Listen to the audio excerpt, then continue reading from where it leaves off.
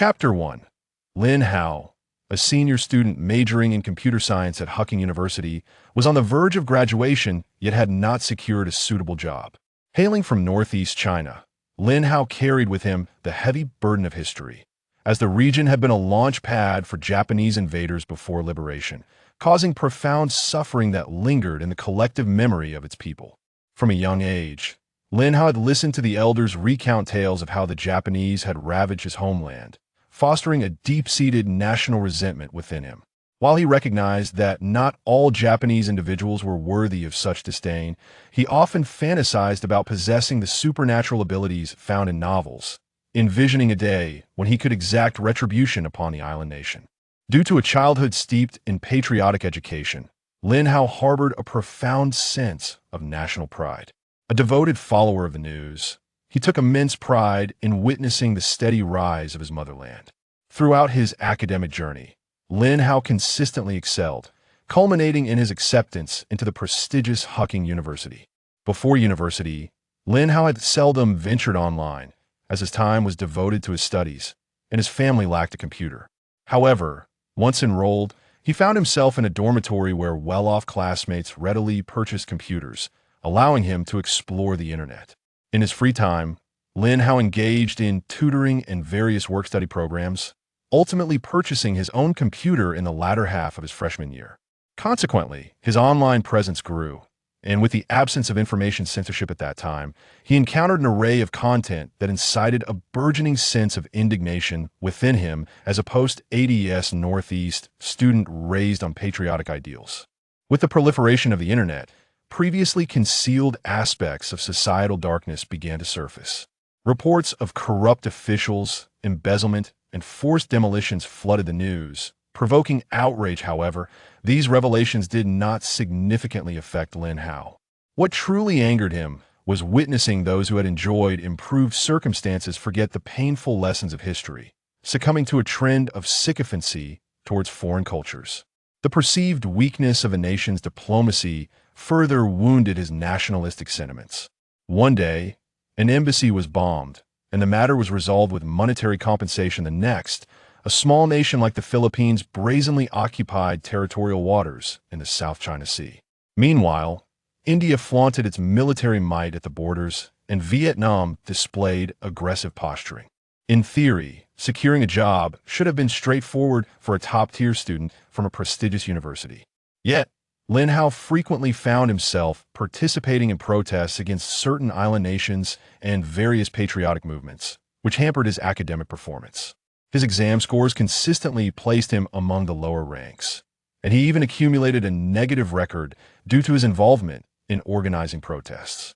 Unwilling to accept unsatisfactory job offers, he found himself rejected by those employers who were deterred by his negative record. Many of the better-paying positions were with Japanese firms, which he adamantly refused to consider. As graduation loomed, he remained without a job. In his boredom, Lin Hao often turned to the internet to read novels, immersing himself in the works of renowned authors. Occasionally, he envisioned himself as the protagonist, wielding extraordinary powers capable of moving mountains and filling seas, or reaching for the stars and challenging the heavens. As time slipped away amidst job searching, novel reading, and attending gatherings and protests, Lin Hao grew increasingly anxious with only half a month remaining until graduation. He was the pride of his entire county, the sole high achiever to secure admission to Hucking University in a decade. Observing his classmates securing excellent job offers while he remained adrift heightened his sense of urgency. The phone rang, breaking his reverie. "Hello, is this Lin Hao?" A female voice inquired. "This is Lin Hao. May I ask who is calling?" "I am Zhang Li from the Human Resources Department of Huaxia Software Group. We have received your resume and would like to invite you for an interview. Would you be available this Wednesday at 9 a.m.? "Yes, I am available." "Great. I will send the address and contact details to your phone shortly. Goodbye." Receiving the interview call around 9 in the morning filled Lin Hao with joy. Huaxia Software was a company he had high hopes for among the applications he submitted. As a leading enterprise in the domestic software industry, its benefits may not rival those of multinational corporations.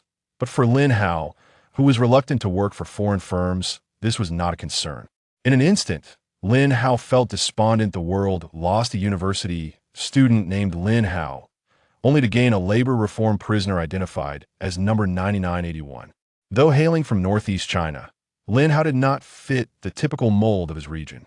Standing at 6 feet tall and weighing around 176 pounds, he possessed a handsome, sunny demeanor that drew attention even within the confines of prison. On the 8th day of his incarceration, someone finally attempted to take advantage of Lin Hao. As a former university student, he was resolutely defiant. Having practiced martial arts in the past, he was no novice in a physical confrontation. Fueled by his unjust imprisonment and harboring considerable resentment, his strikes were fierce, quickly leaving his opponent bloodied. Other inmates grew agitated at the audacity of the newcomer, fearing future management issues. A group converged on him. In a bid to fend off humiliation, Lin Hao fought back, inadvertently inflicting further injuries. Angered, the other inmates escalated their aggression. In a moment of carelessness, Lin Hao was seized by the hair and slammed against the wall, his body gradually succumbing to weakness. When Lin Hao regained consciousness, he found himself lying down, greeted by the sight of a wooden wall adorned with several exquisite pelts, one of which he recognized as tiger skin. Confused, he thought to himself, "I should be in a hospital after my injury in prison." Raising his hand, he was startled to discover how small it appeared. "What on earth?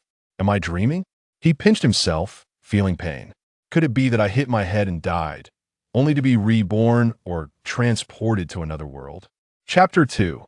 The soul descends into a strange world.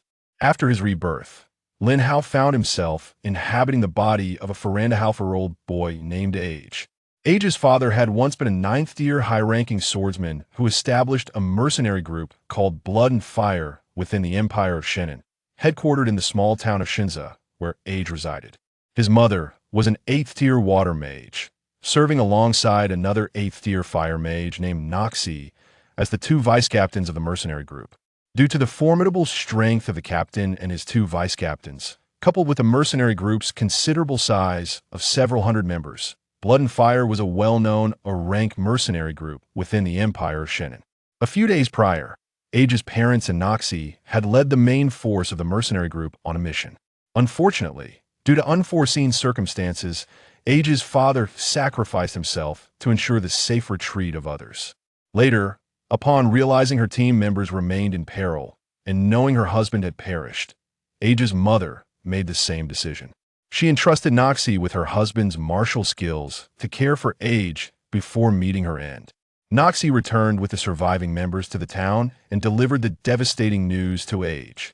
The 4.5-year-old boy was unable to process such grief, falling gravely ill. To compound matters, just as the coldest season in Shunza arrived, Age fell victim to the flu and succumbed to illness, teetering on the brink of death when Lin Hao's consciousness interjected. When Lin Hao awoke one morning, it took a moment for him to grasp that he had indeed traversed into another realm. Though he had frequently read web novels, he never anticipated experiencing such a phenomenon himself. After spending some time absorbing Age's memories, he began to comprehend the nature of the world he had entered. This was a realm where magic and martial prowess coexisted, and Age resided on a continent known as Shenan. The nation in which he lived was the Empire of Shenan. In this world, legends of magic and martial arts abounded. From Age's recollections, Lin Hao learned that Shunza was the northernmost town in the Kelen province of the Empire of Shenan. Approximately 1,000 miles to the north lay the empire's coldest region, the Frost Plateau. The Frost Plateau, situated at a high altitude and within the frigid zone, was perpetually blanketed in snow, with blizzards raging throughout the year. It was a desolate expanse where life was scarce, save for some hardy vegetation and cold-loving magical beasts. Reluctantly accepting the reality of his transmigration, Lin Hao began to contemplate the path ahead. He resolved that if he were granted the opportunity of rebirth, he would live a life of excitement and fulfillment.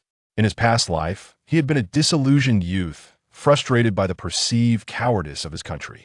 However, reflecting on his tragic fate, he recognized that such indignation bore no fruitful outcome. In his previous existence, he had been powerless to effect change due to his lack of status and influence. Yet this new world seemed different. It appeared that strength dictated authority, and one could command respect simply through power. Perhaps the cold climate resulted in a longer growth cycle for plants, or perhaps human activity was minimal in such frigid regions. Regardless, the frost plateau yielded unique fungi that were far superior in taste compared to those from other areas, and the medicinal herbs such as ginseng and other roots exhibited greater efficacy than their counterparts from different regions. Consequently, the frost plateau specialties were highly sought after throughout the empire of Shannon. Shinza town is rather diminutive, with a population of merely a few thousand. Yet, owing to its geographical position, the town boasts a complete array of guilds, including the Swordsman's Guild, the Mage's Guild, the Priest's Guild, and the Mercenaries' Guild.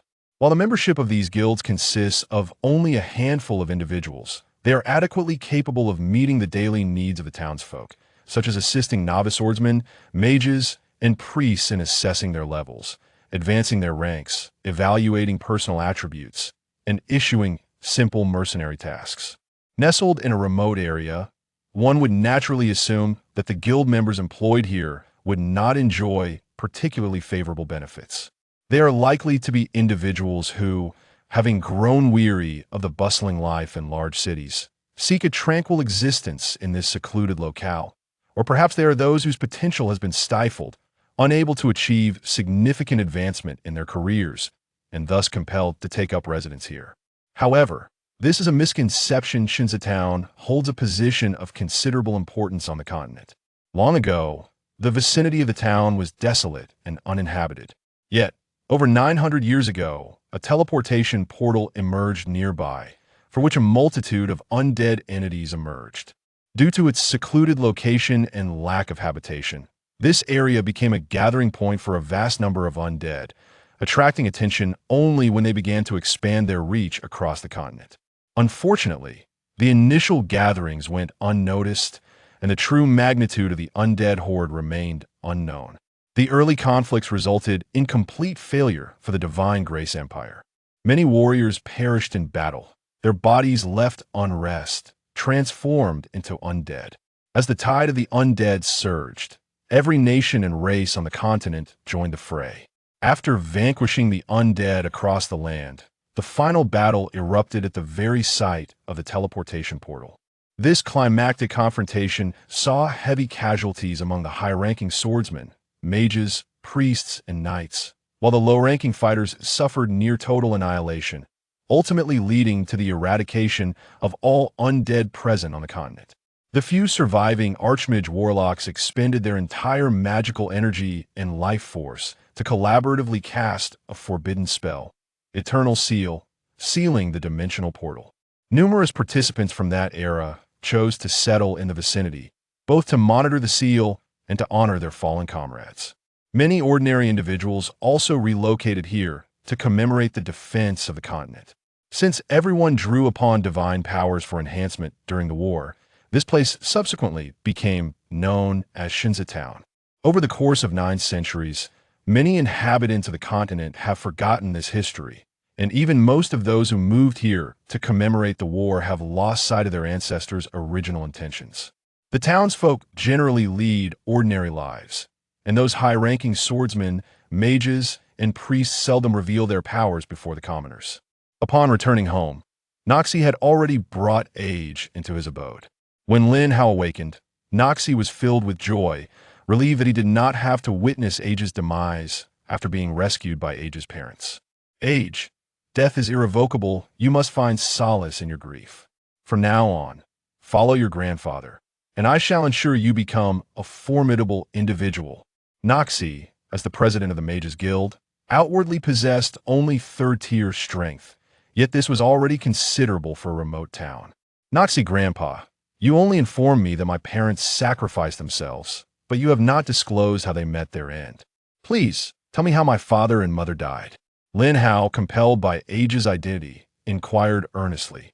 Age, you're still too young. Knowing this would serve no purpose for you. When you become stronger, I promise to reveal the truth. Very well. Starting tomorrow, I shall learn from you knowledge and magic. I am determined to grow powerful swiftly. Lin Hao had no desire to be a discontented youth in this life. He was searching for a reason to strive for strength. Naturally, if Age's parents had been murdered, Lin Hao would seek vengeance when he was sufficiently powerful, for his rebirth was inherently linked to Age's body. Chapter 3. A New Beginning. All right, since you wish to learn, I shall do my utmost to nurture you. First, tell me what you wish to study. Noxie Grandpa, what options are available? My father was a swordsman, and my mother, like you, was a mage. May I study both martial skills and magic? On the continent, there are several noble professions, primarily warriors, mages, priests, and alchemists. Warriors can be further divided into offensive and defensive types. Offensive warriors possess formidable attack power, chiefly represented by swordsmen, while defensive warriors refer mainly to paladins and those who wield heavy shields as their primary weapons. Magic encompasses 8 elemental categories: light, darkness, earth, water, fire, wood, wind, and space. Thus, mages can be categorized into 8 elemental mages, with the light element primarily cultivated by priests. Therefore, strictly speaking, priests are also mages. Alchemy is divided into potion makers who concoct various elixirs and artificers who create tools and artifacts. What kind of person do you aspire to become? Age. I wish to learn both martial skills and magic. Is that permissible, Noxie Grandpa? Lin Hao had read numerous novels featuring extraordinary characters who mastered both martial and magical arts, and he found such dual prowess immensely impressive. The notion of cultivating both martial and magical skills is not without merit. However, the challenge lies in the fact that dedicating extensive time to mastering any single profession may not guarantee ascendance to higher tiers. Engaging in the dual pursuit of magic and martial arts may inadvertently consume even more time, often culminating in a scenario where both magical and martial proficiency remain disappointingly low. Perhaps we might proceed in this manner. Dear Grandpa Noxie, allow me to first delve into theoretical knowledge under your tutelage. Should I find myself unable to learn magic in the future, possessing a wealth of knowledge could open alternative avenues for me. Indeed, that sounds agreeable. This flame fire technique is a legacy bestowed upon you by your father. It is a high-level skill, sufficient for you to cultivate up to the 9th tier. I entrust it to you now. Commit it to memory swiftly and secure it, for 9th tier techniques are relatively rare on the continent. Until you possess adequate strength, it is imperative that you refrain from revealing your mastery of such a technique. Rest assured, Grandpa Noxie, I will make it a priority to memorize it. I am determined to study diligently, and I shall not disappoint my parents or you. Good child, all that is required is effort. I believe your parents wish for you to grow up joyfully even more than they desire your strength. Thus, Lin Hao embarked on a rigorous learning journey. Each day, he would study various subjects with Noxie for 4 hours, primarily focusing on magical knowledge, followed by 6 hours of practicing the flame fire technique. Although Age appeared to be a mere 4-year-old child, at the peak of learning ability, his body housed the soul of Lin Hao.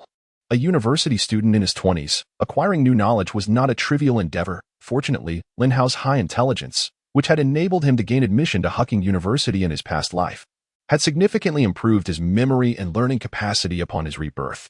The process of learning proved to be exceedingly monotonous, as he was required to assimilate vast amounts of new information. However, Lin Hao displayed no signs of impatience, much to Noxie's delight.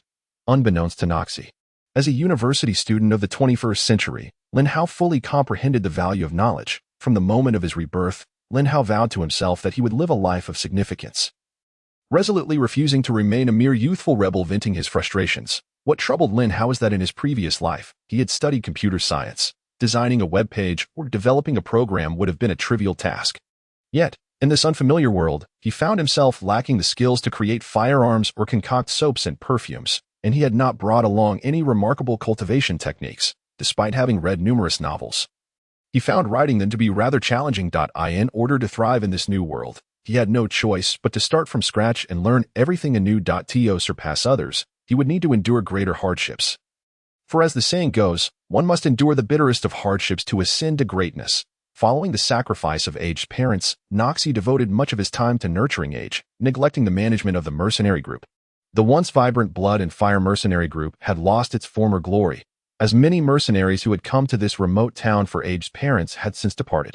Eventually, Noxie sold the group's headquarters, leaving only a modest courtyard. They no longer accepted substantial missions, and the remaining dozen or so low-rank members stayed merely to secure tasks from the mercenary guild, resulting in Noxie residing alone in the headquarters. Lin Hao's studies took place within the mercenary group's headquarters, which also served as Noxie's home. As a high-level magician, Noxie possessed a wealth of magical knowledge, and his collection of books was extensive and diverse, encompassing a wide array of subjects. The first book Lin Hao began to study was the Chronicles of the Continent. As the title suggests, it chronicled the history of various nations across the continent. Lin Hao found it quite enjoyable to read his historical tales, and he understood that in order to integrate into this world, he must comprehend its history and culture. The original owner of this body, age, was merely 4.5 years old, with only a limited understanding of his immediate surroundings and virtually no grasp of the broader world. After more than 2 months, Lin Hao completed the entire Chronicles of the Continent, memorizing several key points with remarkable clarity. Upon learning this, Noxie lavished praise upon Age, who was also met with great joy by his mother. The subsequent study focused on the fundamentals of magic, a relatively simple text introducing the formation and release principles of various magical systems. In his past life, Lin Hao had been a staunch atheist and initially struggled with the concept of magic. However, recalling the fantastical depictions of sorcerers in novels, wielding powers capable of incinerating the heavens and obliterating the earth, filled him with longing and motivation. Noxie informed Age that the fundamentals of magic served as the foundation for all magical practices. Each spell is an evolution built upon these principles. With a solid foundation, one could achieve remarkable results in the study of magic. As a computer science major, Lin Hao realized that the most valuable lesson he had gleaned from his studies was the significance of a strong foundation. Thus, he dedicated an entire month to mastering the slender volume of the fundamentals of magic, ensuring he thoroughly understood its contents before moving on to the next book. Seasons changed, and 2 years passed. Age was now 6.5 years old. During these 2 years, in addition to the Chronicles of the Continent and Fundamentals of Magic, Lin Hao also acquired knowledge from various texts, including Introduction to Low-Level Magic, Bestiary, Herbology, Introduction to Alchemy, and other categorized works detailing the knowledge of the continent, as well as Noxie's verbal guidance on important considerations for traversing the realm. Throughout these 2 years, Lin Hao led a fulfilling life. His study time increased from 4 hours to 6 hours daily. While other children played, Lin Hao remained steadfast in his studies. His unceasing practice of the flame fire technique had finally brought him to the 2nd tier, marking him as a 2nd-tier warrior at the tender age of 6. In these 2 years, Lin Hao had also pondered the path he wished to take. As a transmigrator, he aspired to live a life of brilliance. To achieve this, he realized he first needed formidable strength. Arriving in this new world without any skills to aid his emergence, he resolved to progress step by step through diligent cultivation. Fortunately, this body was well suited for practicing the flame fire technique, allowing him to achieve 2nd-tier status before turning 7, a feat unheard of in this small town. Noxie remarked that such an accomplishment would be remarkable even within larger families. Given this, why not prioritize the cultivation of martial skills while supplementing it with magical studies?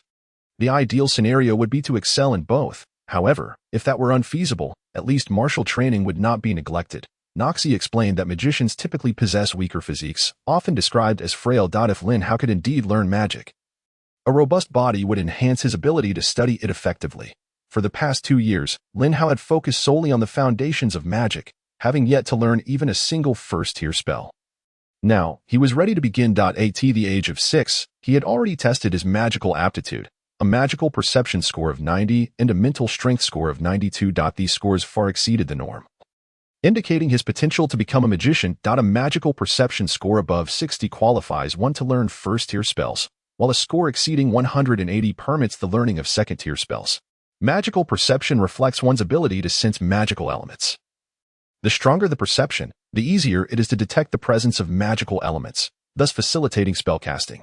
Mental strength denotes the ability to manipulate magical elements. One may perceive magical elements without the capability to arrange them into a spell, rendering spellcasting impossible. The stronger an individual's mental strength, the more adept they become at manipulating magical elements to form spells.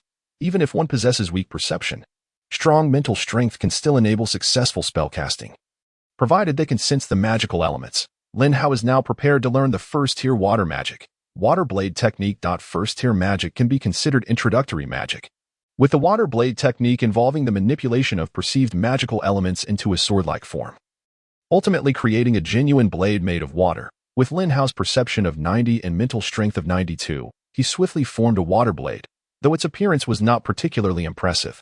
It marked Lin Hao's first magical achievement across both of his lives. With the water blade formed, a new question emerged. How does one use a water blade to attack? Seeking answers, Lin Hao approached Noxai.to utilize magic offensively. One must imbue it with momentum, akin to how birds fly by flapping their wings or how humans run by employing their leg strength. This impetus is typically referred to as a momentum array, and most spells necessitate such an array. Each magician's understanding of the momentum array varies, even if many learn from the same instructor. Their arrays will exhibit differences. Allow me to teach you my momentum array. After half a day's instruction, Lin Hao had grasped the essence of Noxai's momentum array. The remainder was merely a matter of practice.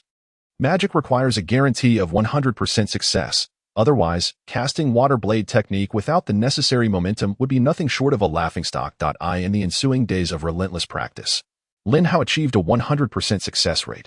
Through relentless practice, Lin Hao has developed his own understanding of the power array. The power array is a means of inscribing a magical formation using one's own magical energy, which subsequently draws upon the magical elements of nature, thus providing power to the spells. The formation inscribed with one's own magical energy resembles an engine, while the magical elements in nature act like gasoline.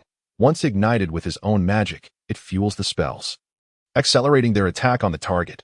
Life continued to be mundane. Lin Hao dedicated 6 hours daily to the flame technique and 3 hours to the water sword technique, perhaps due to hereditary factors.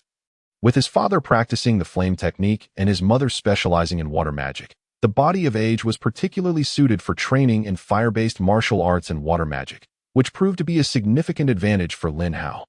After a month, having felt confident in his mastery of the water sword technique, Lin Hao approached Nasi to inquire about the incantations for second-tier water magic. Grandfather Nasi, I have completely mastered the water sword technique, and my mental strength and magical perception have surpassed 100. I wish to learn second-tier water magic. Oh, you have fully mastered the water sword technique. Then show me your skill by attacking that tree. With practiced ease, Lin Hao conjured a water sword, inscribed the power array, and targeted the great tree. With a resounding crack, the water sword shattered upon impact, leaving a breach in the bark and a small dent in the trunk. Is this the extent of the water sword technique's power? Such a sword cannot even penetrate a thick cotton coat. How can it demonstrate the might of magic? Now observe the potency of my water sword technique. Nasi said, raising his hand to cast a water sword with instantaneous speed, far surpassing Lin Hao's half-minute effort. With a swift whoosh, the water sword pierced through the tree, leaving a transparent hole in its wake. Noticing Lin Hao's astonished expression, Nasi inquired, Age, are you curious as to why the same first-tier magic yields such disparate power when cast by us? Indeed, Grandfather Nasi, although your casting speed is significantly quicker, which must be due to your considerably higher level, the sheer force is astonishing. Is it because your power array provides greater energy than mine? Yet, our power arrays are identical. Firstly, while our power arrays may be the same, I have immersed myself in this power array for decades, refining its nuances in ways you cannot yet comprehend. Secondly, to achieve greater attack power, a smaller water sword will inherently have a stronger impact. My conjured water sword is smaller and its tip sharper than yours. In truth, a magician's life is dedicated to perfecting their power array, for only through a perfected power array can one generate greater energy for their spells, thus increasing their destructive capability. The power array is inscribed with magical energy, and our ability to commune with the magical elements of nature relies on our own magical essence, hence the necessity of enhancing one's own magic. Many contemporary magicians mistakenly believe that greater magical strength and higher levels naturally lead to more powerful spells, failing to grasp the essence of magical potency. Upon hearing Nasi's words, Lin Hao experienced a moment of enlightenment. He realized that the power array was indeed the crux of magical strength. It was foolish to have thought that ensuring the power array's success was sufficient. He had been overly focused on refining the sword's appearance, prioritizing aesthetics over substance. Grandfather Nasi, I understand now. I shall forego learning second-tier magic for the time being and instead dedicate myself to perfecting the power array. I will fully master first-tier magic before pursuing second-tier spells. Age, that is a wise decision. To become a powerful magician, one must possess ample knowledge and patience. Do not rush into learning second-tier magic merely because it is available to you. Mastery of first-tier magic can hold its own in power and requires less magical and mental energy. As a newcomer, I can only strive to write as much as possible, though my efforts may not compare to those of seasoned experts. Please bear with me. If the writing is lacking, feel free to skim through for entertainment. I will endeavor to improve towards a more professional standard. Thank you. Chapter 5. Practicing in the forest. Time slipped away as Lin Hao immersed himself in the training of martial arts and magic. In his past life, childhood passed swiftly. When he was young, dance and piano classes were not in vogue, and living in the countryside meant no tutoring options. His admission to a prestigious university in his previous life was solely due to his higher-than-average intelligence and diligent studies during high school. As Lin Hao grew older, the residents of the small town became familiar with him. The townsfolk were generally simple and kind-hearted. During his free time, Lin Hao would run errands for various townspeople, helping out whenever he could. As a well-educated individual, Lin Hao was polite and, with his charming demeanor, earned the affection of the townspeople. At just over 7 years old, Age was undoubtedly the most diligent child in the town. While other children played, he was seldom seen idling away. The townspeople praised Age for his maturity and ambition, confident he would achieve great things in the future. However, from the perspective of the adult Lin Hao, such diligence felt warranted. As a time traveler, his past 20 years of life experience offered little assistance in this new world. Fortunately, being reborn in a child's body allowed him to compete on equal footing with others. He could hardly imagine the tragedy of being reborn as a middle-aged man. Gradually, Lin Hao became more acquainted with the town's environment. Nasi also needed to train and sometimes attend to matters concerning the Magic Guild. So Lin Hao displayed a sense of responsibility and self-sufficiency, allowing Nasi to travel even further afield. During his free time, Lin Hao would wander around the vicinity of the town's Mage Guild and Mercenary Guild, listening to the mercenary stories from far and wide. Occasionally, he would interject with questions about topics that piqued his interest, and the townspeople, recognizing him as Nasi's protege, would gladly respond. Since turning 7, Lin Hao had taken to practicing agility in the coniferous forest. Located 20 kilometers north of the town, this was a skill he had learned from novels during his previous life, though he was unsure of its effectiveness. Shinza town, situated in a cold region, was surrounded predominantly by coniferous trees. Unlike his past world, the population here was sparse, and the coniferous forest had remained largely untouched by deforestation. Thus, the forest was dense with trees, with few human visitors aside from the occasional hunter or forager. Perhaps due to his early training in martial arts, the 7-year-old Lin Hao appeared to be older than his years. Nasi, as the head of the Mage Guild, was affluent, and thus Lin Hao owned a horned horse. A second-tier magical beast, the horned horse was twice as fast as an ordinary horse and was among the easiest magical creatures for humans to tame. As such, it was common for those with some means on the continent to own a horned horse for transportation. Each morning, Lin Hao would ride his horned horse to the coniferous forest to practice agility. The journey of 20 kilometers took only 20 minutes at the speed of the horned horse. He would tether the horse in a lush grassy area and commence his daily training.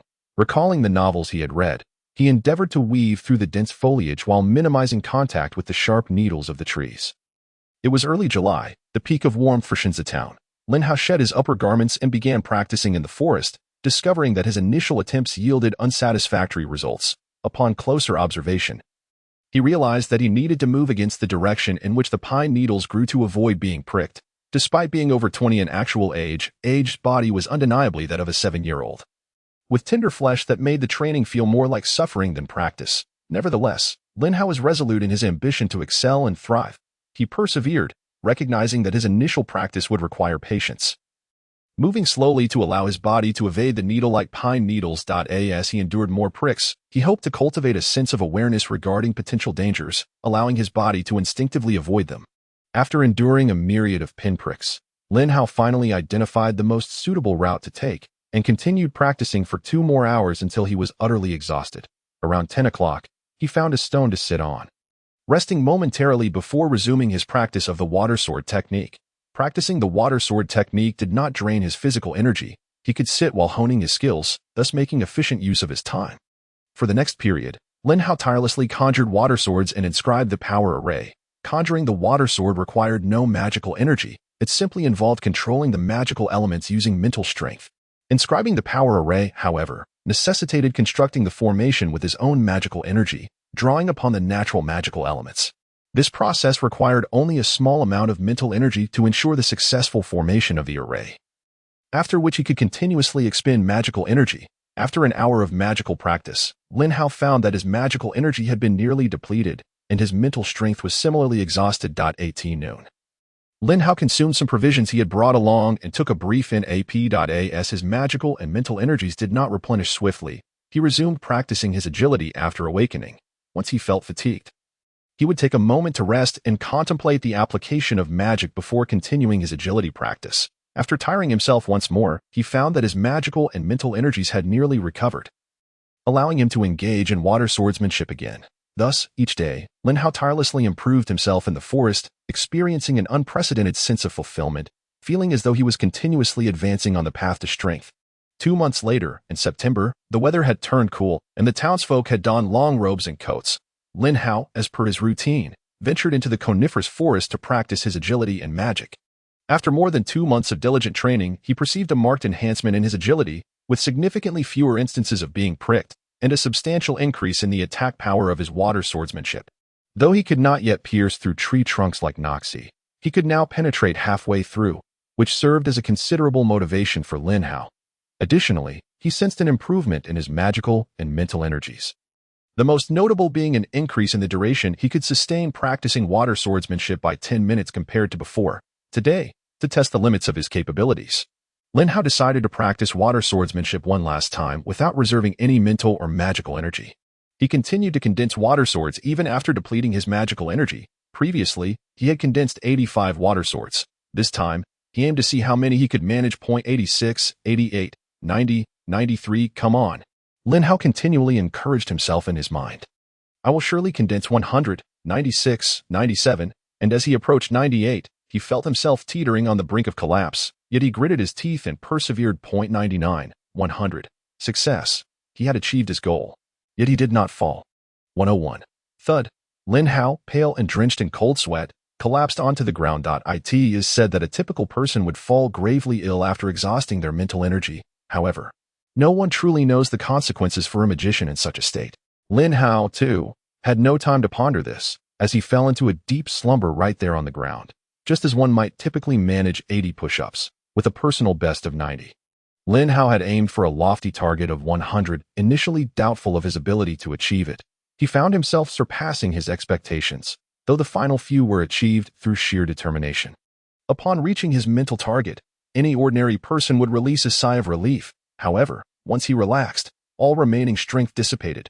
Lin Hao not only met his goal but also transcended his own limits, experiencing a profound sense of satisfaction that was beyond the comprehension of outsiders.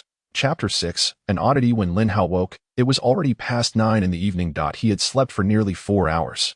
Fortunately, his practice had taken place on the outskirts of the forest, where there were no large wild beasts or magical creatures nearby. In October, the town of Shinza plunged into darkness before 5 in the afternoon. By 9 o'clock at night, it was quite chilly. However, Lin Hao had cultivated the second-order fire art, which provided him with sufficient warmth to avoid catching a cold during his 4-hour outdoor nap. Now that it was past 9, the night had fully descended, and Lin Hao felt a twinge of anxiety. During the previous months, he had returned home by around 4 o'clock in the afternoon after his practice. Fortunately, Noxie was not at home. Otherwise, Lin Hao would have been quite worried. He glanced at his horned horse resting not far away and hurried over to mount it, galloping toward the town. After a night of rest, Lin Hao began another day of training. Following the surpassing of his limits yesterday, he sensed a notable increase in his mental energy after recovery. Today, he could condense water swords 108 times after concluding his training. As was his custom, he led the horned horse back home. However, upon arriving at the spot where he usually tied the horse, he discovered it was missing. Not far away, there was a large pit from which the sounds of the horned horse's whinnies could be heard. Lin Hao quickly ran over and cautiously peered into the pit. It was indeed quite large and deep, with the horse unable to extricate its horns from within. Seeing that the horse appeared unharmed, Lin Hao felt a wave of relief. Upon closer inspection, he realized that he had previously tied the horse to a large tree. Although the surrounding grass was lush, it had nearly been consumed over the past few days, prompting the horse to break free from its tether and wander off to graze. Next, Lin Hao found himself in a quandary. How could he retrieve the horned horse? Although a 7-year-old child with second-order martial prowess, it seemed implausible to lift several hundred pounds of horse. He took out a fire starter and lit a torch to illuminate the pit. Its spaciousness gave him a glimmer of hope. He went nearby and chopped down a few slender trees, clearing away the branches until only the trunks remained. Then, he positioned one end of a tree trunk into the pit while leaving the other on the ground.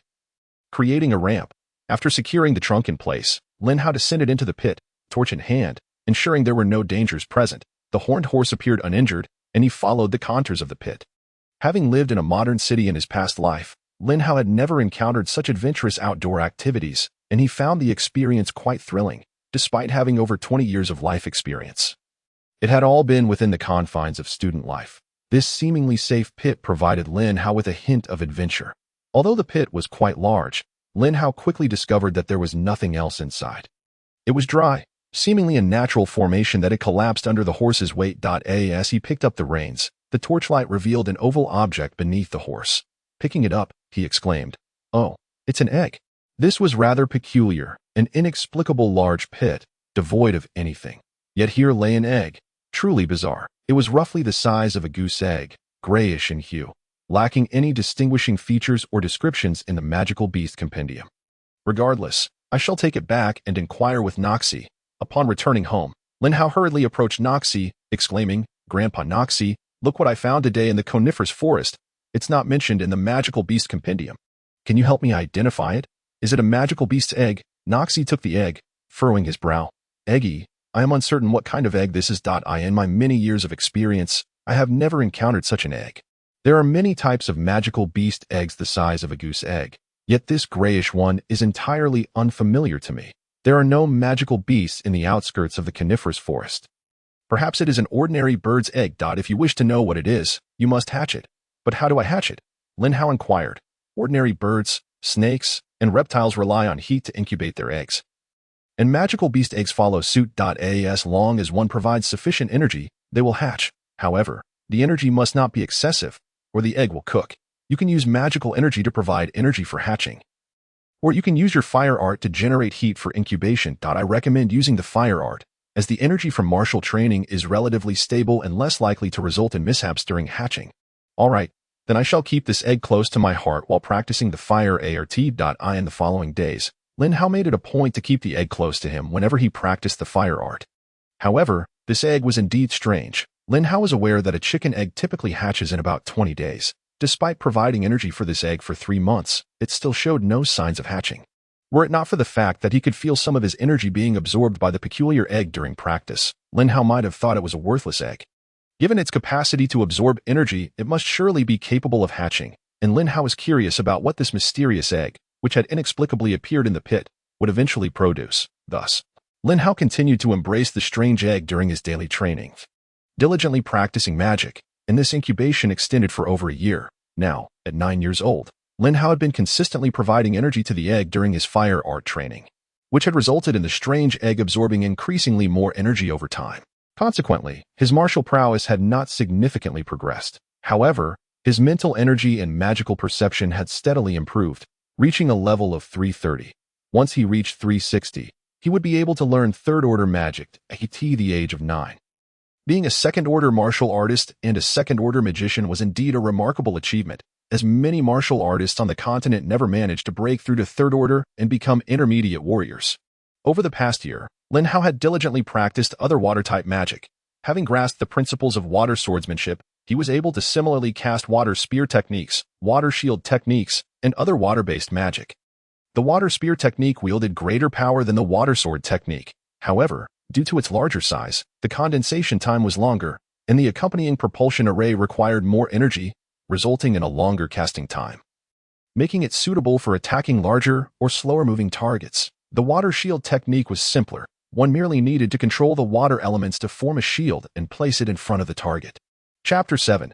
Hatching time always seems to fly during training, but Lin Hao now held a sense of anticipation. In recent days, he had distinctly felt that the strange egg was absorbing even more energy, and it had begun to exhibit signs of activity within. It appears that the incubation is about to commence. As Lin Hao eagerly anticipated, over a month had passed, and in the now wintry Shinza town, heavy snowflakes danced through the air, blanketing the world in a crystalline shroud, creating a picturesque scene of silver elegance. One afternoon, while Lin Hao was practicing the flame technique, he felt the strange egg in his embrace stir unexpectedly. Hastily, he withdrew the peculiar egg from his arms and held it in his hands. His astonishment. A small crack had formed on its surface, and a fleshy appendage was emerging, straining to push its way out. Curiosity piqued, Lin Hao decided to halt his cultivation to witness what this grayish egg might yield. The tail-like object gradually extricated itself, causing Lin Hao to feel a sense of urgency, yet he restrained himself from the impulse to forcibly pull it out. At long last, after what seemed like a monumental effort, a gray serpent materialized before Lin Hao's eyes. Its body, slender as a chopstick and over a foot long, bore an unremarkable appearance, yet gray serpents were indeed a rarity. In his past life, environmental degradation was rampant, and in the Northeast, one rarely encountered snakes like those found in the South. In this life, with only scant memories, age possessed little experience, and the monster bestiary made no mention of any serpents resembling this gray creature. Perhaps it was merely an ordinary snake. Yet could an ordinary snake take over a year to hatch? The newly hatched gray snake, upon emergence, observed its surroundings with its vertical pupils before commencing to consume its eggshell. After finishing the shell, it coiled and leaped onto Lin Hao's shoulder with remarkable speed. Such swiftness from a freshly hatched snake suggested it was no ordinary serpent. Lin Hao resolved to consult Grandpa Noxie in a few days to see if he recognized it. Noticing the little snake exhibited no signs of aggression, Lin Hao breathed a sigh of relief. After all, he had invested over a year in its incubation. Regardless of its nature, he would keep it close. From that day forth, he decided to name it Shall We. Assuming that snakes were carnivorous, Lin Hao prepared some meat to place nearby and resumed his training. Upon finishing, he discovered that the meat had been entirely consumed, and Shall We had somehow curled back into Lin Hao's embrace to absorb energy. 3 days later, Noxie returned. Grandpa Noxie, I have successfully hatched that egg. It yielded a gray snake. Given your vast knowledge, could you help me identify what kind of snake it is? Lin Hao presented Shall We for Noxie to examine. Has it finally hatched? Noxie responded. To distinguish snake species, one typically relies on either size or coloration. This little snake, measuring a foot long, is not particularly remarkable, though its gray hue is relatively uncommon. The only gray serpents I am aware of are the 5th-tier grayscale viper and the 7th-tier gray python. The grayscale viper reaches a mere foot in length and is classified as a 5th-tier beast primarily due to its incredible speed. Its gray body camouflages it effectively, allowing for stealthy ambushes. Its potent venom can swiftly incapacitate its prey, and importantly, grayscale vipers are generally social creatures. Given that your gray snake is already a foot long upon hatching, it is likely not a grayscale viper. The gray python, on the other hand, is gargantuan, lacking venom, but possessing a robust physique that can grow several dozen meters long, capable of suffocating its prey upon constriction.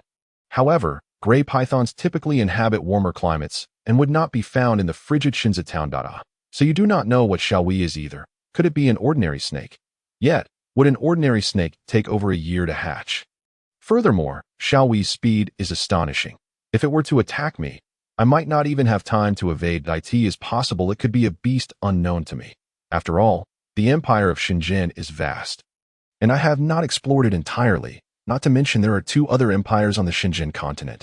Well, regardless, I have grown accustomed to its presence after a year of care. If it turns out to be a beast that can attain sentience, I shall treat it as a brother. If it is merely an ordinary snake, I will keep it as a pet. By the way, age, you are now over 9 years old and will turn 10 this upcoming year. Next summer, the premier institution in the Kellen province, the Kellen Academy of Magic and Martial Arts, will hold an entrance examination. You should consider participating, Noxie continued, as the province lacks higher academies. The Kellen Academy is the finest intermediate institution available. You have already made progress in your training. I can guide you in magical knowledge, but I am unable to assist with martial skills. I understand your desire to grow stronger, but remember that strength alone does not guarantee happiness. You are still young. It is essential to engage with peers your age. Solely focusing on cultivation may alienate you from society, and ultimately, humans are social beings. Even those at the saint rank cannot completely detach from humanity. All right, I understand, Grandpa Noxie, that I will return to register when the time comes. For now, I shall continue my training. Noxie believed he was anxious to avenge Age's parents, yet in truth, Lin Hao simply sought to become stronger. Not wanting to feel helpless in challenging situations that, of course, should he grow powerful enough to avenge Age's parents, he would certainly act. As he inhabited Age's body in the days that followed, Lin Hao continued his rigorous training. Spending his mornings in the needle-leaf forest practicing the flame technique, he discovered that while training in the cold slowed his progress, the resulting fighting energy was denser, suggesting it was beneficial for building a solid foundation. During midday, Lin Hao hunted 2 wild rabbits in the forest, igniting a fire and seasoning them with the condiments he carried. Previously, he subsisted on provisions from home during his training, occasionally supplementing with wild game. Now, with Xiao Wei to care for, he felt compelled to prepare meals, despite its ability to consume raw food. He simply could not bear to do so, thus he began preparing daily meals. Unexpectedly, despite being in his 20s in his previous life, he had never learned to cook, and here he was, not yet 10 years old, already mastering the art of outdoor grilling. Perhaps due to the bond formed during incubation, Xiao Wei never strayed from Lin Hao's side. Nor would it eat anything offered by others. In the relentless chill of -30 degrees, Lin Hao had no choice but to bring Xiao Wei along, affirming that this little creature was indeed no ordinary snake. In such frigid temperatures, typical snakes would have long succumbed to hibernation, and even third-tier beasts preferred to remain inactive. Yet Xiao Wei was different. When it emerged to feed, it showed no indication of discomfort from the cold. Xiao Wei, what exactly are you? Lin Hao pondered aloud. There is no mention of you in the monster bestiary, and you cannot communicate. Even Grandpa Noxie, the most knowledgeable person in the town, does not recognize you. It seems I shall have to wait until I attend the Kellen Academy to learn more about you. Regardless of your nature, I will take good care of you. If understanding Lin Hao's words, Xiao Wei nuzzled against his face affectionately. Chapter 8. Cabri Age. Today you need not engage in training. I wish to introduce you to a friend of your age, Cabri, the son of the Swordsman's Guild president. He has just broken through to become a second-tier warrior and will also be participating in the Kellen Academy entrance examination next year. You two should become acquainted. It will be beneficial to have someone to rely on when you arrive at the academy. Just as Lin Hao was preparing to train, Noxie called out to him that, "Oh, but Grandpa Noxie, I must train. I have no time." Lin Hao protested. Since his rebirth, he had been consumed by the singular pursuit of cultivation, never taking the time to play with other children. While other children frolicked, Lin Hao trained. While they sought their parents' affection, he honed his skills, though this relentless dedication allowed him to surpass his peers in cultivation. It raised concerns for Noxie, who feared Lin Hao would become reclusive and struggle to socialize in the future. Thus, he frequently encouraged Lin Hao to engage with other children. In truth, Noxie was overly concerned. Lin Hao, now possessing the mind of a 20-something, found it implausible to play with a group of children. Age. While cultivation is undoubtedly important, friendship holds equal significance. To navigate the Shenzhen continent, you will need a few genuine friends. Furthermore, when you embark on adventures or undertake mercenary tasks, trustworthy companions will be indispensable. A single individual's capabilities are limited. If you excel in martial prowess, it may prove challenging to also master magic, alchemy, and forging. At such times, having friends skilled in those areas can greatly ease your path. Very well, Grandpa Noxie, take me to meet Cabri. Lin Hao suddenly realized the oversight he had previously committed. He had been diligently crafting training plans for himself. Yet he had neglected the importance of social connections. His past experiences in prison, coupled with the socio-political circumstances of China in his previous life, had instilled in him a profound understanding of the significance of relationships. Had Lin Hao's family possessed a high-ranking official, he undoubtedly would not have faced imprisonment, nor would the subsequent tragic events have unfolded. As a spirited patriot from northeast China, every time he encountered scenes in novels depicting brothers who shared their hearts and loyalties, he felt a surge of fervor, yearning for a few trustworthy comrades of his own. Accompanied by Noxie, he entered the hall, where he spotted a youth of similar stature standing beside a robust middle-aged man, the president of the town's Swordsman Guild. A Tier 3 swordsman named Duncan. The young man, with his chestnut short hair and resolute features, complemented by clear, trustworthy eyes, was none other than Cabuli. "Uncle Noxie, I apologize for bothering you so early," Duncan greeted warmly. "This Cabuli has just broken through to Tier 2 and will qualify for the Kellen Magic Martial Academy next year. Age is renowned as a prodigy. I hope he can look after Cabuli at the academy." Upon seeing Noxie, Duncan hurriedly approached. No need for formalities, Duncan. Cabuli and Age are of similar age, and given their achievements, I have no doubt they will gain admission to the Kellen Magic Martial Academy next year. Since they will be far from home, it is only natural for them to look out for one another. Besides, Age has always kept to himself. I worry he might struggle to integrate into academy life. And Cabuli may need to support him. Uncle Noxie, you are too kind. You know Cabuli is honest and straightforward, not one for many words, but he is certainly a trustworthy friend if they get along. They could forge a reliable friendship. Indeed, although Age does not socialize much, his character is beyond reproach. I hope they can become good friends and brothers. Come, Age. Allow me to introduce you to Duncan's son. Cabuli, spend time together and support each other at the academy. Hello, Cabuli. Today, I won't be training. Let's go out and have some fun. You just broke through and deserve a break that we can chat while we walk and exchange martial insights. Realizing his own shortcomings, Lin Hao promptly resolved to take action. Age, with his black hair and eyes, resembled a typical Chinese youth, which delighted Lin Hao, who had been reborn. His handsome visage exuded a sense of coldness. Yet when he smiled, it felt like a gentle spring breeze melting away the frost, endowing him with an approachable charm. Sure, I would appreciate your guidance, Cabuli responded, feeling much more at ease upon seeing Age smile, and followed Lin Hao out of the hall. Previously, he had only heard of Age's solitary nature. Breaking through to Tier 2 at the age of 6 and wielding magic made him a true genius. By the way, please don't call me Age anymore. I hope to forge a more impressive name for my adventures across the continent. Age sounds rather unremarkable. From now on, call me Yin Huang Hao. Lin Hao had longed to reclaim his name but feared arousing Noxie's curiosity. Today, he finally found the perfect opportunity. However, reverting to Lin Hao would surely raise eyebrows, as there were no Lin surnames on the continent. Yin Huang Hao, on the other hand, bore a resemblance to names found in the realm, minimizing surprise. Moreover, adopting the Yin Huang surname would honor his ancestral lineage, and in the future, when he married and had children, he could leave behind a trace of his bloodline in this world. Upon hearing this name, the townsfolk would likely dismiss it as a child's nickname. Yin Huang? Is that name not a bit too grand? And why the Hao? My martial technique is called Yin Huiju, as I aspire to become the Emperor of Flames. The Hao signifies a vast and grand spirit. However, upon reflection, it does seem rather imposing, so perhaps Yin Huang Hao would suffice. That way, it won't attract undue envy. That name is splendid.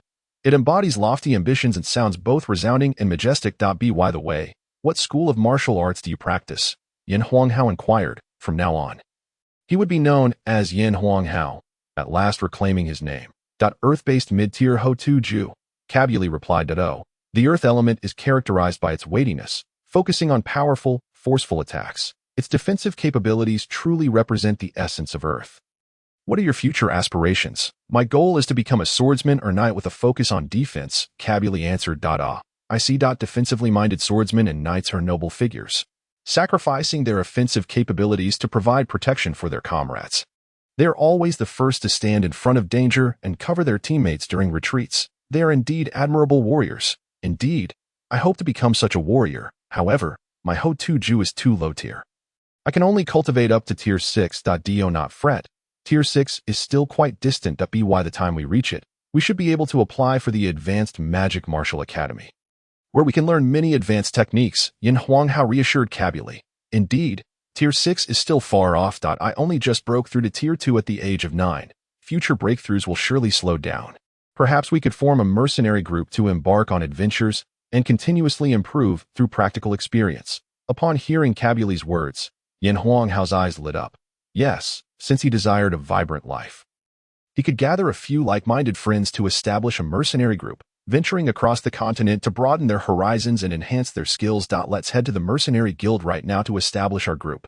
We still have half a year to complete some tasks and elevate our guild's rank, Yin Huang Hao suggested. Absolutely. Let us go, Cabuli replied eagerly. Chapter 9. Brotherhood Mercenary Group. By the way, what should we name our mercenary group? It must be a resounding and formidable title, Cabuli inquired as they made their way to the guild. I haven't thought of a good name. Do you have any suggestions? Yin Huang Hao countered. How about Dragon Might Mercenary Group? That sounds rather cliché. Yin Huang Hao replied, exasperated. What about Thunderous Sky Mercenary Group? Still a bit ordinary, and it sounds overly domineering for a newly established G-tier group. Then what about the Blood and Fire Mercenary Group? Your father has an A-tier group named Blood and Fire. We can aim to become an A-tier group ourselves in the future. What do you think? Cabuli posited.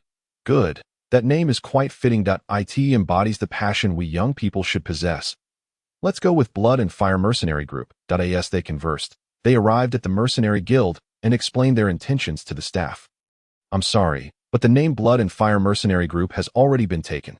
Please choose another one, the staff member informed them. What about Dragon Might Mercenary Group? Cabuli asked. That one has also been registered. And Thunderous Sky Mercenary Group? Cabuli pressed on, unwilling to give up. That has been registered too. Why is it so difficult to come up with a name, like playing an online game?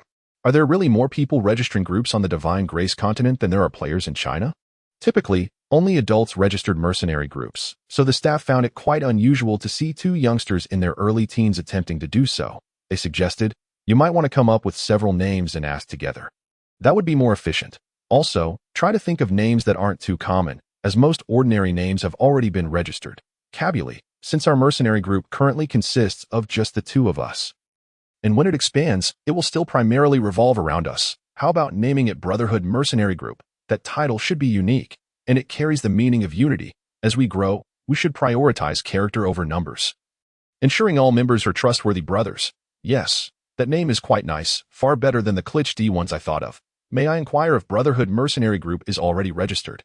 If not, we would like to register it. Please hold on. I will check. Congratulations to you all. The Brotherhood Mercenary Corps can now register. By the way, I must inform you that there is already a registered B-level mercenary group under the name Brotherhood. Should you encounter them in the future, it may pose some challenges. Thank you for your assistance in registering the Brotherhood Mercenary Corps on our behalf. Well then, the Brotherhood Mercenary Corps is now officially registered. I have duly recorded the registration details. The leader is Lin Hao, and the vice leader is Cabuli. From here on, you must design your mercenary group's emblem or insignia and submit it to me. I will then file this information and forward it to the Mercenary Guild headquarters that if no one else has registered the Brotherhood Mercenary Corps before you, your registration will be successful. The Guild headquarters will then communicate the registration of the Brotherhood Mercenary Corps to all the branch offices. And subsequently, every mercenary guild will be aware of your group, enabling you to undertake missions. Lin Hao, as the leader, the design of the emblem falls upon you. The sooner we finalize the design, the quicker we can achieve successful registration and commence taking on missions," remarked Mabuli with a candid expression. "All right, it is about time to head back. I will design the emblem at home, and we shall reconvene here tomorrow morning." Upon returning home, Lin Hao found Noxie waiting for him and proceeded to share the details of the registration of the Mercenary Corps with him.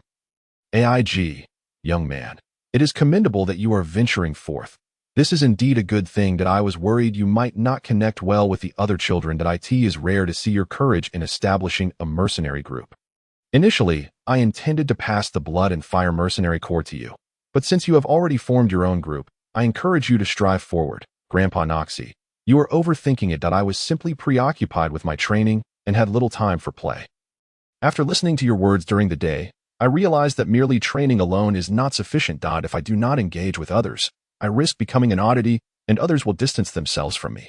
Now that I have formed a mercenary group with Cabuli, I will gradually meet many new friends that we will undertake mercenary missions together and embark on adventures.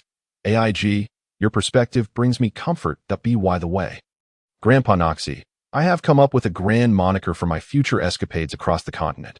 Lin Hao. From now on, I intend to be called by this name, and I hope you will refer to me as Lin Hao as well." "Oh, haha. You are quite prepared, even with a nickname. Typically, a nickname is given upon reaching the 7th tier. Otherwise, one risks being ridiculed. If everyone were to adopt a nickname while traversing the continent, it would be challenging for others to remember so many names. However, you are different. I believe you will undoubtedly reach the 7th tier. I hope that at the very least, your martial prowess matches your father's tier of 9, and your magical abilities reach your mother's tier of 8. You have inherited the dual talents of your parents and started your training early, so catching up should not be an issue. My only concern is that mastering both martial and magical skills may consume considerable time and present difficulties in breaking through. Rest assured, Grandpa, I will dedicate myself to training. If others train for an hour, I will train for 2, which will help me catch up. Moreover, recently, Little Gray no longer requires my energy absorption. I feel that I am close to breaking through to the 3rd tier. Is that so? That is splendid. A 10-year-old 3rd-tier martial artist is indeed a rarity. How should those in their 40s still be at the 3rd tier feel upon hearing that Lin Hao is on the verge of a breakthrough? Noxie was genuinely delighted. Grandpa Noxie, are there any magical spells I can learn at this moment? Lin Hao inquired eagerly, recalling the numerous spells he had encountered in novels. At present, you have nearly mastered the basic low-level water magic. It is essential to understand that the essence of magic lies in using mental energy to control the arrangement of magical elements to form fixed shapes for attack. Since you have learned Water Sword Technique and Water Spear Technique, you are also capable of casting Water Blade Technique or Water Arrow Technique. Each attack form has distinct emphases, so specific choices must be made in application. I had anticipated a plethora of spells to learn. It seems I have entered a misconception. Yin Huanghao's face fell in disappointment, but upon reflection, the adage one cannot chew more than one can swallow came to mind. The primary focus of magical training is to enhance one's magical and mental powers. He recalled how, when he and Noxie released the same water sword technique, he could only scratch the bark of a tree, while Noxie's water sword pierced through the trunk and vanished without a trace. By the way, Grandpa Noxie, when we concentrate the water elements to form a water sword, what happens if this water sword does not attack? Additionally, how long does it take for this water sword to dissipate? Typically, a water sword will dissipate immediately after making an attack, as the impact upon hitting the target will disrupt the arrangement of the water elements, causing it to vanish if it does not attack. However, the water sword will not dissipate, provided you maintain control with your mental energy. Should you cease your control over the water sword, it will dissipate within a few seconds. That I understand now, Grandpa Noxie. I shall experiment with it shortly. I must return to design our mercenary group's emblem, as it is due tomorrow. Chapter 10. The first mercenary mission. What design should the Brotherhood's emblem embody? It is evident that the breadth of knowledge in this world pales in comparison to that of my previous life, which coincided with a period of knowledge explosion. The wealth of online resources could occupy several lifetimes. Yin Huanghao was confident that even the trivial news and amusing stories he perused online daily far surpassed the information available in this society, which seemed akin to a feudal era. Having observed countless exquisite images online, he found it rather challenging to pinpoint a fitting design. Given that our mercenary group is named Brotherhood, it would be ideal for our emblem to encapsulate the essence of brotherhood. After a night of deep contemplation, Yin Huanghao still had not settled on a definitive design. When the appointed time arrived, he made his way to the mercenary guild. Good morning, Yin Huanghao. What brings you such pronounced dark circles under your eyes? Have you finalized the emblem design? Cabuli greeted him with a hearty expression. Sigh, I spent the entire night pondering the ideal design for our emblem, and I have yet to settle on a concrete plan. Did you come up with any good ideas after returning yesterday? I entrusted that task to you, so I did not think much about it upon returning. However, our mercenary group is named Brotherhood. And as you mentioned, we will be brothers in this endeavor. I believe our emblem should reflect this brotherly spirit. What do you think brotherhood signifies? Indeed, I share your thoughts, yet I lack a definitive image that encapsulates it. Brotherhood is akin to sharing the burdens of one another and standing by each other's side. I have an idea. With that, Yin Huanghao took out paper and pen and sketched a design. This design features a shield as its foundation, with two arms intertwined, reminiscent of a friendly arm wrestling match, symbolizing mutual support and solidarity among brothers. Cabuli, what do you think? This indeed evokes the notion of brothers watching over and supporting one another. The shield further emphasizes the meaning of brotherhood. A brother is someone who stands in front of you during critical moments. I am particularly inclined towards a defensive approach. Let us adopt this design and submit it promptly. So we can officially establish our mercenary group. The two submitted the emblem to the guild staff, who informed them that the news of their successful registration and the relevant certification would be communicated within 3 days. While it is true that this society is lacking in many aspects, its magical civilization is remarkably advanced. The distance from Shinzatown to the mercenary guild headquarters in the imperial capital, Shenan City, spans several thousand miles, yet they can manage to complete all necessary arrangements and deliver them within 3 days. One must commend their speed, which rivals that of the internet. All right. Let us return and await news. I must also dedicate time to my training. Once we receive the mercenary handbook, we can explore suitable missions. Absolutely. I shall also return to training. That we will reconvene here at this time in 3 days to collect the mercenary handbook. Cabuli replied, filled with excitement. In the following 3 days, Yin Huanghao continued his rigorous training, with little Gray nestled in his embrace. Compared to when it was first born, it had grown considerably. Yin Huanghao noted that little Gray had quite an appetite. Fortunately, living with Noxie relieved him from the burden of living expenses, as not every household could afford to care for such a creature. Little Gray, you can really eat. You devoured 2 chickens yesterday afternoon. And this morning, you polished off 3 pounds of meat. How can you be hungry again? Yin Huanghao complained to little Gray, who was shaking its head at him. Your daily intake could sustain an entire family for several days. How shall I care for you in the future? Is it not the case that a snake can subsist for several days on just 1 meal? I truly cannot fathom where all that sustenance goes in your diminutive frame. This morning, Yin Huanghao and Cabuli arrived punctually at the mercenary guild to collect their mercenary manuals. The mercenary manual is a small booklet produced by the guild that serves as a record for mercenaries' information. For instance, the manual states, Yin Hao, leader of the Brotherhood Mercenary Corps rank, G, mercenary rank, G. Cabuli, since we are both G-ranked mercenaries now, why don't we see if there are any suitable tasks available today? Certainly, Kalia, the receptionist at the Mercenary Guild, is quite familiar with the town of Shinza, having interacted with the two of them several times. Sister Kalia, might I inquire if there are any tasks suitable for us? Yin Hao stepped forward to ask. Despite the presence of a task board in the guild hall, Yin Hao chose to consult Kalia, as a staff member would undoubtedly possess a better understanding of which tasks would be appropriate for them as novices. Captain Yin Hao, as G-ranked mercenaries, you are limited to simpler tasks, such as delivering messages or gathering low-grade herbs. Here, we have a task to collect iron vine and heartsease for Cindy's apothecary. Iron vine can be found in the mountainous areas and forests surrounding the town, while heartsease requires a journey to the marshes located 30 miles south of the town, Kalia explained, emphasizing Yin Hao's title with a hint of amusement, having found it rather entertaining to see two young mercenaries in her years at the guild. Thank you, Sister Kalia. How many of each herb are required, and how is the completion of a mercenary task determined? Yin Hao inquired further. For D, F, and G-ranked mercenaries, there are scarcely any advanced tasks available. G-ranked individuals are only permitted to gather first-tier and lower herbs. To advance to F rank, a G-ranked mercenary must successfully complete 10 tasks with a success rate of over 80. Collecting 50 of each herb counts as one task. Alternatively, one could gather 500 at once to count as 10 tasks. However, there is a time constraint. Tasks must be completed within 10 days, regardless of the quantity collected. G-ranked tasks are relatively straightforward. It is evident that this continent operates on a vastly different principle from Yin Hao's previous society, where trivial matters often required the assistance of others, such as dining invitations and gift-giving. Here, tasks are simply issued by the Mercenary Guild and entrusted to lower-ranked mercenaries, as long as a mutually agreeable compensation is provided, thanks to the visionary leadership of the Guild's president.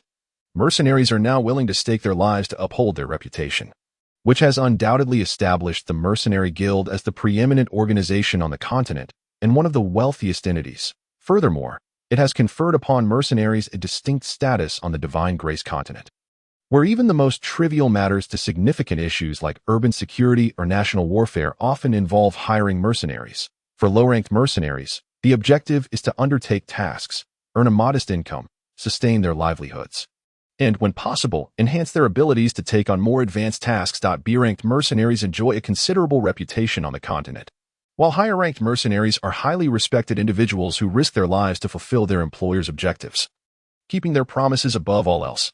Understood, Sister Kalia, Yin Hao replied, and without further ado, he and Cabuli departed, entirely oblivious to Kalia, who appeared to have more to say. Cabuli, let us embark at once.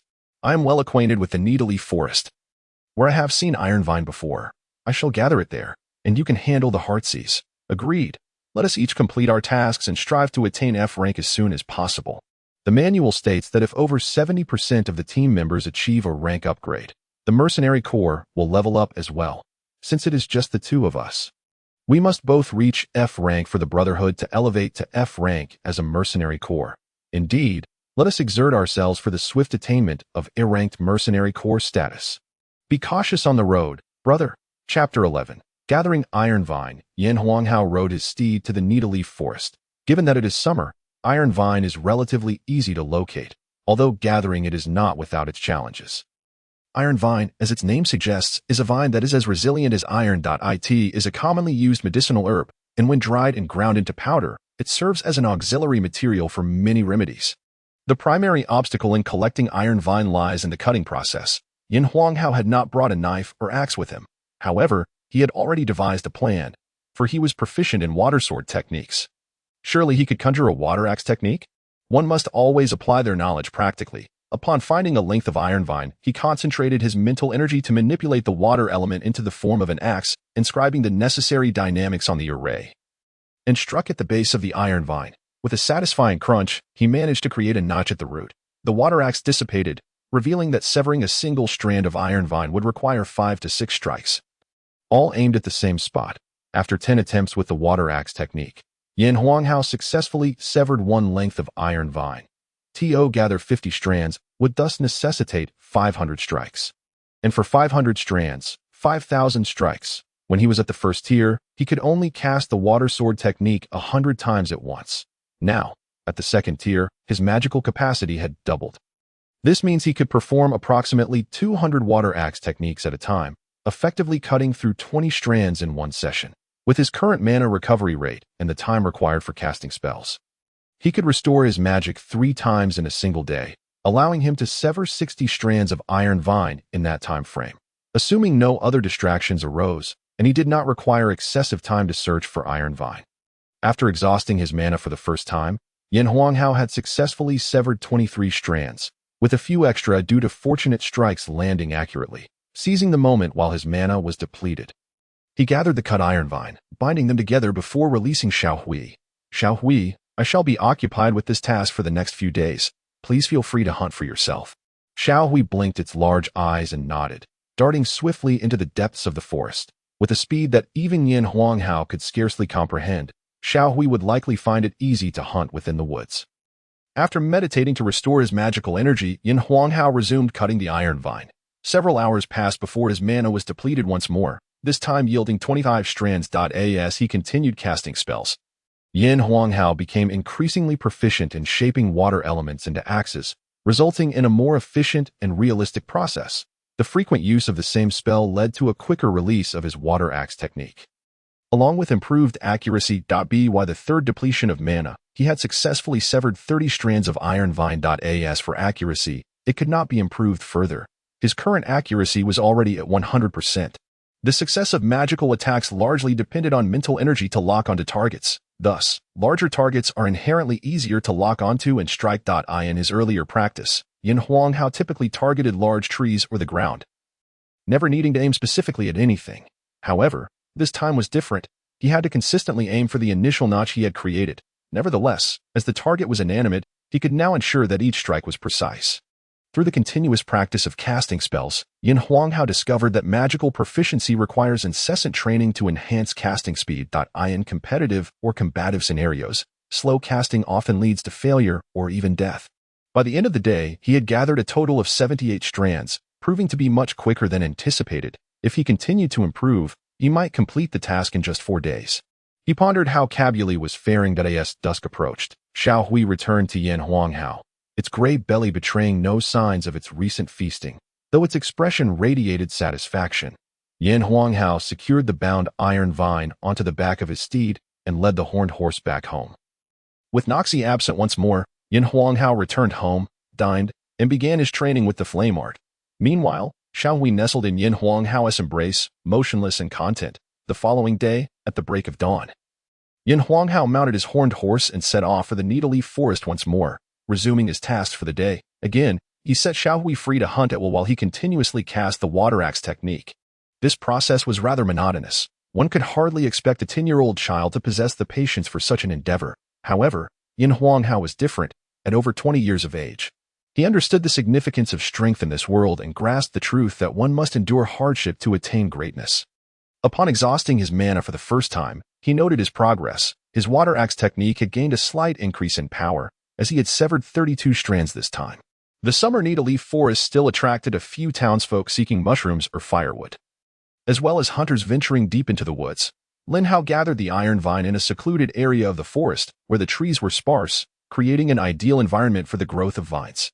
There were neither mushrooms nor wood ears, and the absence of animal activity meant that few ventured here. Otherwise, how astonished would others be to witness a distinguished magician wielding magic to cut vines?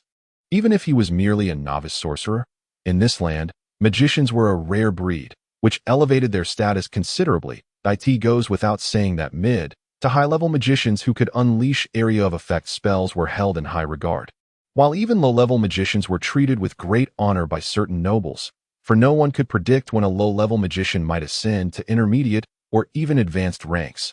Thus, it was common for magicians to be financially secure, and Yin Huanghao was certainly no exception. After all, Noxie bore the title of president of a branch of the Magicians' Guild and often traveled, amassing considerable wealth, which he generously extended to Yin Huanghao.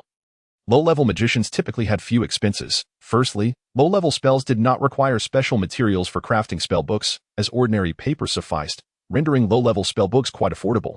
Secondly, there was generally no need to purchase magical equipment, except for those who felt they would never progress and thus sought to enhance their magical prowess through such means. By nightfall, Yin Huanghao had collected a total of 85 iron vines. A notable improvement over the previous day. Days slipped by in the blink of an eye, and by midday on the 6th day, Yin Huanghao had gathered enough iron vines. Noticing he still had ample time, he decided to improve his meal, having subsisted on dry rations and jerky during the task. Moments later, he spotted a wild rabbit. With mental focus, he locked onto his target, conjured a water arrow, inscribed a motion array. And with seamless execution, the water arrow shot towards the rabbit. Sensing impending danger, the rabbit lifted its head just as the arrow pierced one of its eyes, and it twitched a few times before falling still. Yin Huanghao approached, carefully skinned the rabbit, and stored the intact pelt. Although he did not lack for money, he wished to offer help to those less fortunate in town. Witnessing their hardships stirred a desire within him to assist them as much as he could. However, since his funds were provided by Noxie, he hesitated to use them directly for charity. Instead, whenever the opportunity arose, he would share some of his collected items with them. This rabbit pelt, though small, was remarkably intact, making it far more valuable than average. Hunting was simple for him, but acquiring such a pristine hide required perfect control and accuracy, which also served to hone his magical skills, an exercise that benefited him in multiple ways. After enjoying some roasted rabbit and calling for Xiaohui, he placed the iron vines on the horse's back and headed home to load all the vines into his cart, his heart racing with excitement as he made his way to the Mercenary Guild.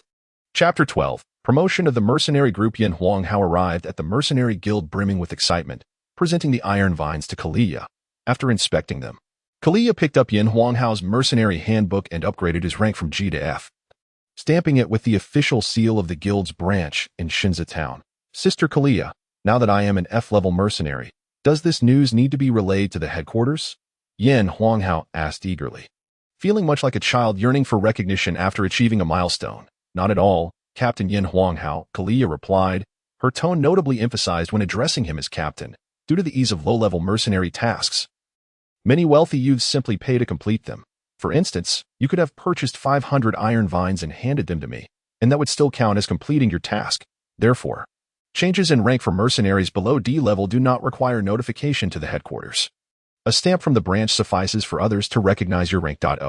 It can be done this way. Yin Huanghao felt a wave of disappointment wash over him, missing the playful nuance in Kalia's voice.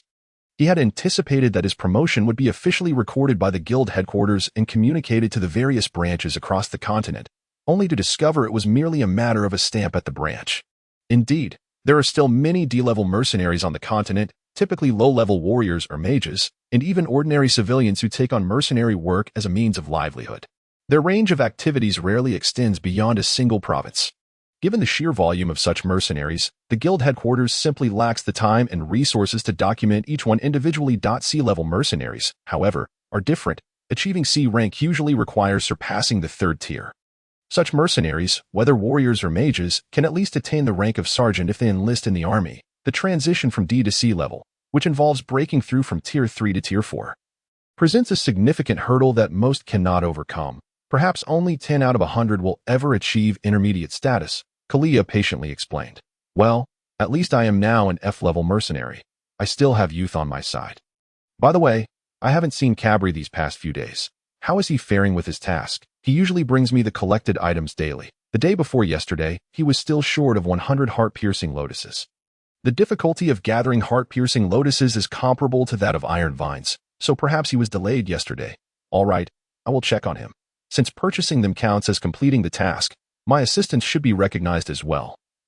Right? Of course, that's the essence of mercenary work, mutual assistance, Kalia said, handing Yin Huanghao 50 copper coins. The basic currency on the continent consists of gold coins, silver coins, and copper coins. 1 gold coin equals 100 silver coins, and 1 silver coin equals 100 copper coins. Above these, there are reportedly even more valuable currencies, though they are seldom encountered by common folk. Typically, a silver coin suffices for a person's monthly expenses. In just 6 days, Yin Huanghao earned 50 copper coins, a commendable feat. A regular person wielding a blade might take 10 days to earn that much, factoring in the wear and tear on their tools.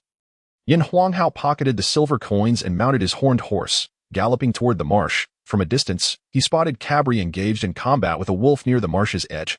Yin Huanghao tightened his grip and urged his horse to accelerate toward Cabri, quickly recognizing that he was battling a magical beast known as the Gale Wolf. The Gale Wolf is a relatively common wolf-type magical beast, ranging from 1st to 7th tier, characterized by its incredible speed. Consequently, even Cabri, a 2nd-tier swordsman, found himself at a disadvantage against a 1st-tier Gale Wolf. Seated atop his horse, Yin Huanghao swiftly unleashed a water sword spell aimed at the Gale Wolf. The beast, quick as lightning, evaded the attack. Though it possessed little intelligence, its animal instincts kicked in, and it fled upon realizing it could not gain the upper hand. Cabri, are you all right? How did a Gale Wolf end up here? Yin Huanghao dismounted and inquired. I'm fine, but I have no idea where it came from. The past few days of gathering heart-piercing lotuses went smoothly, and I was just 1 day away from completing my task. Then, out of the blue, a Gale Wolf appeared yesterday morning that I thought I would be in the clear today, but it's still lingering that I opted for a defensive approach. Its attacks can't harm me. But I can't land a hit on a creature known for its speed, so we've been at a standstill, Cabri explained. Indeed, the Gale Wolf is remarkably swift. I was just anxious, otherwise, we might have captured it. Yin Huanghao remarked. By the way, what brings you here? Have you completed your task? Cabri asked again. Yes, I exerted considerable effort to cut down 500 iron vines. When I presented them to Sister Kalia, she informed me that I could simply buy them and hand them over to count as completing the task. You still need 100. Why not just purchase them and deliver them to her? Ah, that doesn't seem right. Our mercenary tasks are meant for personal growth. Completing them also allows us to earn a bit of money. Gradually, these small earnings will accumulate, helping our mercenary group to grow. And we will ultimately need to support ourselves, Cabri replied with a serious demeanor. All right, you make a fair point. I was just a bit frustrated. We work so hard to complete tasks while others merely pay to do so. Yin Huanghao admitted, unable to suppress his youthful indignation. What does it matter? The heavens are fair. While they may pay to complete tasks, they still need to invest time in honing their skills. Isn't it better for me to complete the tasks while also training my skills and receiving a reward? Indeed, we should rely on ourselves more in the future, especially since we will be reporting to the Kellen Magic and Martial Academy in 2 months. Once there, we will be on our own. Yin Huanghao concluded. Yes, let's finish your task today. That way, I will also become an F-level mercenary, and our group can elevate to F-level status as well. After more than 3 hours, the two had gathered 100 heart-piercer lotus flowers. Wasn't this marsh typically devoid of magical beasts? How could a Gale Wolf appear here? Should we investigate the matter? During their respite, Yin Huanghao inquired. I am at a loss as well. The sudden appearance of the Gale Wolf is quite perplexing. Logically, there should be no magical beast within 100 miles of Shinza Town. Never mind, let us not dwell on it. We should return to submit our task and upgrade our mercenary guild. Sister Kalia, I have completed my task as well. Here are 100 heart-piercer lotus flowers. Please assist me in advancing my mercenary rank. Very well, just a moment. After a brief interval, Kalia returned the mercenary handbook to Cabri and also handed over the task reward. Sister Kalia, both of us are now F-rank mercenaries. Could you kindly help us elevate the rank of our guild? Yin Huanghao observed Cabri's exuberance at achieving a higher rank and receiving a reward for the first time. After all, Cabri was still a child and could only approach Kalia directly. Certainly, congratulations to the Brotherhood Mercenary Guild for advancing to F-rank. Please provide me with 20 copper coins, along with your guild emblem. Kalia took the Brotherhood's emblem and proceeded towards the guild's vice president's office. A quarter of an hour later, Kalia returned the emblems to both of them. Upon examining the emblem, Yin Huanghao noticed that the once white base had transformed from a singular purple hue to a combination of red and orange. Chapter 13. F-rank task through the Mercenary Handbook. Yin Huanghao learned that when encountering mercenaries or guilds in the outside world, the first thing to observe was the color of the emblem they bore. The G-rank guild's emblem features a bright red ring around its white base, while the F-rank emblem showcases both orange and purple rings. As one progresses from F-rank to A rank, an additional bright ring is added. With colors ranging from yellow, green, cyan, blue, to purple, the Brotherhood, being an F-rank guild, possessed 2 colors of bright rings, which allowed one to ascertain the rank of the guild merely by observing a mercenary's emblem. Generally, a mercenary's rank would not exceed or fall below 2 levels from their guild's rank, thus providing a rough estimate of a mercenary's level. Isn't the mercenary guild rather exploitative? We completed 10 G-rank tasks and each earned only 50 copper coins. Yet they charge us 10 copper coins just for a rank upgrade. Moreover, hadn't they already deducted a portion of our rewards when they issued the tasks? There's no avoiding it. Such are the guild's regulations. Each member of a G-rank guild must pay 10 copper coins to upgrade to an F-rank guild. The higher the guild's rank, the steeper the cost for advancement. Adding bright rings to the emblem incurs expenses. As these rings are magically engraved for authenticity, Cabri clearly had more knowledge than Lin Hao, who had been diligently training. Looks like we need to find ways to earn more money. Otherwise, relying solely on task rewards to sustain ourselves will leave us short on funds for upgrading the guild. Fear not. As our rank increases, task rewards will also grow, and the intervals for guild upgrades will lengthen. The payments for guild upgrades are but trifles compared to the expenses we will incur for purchasing martial skills, spellbooks, and equipment. By the way, Lin Hao, now that we are an F-rank guild, should we continue taking on more tasks? Cabri, having recovered from his excitement, asked. After several consecutive days of tasks, let us return to rest for a few days and resume our endeavors in 3 days' time. By the way, I earned 50 copper coins from my task, and now have 40 copper coins left. I'll keep it with you. As our guild will surely require funds in the future, you can manage it. Ah, but you are the guild leader. The funds should be with you, Cabri exclaimed, somewhat taken aback. It's all right. I trust you. We are brothers. Very well. Since we are brothers, I shall refrain from saying more. If you need funds, just let me know. My money is also to be considered as guild funds. As the only son in his family, Cabri felt a surge of brotherly affection envelop him. Lin Hao continued his relentless training in magic and martial arts, feeding Xiaohui some meat during breaks. Xiaohui had developed quite an appetite but showed little growth in size. 3 days swiftly passed, and one morning, Lin Hao and Cabri met at the entrance of the mercenary guild. Sister Kalia, could you please check if there are any suitable F-rank tasks for us? Lin Hao approached her. There are indeed several F-rank tasks available. Here is the list. Previously, Kalia had directly suggested tasks to them, but this time she presented the F-rank task list to the two. Upon reviewing the F-rank tasks, Lin Hao noted many options, such as gathering first-tier herbs, minerals, hunting magical beasts for their pelts, cores, teeth, or horns, among others. Cabri, which task should we undertake? First-tier herbs are not as common as iron vine or heart piercer lotus, so the quantity required is significantly lower. As for minerals, I cannot identify them. Do you? I am not very familiar either. By the way, was there a gale wolf?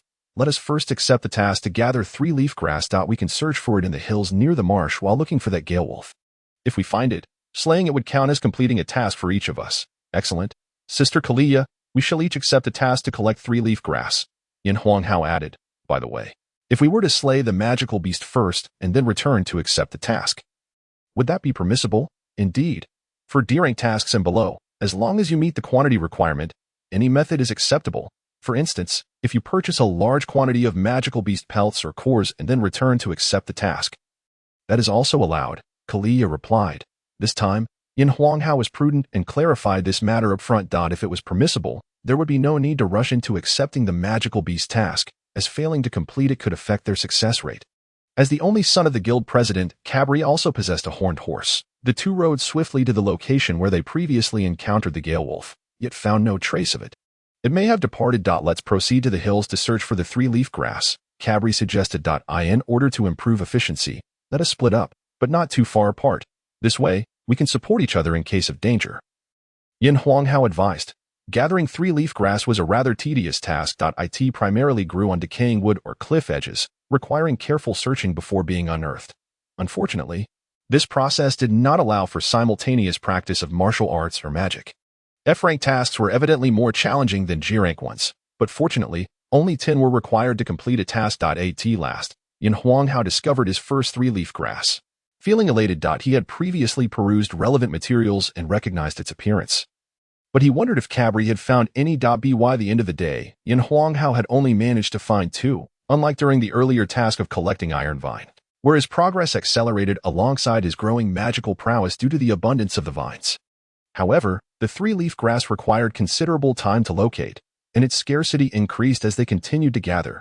Cabri, being less familiar with 3-leaf grass, had only found 1. On the 5th day, Lin Hao collected his 7th piece. While Cabri had gathered 5. On the 7th day, Lin Hao reached 11, and Cabri, perhaps due to a stroke of luck, finally found 8. On the 8th day. During the morning, fortune smiled upon them as Lin Hao discovered 2 more in a single morning. That was sufficient to submit for one task, so he decided to find Cabri and return to report their progress. As the 3-leaf grass became increasingly scarce, the two expanded their search area, and their lines of sight no longer allowed them to see one another. Cabri should be in this direction. Yin Huanghao thought as he ventured forward. After about 10 minutes, he suddenly heard the sound of howling wolves in the distance. Accompanied by some shouts, Yin Huanghao hurriedly rushed towards the source of the commotion. It was the Gale Wolf. It seemed Cabri had wandered too far while gathering herbs and had encountered this creature. Wait, why are there claw marks on Cabri's body? The Gale Wolf should not have been able to harm him before. Could this be a second-tier Gale Wolf? We effortlessly dealt with a first-tier Gale Wolf together, merely needing to guard against its escape. However, if this is indeed a second tier, it could pose a significant challenge. Second-tier Gale Wolves are much faster, and as a wind-type magical beast, it can unleash several wind blades. What should I do? Perhaps I should let Cabri draw its attention while I cast spells from a distance. That way, we can each play to our strengths. But I wonder if we can manage to subdue it. Water Arrow Technique. Water Arrow Technique. To combat the swiftly moving wind wolf, employing the water arrow technique proves to be the most advantageous, as it occupies a smaller volume than the water sword.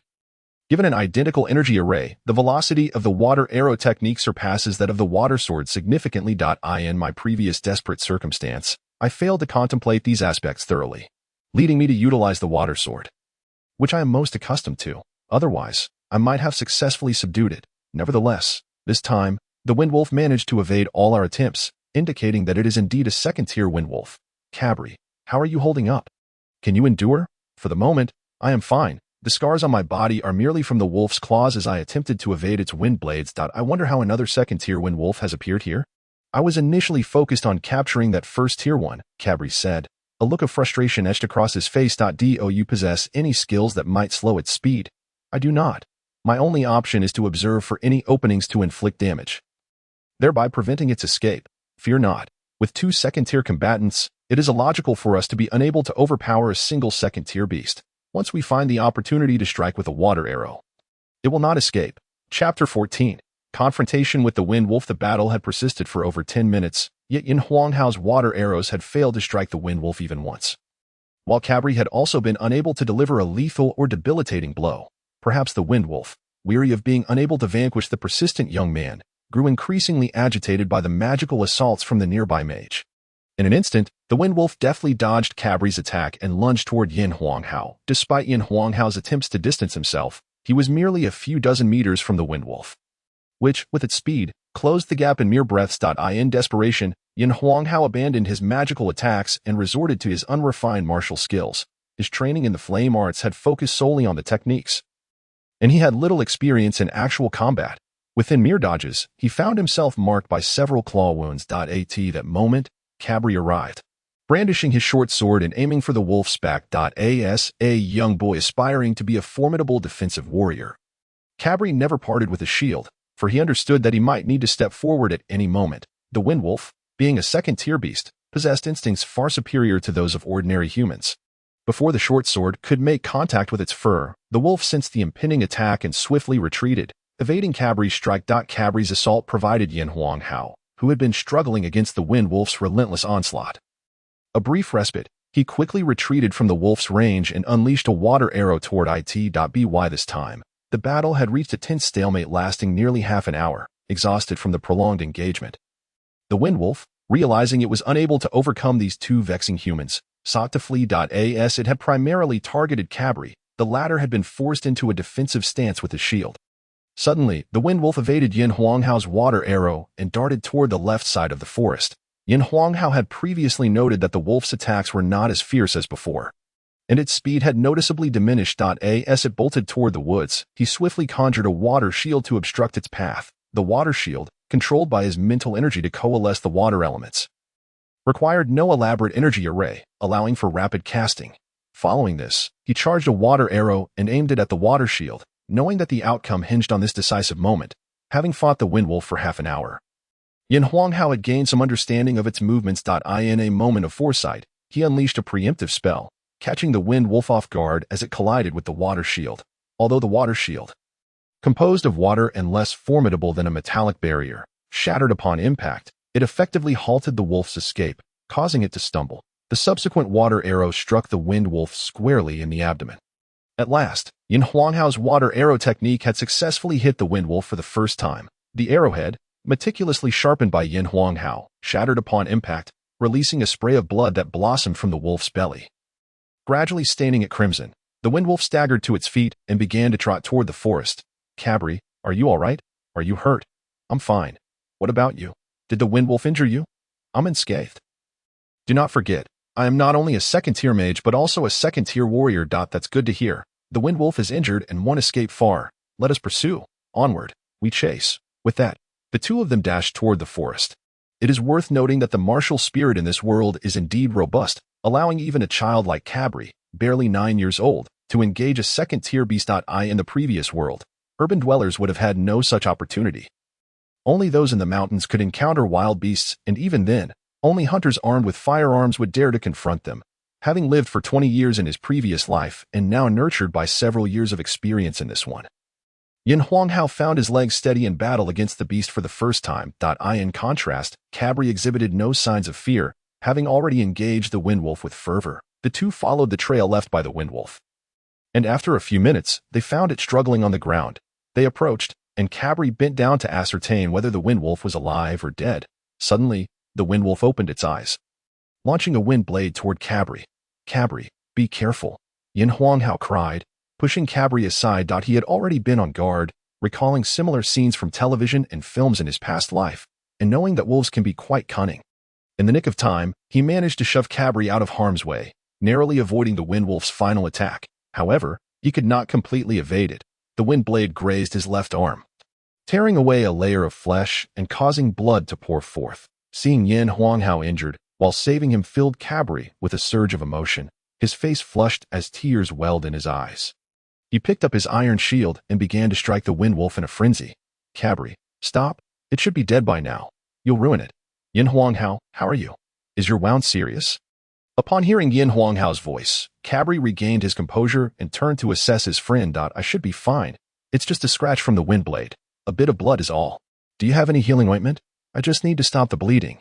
Thank you, Lin Hao. Had it not been for you, I might not have survived. It's no trouble at all. We are brothers. Just be cautious in the future. I trust that if the roles were reversed, you would do the same for me. Cabri looked at Lin Hao with unwavering determination and declared, Indeed, we are brothers. Bound by life and death. I'm fine. Go ahead and skin the Windwolf for its pelt and extract its magic core. And be sure to remove its 4 sharp fangs as well. All right, you rest for a bit. I'll handle the rest.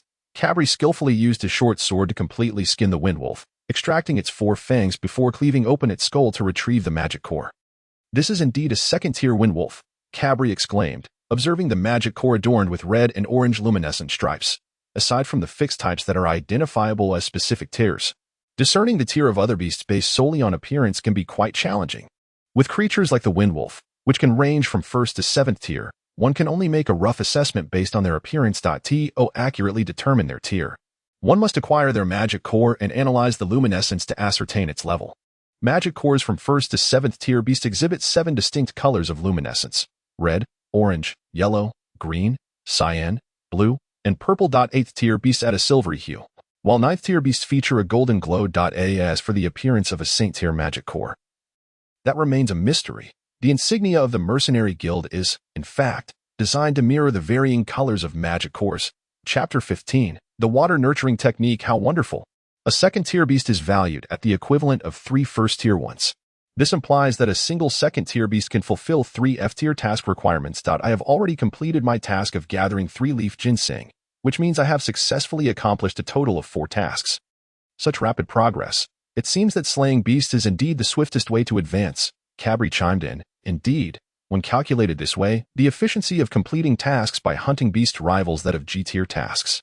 However, this entails certain risks, and there aren't an abundance of beasts available for us to hunt. How many more Lingji mushrooms do you need? Lin Hao inquired. I only need 2 more to suffice. For now, let us return the wolf pelts and the magic course. You should rest for a few days.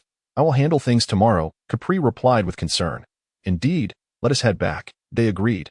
Upon arriving at the entrance of the Mercenary Guild, Lin Hao entrusted 10 Lingji mushrooms and the magic cores from the Gale Wolves to Kalia. Congratulations, Lin Hao. You have completed a task for collecting Lingji mushrooms.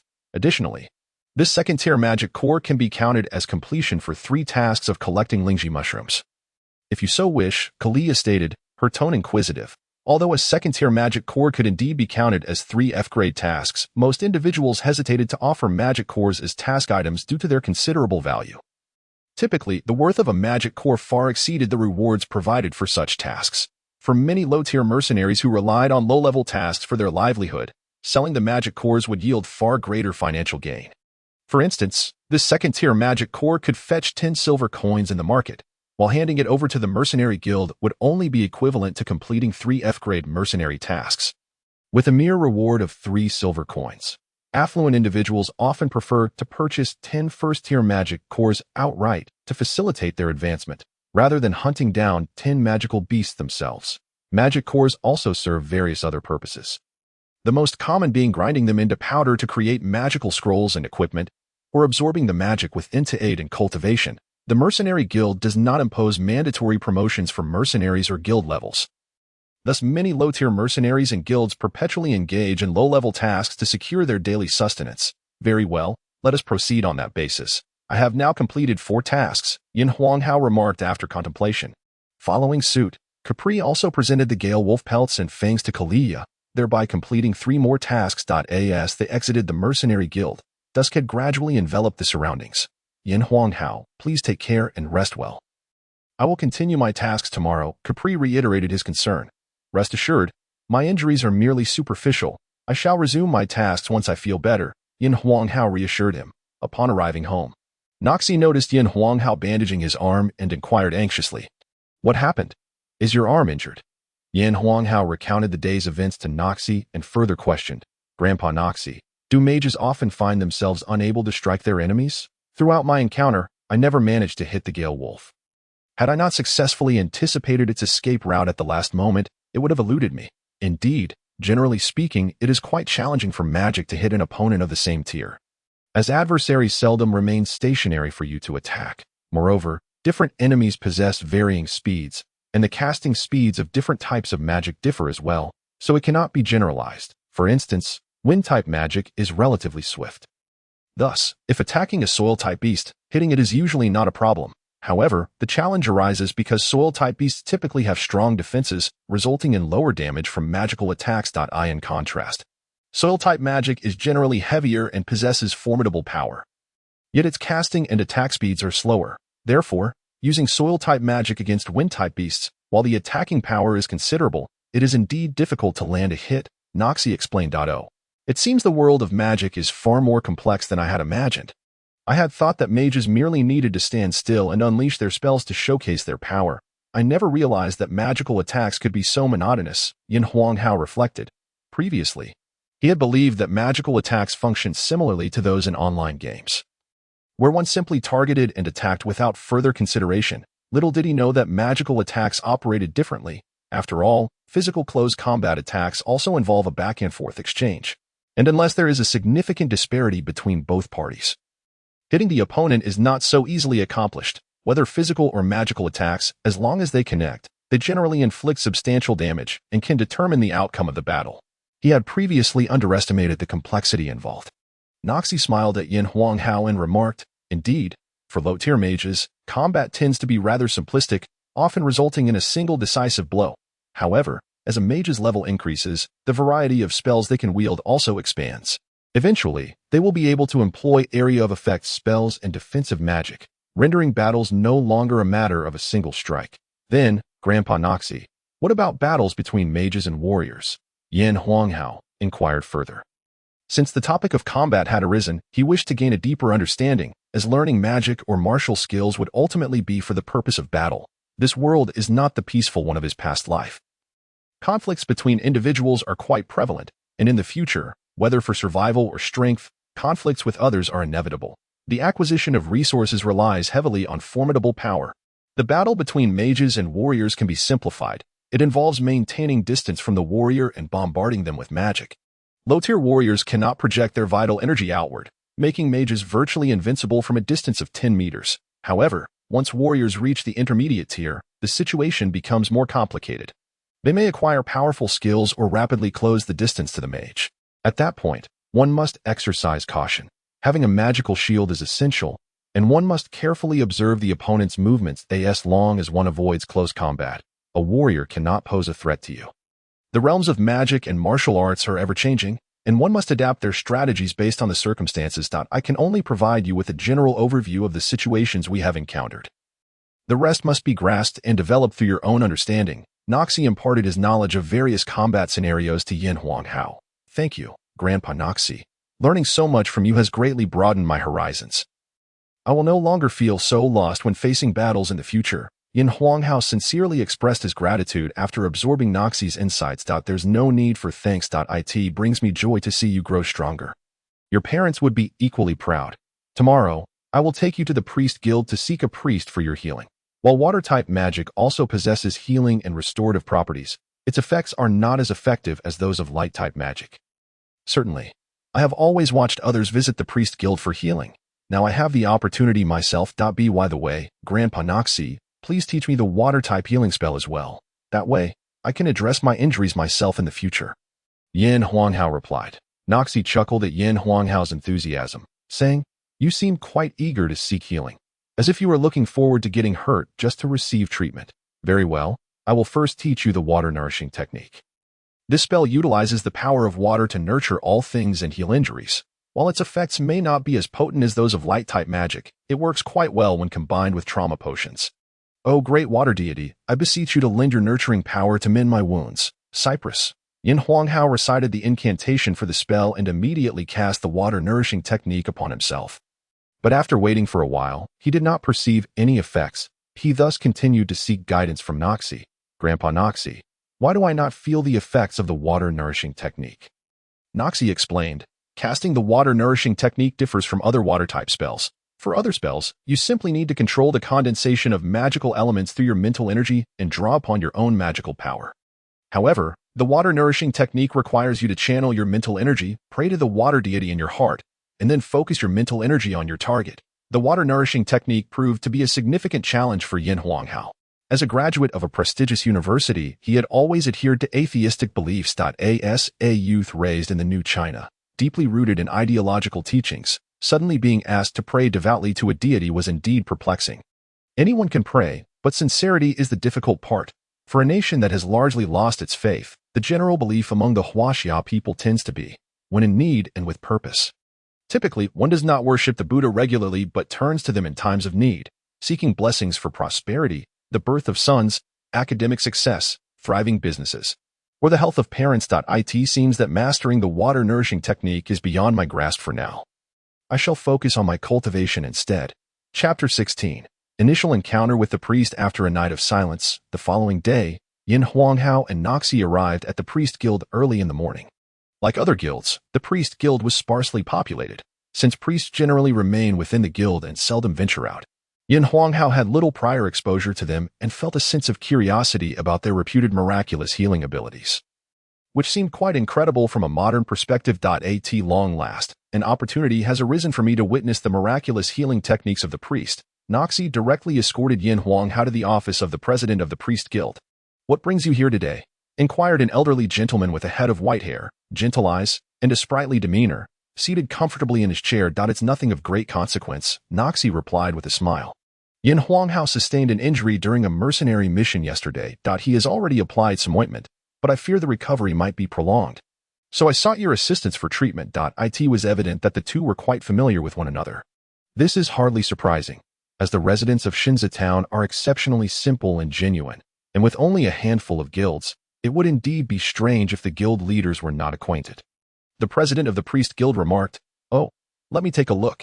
Lin Hao obediently approached, exposing his injury for the president's examination. The wound was not severe. A simple primary healing spell would suffice.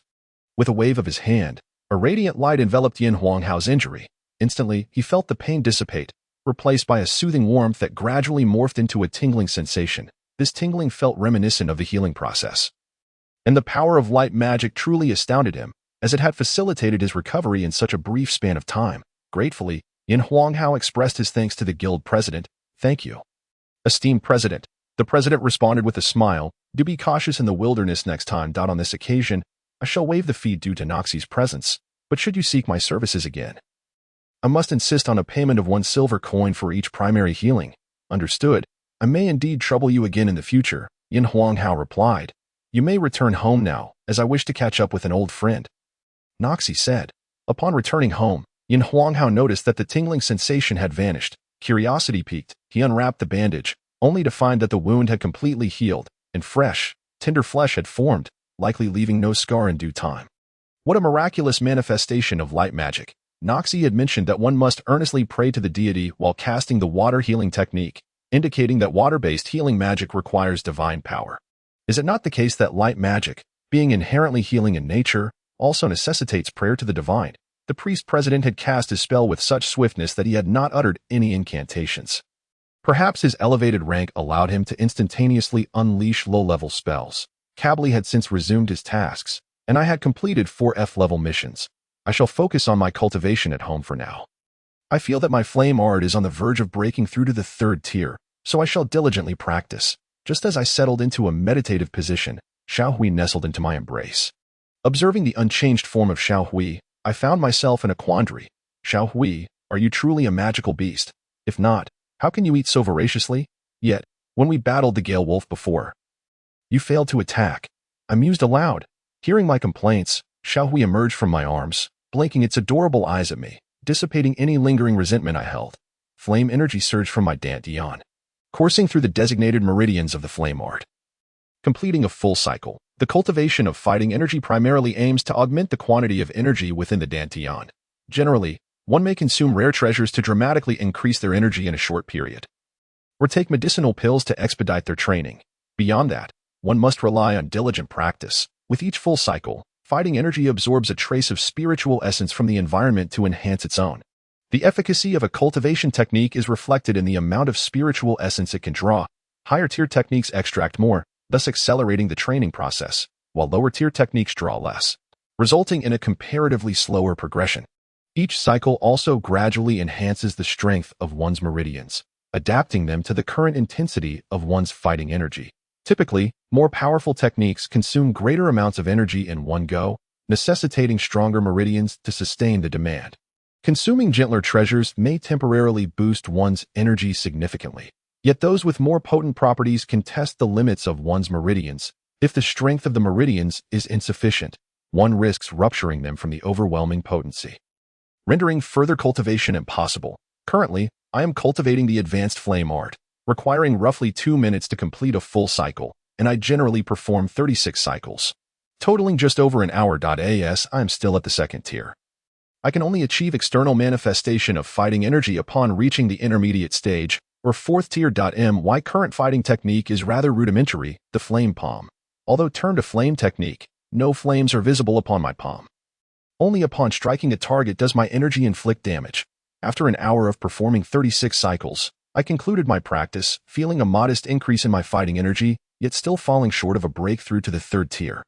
It seems that further effort is required, though the monotony of cultivation can breed restlessness, adversely affecting my training. Thus, I typically limit my sessions to 36 cycles. By midday, Noxie had yet to return. It seemed he was enjoying a drink with an old friend at the Priest Guild. I prepared a modest meal for myself before heading to the Mercenary Guild. Having completed only 4 F-level tasks and uncertain of how busy I would become upon arriving at the Kellen Martial Arts Academy, I aim to elevate both my mercenary rank and guild rank to D-level before my studies commenced.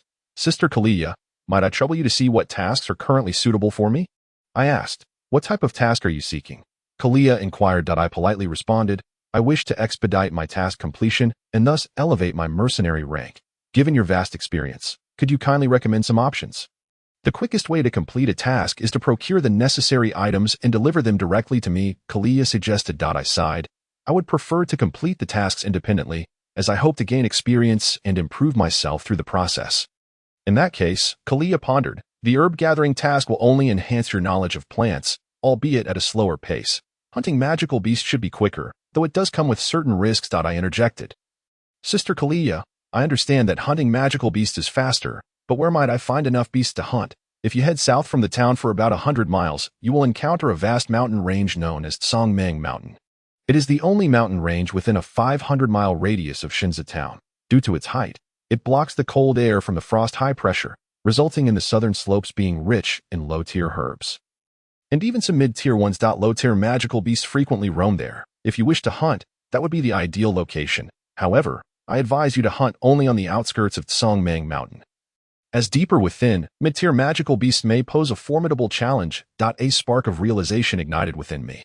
I had previously been unaware of such a promising locale near Shinzatown. It seemed I had squandered my time listening to idle chatter at the mercenary guild, as those individuals were likely only engaged in low-level tasks to earn a meager income. I internally scoffed at their ignorance. After expressing my gratitude to Kalia, I perused the task list to determine which missions would be most suitable. Mercenary tasks come with success rate limitations. Hastily accepting a task I could not fulfill would compel me to procure the necessary items, and if those items were rare and difficult to acquire, my mission would surely fail. After half an hour of deliberation, I finally selected a few tasks. The task for collecting 3-leaf ginseng could proceed, as such herbs should be more readily found in the mountains. The task for acquiring the pelts, fangs, and cores of gale wolves was also viable, as I suspected the gale wolf I had previously encountered had strayed from elsewhere. Additionally, the first-tier silver flower snake, a herbivorous magical beast that feeds on the silver flower herb, is rather rare. I could also take on the task of gathering silver flower herbs simultaneously. These 4 tasks should suffice, and completing 2 of each would exceed the quota. Next, let us wait a moment for Cabri, as it presents a perfect opportunity for us to practice our coordination. I informed Kalia to let Cabri know to seek me out upon his return. With that, I strolled towards the shop adjacent to the mercenary guild. Previously, Yin Huanghao had devoted himself entirely to training. However, as his body matured, certain matters warranted his attention. It was Yin Huanghao's first visit to this particular shop, and he decided it was an opportune moment to rest and explore the offerings available. As he approached the largest store, he beheld a 3-story brick and tile structure, its red wall bricks exuding a sense of ancient grandeur. While the azure glazed tile shimmered brilliantly under the sun, the spacious entrance was adorned with a sign that proclaimed Treasure Pavilion in bold, gilded characters. The entire shop emanated an air of sophistication and elegance, inviting rather than excluding patrons. Noxie had previously mentioned the Treasure Pavilion to Yin Huanghao. It was a chain store established by a significant force on the continent, renowned for its extensive array of merchandise. The first floor featured a vast hall, with a small area designated for the acquisition of various items, while the remaining space was entirely devoted to sales. The merchandise was broadly categorized into several sections, including weapons, armor, scrolls, martial arts techniques, herbs, magical cores, and beast hides. As Yin Huanghao perused the offerings, he was astounded by the sheer volume of items available. Among them was a second-tier magical weapon, the Gale Dagger, crafted from the fangs of the Gale Wolf and enchanted for swift attacks, capable of suppressing the sound of its strikes, ideal for ambushes. The third-tier Flame Armor, forged from enchanted iron, boasted formidable defensive capabilities and included a simple wind-based lightweight enhancement to reduce the armor's weight. Additionally, the shop housed an array of low-tier magical scrolls and numerous low to mid-tier martial arts techniques for sale. The herb and magical core section contained various low-tier herbs and cores, with the 3-leafed mushroom Yin Huanghao had previously harvested being a rather common herb here. Initially, Yin Huanghao had no specific items in mind to purchase, but upon entering, he discovered many items that could indeed be of use to him. While they might not drastically enhance his power, they could certainly improve his defensive or offensive capabilities. For instance, magical scrolls, crafted from beast hides, involve grinding magical cores into powder, then using a binding agent and mental energy to inscribe the core powder onto the hide. The creation of magical scrolls merely requires mental control, devoid of the necessity for a corresponding elemental mage. For example, as a water element mage, Yin Huanghao could, with sufficient mental energy and a soil-type magical core, create a soil element magical scroll. The magical scrolls available for sale contained commonly utilized spells such as Water Blade Technique, Earth Shield Technique, and Fireball Technique, although a single low-tier magical scroll may possess modest power. A suitably timed scroll can often turn the tide in critical moments. If one were to suddenly produce a magical scroll and hurl it at an opponent during combat, even a first-tier scroll could pose a significant threat to a mid-tier adversary. As Yin Huanghao passed by a crystal stone, the small gray object that usually coiled around his wrist like a bracelet suddenly reacted, fixated on the crystal with unblinking eyes, its vertical pupils radiating a sense of longing. Yin Huanghao glanced at the crystal's description. Beginner's magical crystal, rich in energy, can serve as a power core for magical weapons or be embedded in magical staves to enhance their magical amplitude. Priced at 10 gold. Upon seeing the price, Yin Huanghao realized it was beyond his means. Earning 10 gold would require completing 1,000 F-tier tasks, given his current reward of merely 1 silver coin per task. "Do you desire this crystal, little gray?" Yin Huanghao inquired, Little Gray nodded eagerly, clearly wanting the crystal. I'm truly sorry, Little Gray, but I cannot afford it at the moment. I promise to buy it for you once I earn some money. The first floor was indeed brimming with fascinating items, expanding Yin Huanghao's horizons as he encountered many things he had only heard about before. The second floor featured higher quality items, with prices to match, making it inaccessible to the average individual. Only third-tier individuals and those of considerable wealth were permitted entry. After wandering for over an hour, Yin Huanghao had thoroughly explored the first floor, as the saying goes. Reading thousands of books is no match for traveling thousands of miles. Many items he had previously heard of, as well as those he had never encountered, were available at the Treasure Pavilion. Under Noxie's guidance, Yin Huanghao had learned various knowledge since childhood. Noxie would often share his experiences and insights with Yin Huanghao. However, since Noxie was merely a mage, he did not possess knowledge of everything. At that moment, Cabri had inquired around and finally located Yin Huanghao at the Treasure Pavilion.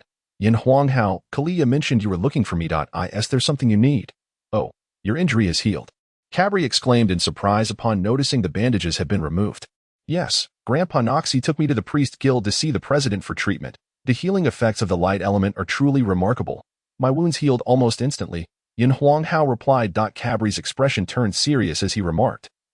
Indeed, priests are the most extraordinary individuals in this world. They venerate the light, spreading the glory of the divine, using their faith to alleviate the suffering of all beings. They are the most admirable people in the world.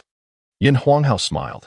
Yes, they, along with defensive swordsmen, are a group deserving of respect. By the way, you have completed your task, haven't you? I wish to finish all the F-tier and D-tier tasks before the school term begins to become a C-tier mercenary. Once school starts, I may be quite busy and will not have time to tackle these lower-tier tasks. Cabri concurred. That sounds excellent. I have nothing to do at home right now. However, I fear that D-tier tasks may consume a lot of time and may not be easily completed. After all, D-tier tasks correspond to second-tier monsters, and while we are both second-tier, dealing with second-tier magical beasts is no simple matter. Had it not been for your brilliant strategy against the Gale Wolf, we would have never defeated it. Yin Huanghao pondered for a moment. That certainly poses a challenge. Solely relying on monotonous training can only enhance one's level. It does not improve combat skills. Only through actual combat can one truly develop. How about this? Let us spar for the next few days, and then I shall consult your father and Grandpa Noxie to discover effective methods to prevent magical beasts from escaping. Cabri nodded in agreement, and they arranged to meet at Cabri's home for training the following day before parting ways. Upon returning home, Yin Huanghao contemplated how to effectively prevent magic beasts from fleeing. After all, magical beasts were evolved from wild animals and were inherently swift. In the wilderness or on the plains, it would be quite easy for a magical beast to escape, without control skills. It would be nearly impossible to stop their flight. Control skills were an area where Yin Huanghao had no insights from the martial perspective, so he turned his thoughts to magic. Water magic could potentially alter the environment. But even torrential rain might not significantly affect the speed of magical beasts. After much deliberation, he still could not devise an effective solution, so he decided to consult Noxie. Yin Huanghao approached Noxie's room and respectfully asked, Grandpa Noxie, I would like to know what methods you employ to prevent magical beasts from escaping during encounters. Noxie chuckled. Since you posed this question, it seems you are confident in your ability to ensure your safety when facing magical beasts. Am I correct? Yin Huanghao felt a bit embarrassed. Indeed, since his arrival in this world, he had only heard tales of the might and prowess of magical beasts. He had merely been fortunate enough to slay a Gale Wolf alongside Cabri and had overlooked the necessity of ensuring his own safety in such encounters. Feeling ashamed, Yin Huanghao confessed to Noxie, Grandpa Noxie, I have been remiss. I thought that having slain a Gale Wolf with Cabri, I had forgotten about the formidable nature of magical beasts. I had not considered my own safety. I was even planning to complete all the F-tier and D-tier tasks before enrolling in the academy, but it seems that goal may be quite challenging. Noxie replied, having goals is commendable, and indeed, completing these tedious low-tier tasks before your studies can save you a great deal of trouble. However, you must prioritize your safety. With your current level, you lack effective control magic to prevent magical beasts from fleeing. You can only enhance your reflexes and awareness through continuous practical combat. Your successful prediction of the Gale Wolf's escape route is a step in the right direction. By the way, what are your plans regarding the tasks? Yin Huanghao responded, I initially intended to gather herbs and hunt magical beasts in the Songmang Mountains, but upon reflection, that may not be the safest course of action. Noxie stated that Songmang Mountains are indeed a fine choice. Here, Take these two mid-tier attack magical scrolls. One is a fire element single target attack spell, Flame Burst, and the other is a fire element area attack spell, Rain of Fire. These scrolls should prove invaluable in critical moments. I have previously recounted the concept of magical scrolls, which, when utilized, require one to channel their mental energy to direct the magic inscribed upon the scroll towards a chosen target. Yin Huanghao felt a warmth in his heart. Since his arrival in this world, Noxie's concern for him has equaled that of his own parents. The fact that he bestowed upon him two precious intermediate magical scrolls is a testament to their bond. It is essential to recognize that intermediate magical scrolls are crafted from the hides and cores of intermediate magical beasts, with even the most basic fourth-tier scroll costing dozens of gold coins. And that is assuming a single successful inscription. In truth, venturing to the periphery of the Tsangmang Mountains would likely yield no encounters with intermediate magical beasts, should he happen upon a third-tier beast. Neither he nor Cabri would stand a chance against it. A single fireball spell would undoubtedly resolve the encounter. Even a horde of magical beasts could be vanquished with a single rain of fire spell. He must exercise utmost caution and strive to preserve these two invaluable intermediate scrolls, as this serves as a test for himself, compelling him to remain vigilant in the wild and hone his abilities. Chapter 18. Combat Practice. At dawn the following day, Yin Huanghao arrived at Cabri's residence. This was his first visit to Cabri's home.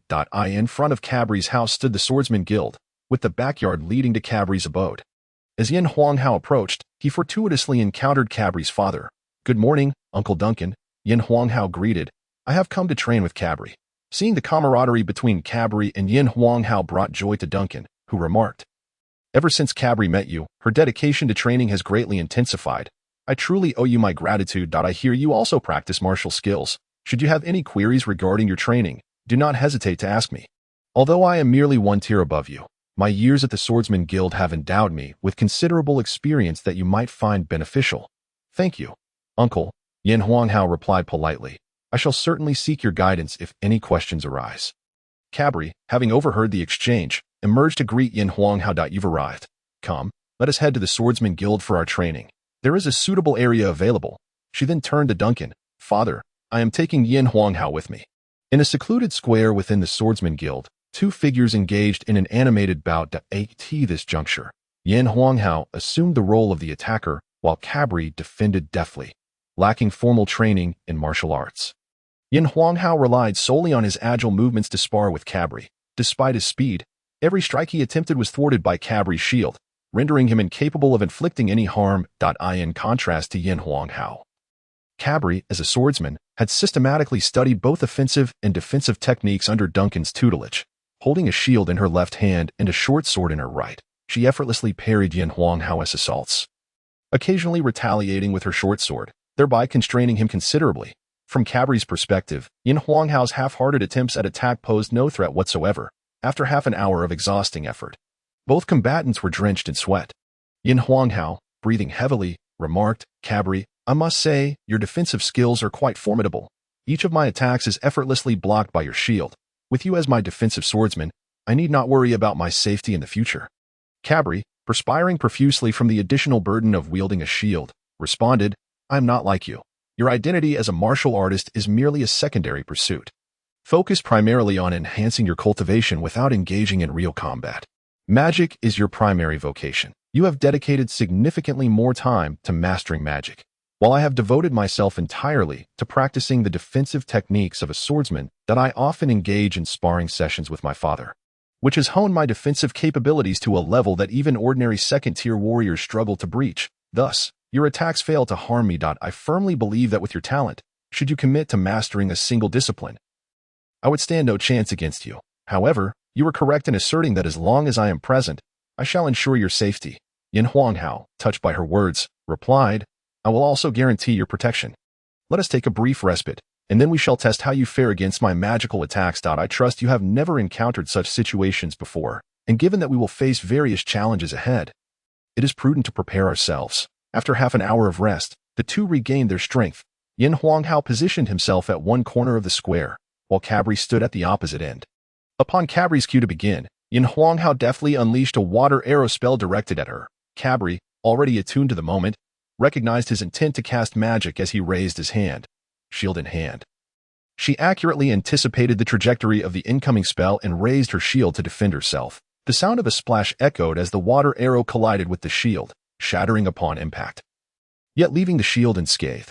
The battle between a mage and a swordsman of equal rank is far from simplistic. A single spell is insufficient to breach a shield and secure victory.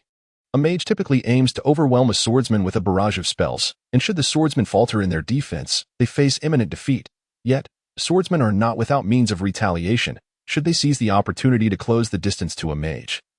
The vulnerable spellcaster could swiftly meet their demise at the hands of a warrior. As anticipated, Lin Hao's initial strike was ineffective. He continued to conjure water arrows, only to realize that despite the rapid casting speed, the impact was far from satisfactory. Meanwhile, the composed Cabri used each of Lin Hao's casting intervals to inch closer. This strategy would not suffice. The confined space allowed Cabri to advance, while he had no room to retreat. A clever tactic was necessary. An idea sparked within Lin Hao's mind. He conjured a water blade, which, though requiring a longer time to gather than the water arrow, possessed greater power. Upon striking Cabri's magic iron shield, the force of the water blade caused a noticeable tremor. Cabri, sensing the potency of the water blade, felt her arms tingle from the impact, causing her shield to dip slightly, just as she anticipated a brief reprieve before Lin Hao's next spell. A water arrow hurtled towards her. With her hands still recovering, she barely managed to raise her magic iron shield to intercept the water arrow, only to find it significantly less powerful than before. Merely a fade of strength. Puzzled, she took a few steps forward, only to be startled by a massive axe flying towards her. Instinctively, she tightened her grip on the shield to protect herself. The resounding clang reverberated as her hands, still recovering, became completely numb, rendering her unable to maintain her grip on the shield, which clattered to the ground. This is bad. Cabri quickly realized her peril. For a defensive swordsman, losing their shield equated to being rendered nearly powerless. Due to her earlier forward movement, she found herself dangerously close to Lin Hao. At such a short distance, a magical attack could be executed swiftly. Yet she would require a few breaths to close the gap. Those precious moments were ample for Lin Hao to cast a spell and strike her. Indeed, before she could charge towards him, a water arrow whizzed past her side, clearly a deliberate miss on Lin Hao's part. Cabri halted, conceding defeat. Lin Hao, well played. First, you unleashed a powerful water blade that left my hands tingling, followed by a deceptively weak water arrow that misled me, hindering my advance. You then seized the opportunity to unleash a high-powered spell, shattering my shield. Lin Hao felt a flicker of pride within, though he maintained a composed demeanor. That was merely a spur-of-the-moment strategy. Otherwise, if you had pressed me closer, I would have been forced to engage you in close combat once again. However, your relentless pursuit was undeniably effective. Most mages cannot withstand melee combat. Cabri sighed in resignation. Ultimately, the limitations of the environment restricted you. You had no space to retreat. Under normal circumstances, warriors would be utterly overwhelmed by mages. Alas, such is the nature of occupational counterplay. Lin Hao chuckled. Indeed, that presents a challenge. Yet, I believe every profession possesses its advantages. If only you could learn some skills for rapid advancement, you could close the gap to a mage in no time. Cabri's eyes brightened momentarily before dimming again. Your suggestion is excellent, but my father said such skills only become available at the intermediate level, and even then, they are quite difficult to acquire. Lin Hao encouraged her, as long as such skills exist. It is not an insurmountable issue. With our talents, do you truly fear a future lacking skills? Moreover, could you not create a skill of your own? Cabri's expression shifted, a spark igniting within her. Of course. Why should I not craft such a skill? Skills are human inventions. If others can do it, why can't I? With newfound determination, Cabri felt invigorated. Lin Hao added, Fear not, for I am here to support you. We are brothers, and I shall undoubtedly assist you. Moved by emotion, Capri expressed, Good brother, thank you. Well, let us conclude our training for today. Please prepare the necessary items for our journey. In a couple of days, we shall set off for Kangmang Mountain. By the way, do consult Uncle Duncan regarding what to bring. I will also seek advice from Grandpa Noxie upon my return. We might stay there for several days, so we must mentally prepare ourselves. 3 days later, Lin Hao and Capri set out, each laden with a substantial backpack of supplies. Kangmang Mountain lies over 100 miles from Shinza town, and the two began to worry about the logistics of riding their horned horses, particularly regarding their accommodation upon arrival. It was unthinkable to abandon the horned horses, as they are second-tier magical beasts, and the magical cores and hides they possess are quite valuable. Moreover, tamed horned horses are worth far more than regular second-tier magical beasts. However, Noxie suggested that since they would be situated on the outskirts of Kangmang Mountain, tying the horses to trees would suffice, as the periphery typically does not harbor beasts that pose a threat to them.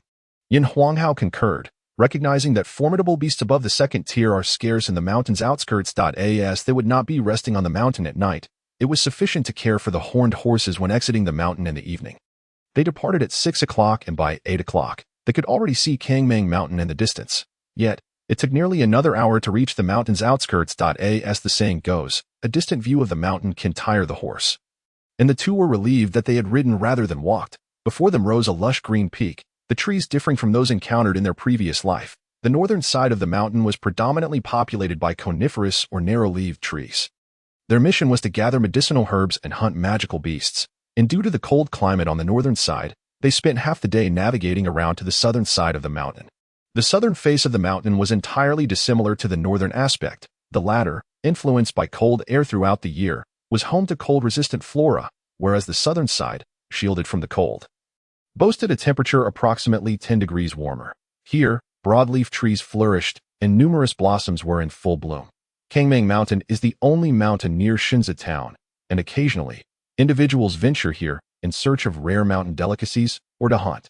The two discovered an unoccupied wooden cabin, presumably constructed by hunters entering the mountain, that a grain jar inside still contained some provisions.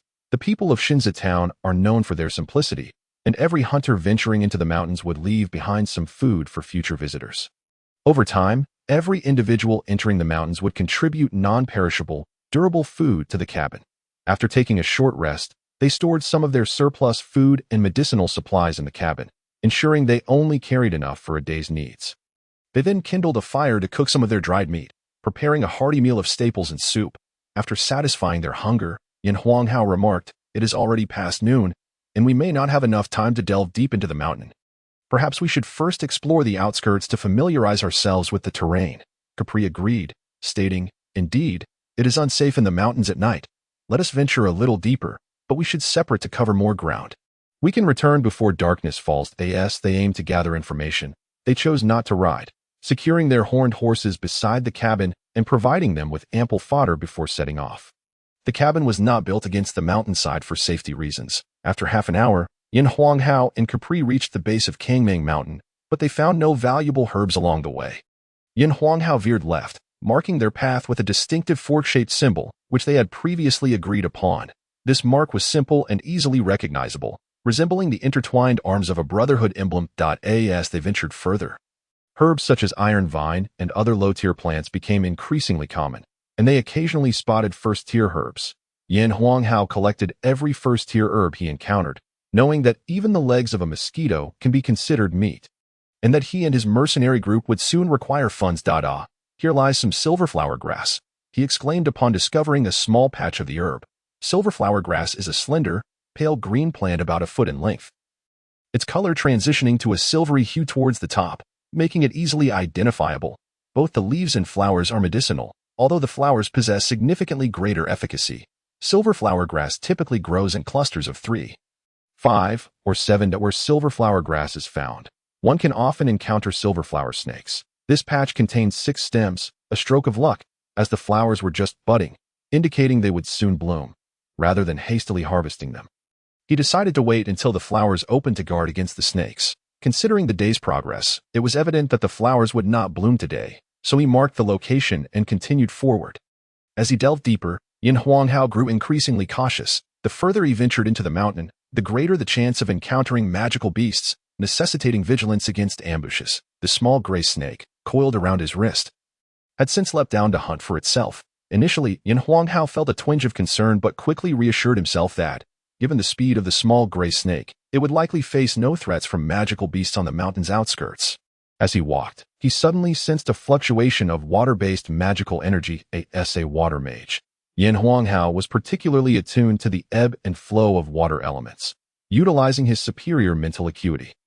He deduced that the source of this magical energy was of a relatively low tier. Cautiously, he approached the source of the magical fluctuation, ultimately discovering several first-tier magical beasts, water arrow rabbits, unleashing water arrows in a display of magical prowess. The culprit behind this chaos was none other than the small gray snake, which had likely stumbled upon the rabbit's nest, prompting the rabbits to fight rather than flee with their young trapped. First-tier water arrow rabbits can cast magic approximately 10 times, yet, as creatures at the bottom of the food chain, even those fortunate enough to acquire magical abilities remain among the weakest magical beasts. Lin Hao observed the small gray snake effortlessly evade a water arrow from one of the rabbits and dart towards the nest. The remaining rabbits grew frantic, launching their water arrows at the snake. The small gray snake appeared to have planned its movements, halting its advance and instead darting towards the rabbit that had just released a water arrow, swiftly dispatching it and swallowing it whole. Lin Hao was astounded as he witnessed the small gray snake's hunting capabilities. He was both surprised by its combat prowess and astonished that such a small creature could consume a rabbit weighing over 10 pounds. Although the small gray snake's belly never seemed to bulge after a meal, the sheer size of the rabbit it had just ingested left Lin Hao incredulous. Subsequently, the small gray snake executed the same tactic repeatedly, inching closer to the nest, forcing the rabbits to exhaust their magical energy by continuously casting water arrows. Once the rabbits were drained, the small gray snake commenced its harvest. Lin Hao observed the entire spectacle from a distance, carefully retreating so as not to disturb the small gray snake's hunt. It appeared that this little creature he had inadvertently acquired was far from ordinary. Nevertheless, the small gray snake remained affectionate towards him, and its peculiarities did not detract from their bond. Once the small gray snake consumed all the rabbits, including their magical course, a look of satisfaction crossed its diminutive face as it turned its gaze toward the direction where Lin Hao had departed. Seemingly lost in thought, as he continued on his path, Lin Hao did not encounter any magical beast. He collected a 3-leaf herb and discovered another small patch of silver flower grass with 4 stems. The flowers had bloomed, but it was evident that they had been foraged by silver flower snakes, leaving only the remaining leaves for him to gather. Calculating the time, he realized that it was likely dark by the time he exited the mountain. So he followed his previous markings to navigate his way out. Upon reaching the outskirts, he caught a wild rabbit for dinner, and after a while, he spotted Capri emerging as well. The two laid down their gathered herbs, kindled a bonfire, and roasted the rabbit while discussing their day's finds. Lin Hao spoke first. Today, I had rather good fortune, discovering 2 patches of silver flower grass and a 3-leaf herb. Alas, I encountered no magical beasts. What of your haul? Capri replied. Your luck is indeed remarkable. Such bountiful finds in just half a day's time. I only managed to gather 2 3-leaf herbs. I encountered magical beasts twice. Once, it was a gale wolf, which I could not catch up to. The other was a distant sighting of a wild bull, which appeared to be at least a 2nd-tier beast. I figured it best not to provoke it. I think tomorrow we should venture together to see if we can take it down. Writing a novel is no simple task. I truly admire those great authors who can consistently provide updates without interruption. Newcomers are often hindered by various trivial matters. The next chapter, Silver Flower Snake. After a night of silence, at dawn the following day, the two hastily consumed a light breakfast, gathered their essential belongings, and set forth towards Kangmang Mountain. They unanimously decided to proceed in the direction that Lin Hao had scouted the previous day, soon arriving at the previously discovered patch of unbloomed silver flower grass. Yesterday, the buds that had yet to unfurl were in full bloom today. The morning dew gently rolled upon the pale silver petals, shimmering like quicksilver in the reflection of the rising sun, while the flowers themselves emitted a hazy silver glow beneath the sunlight. This moment of breathtaking beauty utterly captivated Lin Hao and Cabuli. The vast world is indeed full of wonders. Even a humble 2nd-tier herb can possess such intoxicating beauty. Suddenly, a silvery serpent slithered from afar. Startling the two from their reverie, they exchanged a glance, a chill of apprehension coursing through them. Distraction in the wild is perilous. It need not be a high-tier beast. Even a 2nd- or 3rd-tier magical creature could pose a life-threatening danger. Fortunately, it was merely their task target, the silver flower serpent. Ignoring the two, the serpent hastened toward the silver flower, swiftly climbing onto one of the plants, poised to devour its prize. Lin Hao, in a fit of urgency, could not bear to let the serpent consume the silver flower. After all, it was his mission. He unleashed a water arrow spell aimed at the silver flower serpent. Just as the serpent prepared to relish its meal, it sensed the rush of wind and instinctively dodged aside. Lin Hao had not expected a single spell to strike true. His water arrow was not even aimed directly at the serpent. Regardless of whether the serpent evaded or not, the magic would destroy the silver flower. The silver flower serpent, having evaded Lin Hao's water arrow, disregarded him and lunged for another silver flower. At that moment, Cabuli also sprang into action, racing towards the serpent.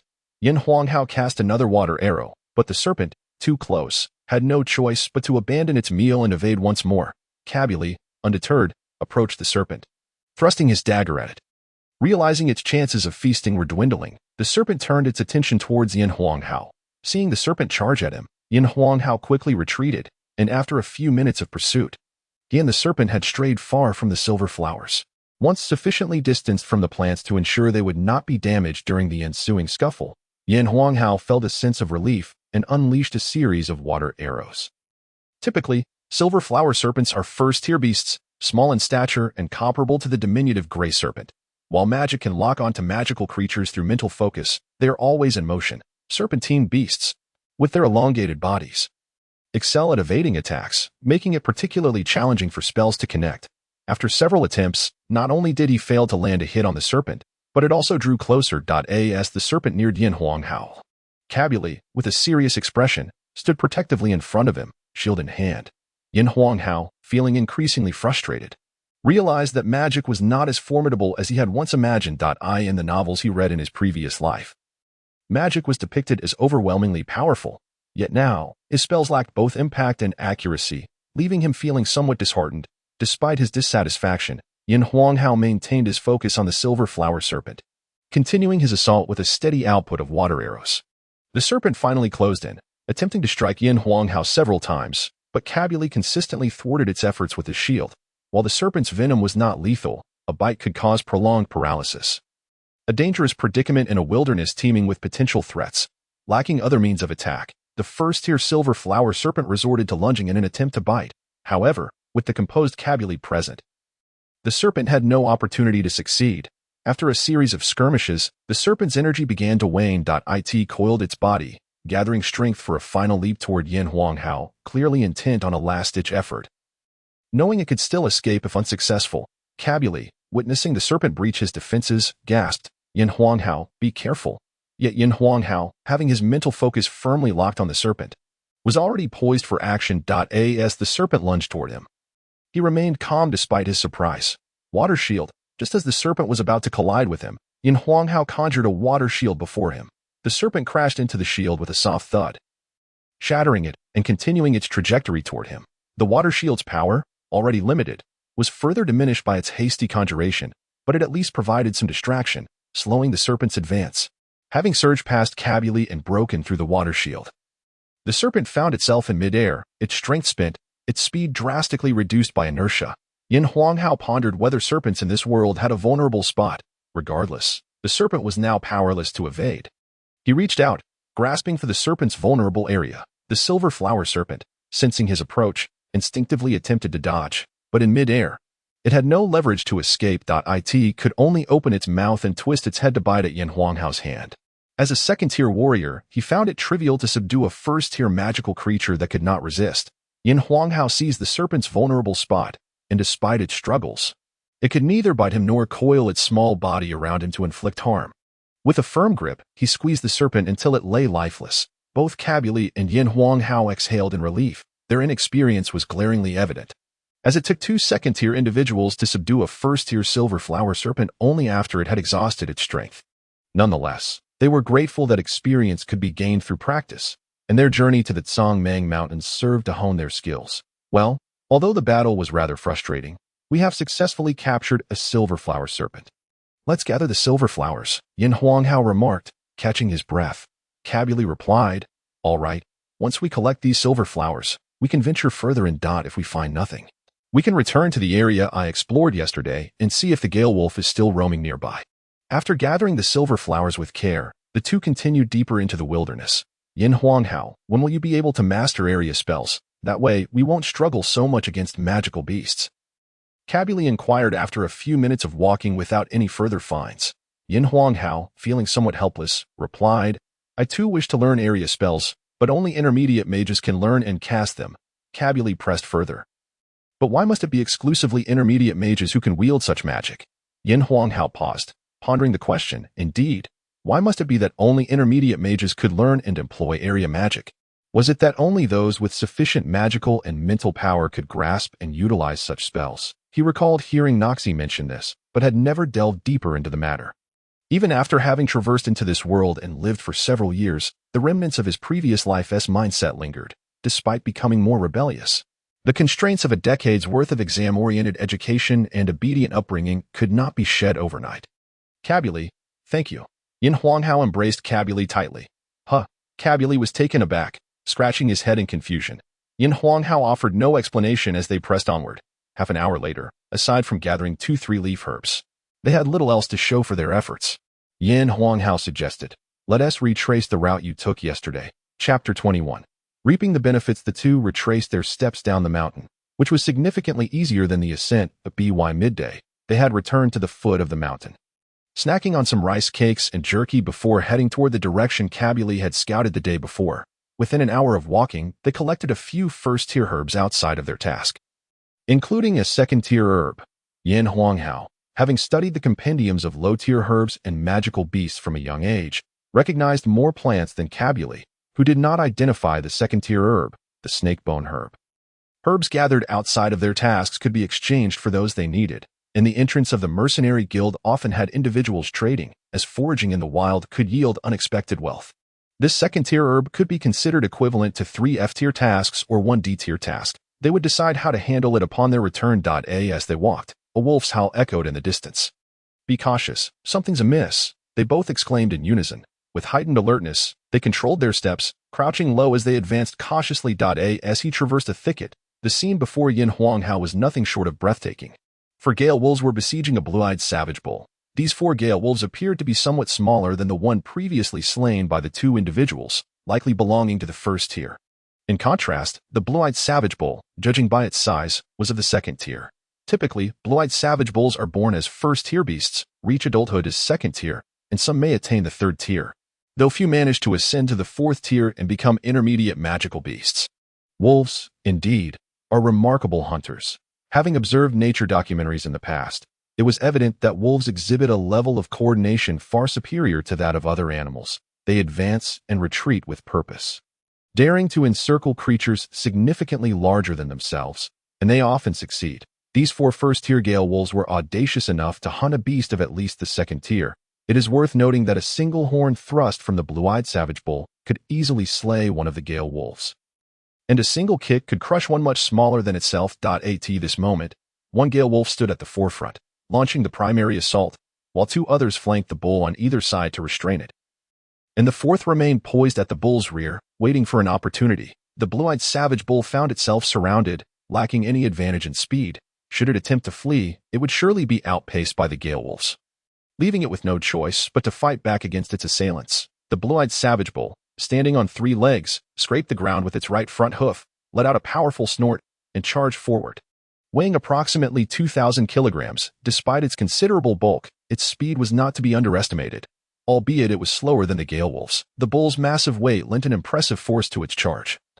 Yet due to the gale wolf's superior speed, the close-range assault failed to achieve its intended impact. The gale wolf at the front nimbly evaded the bull's charge, while the 2 on the sides lunged forward, attempting to leap onto the bull's back, and the one at the rear followed suit, landing a few scratches on the bull's back.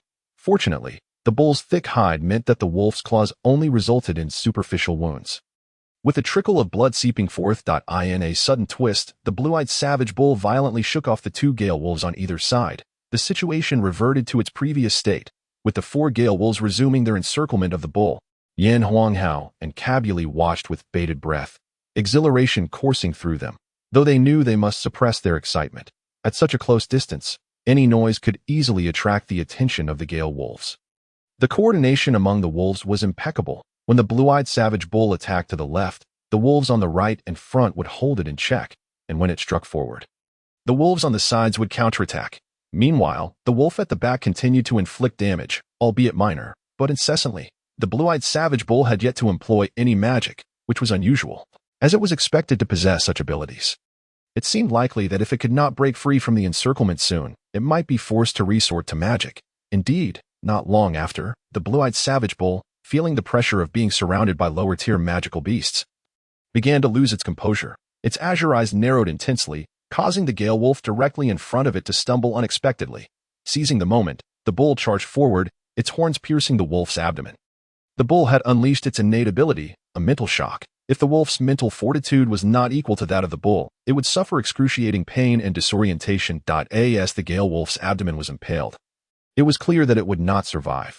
Perhaps the agony of its injury jolted its senses back to clarity, and in its final moments, it unleashed a wind blade aimed at the blue-eyed savage bull, striking it between its horns. Despite the bull's thick hide, it could not withstand the wind blade's assault, resulting in a gory gash on its head. Blood cascaded down from its crown, and to prevent its blood from obscuring its vision, the bull shut its azure eye. Seeing their companion fall, the wolves on the sides and at the rear surged forward with reckless abandon. The wolf at the back leapt onto the bull's back, while the one to the left took advantage of the bull's momentary blindness to burrow beneath its belly, attacking the vulnerable underbelly. No matter how thick the skin, the underside is always the most susceptible. The wolf on the right successfully clamped down on the bull's throat. Suddenly, the blue-eyed savage bull found itself besieged from three sides, with excruciating pain radiating from its throat and abdomen, where the claws had inflicted deep wounds. Typically, an animal in such a predicament would flee in a frenzy, yet the bull exhibited remarkable cunning. It lowered its body and sprawled on the ground. The wolves on its back and neck easily leaped aside. But the one at its belly was not so fortunate, crushed beneath the weight of the 2,000 kilograms. At this juncture, the battle had grown exceedingly brutal, with 2 Gale wolves slain and the blue-eyed savage bull gravely injured. However, it appeared that the Gale wolves would ultimately emerge victorious. The remaining 2 wolves maintained a cautious distance, knowing it was only a matter of time before the blue-eyed savage bull succumbed to its injuries. Yet, they remained vigilant to avoid being caught off guard by a desperate final strike from the bull. Observing this, Lin Hao prepared to intervene, should the bull launch another attack. He would seize the opportunity to assist in dispatching or wounding one of the Gale wolves. Thus positioning himself as the ultimate benefactor, he exchanged a glance with Cabuli, uncertain whether his intent was understood. Moments later, the blue-eyed savage bull struggled to rise, seemingly aware that its end was nigh. Its azure eyes widened fiercely, and blood began to seep from the corners of its eyes that were not tainted by its own blood. A nearby Gale wolf was struck by the bull's mental shock, causing it to falter. Sensing his opportunity, Lin Hao unleashed a water arrow toward the incapacitated wolf. The blue-eyed savage bull, momentarily taken aback by the sudden assault, nonetheless charged forward with its hooves aimed at the wolf. The water arrow struck the wolf's flank just before the bull arrived, leaving only a small wound on its hide. Rumors from his past life had suggested that wolves possessed impenetrable skulls and fragile midsections, and it seemed that the magical beasts of this world followed suit. As the Gale wolf regained its composure from Lin Hao's water arrow, the blue-eyed savage bull, already gravely wounded, could not muster the same strength as before for its mental shock. However, the bull's weakened state hindered its movements, and as it charged toward the wolf, it could not evade as it normally would. Its fate was sealed. Lin Hao had already conjured another water arrow aimed at the final Gale wolf, while Cabuli advanced toward the last one as well. Chapter 22. A bountiful harvest. The last Gale wolf could hardly escape its fate, having battled the blue-eyed savage bull for so long. And it was not a match for either Cabuli or Lin Hao, with Cabuli engaging in close combat to restrain the wolf and Lin Hao providing range support and control. The skirmish concluded within mere minutes. Following their previous confrontations with the second-tier Gale wolf and the first-tier silverflower snake, both individuals had considerably improved their combat experience. Feeling a newfound synergy, they faced the exhausted first-tier Gale wolf without any sense of difficulty. After the blue-eyed savage bull had dispatched the Gale wolf, it lay on the ground, unable to continue. Its azure eye gazed upon Lin Hao and Cabuli as they dealt with the final Gale wolf before it closed its eyes. In Lin Hao's perception, there was a hint of relief in the bull's expression, as if it had avenged a great wrong, leaving him in awe.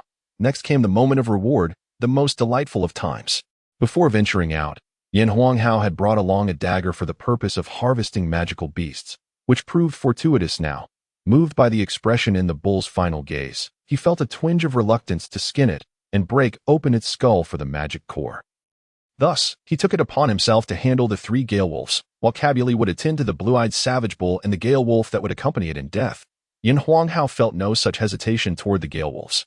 The dagger he possessed was merely an ordinary one, not a magical weapon, yet it was sufficiently sharp to easily slice through the wolf's hide, allowing him to skin it and extract the magic core.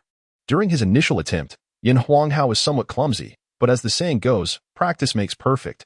By the time he reached the second and third wolves, his movements were markedly more proficient. Half an hour later, Lin Hao had successfully extracted 3 magic cores, prepared 3 intact wolf pelts, and removed all the sharp fangs from the wolves. Ever since he had seen the dagger made from gale wolf fangs, he had longed to possess one, yet he had been reluctant to spend money on it. Having turned in the fangs from the second-tier wolf as quest items last time, this time he could only settle for the first-tier ones to have crafted into a dagger. Meanwhile, Cabuli was also nearing completion. His movements were impressively swift as he processed the gale wolves, and he had successfully obtained the magic core from the blue-eyed savage bull, as well as its horns.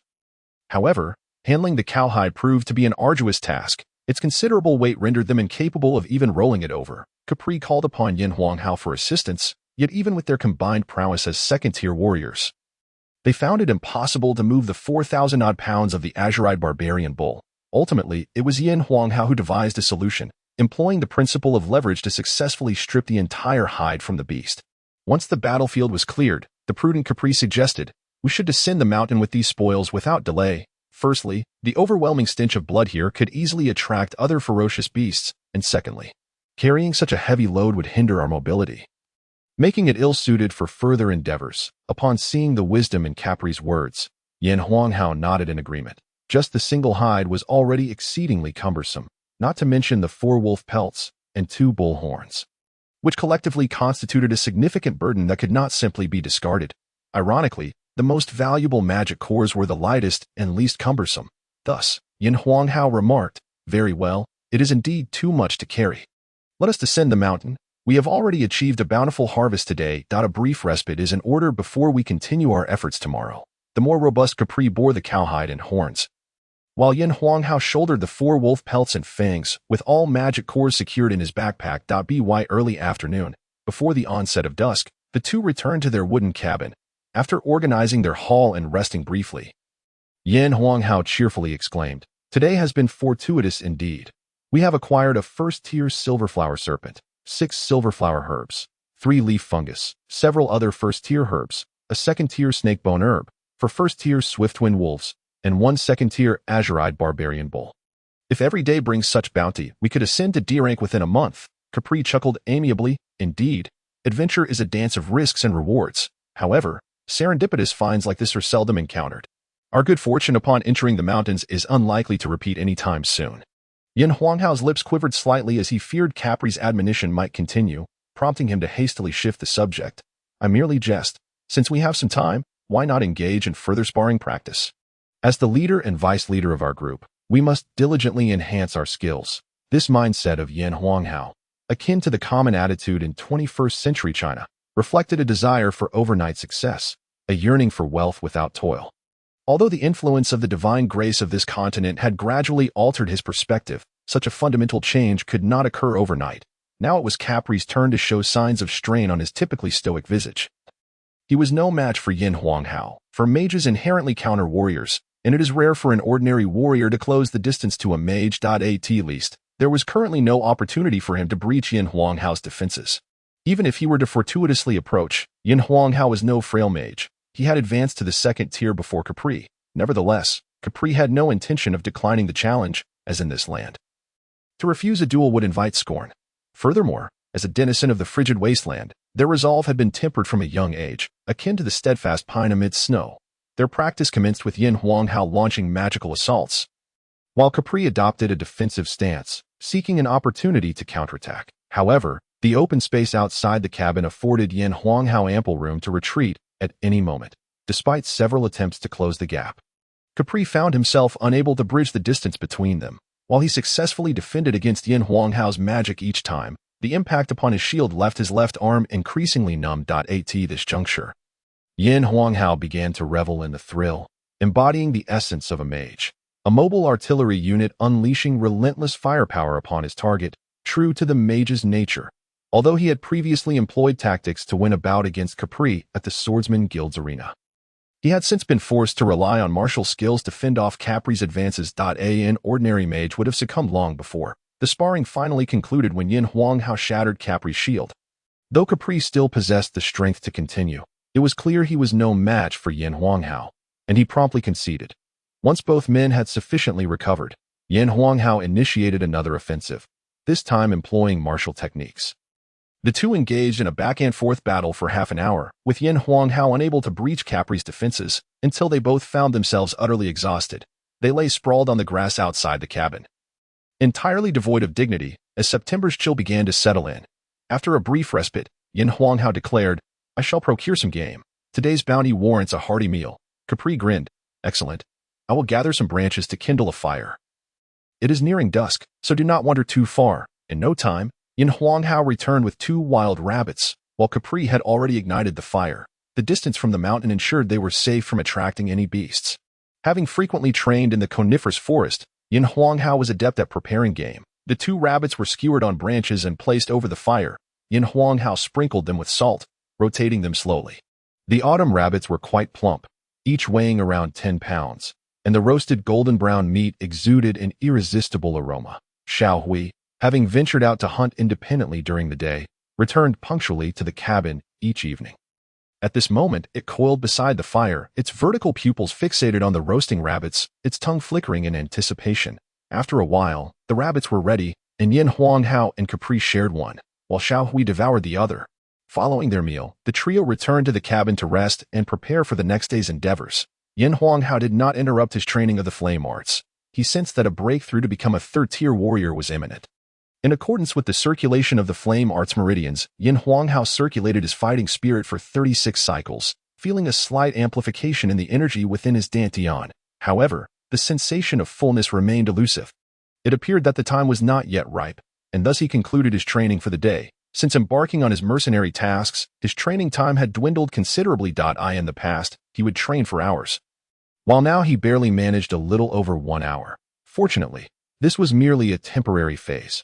Once he completed F rank and D rank missions, his mercenary rank would ascend to C, thus liberating him from the constraints of ordinary mercenaries, allowing him to pursue advancement at a more leisurely pace. Reflecting on his 6 or 7 years in this world since his arrival, Yin Huanghao had resolved from day one to make the most of his life and live splendidly.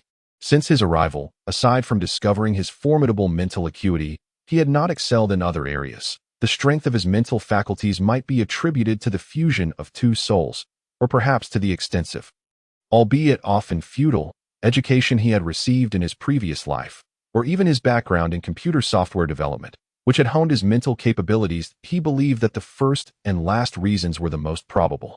Despite not having achieved any monumental successes thus far, he had established a solid foundation. Having trained diligently from a young age afforded him a significant advantage over many peers. After all, as an adult who had traversed worlds, he recognized that a higher starting point could lead to an overall advantage, especially since he lacked the whimsical tendencies of a child. As long as he remained committed to his training, a brilliant future awaited him. Currently, he had only one good friend, Capri, but in time, their brotherhood would expand, potentially involving many like-minded companions embarking on adventures together. Contemplating the future and envisioning himself growing powerful, renowned throughout the land, and capable of shaping his own destiny filled Yin Huanghao with exhilaration. However, thoughts of his parents and classmates back on Earth soon tempered his excitement with a tinge of melancholy. In this reverie, he gradually succumbed to slumber, dreaming of becoming the most formidable being in the continent, invincible with mastery over both martial and magical arts. Awakening with a chuckle, he realized it had merely been a dream. With a self-deprecating smile, he resolved to rise, unable to sleep due to the anticipation of his desired future, and donned his clothes to take a stroll outside. Xiao Hui, nestled nearby, glanced at Yin Huanghao, but made no move. Returning to its slumber. It was approximately 3 in the morning. The sky still dark and slightly chilly, and a resplendent moon hung high in the night, with a myriad of stars twinkling like gemstones across the expanse.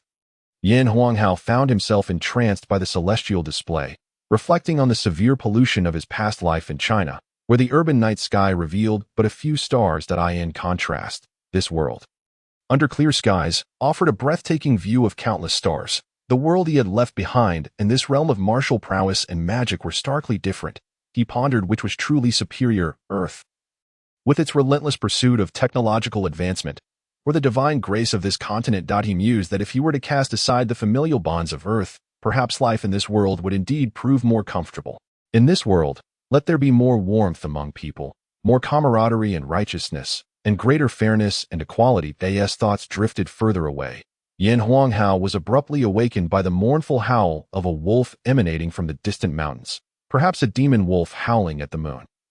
Recollecting his thoughts, Yin Huanghao began to ponder the intricacies of area of effect magic. If only he could master such spells, even if their power did not rival that of a mid-level magician, he would find it significantly easier to contend with magical beasts. For unless a magical beast could evade the attack range of area spells, it would be unable to escape the onslaught of his magic. In contrast, single-target spells could be dodged with just a slight shift in distance. What, then, constitutes area of effect magic? Why must it be reserved for mid-level magicians? Is it truly because such spells demand a certain level of mental and magical power at that moment? Yin Huanghao felt a twinge of regret for not having inquired with Noxie sooner. Leaving him now without anyone to consult. It seemed he had not been attentive enough. With no other option, he resolved to experiment on his own. Area of effect magic must surely involve the simultaneous release of multiple single-target spells. Forming an array. Yes, it had to be so. Yin Huanghao firmly believed that his mental strength was already on par with that of a seasoned magician, so why not attempt to unleash area of effect magic himself? As the thought turned into action, Yin Huanghao embarked on his first attempt, endeavoring to divide his mental energy into two parts, each controlling the surrounding water elements to coalesce into a water arrow. It is worth noting that multitasking is no trivial feat. Even with his exceptional mental prowess surpassing that of other magicians at his level, he faced numerous failures before successfully manifesting two water arrows. Next came the engraving of the power array onto the water arrows. While Yin Huanghao was exceedingly familiar with this process, engraving a power array is inherently meticulous work. Any slight miscalculation could lead to misalignment of the lines, resulting in a failure of the magic array. To simultaneously divide his mental energy and inscribe it onto two water arrows demanded an immense mental capacity, typically achievable only by mid-level magicians. Yin Huanghao's background in computer science had not been in vain. The mental acuity required for programming was not unlike that needed for engraving a power array. After over an hour of relentless experimentation, he finally succeeded. As dawn broke, he could now simultaneously cast two complete water arrows. As Yin Huanghao watched the first two water arrows soar towards a stone, they struck simultaneously from either side. With a sharp crack, the arrows shattered and dissipated back into water elements, vanishing into the air. The tension in Yin Huanghao's mind suddenly relaxed, and he plopped down onto the ground. The continuous exertion of attempting to cast two water arrows had taken a toll on his mental faculties. Even with his formidable mental strength, he found it overwhelming. When Cabuli awoke and discovered Yin Huanghao collapsed outside, he was greatly alarmed. Observing Yin Huanghao's pallid complexion, yet steady pulse and breath, Cabuli felt some relief. Gently, he carried Yin Huanghao back to the wooden cabin, during which Yin Huanghao stirred awake. With a hint of embarrassment, he said, "I'm sorry, Cabuli. I couldn't sleep last night, and I mulled over your remarks about area of effect magic.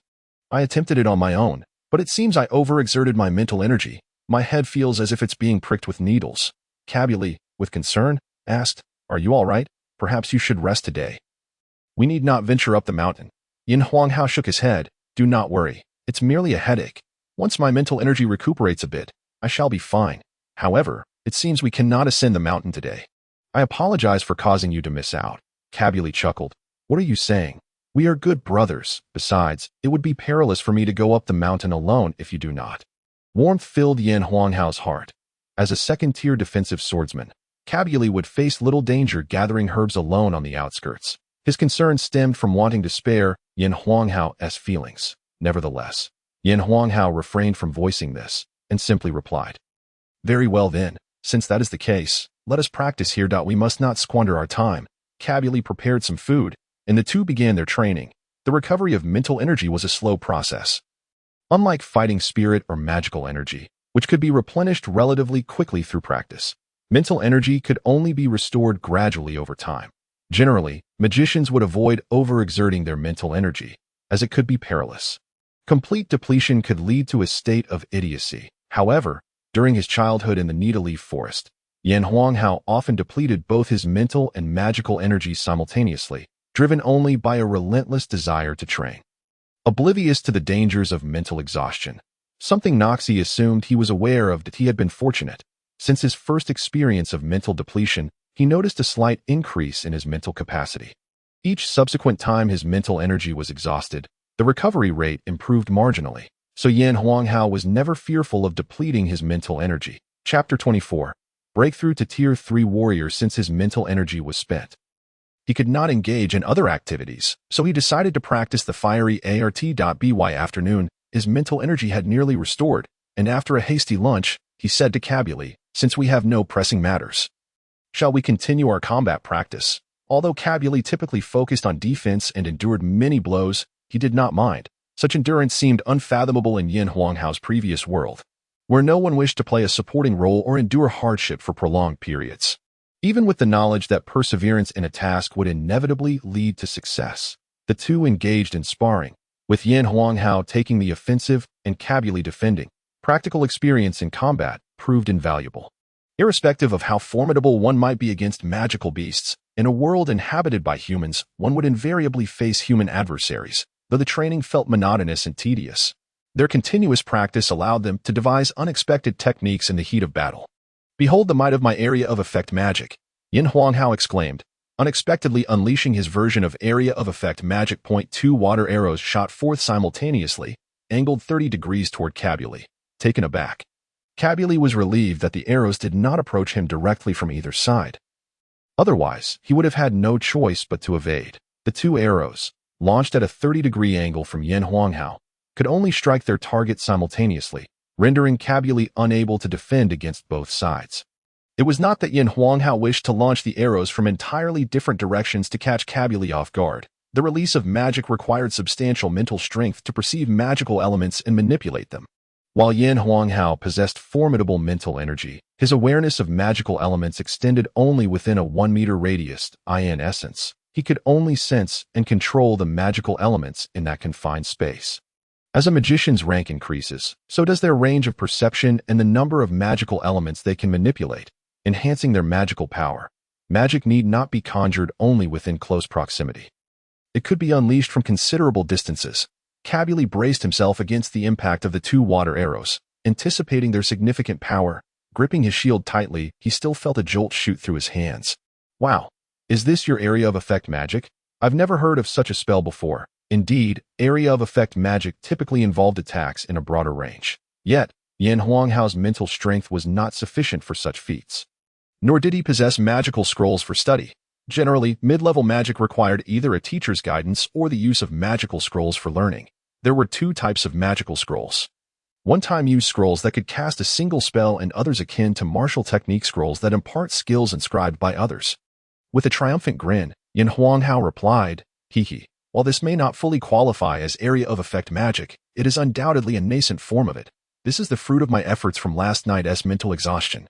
I must thank you for your earlier reminder. Otherwise, I might not have thought to explore area of effect magic." The glimmer of admiration crossed Cabuli's earnest face. At such a tender age, Yan Huanghao had managed to invent a spell. Though not a true area of effect magic, it was remarkable that he was only 10 years old. Were not all other spells once conceived by someone? With the prototype successfully realized, it was certain that it would eventually be perfected. Throughout the history of the Divine Grace continent, those who created their skills left indelible legacies, yet few could claim to have invented magic at such a young age. Could it be that he was witnessing the rise of a prodigy? Cabuli chuckled. "In truth, the ability to create your own magic is entirely a reflection of your extraordinary talent, and I find myself envious of you. You can conjure up a spell in merely half an evening. And as your strength grows, the potency of that magic will undoubtedly increase. Alas, I do not possess such a remarkable gift. I have been contemplating how to achieve instantaneous acceleration, so that I might position myself in front of those in need of protection during perilous situations." Yan Huanghao comforted him. "Do not rush. Take your time.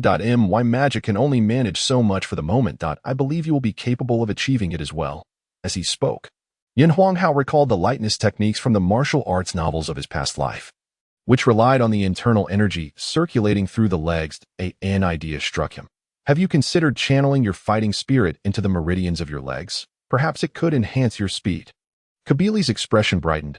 "Oh, that is an excellent suggestion. I shall try it when I have the opportunity." Creating one's own combat techniques is not an easy endeavor. It requires ample preparation. Hence, despite Cabuli's appreciation for Yan Huanghao's suggestion, he felt it best not to attempt it at that moment, preferring to wait until he was in a more focused state of mind. After their practice session came to a close, it was nearly time for dinner. Yin Huanghao ventured out to hunt some game, including a magnificent swallow-tailed kite. As evening approached, the small gray creature, who had taken to hunting in the mountains, appeared in their wooden cabin. And Kabili had grown accustomed to its sudden appearances. Using the swallow-tailed kite as the main ingredient, they casually gathered some edible mushrooms and prepared a delicious pot of soup, indulging in a hearty meal. The small gray creature looked on eagerly, savoring the aroma of the soup, though it could not partake. After their meal, Yin Huanghao resumed his practice of the flame art. Upon arriving at Kangmang Mountain, he noticed that the small gray creature no longer curled up in his arms during training. Initially puzzled, he surmised that perhaps the creature had been consuming too much food each day and no longer required his energy. As the night wore on, Yin Huanghao circulated his fighting spirit for 72 cycles. After more than 2 hours, he gradually concluded his practice. He felt a slight enhancement in the energy within his dantian. But it seemed as though it resembled a water tank that could never be filled. Just when he believed he had filled it, he discovered that it still lacked sufficient fighting spirit. This realization stirred a sense of impatience within him. Exhaling slowly, he stepped outside the cabin. The path of cultivation requires a balance of tension and relaxation. If one remains as taut as a stretched rubber band, it is likely to snap. After resting for 10 minutes, it was already midnight. This world likely had its own moon orbiting the divine grace continent, rendering the moon's phases ever-changing. Gazing at the bright moon and the twinkling stars, Yin Huanghao felt a refreshing clarity, the impatience from his earlier practice dissipating. Seizing the moment, he sat on the ground, crossed his legs, and resumed his practice of the flame art in ancient times on earth. Practitioners of qi cultivation often sought out sacred grounds. Perhaps this world, too, possessed areas rich in spiritual energy. After all, from where would the energy for cultivation arise? It could be a matter of mindset. As Yin Huanghao sensed that practicing outside the wooden cabin seemed to yield a greater increase in his fighting spirit, perhaps this was an opportunity. After circulating his fighting spirit for 1 cycle, he completely cast aside distracting thoughts, maintaining a clear focus. As the flame art operated at full capacity, he felt the subtle yet undeniably present energy of the world gradually being drawn into his body in harmony with his technique. Most individuals in this world were aware only that following the prescribed methods of cultivation would naturally elevate their fighting spirit. Few understood the origins of that enhancement. Yin Huanghao, however, being from Earth, was well-versed in the law of conservation of energy. He had read numerous novels and was familiar with mythologies and Taoist practices, granting him a more intricate understanding and broader perspective. Although he could not perceive the existence of worldly energy or spiritual qi, he could genuinely feel it entering his body as it was absorbed. As the technique progressed, Yin Huanghao noticed a remarkable influx of spiritual energy flowing into his meridians at an unprecedented speed, subsequently storing it in his dantian after completing 1 cycle. After the first cycle, he sensed his dantian nearing fullness. After 2 cycles, it felt completely filled, accompanied by a sensation of expansion. Yet he still had not achieved a breakthrough. As he entered the 3rd cycle, his dantian continued to swell. Suddenly, he felt a jolt within his dantian, and at last, he broke through. Emerging from his meditative state, he examined his internal landscape and discovered that his dantian had expanded, allowing for a greater capacity of fighting spirit, and his meridians had widened as well. 4 years had passed. A full 4 years had elapsed from breaking through the 2nd to the 3rd stage. While this pace would inspire envy in countless ordinary individuals, Yin Huanghao found himself dissatisfied, recalling that he had merely been under 7 years old when he first reached the 2nd stage.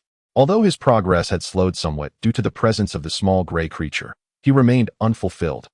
Unbeknownst to Yin Huanghao, the small gray had indeed required energy in the initial stages. Later on, when it remained nestled in his arms during his training, it was intentional. It discerned that Yin Huanghao's practice was not sufficiently solid, so it deliberately dampened his cultivation speed. This restraint allowed Yin Huanghao's foundation to become more robust and secure, paving a smoother path for his future endeavors. Yet he was unaware of this. As the hour grew late and midnight settled in, Yin Huanghao returned to the wooden cabin and lay on his bed, though he remained too exhilarated to fall asleep for over 10 minutes. The following morning, he arose early. The air in this world was undeniably refreshing, particularly in the mountainous regions, where the essence of flora permeated the atmosphere. He prepared some salted meat and cooked a pot of porridge. Yin Huanghao resumed his cultivation. For practitioners, be they warriors or mages, require only a brief slumber, 5 hours being more than sufficient. still imbued with excitement from his recent breakthrough to the third stage. He circulated his fighting spirit for 36 cycles, just as he prepared to continue when he suddenly heard Kabili's sharp cry. Wow, what a strong, burnt smell. What is burned? Yan Huanghao's heart raced. Oh no. It must be the porridge. It was entirely normal for a practitioner to lose track of time during cultivation. For them, spending half a day or a full day engrossed in practice was commonplace. He had intended to cultivate for just a short while, but having recently broken through, he found himself caught in the novelty of his accomplishment and had inadvertently forgotten about the simmering porridge. Feeling sheepish, Yan Huanghao admitted, I became so engrossed in my practice that I lost track of the cooking. Kabili, clearly understanding the dedication of practitioners, replied, Never mind. I often lose track of time when I am absorbed in my own training. I shall prepare something anew. Yan Huanghao quickly interjected, No need for that. Let us simply eat some provisions and head up the mountain, as I have already lost a day yesterday. Kabili agreed. That sounds good. The two soon reached the mountain's edge, deciding to explore a direction they had not traversed before. The areas they had previously walked through had been largely scavenged for herbs, so this new path promised greater rewards. Yan Huanghao contemplated sharing his recent breakthrough with Kabili but hesitated, fearing it might come across as boastful. Ultimately, he decided to wait for a more opportune moment. As they walked, stopping intermittently, they gathered a considerable amount of first-tier herbs, including 2 second-tier specimens. It seems fortune smiles upon us today, as we have collected so many herbs, Yan Huanghao remarked. Kabili replied, Perhaps it is due to the relative lack of human activity here. Look, the path is almost overgrown. The route they chose was deliberately selected for its remoteness, and as they ventured deeper, the terrain became increasingly rugged. Kabili led the way, using her short sword to clear a path wherever necessary. As they delved further into the wilderness, the terrain grew more treacherous. Yet, their harvest continued to swell. By midday, they had gathered over 30 first-tier herbs, an equivalent yield to 3 F-grade tasks. Since they dared not light a fire atop the mountain, they made do with a light meal. Having not encountered any magical beasts so far that morning, Yan Huanghao wondered aloud how the afternoon would unfold. Kabili responded, After traversing for so long, we should certainly encounter some magical beasts this afternoon. After all, Kangmang Mountain is teeming with them. I have also spotted some beast tracks before, indicating that this is part of their territory, likely wolves or tigers and leopards. Yan Huanghao chuckled with delight. Excellent. We have finally caught sight of the traces of magical beasts. It is likely that a second-tier beast will appear here, and given our combined strength, we should have no trouble dealing with one. Capri nodded in agreement, a smile gracing his lips. Nonetheless, we must exercise caution. Should several appear, we could find ourselves in peril. Yan Huanghao nodded in assent, though inwardly he mused, even if several magical beasts were to confront us. As long as they are not third tier, we should be able to retreat unscathed. After a hasty lunch and a brief respite of merely a quarter of an hour, the two continued their journey. The southern slopes of the Kangmang Mountains were indeed blessed with a warm climate, making it a veritable paradise for plant life. Towering trees formed a dense canopy, and the spaces between them were adorned with lush underbrush. As they walked, Capri suddenly spotted a patch of silverflower grass. Numbering over 20, the two approached excitedly, discovering that each of the plants was adorned with blooming silver flowers. After exchanging astonished glances, they noted the flowers had likely been in bloom for more than a day. And given that the flowering period for silverflower grass is only 3 to 5 days, it raised the question, was there no silverflower serpent in the vicinity? Regardless, Capri ventured forth to collect the flowers, with Yan Huanghao standing guard behind him.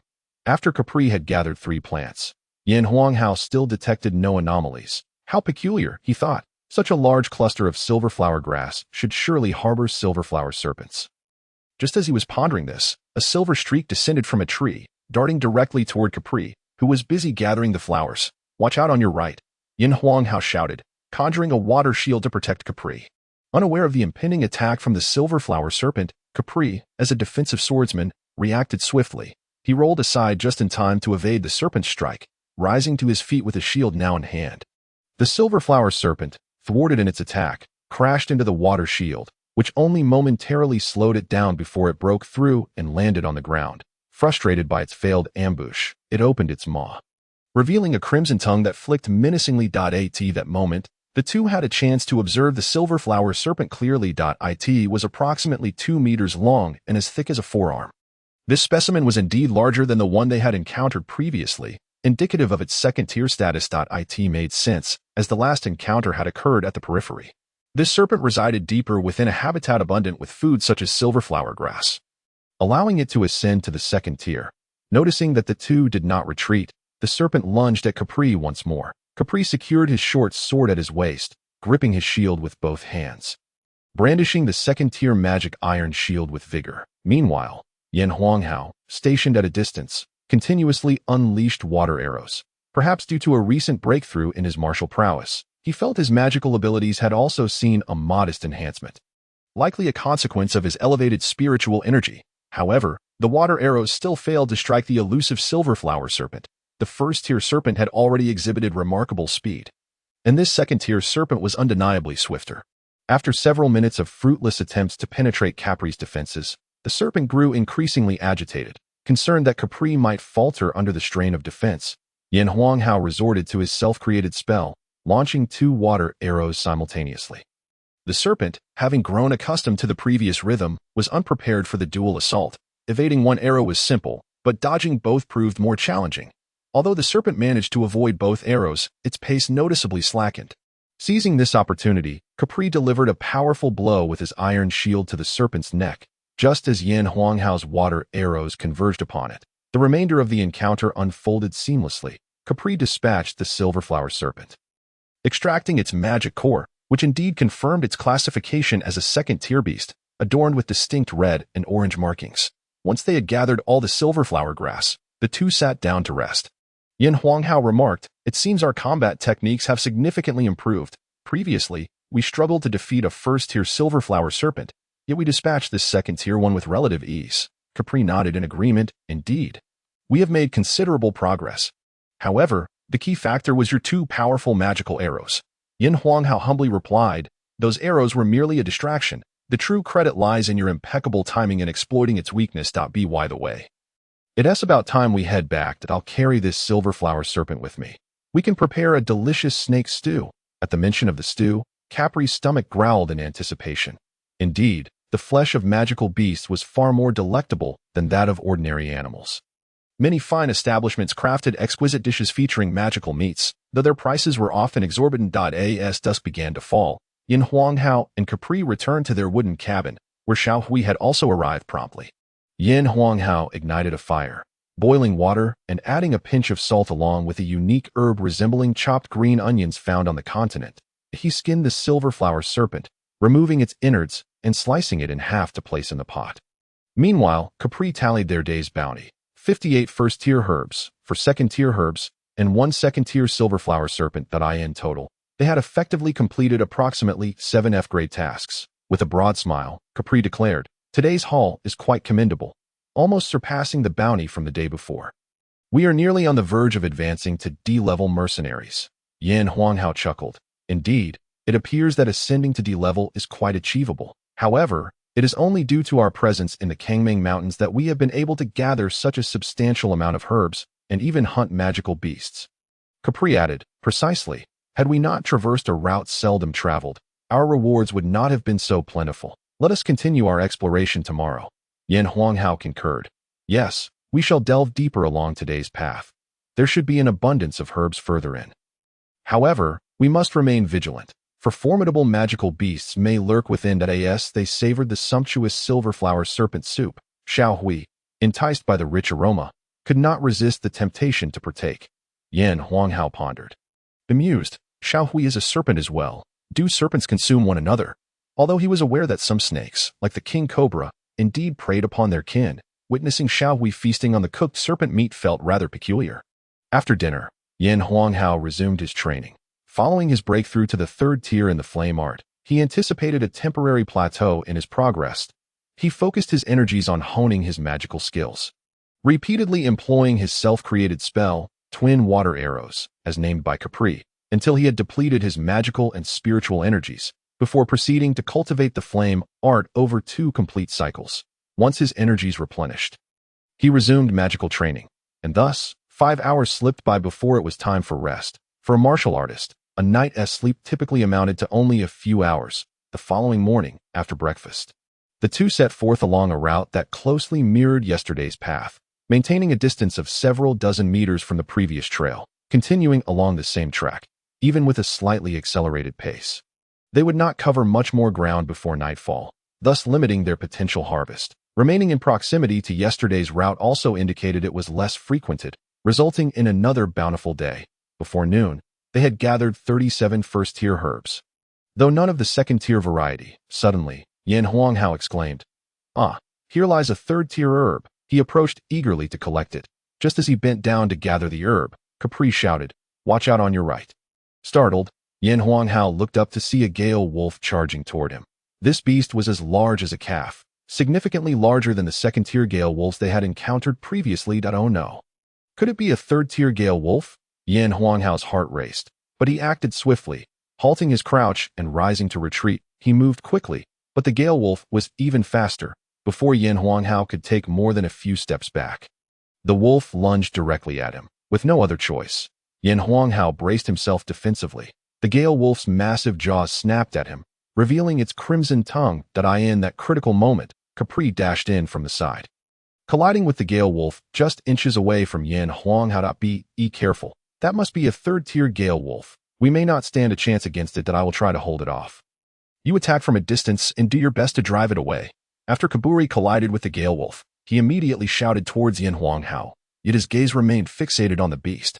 At that moment, Lin Hao felt a fleeting sense of calm, only to be quickly replaced by anxiety. If this gale wolf truly was a third-tier creature, then with both his and Kaburi's combat prowess, there would likely be no match, and there was even the threat of mortal peril. Despite these trepidations, his hands did not falter. A water arrow was already launched towards the gale wolf. However, the speed of a third-tier gale wolf was not something Lin Hao's water arrow technique could easily hit. And even if it did strike, the arrow would struggle to pierce the thick fur of a third-tier magical beast, rendering it ineffective and inflicting substantial harm. Within a few exchanges, Kaburi was beginning to show signs of fatigue. The third-tier gale wolf was indeed formidable, its strength vastly superior to that of a second-tier beast. A simple pounce was enough to leave Kaburi, who wielded a shield, with trembling hands. And the occasional gust of wind from the beast could etch deep gashes into Kaburi's second-tier magical iron shield. Generally, second-tier equipment could easily withstand attacks of equal rank and could endure several hits from a third-tier assault before sustaining damage. Seeing Kaburi falter, Lin Hao ceased to conserve his magical energy. If Kaburi succumbed, there would be no one left to shield him from the gale wolf's onslaught. Although he had reached the third tier as a martial artist, he lacked specialized training. Offensive martial techniques, or the defensive training of a swordsman, to face a third-tier gale wolf alone would surely lead to his defeat, and defeat meant death. It was well known that lower-tier martial artists were typically no match for magical beasts of the same rank. As their vital energy could not be projected outward, they lacked high-damage techniques and could only rely on skill and weaponry to inflict harm, while the beasts, with their primal instincts and robust physiques, could deliver devastating blows with ease. Given the circumstances, Lin Hao began to unleash his area of effect spells without reservation. Though he only conjured 2 water arrows, it would undoubtedly complicate the gale wolf's attempts to evade. As Lin Hao intensified his magical barrage, the rhythm of the gale wolf's attacks noticeably slowed, granting Kaburi a moment to catch his breath. However, this respite was short-lived. Mere minutes later, Lin Hao found himself with only half of his magical energy remaining. This could not continue. In a few more minutes, he would be completely drained, and it seemed the gale wolf had no intention of retreating. Kaburi could not hold out much longer, either. What was he to do? Should he resort to the magical scroll given by Noxie? The fire explosion spell would certainly be potent enough to obliterate the gale wolf, but it posed a significant risk of harming Kaburi as well. Moreover, they had only recently ventured into the mountains, and Lin Hao was reluctant to expend the fire explosion scroll so soon. What to do? What to do? Previously, dealing with second-tier magical beasts alongside Kaburi had been relatively manageable. Yet now, faced with a third-tier creature, Lin Hao found himself utterly at a loss. After a few more minutes, his magical energy was nearly depleted, and Kaburi was increasingly on the brink under the gale wolf's relentless assault. To make matters worse, perhaps due to its frustration at being unable to secure a victory, the gale wolf intensified its attacks. With a swift strike of its paw, the fatigued Kaburi finally lost his grip on the magical iron shield. Just as it seemed Kaburi was about to meet his end beneath the wolf's jaws, Yin Huanghao gathered all his magical energy to deliver his strongest blow. The Gale Wolf leapt back to evade Yin Huanghao's assault. But it was not far from Kaburi. After a brief pause to assess the situation, using the fire explosion scroll still did not feel entirely safe. Fortunately, Yin Huanghao was not far from Kaburi. As a third-tier warrior, his speed was commendable. Seizing the moment while the Gale Wolf hesitated, he dashed to Kaburi's side. "Are you all right? You need to get away. I'll hold it off," Yin Huanghao urged. Picking up Kaburi's fallen magical iron shield, Kaburi weakly replied, "No, I can't leave you. I'm just a bit exhausted. Give me a moment to recover." With that, he sat down to circulate his energy. Yet the Gale Wolf would not grant Kaburi the luxury of rest. Seeing him immobile presented the perfect opportunity for the predator. With a swift movement, the Gale Wolf lunged towards Kaburi. However, Yin Huanghao, who had been closely monitoring the wolf's intentions, quickly positioned himself in front of Kaburi. "Quickly, go. I'm already a third-tier warrior. If you leave, I can buy some time. But if the Gale Wolf keeps attacking you, I may not be able to protect you indefinitely. That I'm not a professional defender." Kaburi resolutely declared, "No, I will not abandon you. As a defensive warrior, I will never forsake my companion."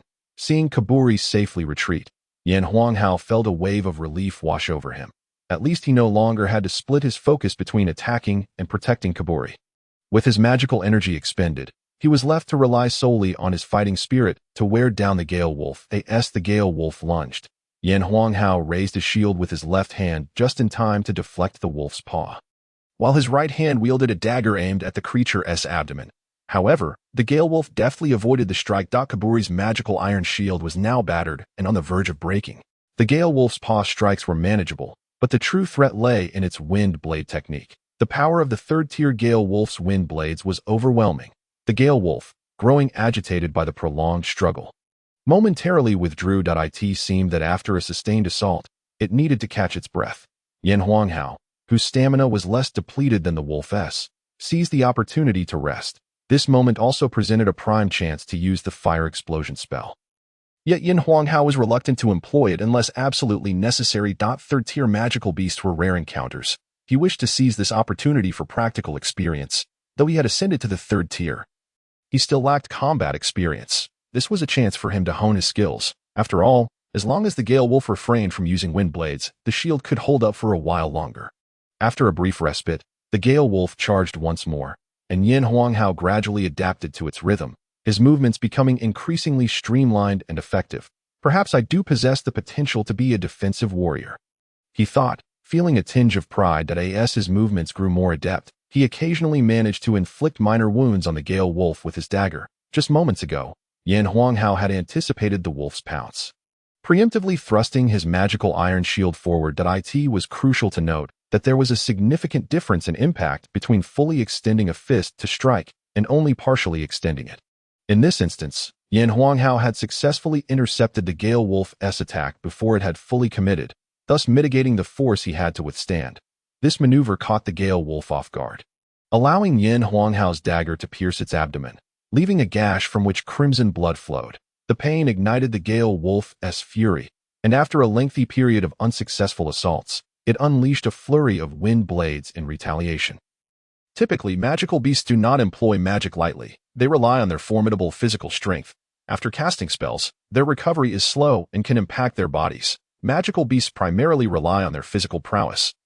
Their magic cores are used to store magical energy, which is then utilized to enhance their physical attributes. Therefore, the higher the tier of the beast, the more robust its body and the more potent its magic core.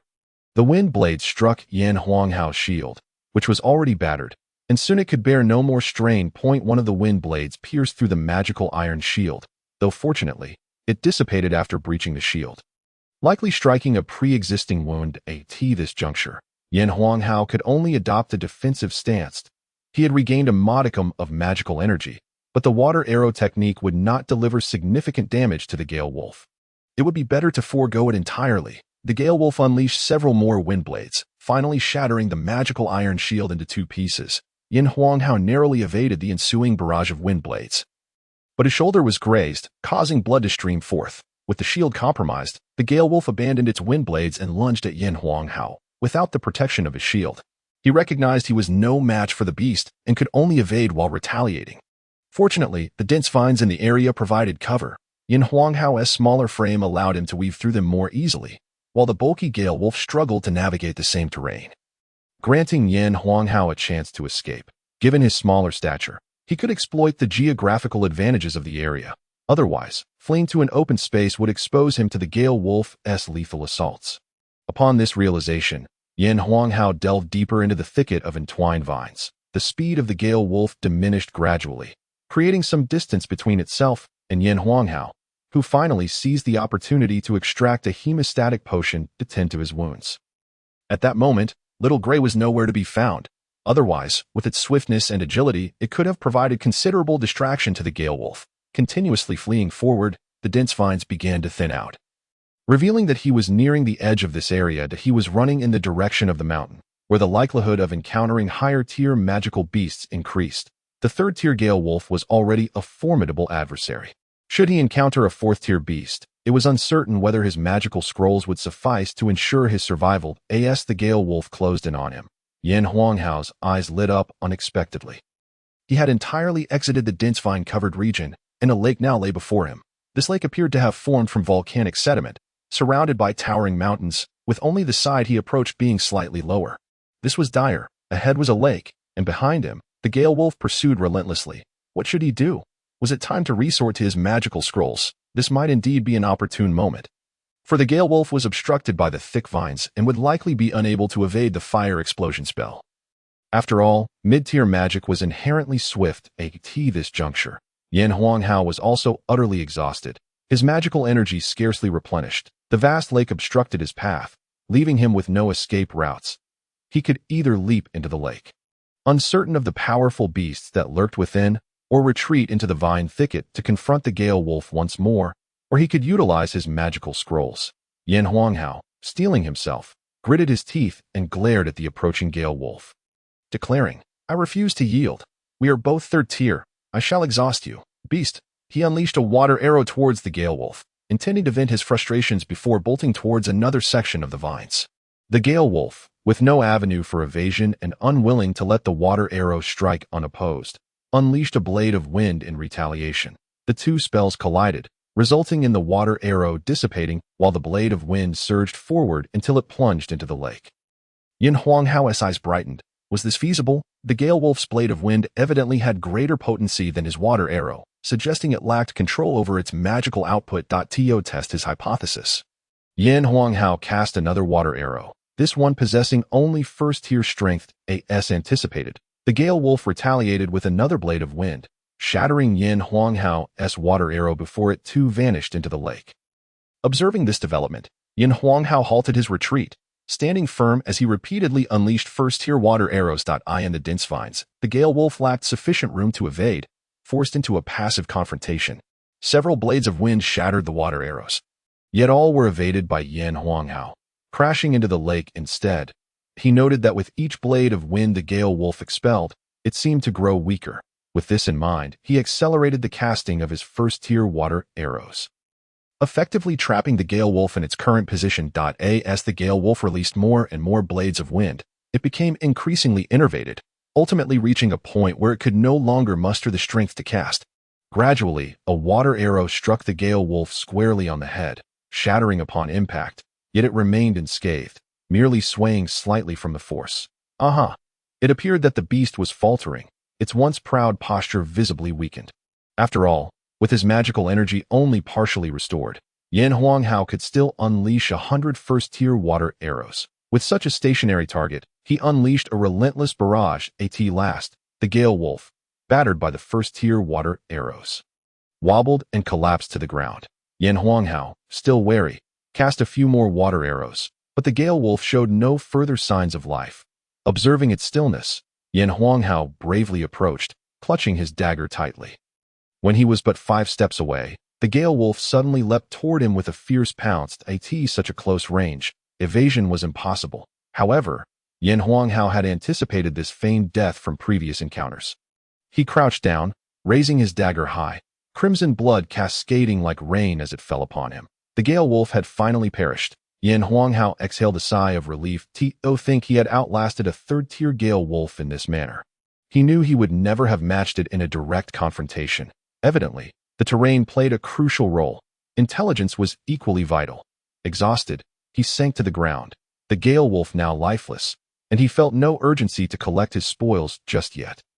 After a brief respite, regaining some strength, he began to gather his rewards, an entire third-tier wolf pelt, for third-tier wolf fangs, and a third-tier magic core that, though dimmed, would gradually restore its energy. This phenomenon fascinated Yin Huanghao. The magic core of a magical beast could slowly regain its power once depleted, akin to a battery recharging. Yet, while batteries require an external charge, magic cores autonomously absorb ambient magical elements. This marvel of the world left him in awe. Following the battle, Yin Huanghao felt his combat experience had significantly expanded, but more importantly, he had cultivated a newfound bravery and a nascent sense of confidence in battle. Where does such confidence stem from? If not from the gradual triumph over adversaries, after a lengthy skirmish with the Gale Wolf, dusk began to descend. Alas, it was getting late, and the descent down the mountain was becoming obscured by darkness. Moreover, traversing the mountains at night posed a heightened risk of encountering nocturnal hunting beasts. Far too perilous that it appeared he must seek a safe haven for the night. First, he needed to wash away the blood on his body to avoid attracting beasts. Approaching the lakeside, he found a gentle slope to cleanse himself, then dragged the skinned carcass of the Gale Wolf into the water. With the sky still not wholly dark, he set about searching for a suitable spot to spend the night. After half an hour, Yin Huanghao finally discovered a hidden cave on the mountainside, so well concealed that he might have missed it had he not approached the entrance. The cave was shielded by two massive stones that crossed each other, with a modest opening just large enough for an adult to walk upright. The absence of a foul odor suggested no magical beasts resided within, allowing Yin Huanghao to relax, surveying the interior. He found it to be quite clean, likely due to its proximity to the lake, though slightly damp, with some moss adorning the stone walls. He selected a flat area, spreading the wolf pelt upon the ground, ample enough for 10-year-old Yin Huanghao to both lie upon and cover himself. He scattered some insect-repellent powder around the perimeter and nestled into his makeshift woolen bedding. Having spent such a long day in strenuous combat, he wondered how Cabri was faring. Surely, he had returned to the wooden cabin. It seemed he would need to return early tomorrow. Otherwise, Cabri would surely worry himself sick waiting for him. Little Gray was also missing. It had been quite some time since he had seen Little Gray catch prey. He had hoped that Little Gray, possessing some instinct, would find him at night. He could only wish it had returned to the wooden cabin. After a day of intense battles, Yin Huanghao's nerves were tightly strung, and he quickly drifted off to sleep. In the dead of night, he suddenly felt something burrowing into his embrace, jolting him awake. To his surprise, it was Little Gray. It seemed that Little Gray indeed possessed a keen sense. Yin Huanghao gently stroked Little Gray's head, causing it to close its eyes in contentment. Little Gray, did you return to the wooden cabin and, not finding me, come to seek me out? He inquired. Little Gray blinked and nodded in response. Is Cabri at the cabin? He asked again. Once more, Little Gray nodded. Upon realizing Cabri had safely returned to the cabin, Yin Huanghao felt a wave of relief, since he was already awake and had nearly restored his energy. He decided to begin his training. When dawn broke, Yin Huanghao felt invigorated and revitalized. If he were to face a third-tier Gale Wolf again, he believed he could dispatch it with far less effort. Of course, this was merely a reflection of the confidence one feels when in good spirits. Despite having triumphed over the Gale Wolf the previous day, it did not signify a monumental leap in his abilities. Rather, it indicated a progression in his mental fortitude. With his spoils in hand, he exited the cave just as the sun began to rise, casting a golden hue upon the lake's surface, where glistening waves shimmered like scattered jewels. Breathing in the crisp morning air and marveling at the picturesque scenery, Yin Huanghao felt a profound appreciation for the gift of life. Yesterday, the wolf carcass that was thrown into the lake had vanished from the surface, and Yin Huanghao paid it no mind, surmising it had been consumed by the carnivorous fish or beasts lurking within. Just as he was about to depart, Xiaohui suddenly leapt from Yin Huanghao's wrist, bounding onto a massive rock to the left of the cave entrance, panting and gesturing towards him. It seemed there was something of interest above. Yin Huanghao scrambled up the boulder, which stood over 10 meters tall. Upon reaching the summit, he discovered a small basin nestled atop the stone. In the center of the basin stood a diminutive tree, over a meter high, vibrant with fiery red hues, bearing 3 luscious crimson fruits. These fist-sized fruits glistened enticingly, faint flickers of flame dancing across their surfaces, and as he drew nearer, a delicate fragrance wafted through the air. Yan Huanghao's eyes sparkled with delight. Three-tiered fire attribute, yin-yang fruits. Many herbs are either attribute-less or of wood attribute, making such herbs highly coveted, as anyone can absorb their medicinal properties. However, fruits like the yin-yang fruit, which possess attributes, are best absorbed by cultivators of fire attribute doqi. If others attempted to do so, the energy gained would scarcely equate to half that of a regular attribute-less herb. Conversely, for a fire attribute cultivator like Yan Huanghao, the energy absorbed would far surpass that of an attribute-less herb. He approached and plucked the 3 yin-yang fruits, offering one to Xiao Hui, who promptly devoured it. Yan Huanghao contemplated whether to consume one himself or reserve it for Cabuli, though Cabuli practiced earth attribute and could not benefit from it directly. It could be exchanged for a task or sold. A single 3-tiered spirit fruit could be regarded as completion of a D-grade task, nearly equivalent to fulfilling an entire F-grade task. Ultimately, Yan Huanghao decided that enhancing his own strength was paramount. With increased power, opportunities to acquire valuable items would abound. Settling down, he consumed the yin-yang fruit in just a few bites. Indeed, the spirit fruit was far more delectable than ordinary apples, melting effortlessly in his mouth without a trace of residue. The sweet juice flowed through him, filling him with warmth. Soon, he felt a surge of heat rising from his abdomen, signaling the onset of the fruit's medicinal effects. Gritting his teeth to retain the energy, he fully activated his flame fire technique, channeling the heat through his meridians, allowing it to circulate along the pathways designated by the technique, while the usual absorption of spiritual energy felt like a trickle. This time it surged forth like a stream. Yan Huanghao experienced a sensation of fullness in his meridians, but fortunately, as a 3-tiered cultivator, his foundation was solid, and his meridians were sufficiently broad and resilient. He immersed himself in the cultivation, completely unaware of his surroundings. Above him, a fire hawk circled relentlessly, having set its sights on the yin-yang fruits for some time, waiting for them to ripen to seize the opportunity to advance to 4 tiers. Only to be thwarted by Yan Huanghao's timely arrival. Perhaps sensing no immediate threat, the fire hawk dove towards Yan Huanghao, its fiery talons promising to leave gaping wounds as the bird drew nearer. Yan Huanghao remained oblivious, but Xiao Hui sprang into action, coiling into a serpentine form and hissing defiantly at the approaching threat. The fire hawk, caught off guard by the sudden display of power, halted its descent, feeling an oppressive aura emanating from the young beast, a fear typically reserved for lower-tier beasts confronting their superior counterparts. After a moment's hesitation, the fire hawk retreated into the sky. Oblivious to the encounter, Yan Huanghao continued his cultivation. An hour later, he finally refined and absorbed all the medicinal power from the yin-yang fruit, assessing his doqi reserves. Indeed, the 3-tiered spirit fruit was no trifling matter. Merely 1 yin-yang fruit had propelled him, who had recently broken through to 3 tiers, to the cusp of the 3-tier pinnacle. He mused that consuming another would likely grant him the strength to break into 4 tiers. Good things ought to be shared with brothers, he thought, shaking his head to dispel any notion of selfishness. After gathering his spoils, Yan Huanghao retraced his steps. He hurried along, wondering how anxious Cabuli must be. Due to his hasty retreat yesterday, he was unsure of the path and made a wrong turn at one point. Fortunately, Xiao Hui corrected him, leading him back on track. After more than an hour, Yan Huanghao arrived at the spot where he had parted ways with Cabuli, only to find Cabuli anxiously scanning the surroundings. Yan Huanghao, you're safe? Thank goodness, Cabuli exclaimed, rushing forward to embrace him. The usually composed Cabuli's eyes were red-rimmed, revealing his worry after a night of separation. I'm fine. In fact, I ended up slaying the Gale Wolf. Yan Huanghao reassured him, gently extricating himself from Cabuli's embrace. You look exhausted. It seems you didn't rest well last night. Let's head back today, and I'll recount what transpired after we separated. Yes, I'm relieved to see you're unharmed. If you hadn't returned today, I would have had to call my father and Uncle Noxie to search for you. Cabuli replied, seizing the wolf pelt from Yan Huanghao's back. As they walked and chatted, they quickly made their way back to the wooden cabin at the foot of the mountain.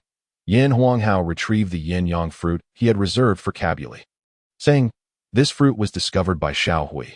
There are 3 in total. Xiao Hui and I have each consumed one, and this one is for you. I can't accept it, Cabuli protested. You already felt ashamed for covering my escape yesterday. How can I take your belongings now? Besides, this fire attribute fruit is more suited for you. Yin Huanghao's expression turned serious. What you say displeases me that we are brothers. Yesterday, it was because my cultivation was higher, and I also practiced magic that I deemed myself stronger overall. Thus I stayed behind to ensure your safe departure. If the roles were reversed, I trust you would do the same for me. Cabuli replied with fervor, indeed, if I were stronger, I would definitely cover for you. Yin Huanghao chuckled. Then you have no reason to feel ashamed. After yesterday's ordeal, I feel my combat abilities have greatly improved, and after consuming a yin-yang fruit, I believe I'll soon break into 4 tiers. It's far more beneficial to venture outside. Where else would I find such spirit fruits at home? He continued. As for your fruit, I think it would be wiser to use it as a task item. Cabuli agreed. You're right that I've also noticed an improvement in my strength.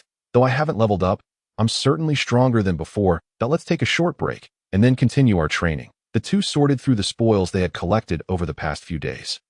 Discovering they had completed 10 F-grade tasks, their gathering of several second-tier herbs and a few third-tier herbs, as well as products from third-tier beasts, meant they were close to completing an E-grade task. For tasks below C-grade, items from a higher tier could substitute for multiple lower-tier items. With the yin-yang fruit Yin Huanghao had given him, Cabuli had already completed the E-grade task. Yin Huanghao estimated he needed 2 more tasks to advance to D-grade mercenary status. Thus, they resolved to assist Yin Huanghao in completing 2 E-grade tasks before returning to town to submit their assignments and obtain the D-grade mercenary badge. In the afternoon, they engaged in combat training for over 2 hours. Hastily consuming dinner afterward, following their meal, Yin Huanghao resumed his cultivation of the flame fire technique for 3 cycles before concluding and shifting his focus to magic training. A night passed without incident. And the following morning, the two set off in a new direction, ascending the mountain once more. Their journey was relatively uneventful, encountering no formidable beasts. By midday, they had gathered several first-tier herbs, 8 second-tier herbs, and only 1 third-tier herb, yet collectively they were close to fulfilling 2 E-grade tasks. Let us take a break here. We can return this afternoon, and a few additional herbs will suffice to complete the tasks. Cabuli suggested. Sounds good. Yin Huanghao replied that we've been out for several days. It's time to head back. Unable to start a fire in the mountains, they hastily consumed some jerky before sitting cross-legged to cultivate their do-chi. Suddenly, a thunderous roar echoed from a distance, jolting them from their meditation. They exchanged glances, and Yin Huanghao remarked, that sound doesn't seem far off. It must be a large beast of considerable rank, since we're returning tomorrow anyway. Why not go take a look? Capri hesitated and said, we are returning tomorrow, so it would be best not to complicate matters. If we encounter an intermediate magical beast, we may not even be able to escape. Yin Huanghao advised, that roar sounds like a bear-type magical beast. Bear-type creatures are generally not very fast. If we find ourselves in danger, we should be able to flee. Moreover, this beast may be roaring due to having encountered a fight. If we approach stealthily, we should not be discovered. It is rare to witness a battle here. A discreet observation could broaden our horizons, and if fortune smiles upon us, we might even emerge as unexpected beneficiaries. What do you think? After some consideration, and recalling that President Noxie had provided Yin Huanghao with 2 intermediate magical scrolls, Capri finally acquiesced. It is worth noting that the activation speed of magical scrolls is related to the level of the individual who crafted them. While lower-tier scrolls possess decent power, their release speed is comparable to that of low-level magicians, making accuracy a significant issue. Thus, lower-tier magical scrolls are not particularly expensive. In contrast, intermediate magical scrolls are created by intermediate or even high-level magicians, and their power is distinctly superior. The release speed and potency of intermediate scrolls surpass those of their lower-tier counterparts by several levels, ensuring a high hit rate. Any successful strike, barring defenses, can be fatal. Consequently, intermediate magical scrolls are quite costly, typically regarded as essential gear for affluent adventurers. Correspondingly, the price of intermediate scrolls is steep. For instance, the 2 scrolls given to Yin Huanghao by Noxie would cost at least around 20 gold coins if they were the cheapest 4th-tier scrolls. Given that magicians are of noble status, it is uncommon for those of intermediate or higher ranks to rely on crafting magical scrolls for a living, and considering the inherent risk of failure in crafting, the market price for intermediate scrolls typically exceeds 50 gold coins. A C-rank mercenary task would only yield around 15 gold coins as reward. Thus Yin Huanghao would not expend his precious magical scrolls unless absolutely necessary. Perhaps the mighty roar of this bear-type magical beast had frightened away other creatures, as the two had not encountered any other beasts during their journey. After cautiously navigating for over an hour, they arrived at the location from whence the roar emanated. Now deep within the Kangming Mountains, the two stealthily climbed atop a massive tree that required 3 people to embrace, and the sight before them left them utterly astounded. Initially, they were surrounded by a dense forest, where nearly every tree was of a girth that could not be encircled by a single person. However, ahead lay a cluster of large trees, toppled and askew, most of which lay strewn upon the forest floor. A slender young woman clad in white warrior garb was engaged in a fierce battle with a colossal yellow bear, towering at least 5 meters high. The female swordsman appeared relatively unscathed, deftly dodging the bear's attacks with apparent ease. Each time, she managed to evade the massive paws, her white warrior attire remaining free of any dust, perhaps due to the prolonged struggle. Both the high-ranked female swordsman and the giant bear were moving less swiftly than one would expect.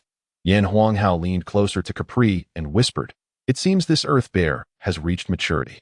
Adult earth bears are generally at least 4th-tier magical beasts, and those that are slightly stronger are 5th tier. This one certainly appears to be no less than 5th tier, given the intensity of the battle below. Yan Huanghao was not overly concerned that his words might be overheard, yet he still exercised caution. Capri gasped, "Are you suggesting this earth bear could be 6th tier?" Yan Huanghao nodded, judging by its size. It could indeed be 6th tier. This female swordsman seems formidable. If she can single-handedly contend with what appears to be a 6th tier earth bear, it suggests she may possess 6th tier prowess as well. She looks quite young, surely not over 18. Truly impressive. I wonder where such a young expert hails from. Both gazed in admiration at the duel between the female swordsman and the earth bear, only to notice the swordswoman's gaze inadvertently flicker in their direction. Although it was merely a glance, her unparalleled beauty was indelibly etched into Yan Huanghao's mind. Suddenly alarmed, he thought, could she have detected us? In the midst of such a fierce battle, could she possibly be distracted enough to hear our whispers? However, the swordswoman's attention swiftly returned to the earth bear, leading them to conclude that her glance had been purely coincidental. And their anxious hearts were eased as they continued to watch the fight. As the minutes passed, the movements of both the beautiful swordswoman and the earth bear grew increasingly sluggish. With the ongoing struggle, the 2.5-foot-long crimson sword in the swordswoman's hand had inflicted several varying wounds upon the earth bear, further agitating the already irritable creature. Suddenly, the bear's forepaw glowed with a yellowish aura, prompting the swordswoman to swiftly retreat. As though this maneuver had been practiced countless times, the paw came crashing down. The spot where she had stood moments before was left with a deep crater. It seems this is the earth bear's innate magic, mighty bear paw. Had I not witnessed it firsthand, I would have never realized its power. Yan Huanghao remarked quietly. Capri muttered, "What a rich manifestation of earth elemental energy." Seeing the bear's paw strike the ground, the female swordswoman charged forward, her crimson sword igniting with a fiery glow. Just as it appeared she would stab the earth bear in the abdomen, a flicker of joy finally crossed her previously impassive, stunningly beautiful face. However, the earth bear, having momentarily lost balance due to its right paw striking the ground, was not about to let that brief moment of happiness linger on the swordswoman's visage for long. Its massive left paw suddenly glowed with that same yellow aura and, in a flash, swept toward her. Yan Huanghao's heart raced.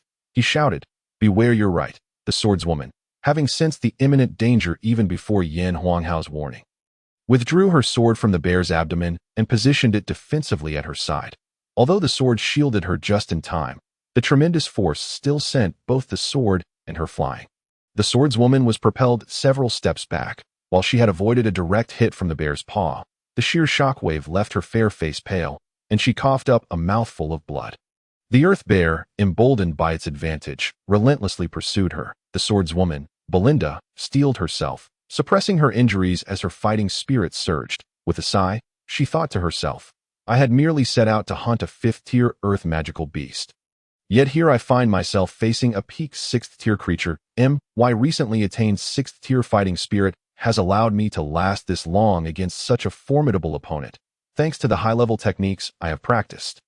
It seems I must rely on my combat skills to defeat this earth bear first, and then tend to my wounds at a later time." The earth bear drew ever closer.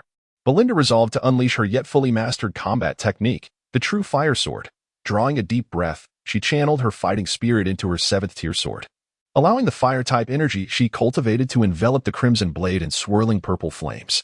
The Earth Bear, now near Belinda, hesitated as it was momentarily entranced by the purple flames, which were quite formidable, even for a 6th-tier peak magical beast. Seizing the opportunity, Belinda thrust her sword into the Earth Bear's abdomen. Although she had previously inflicted several superficial wounds, this strike truly dealt significant damage. In pain, the Earth Bear retaliated with a paw aimed at Belinda's head. However, due to her inexperience, she hesitated after the thrust and did not immediately withdraw her sword. Thankfully, she reacted swiftly enough to tilt her head and shift her body, dodging the blow to her head, but the bear's paw still struck her shoulder. Belinda leveraged the force of the blow to withdraw her sword.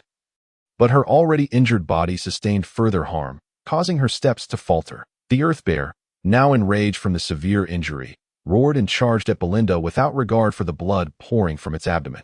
In her weakened state, Belinda could only barely channel her fighting spirit, desperately trying to evade the bear's onslaught while hoping the observers in the trees would come to her aid, yet fearing they might take advantage of her plight.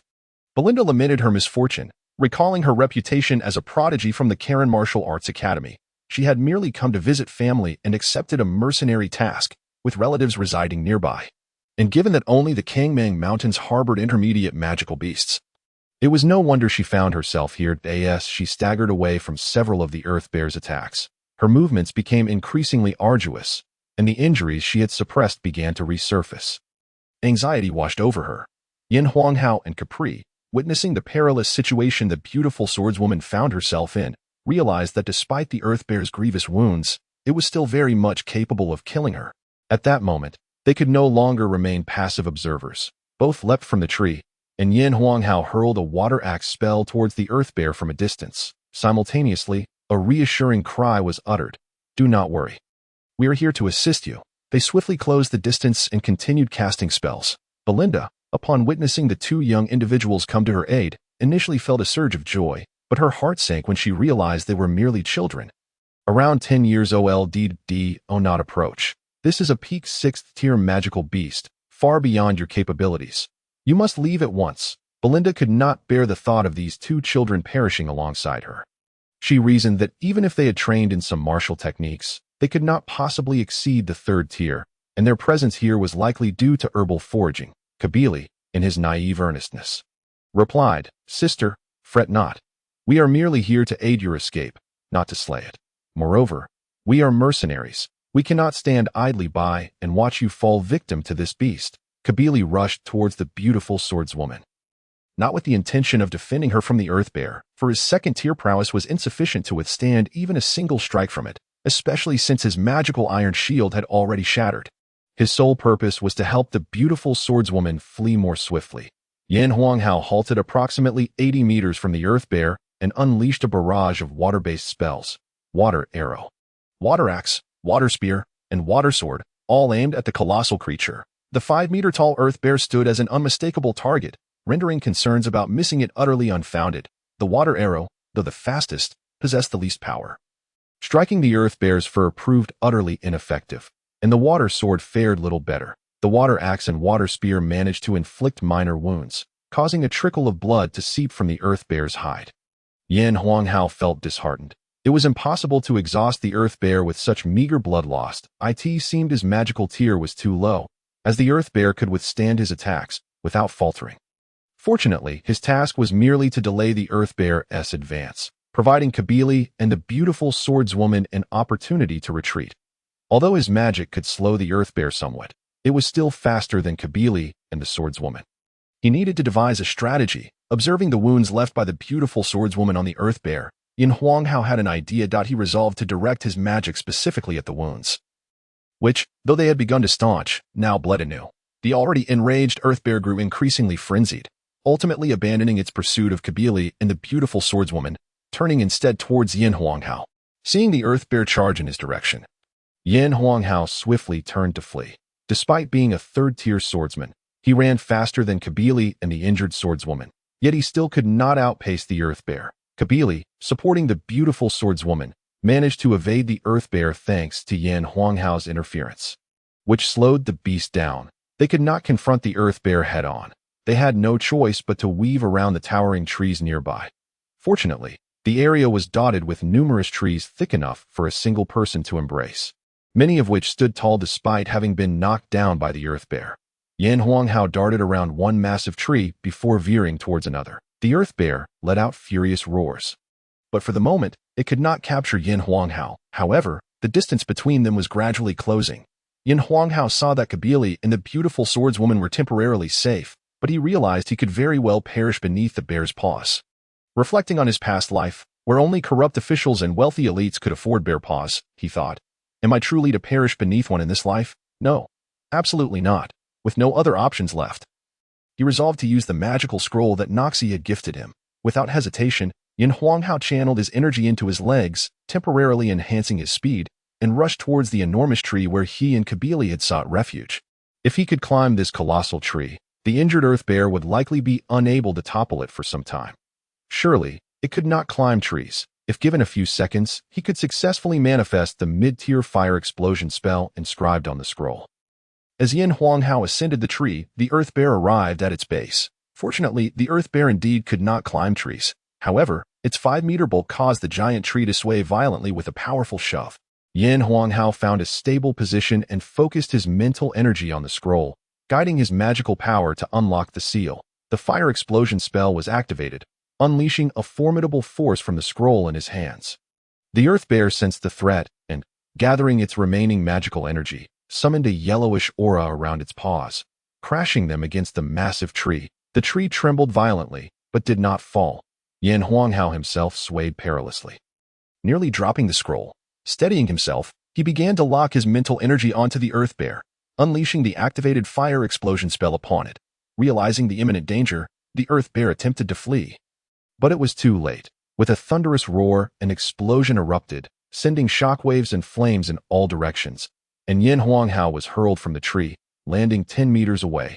Goodness, it felt akin to a car explosion in a blockbuster film.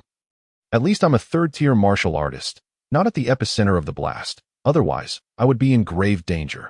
Yin Huanghao scrambled to his feet, wiping the dirt from his mouth. As the dust settled, he beheld the devastation at the explosion's epicenter. The earth bear lay on the ground, its back fur charred, uncertain if it was dead or alive, due to Yin Huanghao's elevated position when casting the spell. The earth bear, facing away from him in its attempt to escape, was struck directly by the fire explosion spell.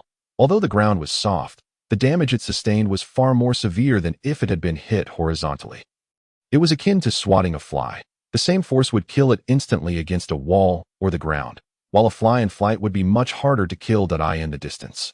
Kabili placed the injured, beautiful swordswoman aside and rushed towards Yin Huanghao. Yin Huanghao, I just saw you get blown away by the force of the fire explosion spell. Are you all right? Kabili inquired with concern. Regaining his composure from the shock of the spell's power, Yin Huanghao replied, I'm fine. Don't forget that I'm a third-tier martial artist. Quickly, let us see how the earth bear is faring.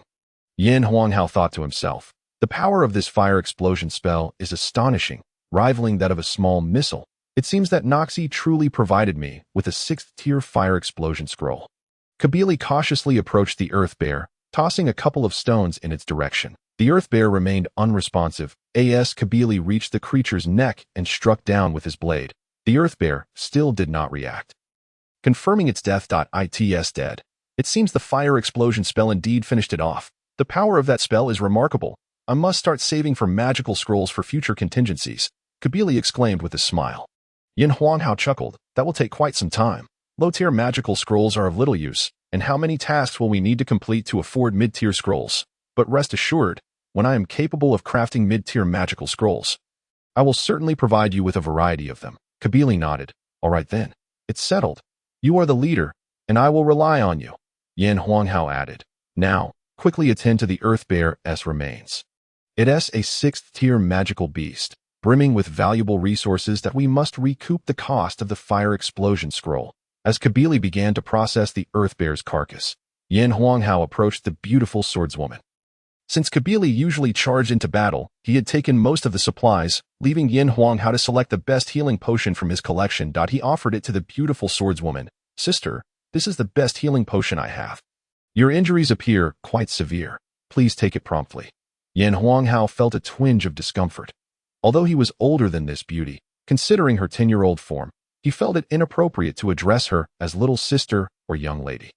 Belinda, gravely injured and having previously evaded the Earth Bear's pursuit, felt her condition worsen. Initially, she had not felt the extent of her injuries, but now, witnessing the Earth Bear's demise, she sighed in relief, only to be overwhelmed by pain. Devoid of any strength, she noticed the black-haired, black-eyed youth offering her a healing potion but did not reach for it. Firstly, she lacked the strength. Secondly, she could discern that the potion he offered was inferior to those within her spatial ring. Belinda spoke. "Thank you, but I have my own potions. I simply cannot access them at the moment. If I rest for a while, I will be able to administer my own treatment soon. By the way, my name is Belinda. May I know yours?" Her voice resonated like an echo in an empty valley, clear and distant, akin to the sound of water flowing over stones, pure and melodious. Listening to Yin Huanghao's stunned silence, he soon realized that Belinda was awaiting his response to her question. A wave of self-deprecation washed over him. After all, he was a child of the 21st century, having watched countless films and MTVs. One would think he had encountered all manner of beautiful sounds, yet here he was, utterly entranced by the voice of the first beauty he had met in this world. Realizing he had yet to reply to Belinda's inquiry, he hastily introduced himself. "Hello. My name is Yin Huanghao." Belinda's lips curled into a smile as she remarked, "Yin Huanghao, what a powerful name." Yin Huanghao quickly corrected her. "It's Yin Huanghao, not Yin Huang." He felt a twinge of embarrassment. This enchanting woman was not in a hurry to tend to her wounds, but instead took the time to jest about his name. Was she naturally so carefree? "By the way, can you walk now? If so, let us get a bit farther from here so you can heal. The stench of blood here might attract other magical beasts," he suggested, glancing at Cabri, who was busy skinning the Earth Bear. Belinda's cheeks flushed slightly as she replied, "I almost forgot that I need to heal quickly." She continued, "Don't worry, this Earth Bear was the dominant creature in the vicinity. Although it's dead, no magical beast will dare to enter this area for several days." This time, it was Yin Huanghao's turn to blush. How could he have overlooked such common knowledge? "Then please heal quickly. That individual is Cabri, our mercenary group's vice captain. We will keep watch over you." After resting for a bit, Belinda regained some of her strength, opened her spatial ring, and retrieved an amber-colored pill, even from a meter away. Yin Huanghao could smell its potent medicinal fragrance. Clearly, it was a healing elixir, far superior to his own. Ignoring Yin Huanghao's astonished expression, Belinda consumed the pill and began to channel her energy to heal herself. After a while, Cabri finally finished processing the carcass of the Earth Bear, laying the bear's skin out on the ground to dry. He stored the magic core and bear gall before approaching Yin Huanghao, saying, "This truly is a 6th-tier magical beast. We've struck gold. If we turn in this bear's skin along with the magic core and gall, we might even reach B-rank mercenaries." Yin Huanghao felt a surge of excitement upon hearing this. Indeed, magical beasts of intermediate levels were entirely different from those of lower tiers. That a single magic core from a higher-tier beast was equivalent to 10 from lower-tier beasts. This 6th-tier magic core could be worth as much as 10 5th-tier cores, which was akin to 10 B-level missions. Even if sold, it would fetch over 1,000 gold coins. Though not particularly materialistic, the thought of possessing such wealth was intoxicating, though he quickly steeled himself. "By the way, that sister's name is Belinda. I saw her just take out a pill from her ring. Could it be the legendary spatial ring?" Yin Huanghao inquired of Cabri. Cabri's eyes lit up as he turned to look at Belinda's ring. After staring for a moment, he remarked, "I've never seen a spatial ring either. My father doesn't have one, and I haven't heard of anyone in town possessing one. It said that only intermediate space mages have a chance to craft them, while advanced mages can do so with ease. However, space mages are already rare, with hardly 1 in 100 reaching intermediate level, and even fewer achieving advanced status. Hence, spatial rings are exceedingly valuable and serve as a symbol of status." Yin Huanghao nodded internally. Spatial rings were indeed expensive. Even the wealthy mage Noxie did not possess one. With renewed confidence, he declared, "That's all right. We'll have one in the future." As Belinda was healing, he pondered how long it would take. Given her severe injuries, it wouldn't be resolved quickly, so they should take turns resting. Yin Huanghao stood guard first while Cabri, sensing his own inadequacies, began to cultivate. Watching Cabri train, the lifeless form of the Earth Bear, and Belinda healing, Yin Huanghao's thoughts drifted. It had been 7 or 8 years since his rebirth, and his strength had steadily improved. He had spent his previous life in Shinza Town, cultivating under Noxie's wing. Now, He had finally stepped beyond the confines of Shinza Town, capable of slaying first, second, and third-tier magical beasts, even using a magic scroll to defeat a severely injured sixth-tier beast. He had encountered warriors from other regions, witnessed all kinds of magical beasts and individuals, and now even laid eyes on the legendary spatial ring that it seemed that as he became increasingly integrated into this world. His horizons expanded, promising encounters with things beyond his wildest imaginings. He realized he must continue to strive for greater strength. Only by enhancing his abilities could he ensure a long life, safeguard against being bullied while traveling the continent, and enrich his existence with vibrant experiences. After an hour, Cabri awoke from his training. Belinda was still healing, and Cabri said to Yin Huanghao, "You should take a break. I'll prepare our supplies for the night. It seems we won't be descending today." Yin Huanghao nodded. "This is the territory of the Earth Bear, and no other magical beasts will dare to approach for a while. It should be safe to spend the night here. Just don't start a fire. This place isn't suitable for practicing magic. We wouldn't want to attract other beasts." Yin Huanghao settled down in a cross-legged position to practice the flame art. He wondered if Little Gray would find his way here tonight. After circulating his energy for 3 cycles, Yin Huanghao emerged from his meditation to find that night had fully descended, and Belinda was no longer in sight. Leaving only Cabri on guard. A flicker of firelight caught his eye. It turned out to be a tent. Seeing that Yin Huanghao had finished his training, Cabri led him into the tent. The structure was supported by 5 poles, with the earth bear's skin stretched over them and dense branches and leaves providing a cover overhead, rendering the firelight nearly invisible from a distance. The bear skin was large enough that 3 people could sit inside comfortably, though there was just enough space around the central fire for them to lie down at that moment. Belinda sat by the fire, consuming food that had seemingly come from her spatial ring. The two took their seats, and upon noticing their presence, Belinda paused her meal and spoke first. "I cannot thank you both enough for saving my life today. How should I express my gratitude?" Cabri quickly interjected, "There's no need for thanks. I did nothing. It was Yin Huanghao's magic scroll that saved you." Yin Huanghao firmly countered, "No, gratitude is necessary. It is misguided to do good deeds without seeking recompense. There was once a nation that advocated doing good without expecting anything in return, and over time, the number of people doing good diminished. Because doing good has its costs, we must receive compensation to continue performing good deeds, allowing those we assist to feel more at ease." Cabri reluctantly replied, "While I see your point, it seems somewhat contrary to the spirit of knighthood. Also, I haven't heard of that nation you mentioned." Yin Huanghao sighed. The people of this world had been raised on the ideals of knighthood. Although not everyone could become a knight, the spirit of knighthood had permeated their souls. The essence of knighthood encompasses humility, honor, sacrifice, bravery, compassion, honesty, justice, and integrity. He finally said, "That nation is called China. It's not surprising you haven't heard of it. I learned about it through historical texts. As for contradicting the spirit of knighthood, consider helping others as a mercenary task.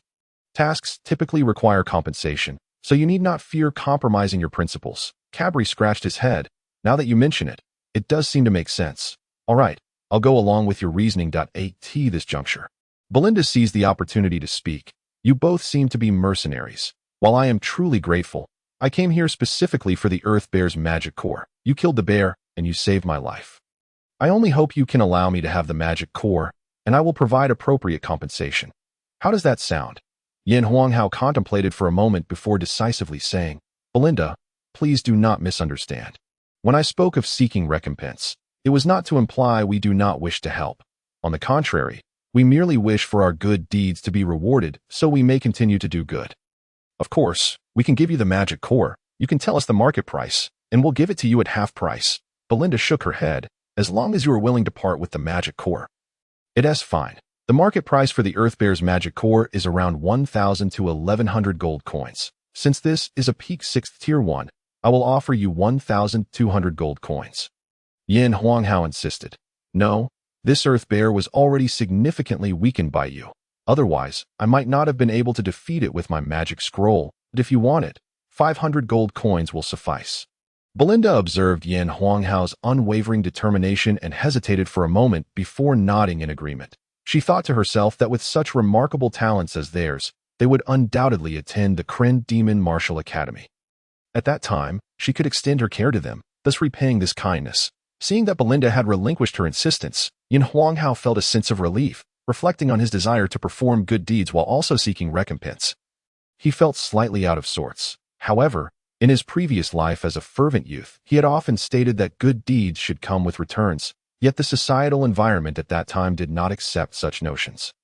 In this life, he could live according to his own will, free from excessive considerations. This was merely the first instance of aiding others. Perhaps he would gradually grow accustomed to it in the future. Yin Huanghao halted his thoughts and turned to Belinda, saying, "By the way, Sister Belinda, you are wearing a spatial ring, aren't you?" Belinda nodded. "Indeed, it is a spatial ring given to me by my father. Otherwise, it would be rather inconvenient for a girl like me to venture outside." Yin Huanghao smirked inwardly. Thinking her quite extravagant, he remarked, "Sister Belinda, I advise you to be cautious and not reveal your spatial ring too easily in front of others. It may incite envy." Belinda playfully tapped Yin Huanghao on the head, saying, "Do you take me for a novice? I merely discerned that you two little rascals are not malicious, which is why I displayed my spatial ring. Moreover, as a sixth-tier swordswoman, few would dare to covet my ring." Yin Huanghao chuckled, "But you can't be that much older than me, can you? How's your injury? If it's not serious, shall we descend the mountain tomorrow?" Belinda replied, "My injury is no longer a significant issue. We shall descend at dawn tomorrow, as I have achieved my goal." Yin Huanghao nodded, falling silent as he began to cultivate. Upon seeing Yin Huanghao engrossed in his training, Belinda ceased speaking and continued her healing. While Cabri also resumed his cultivation to eye in the dead of night, Xiao Hui found them. Yin Huanghao awoke, surprised to see Xiao Hui, for this was the territory of a sixth-tier peak magical beast. What manner of beast was Xiao Hui to dare enter here? The night swiftly passed, and at daybreak, the trio had a light breakfast and prepared to descend the mountain.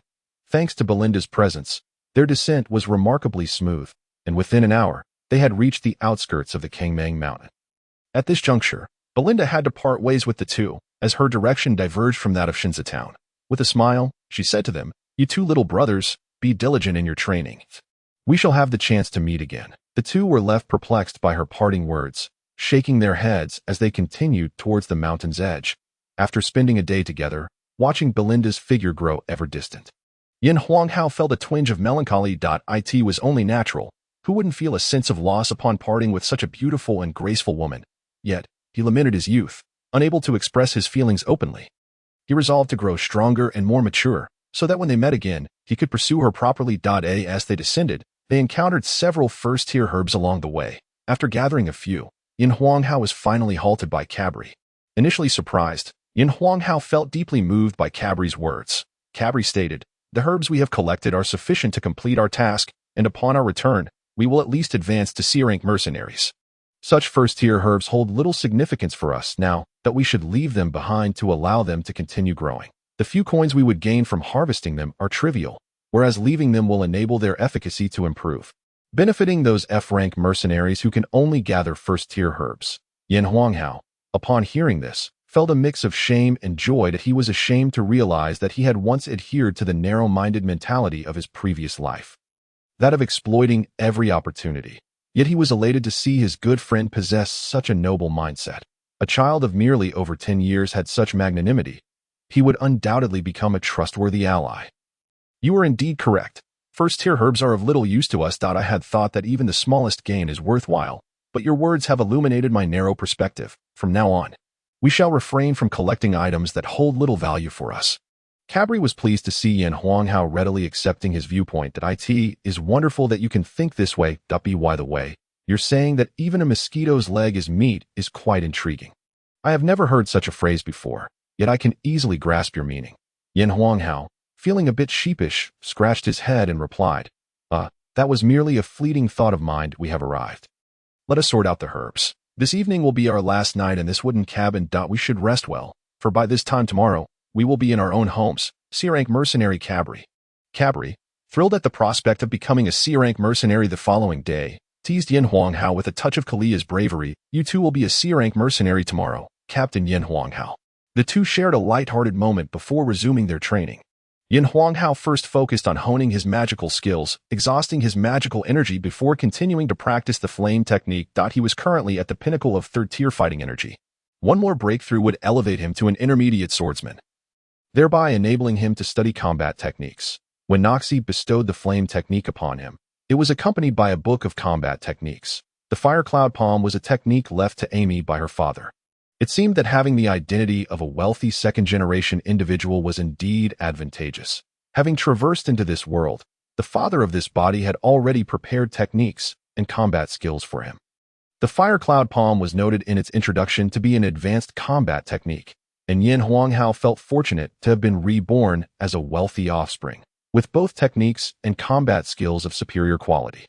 Had he been reborn as a pauper, he would have had to fend for himself while seeking out techniques and combat skills. Starting off at a significantly lower tier, the path ahead would have been tenfold or even 100-fold more arduous.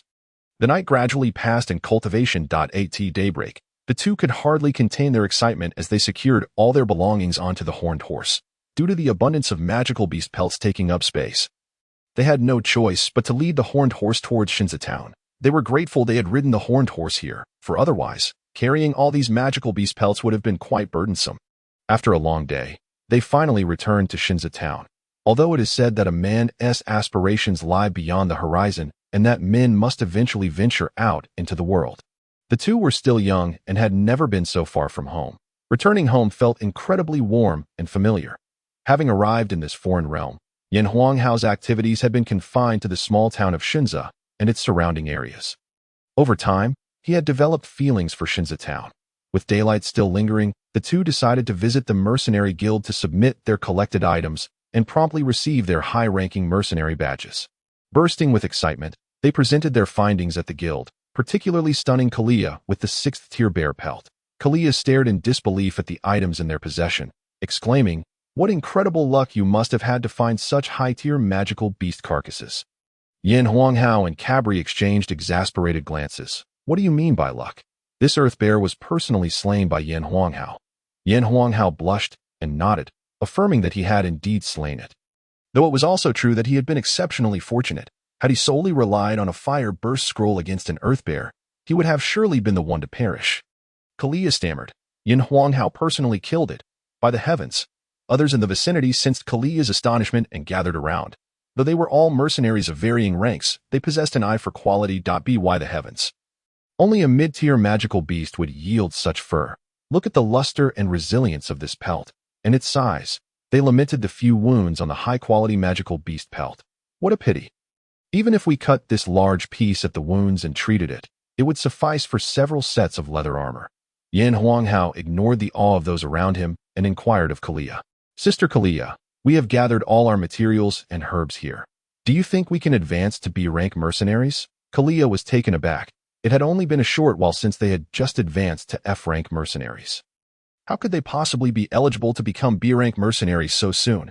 She then replied, "The quantity of your items is indeed substantial, but I cannot make this decision alone. I must consult our guild leader for an evaluation." "Please wait a moment." As she spoke, she made her way to the office of the branch leader of the mercenary guild. Inside, Kalia reported to the leader, Rog, about the circumstances surrounding Yin Huanghao and Cabri. Rog was equally astonished. However, being a 6th-tier swordsman, he quickly regained his composure. "Very well, please bring them to my office," he instructed. Kalia stepped out and approached Yin Huanghao, saying, "Leader Rog has requested that you bring these items to his office." The others felt a twinge of disappointment as they were eager to witness the spectacle, having not seen anyone present such an abundance of magical beast materials and herbs in quite some time. When Yin Huanghao and Cabri arrived at Rog's office, they greeted him. Rog, in a warm tone, remarked, "Indeed, the children trained by Noxie and Duncan are exceptional. It seems you have achieved quite the bounty this time. Could you share the details of your journey with me?" Yin Huanghao and Cabri had often heard Noxie and Duncan speak of Rog, noting that he was a 6th-tier swordsman and the foremost expert in the public eye of Shinza town. Yin Huanghao briefly recounted the events of their expedition, even mentioning the use of a magical scroll. Rog sighed, realizing why he always felt a sense of depth when facing President Noxie, his eyes gleaming. Rog exclaimed, "Ah, truly, heroes emerge in youth. Watching your adventurous spirit reminds me of my own youth. In the blink of an eye, I have aged, and that passionate fervor is no longer within me." Yin Huanghao offered a light compliment, saying, "Uncle Rog, you are hardly old. You are still in your prime." Rog took Yin Huanghao's words as a child's sincere admiration and chuckled. "You were indeed fortunate this time, but be cautious in the future. Venturing recklessly into the depths of the Kangmang Mountains without the requisite strength is perilous." Yin Huanghao and Cabri humbly replied, "Yes, Uncle Rog, we understand. Then Cabri added, Uncle Rog, could you please assess our materials and see if we qualify for promotion to B-tier mercenaries? Rog examined the items for a moment and said, after calculation, these materials just suffice for your promotion to B-tier mercenaries. However, since you address me as uncle, I would advise against it. Gazing at the perplexed duo, Rog continued, B-tier mercenaries correspond to 6th-tier swordsmen or mages, while you are currently only 2nd and 3rd tier. Holding a mercenary rank higher than your actual strength would not benefit you. First, even if you accepted a B-tier mission, you would be unable to complete it. Furthermore, as B-tier mercenaries, you would face restrictions in accepting D and C-tier tasks. You would only receive missions after others have completed them. Moreover, wielding a B-tier mercenary status in the world would not earn you the respect it typically commands. On the contrary, it could lead to provocation from others. Outside, people are far less amicable than we are here in Shinza Town. Lin Hao and Cabri were taken aback by Rog's words, as they had only considered attaining a higher mercenary rank without contemplating the accompanying issues. Lin Hao was the first to regain his composure, saying, Thank you for your guidance, Uncle Rog. We were indeed a bit too ambitious. What rank do you suggest we aim for? Rog advised, I believe D-tier mercenaries would suit you well. The transition from D to C-tier is a significant one. The C-tier mercenaries hold a certain status on the continent, while D-tier has not yet transcended the lower echelon, making it quite common that I can consider your D-tier tasks completed by 9/10, which will facilitate your promotion to C-tier in the future. Both Lin Hao and Cabri accepted Rog's advice and were promoted to D-tier mercenaries. Rog then inquired, as for the remaining materials, consider whether to sell them or keep them for future tasks. After deliberation, Lin Hao and Cabri decided to sell the materials for resources to enhance their strength, reasoning that increased power would make acquiring such items easier in the future. Selling items was best done at specialized shops, such as the Treasure Pavilion. Delivering them to the Mercenary Guild would be a significant loss. Exiting the Mercenary Guild, the two made their way to the Treasure Pavilion with the remaining materials. Upon entering, they headed directly to the materials purchasing area. The person in charge of acquisitions was a middle-aged man in his 40s, with brown hair and a slightly portly figure. His plump face was perpetually adorned with a smile, exuding a friendly and prosperous aura. As the middle-aged man, Nix, noticed the two approaching with an abundance of items, he recognized the day was about to yield a substantial transaction. He greeted them cheerfully. Young brothers, it seems you are here to sell some goods. This bear skin looks like that of the Earth Bear. It's a premium item. Indeed, he was a professional, able to identify the bear skin with a mere glance. Lin Hao replied, Uncle, we have some materials we do not currently need and wish to sell. We've heard that the Treasure Pavilion offers the fairest prices, so could you help us determine their total worth? With that, he and Cabri placed the bear skin, bear gallbladder, and a few remaining herbs on the counter. Nick smiled. You've come to the right place. Our Treasure Pavilion is renowned for its integrity. After inspecting the bear skin and gallbladder, he remarked, the bear skin has a few wounds. What a pity. However, it can still be fashioned into several sets of leather armor. The gallbladder is in good condition. Finally, Nix concluded, the bear skin is somewhat lacking, so I'll offer you 500 gold for it. The gallbladder will fetch 600 gold, and the rest combined will be about 20 gold. How does that sound to you two? Although they had anticipated a substantial sum, hearing the actual figures still brought them a pleasant surprise. Lin Hao, despite having seen much in his previous life, had never felt such a thrill regarding his own possessions. It was akin to hearing about something worth millions. It was merely hearsay until one suddenly found themselves with several thousand gold coins. Both Lin Hao and Cabri nodded in agreement. Sounds good. We accept. Nix facilitated the transaction, handing them 10 100 gold notes along with 120 gold coins, and presented them with 2 copper VIP cards. In the small town, transactions exceeding 1,000 gold were rare, particularly for 2 children handling such a large amount. Thus, Nix generously gifted them the 2 copper VIP cards. The Treasure Pavilion's VIP cards came in 3 tiers, copper, silver, and gold. The copper card offered a 5 discount, the silver card a 10 discount, and the gold card a 15 discount. Each card was infused with high-grade metals, copper, mithril, and purple gold, along with magical anti-counterfeiting measures, making them universally applicable at all Treasure Pavilion outlets across the continent. True to its reputation as a continental chain, the Treasure Pavilion had thought through its operations meticulously. Had they simply given the 2 1,120 gold coins, it would have been cumbersome for them to manage and spend. Each received 560 gold, and along with Belinda's 500 gold, They now each possessed 810 gold. Yin Huanghao asked Cabri, "With so much money, how do you plan to spend it?" Cabri replied, "I need to consult my father first." "What about you?" Yin Huanghao smiled. "I intend to purchase some items to enhance my strength." Cabri said, "You can browse here for now. I'll head home for a bit, but I've been away long enough that I'm starting to miss it." Yin Huanghao thought to himself, "It's only natural to miss home. After all, you were just a 10-year-old child. As for me, having lost my parents and with my actual age exceeding 20, I find it less easy to feel homesick." With Cabri returning home, Yin Huanghao decided to explore the shop. He headed toward the area where he had previously seen the basic magical crystals, and indeed, they were still there, priced at 10 gold. Previously, he could not afford the 10 gold, but now, with over 800 gold coins in hand, he realized that adventuring was indeed the fastest way to earn money. Just as Yin Huanghao was about to make the purchase, Xiao Hui intervened, his eyes conveying a sense of disdain. Taken aback, Yin Huanghao pondered whether Xiao Hui had ventured to the Kangmang Mountains, similarly experiencing a surge of wealth, rendering the basic magical crystals beneath his notice. Since Xiao Hui showed no interest, Yin Huanghao decided to check out other items instead. After all, he had shattered Cabri's magical iron shield and was on the lookout for a suitable replacement. Strolling toward the armor section, he surveyed the limited selection of shields, which numbered only 5. It appeared that few chose to become defensive warriors among swordsmen. The first was a leather shield, suitable only for ordinary first-tier soldiers or those unranked. The second was a bone shield, which was popular for its sturdy yet lightweight design. However, the creation of a bone shield is no simple feat.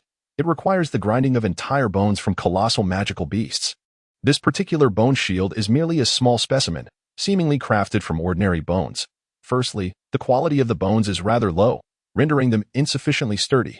Secondly, the shield's diminutive size greatly compromises its defensive capabilities. It is a pity to consider the bones of the earth bear. If only they could be procured, a bone shield fashioned from them would undoubtedly surpass this one by several tiers. The third shield is similar to the one previously used by Kaburi, primarily composed of iron, with a slight admixture of enchanted iron. Iron is a second-tier metal, only marginally superior to tin, while enchanted iron is a seventh-tier metal. Even a small amount can elevate an ordinary enchanted iron shield to the pinnacle of second-tier quality. Alas, it still fails to meet the lavish demands of Yin Huanghao. The fourth shield is crafted from third-tier copper. And as Kaburi is on the verge of advancing to third-tier himself, this shield is deemed slightly inferior, leaving Yin Huanghao unimpressed. Unlike martial skills, which require one to attain a certain level before utilization, shields can be wielded immediately upon acquisition. Thus, it is prudent to invest in a superior option that will endure over time. The final shield is yet another copper variant, but this one appears to be inscribed with a magical array. Unable to decipher it, Yin Huanghao inquires with the shop assistant, who informs him that this shield was forged by the town's blacksmith, Barto, who etched a solidification magical array upon it. This array bestows considerable strength upon the shield. However, as Barto is merely an amateur magician, the array is incomplete, resulting in the shield being only slightly more expensive than the other copper option. Upon hearing the assistant's words, Yin Huanghao is struck by inspiration. Can magical arrays be inscribed upon all items? Is it possible for blacksmith Barto to forge superior shields or weapons? Grateful for the assistant's guidance, Yin Huanghao decides to visit Barto first to see if he can commission a better shield before returning to make a purchase. The assistant, perceiving Yin Huanghao's intentions, advises him, "If you wish to request Barto to forge a shield, remember to address him as Forging Master, for he insists on being called a master rather than a mere blacksmith." A forging master? Could it be that Barto possesses an extraordinary background? With this query lingering in his mind, Yin Huanghao sets out to find Barto. After inquiring with the assistant, he learns that Barto is located to the east of the town's central square. It is just past noon, and mealtime approaches. Having not seen Noxie for several days, he imagines she must be quite concerned for him. There is no urgency in forging a shield, so he decides to return home first to check in on Noxie. Upon arriving home, Noxie beams with joy at Yin Huanghao's return. Coincidentally, she has not yet eaten, and they share a meal together. During their meal, Noxie inquires about Yin Huanghao's recent endeavors, to which he recounts every detail without reservation. In Yin Huanghao's view, since his journey began, Noxie has treated him with the utmost kindness. Though it is partly to repay the favors owed to this body as parents, he cannot help but feel grateful. When he mentions having used the magic scroll, he expresses a hint of regret, saying, "Uncle Noxie, the situation was urgent, and in order to save others and myself, I had no other option but to use the fireball scroll you provided." Noxie chuckles and replies, if it has been used, then so be it. It was given to you for the sake of your survival. However, in the future, one must assess their capabilities. Putting oneself in jeopardy to save another is exceedingly foolish.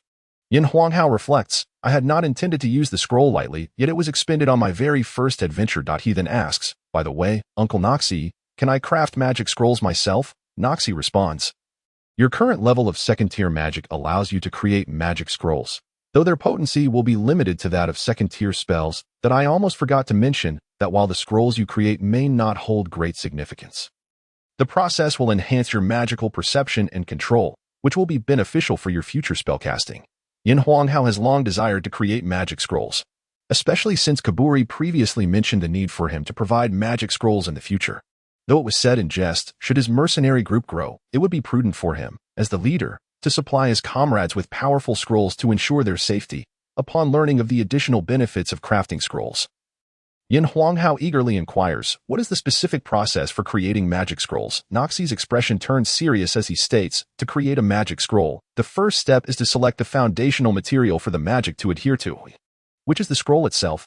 Typically, this requires the hide of a magical beast corresponding to the spell's tier, preferably from one of the same elemental affinity. Yin Huanghao nods in understanding. Noxie continues, next, you must use the powdered core of the magical beast, mixed with a liquid known as 5 treasures liquid, to inscribe it upon the beast's hide. Finally, you will infuse the scroll with magical energy.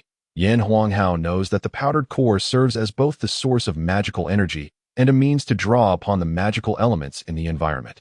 Generally, when magical beasts are hunted, they have already expended much of their magical energy, resulting in their cores being depleted.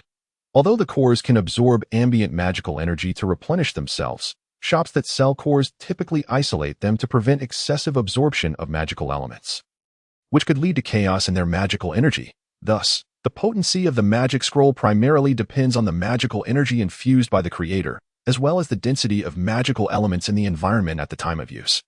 Aside from areas rich in magical elements, such as oceans, lakes, and volcanoes, the ambient magical energy is generally balanced, making the creator's infusion of magical energy the defining factor in the scroll's efficacy. However, what exactly is 5 treasures liquid? It must be some sort of adhesive, as the powdered core alone would not adhere to the hide.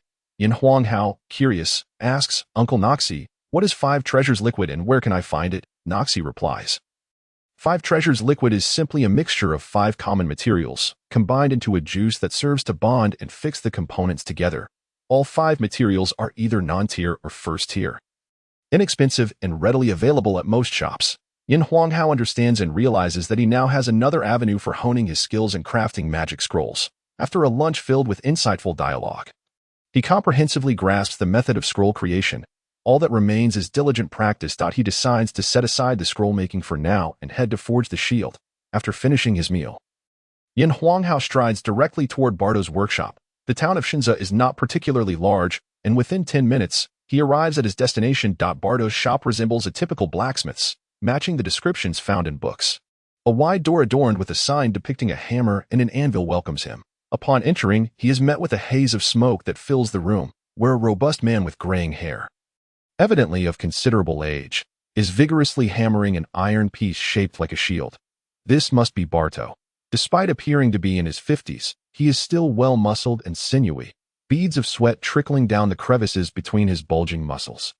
Perhaps too focused on his work, Barto fails to notice the arrival of a customer.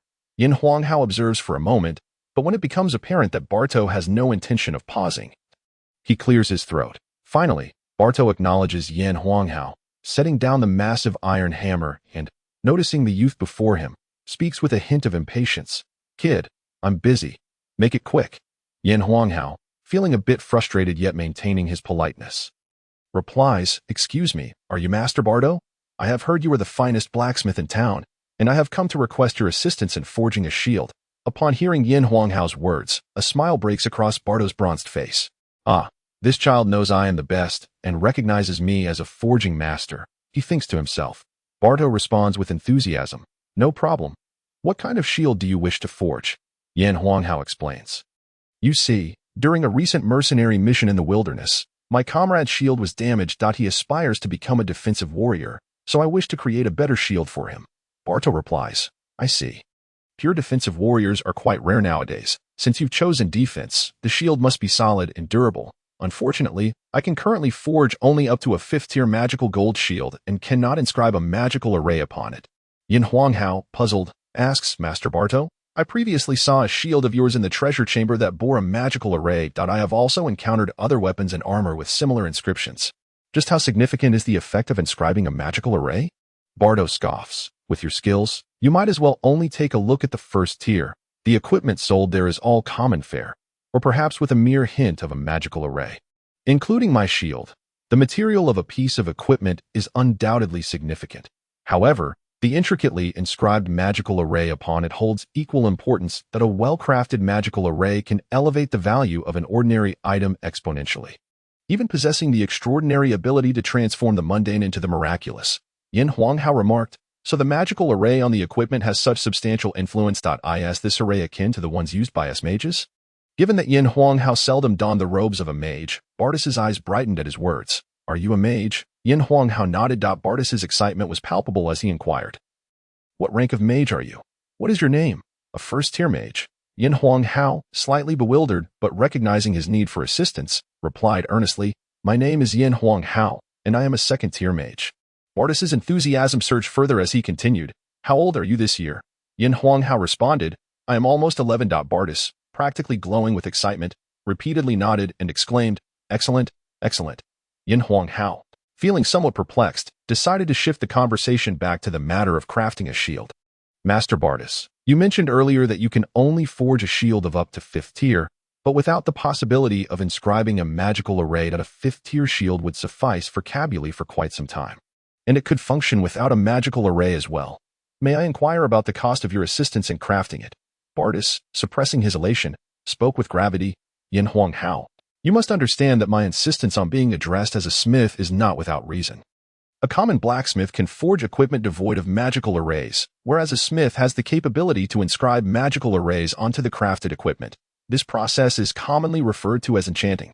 The equipment that undergoes enchanting is classified as magical equipment, which is significantly more formidable than ordinary gear. As a smith, I have not forged common equipment for quite some time. Otherwise, I would be indistinguishable from a mere blacksmith. My ancestors have always made a living from crafting magical equipment, and I pride myself on continuing that legacy.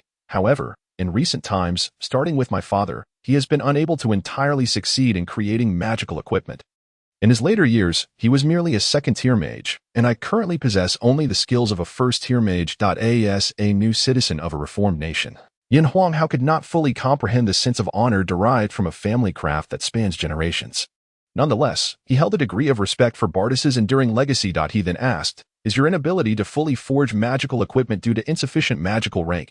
Bartis regarded Lin Hao with an approving gaze and replied, Indeed, I suspect that is the case, for my ancestors possessed considerable magical prowess. It is only in my father's and my own generation that such shortcomings have arisen. He continued, In recent years, the number of mages on the continent has dwindled, resulting in an increase in the status of mages. Consequently, fewer mages are willing to engage in the arduous profession of smithing.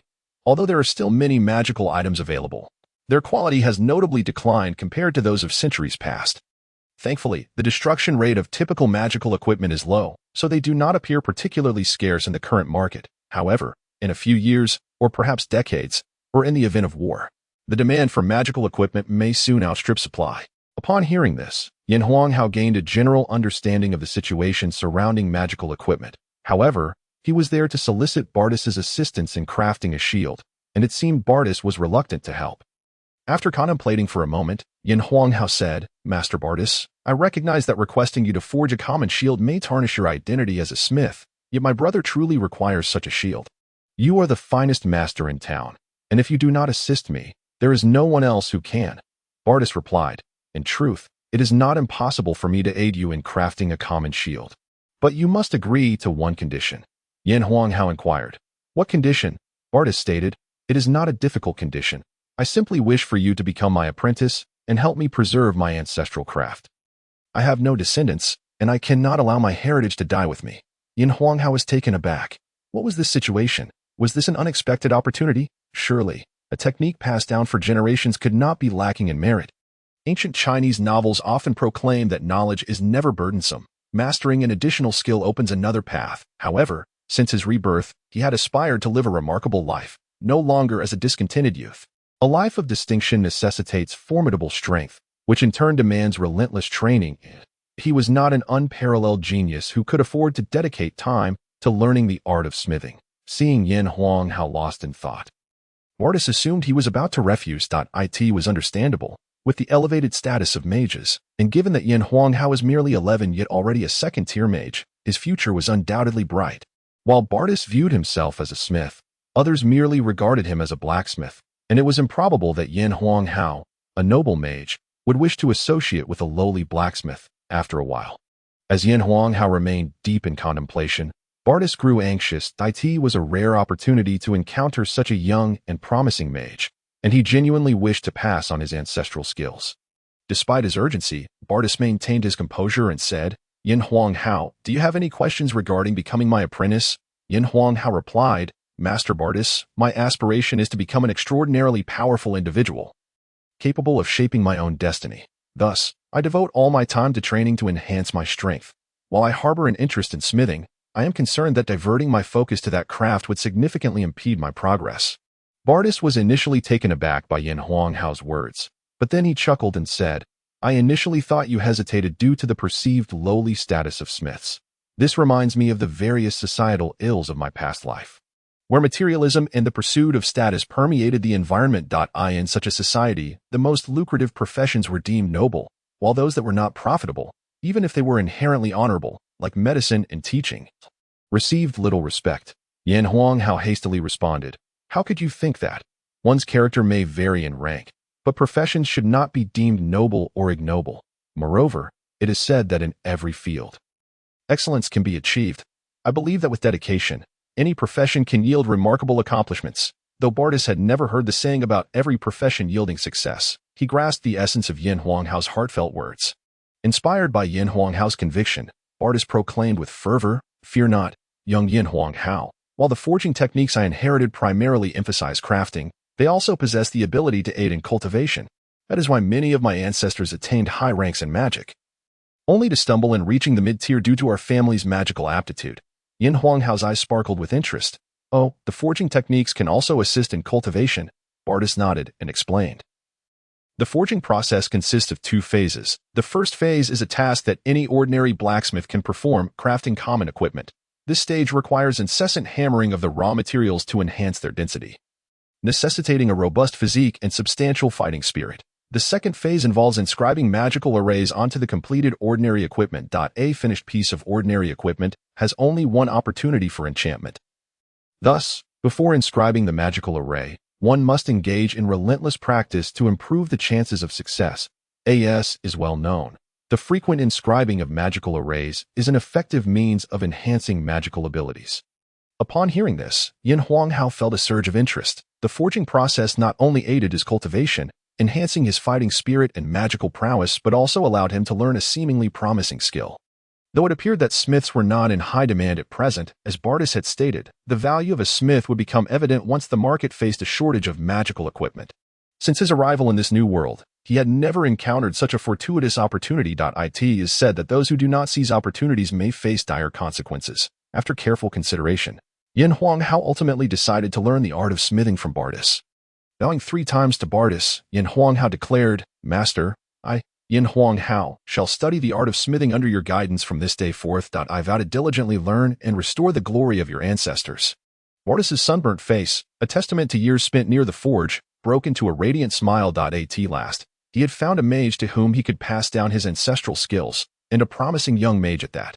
Bardis envisioned the revival of his family's craft, flourishing anew in the capable hands of Lin Hao, shining with brilliance. "Since you have chosen to become my apprentice, I shall share with you the history of our lineage."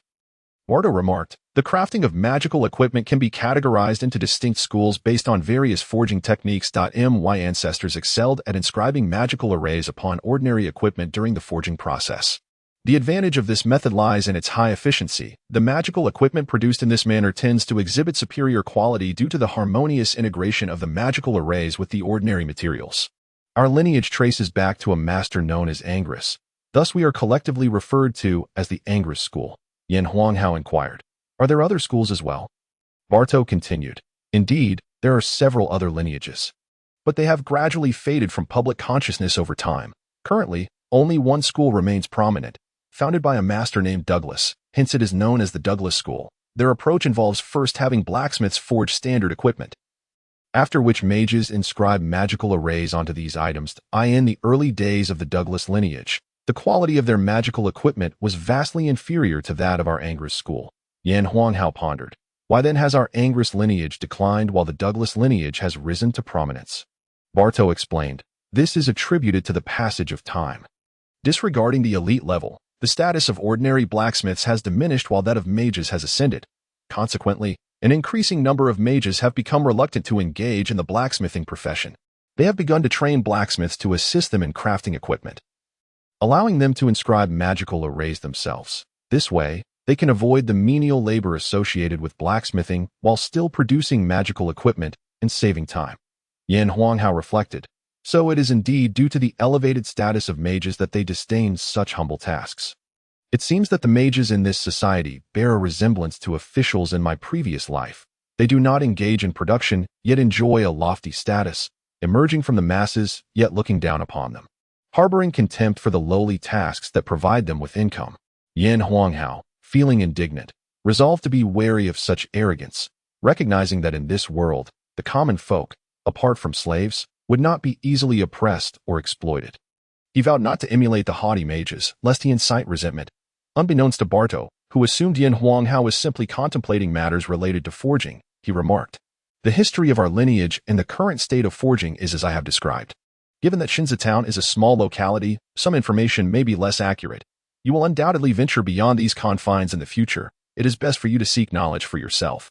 Lin Hao nodded and asked, "Bartow, when shall I commence my lessons in forging with you?" Bartow replied, "It is getting late. You should return home for now. I will provide you with a few books to study. Once you have thoroughly familiarized yourself with them, come back, and I shall impart to you the knowledge of forging." Upon glancing outside, Lin Hao realized that it was indeed late. As twilight had begun to descend, he took the books from Bartow and departed from the blacksmith shop. Once at home, Lin Hao eagerly delved into the books that Bartow had given him, never wasting time in his pursuit of self-improvement. The texts were all related to blacksmithing, and having no prior foundation in this field, he focused intently, committing the material to memory. However, having previously excelled among countless students to gain admission to Hucking University, rote memorization was not beyond him.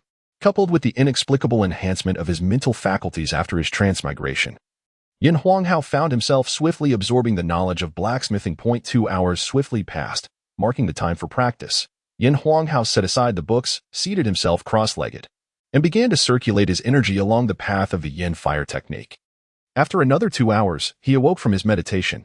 Each time he completed his training, he felt himself growing stronger, and the profound satisfaction that welled from within intoxicated him. Alas, he realized that in his eagerness to learn from Bartow, he had forgotten to inquire about when he would assist Cabri in crafting a shield. A look of frustration crossed Lin Hao's face. If he approached Bartow tomorrow, it might convey an impression of impatience. He decided to wait a few days, allowing himself to fully absorb the material before seeking Bartow again. 3 days later, Lin Hao had thoroughly comprehended all the books Bartow had provided. During this time, apart from his training, he devoted all his thoughts to studying, sleeping only 3 hours each night. Brimming with excitement, Lin Hao arrived at Bartow's shop early in the morning. However, upon finding the shop door tightly shut, a look of disappointment crossed his face. It appeared he had arrived too early. It was understandable, considering Bartow rarely opened his shop and the items he crafted were beyond the means of most warriors. Thus it was likely Bartow would open later than usual. Should he wait a while longer or knock? Ultimately, Lin Hao resolved to emulate the story of Chimin Li Shue, recognizing that if one could wait outside in heavy snow, he could certainly wait a short while. After some time, seeing that no one else arrived, he decided to sit down and practice the yin fire technique. Although it had only been a few days since his last breakthrough, he was still far from reaching the 4th tier. However, he understood that the path of cultivation was akin to rowing against the current. One must either advance or regress. Even a slow pace could lead to being overtaken by others. Lin Hao was acutely aware that to live a vibrant life in this world, possessing formidable strength was indispensable. An hour later, Bartow opened the shop door and discovered Lin Hao seated outside.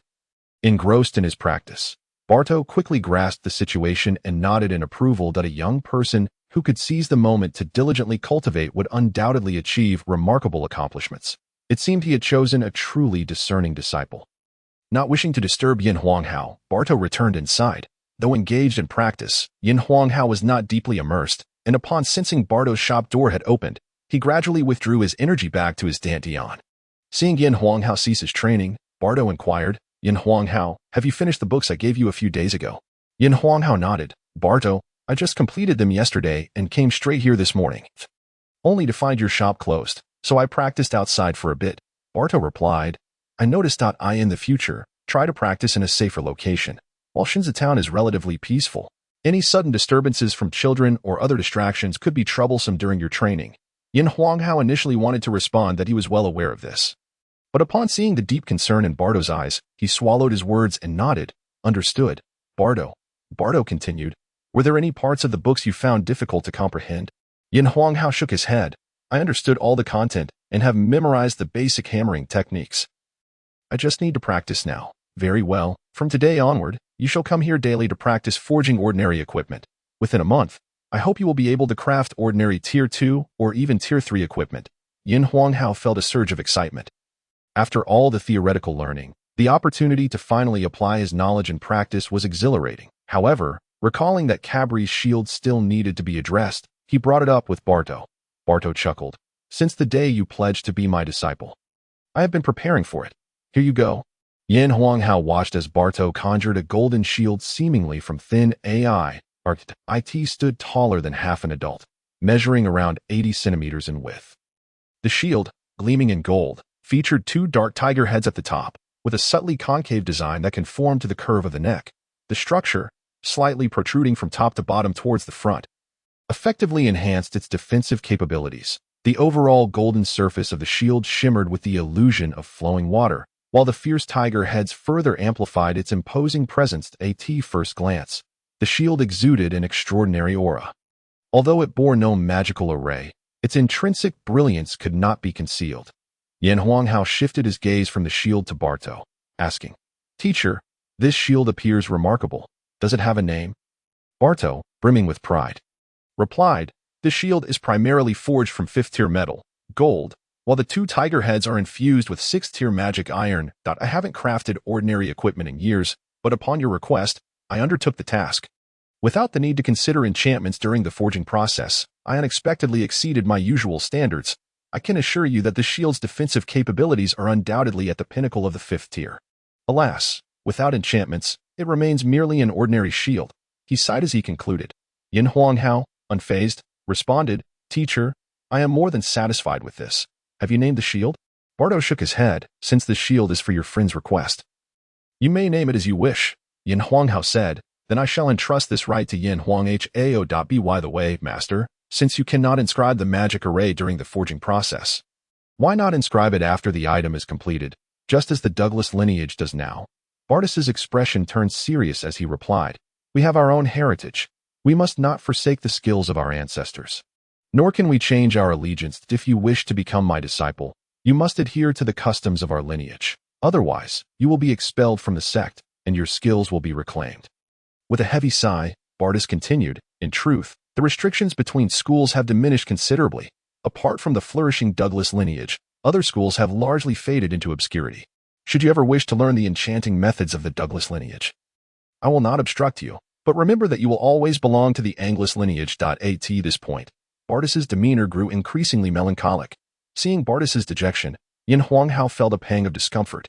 Having traversed into this world, Bartus was the first master to take the initiative to impart his skills to him, and he had shown great care. For instance, when Yin Huanghao forgot to mention a shield, Bartus quietly crafted it for him. With this thought, Yin Huanghao spoke with determination, "Master, rest assured, I will strive to restore the reputation of our Anglus lineage.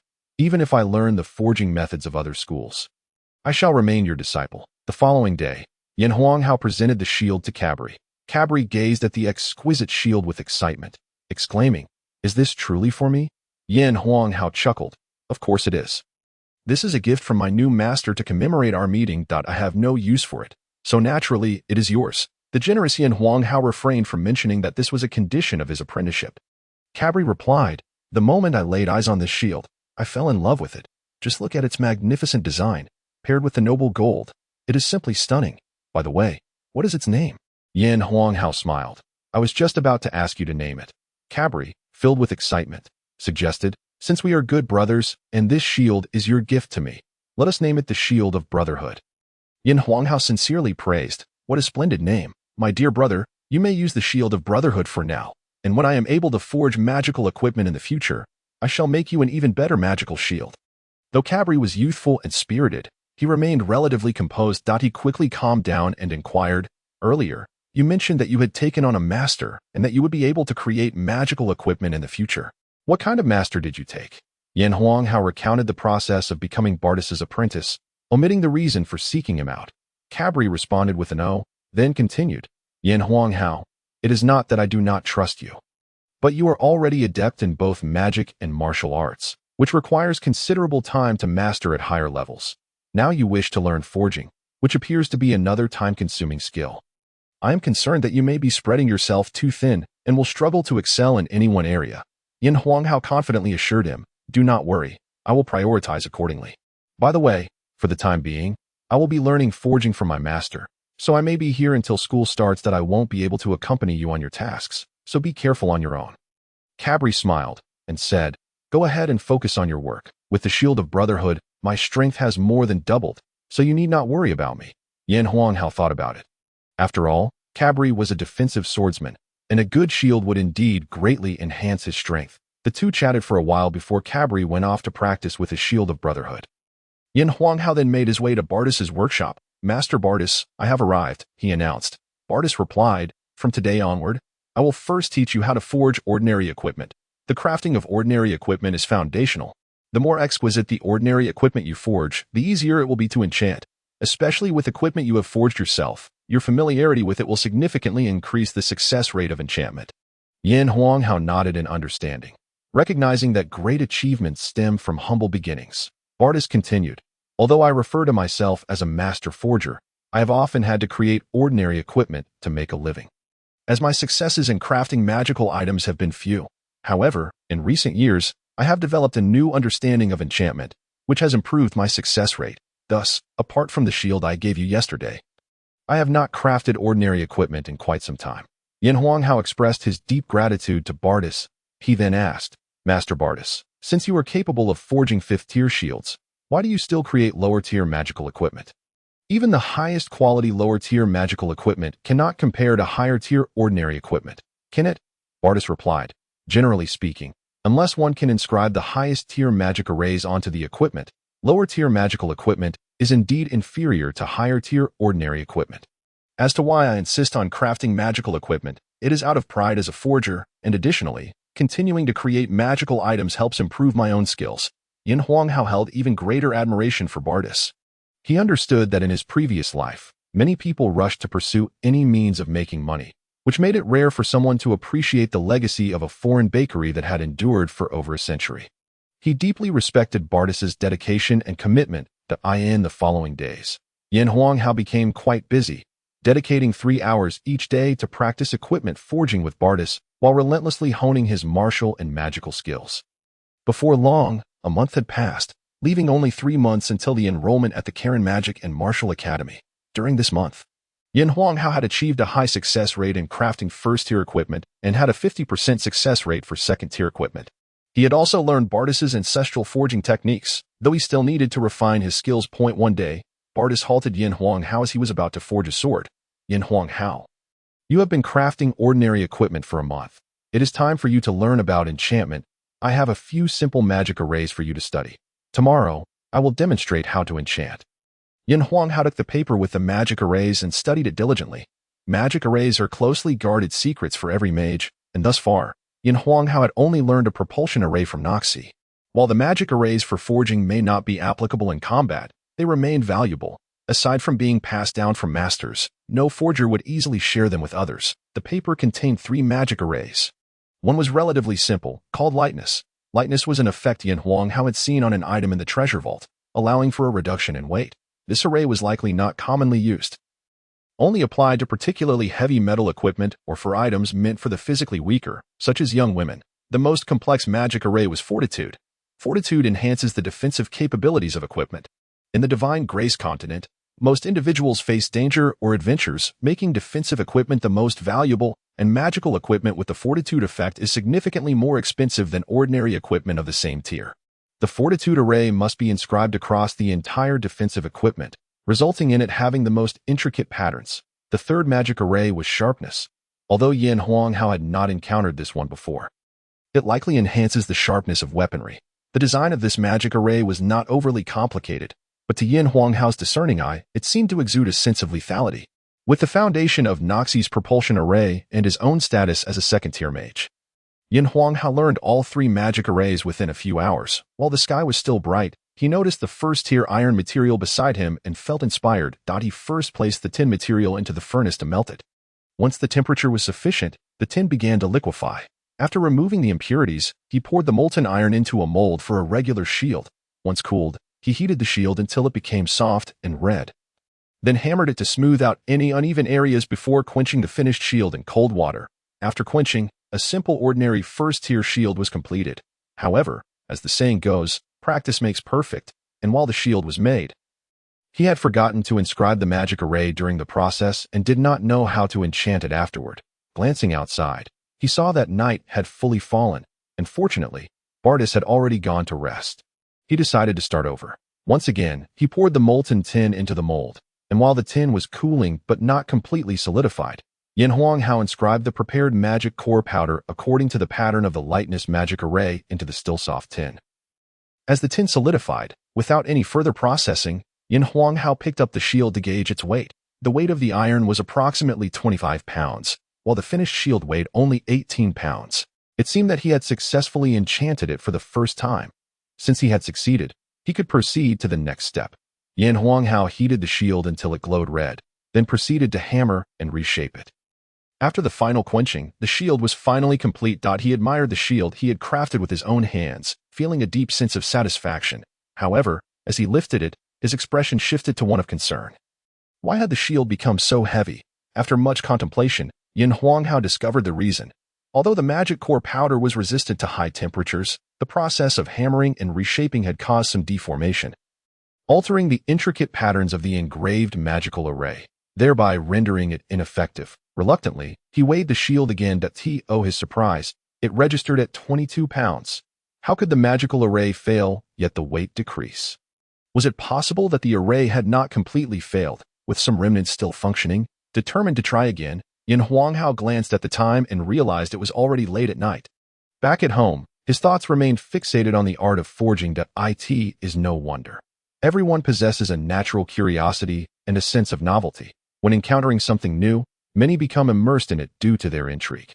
As time passes, most people lose their initial excitement and shift their interests, while a select few transform their curiosity into a passion, persisting in their pursuits until they ultimately achieve significant success. Yin Huanghao exhibited such potential that it seemed that for successful enchantment, it was essential to ensure that the reshaping process did not compromise the magical array. Yet, reshaping was necessary. Otherwise, one could hardly expect a poorly crafted piece of equipment to find a market. The Douglas School's method of enchantment, which involved enchanting after the equipment was forged, sidestepped this issue. It appeared that Master Barto's school had declined not solely due to his own limitations. In the future, he would certainly consider the enchantment methods of the Douglas School, but for the time being, he must diligently study the techniques taught by Master Barto. The following morning, Yin Huanghao arrived early at Barto's workshop. Upon seeing the two shields on the ground, Barto seemed to have guessed Yin Huanghao's clandestine efforts. With a smile, he remarked, "It appears you experimented last night, but the results were not as favorable as you'd hoped. Have you contemplated why?" Yin Huanghao shared his thoughts with Barto, who nodded in approval. "Well done. You have identified the root cause. Indeed, to preserve the integrity of the magical array, one must engrave it while the tin is still cool enough to handle. Which you accomplished. The second step involves shaping the equipment. I observed your magical shield, and had you not reshaped it, you would have successfully created a piece of magical equipment." Yin Huanghao replied sheepishly. "Had I not reshaped it, I indeed would have produced a successful magical item, but I doubt anyone would wish to use it." Barto acknowledged. That is true that low-tier magical equipment performs slightly better than ordinary gear. Yet it has not reached the level where one can overlook its appearance. However, I must commend your innate talent for forging. You managed to create a magical item on your first attempt. In my early days, guided by my father, it took me 5 days to craft my first magical equipment. Hearing this, Yin Huanghao felt a surge of pride. Perhaps he did possess some talent after all. While others may have extraordinary abilities, he finally had something to boast about. Next, Bardo demonstrated the engraving techniques and considerations for 3 magical arrays: lightness, durability, and sharpness. After the demonstration, Bardo, a first-tier mage, appeared quite fatigued. In the days that followed, Yin Huanghao devoted himself to honing his engraving skills. Of course, he did not neglect his training. As Bardo had rightly pointed out, engraving magical arrays could significantly aid in his cultivation. Yin Huanghao sensed that he was nearing the 3rd tier of magical ability.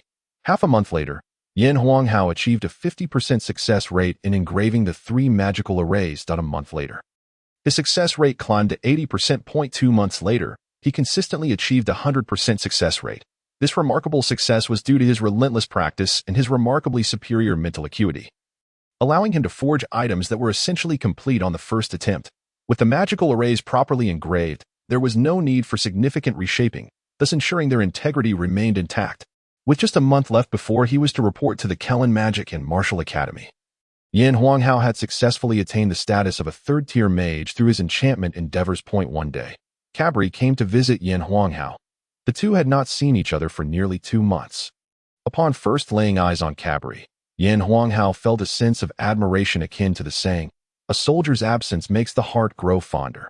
Although Cabri's appearance had not changed significantly, there was a palpable air of determination about him, accompanied by a subtle aura of menace. This faint aura could only be discerned by someone as familiar with him as Yin Huanghao. Before Cabri could speak, Yin Huanghao initiated the conversation. "It's been 2 months since we last met. You appear more capable than ever. Have you been undertaking missions in the Tsongmang Mountains during this time?" Cabri chuckled heartily and replied, "Indeed. Ever since acquiring the Shield of Brotherhood, I have been engaged in mercenary tasks. Just a few days ago, I encountered a 2nd-tier Gale Wolf. Thanks to the formidable defense of the Shield of Brotherhood, I fought valiantly and finally broke through to the 2nd tier." Yin Huanghao expressed his surprise. "Didn't President Rog already promote our mercenary rank to D tier? Furthermore, we can upgrade to C tier at any time. Why continue taking on mercenary tasks?" Cabri replied earnestly, "Seeing your excellence, as your brother, I must keep pace with you. A warrior can only grow faster through constant battle. Moreover, taking on missions in the Tsongmang Mountains allows us to earn money to support our Brotherhood's mercenary group. So it's a win-win situation."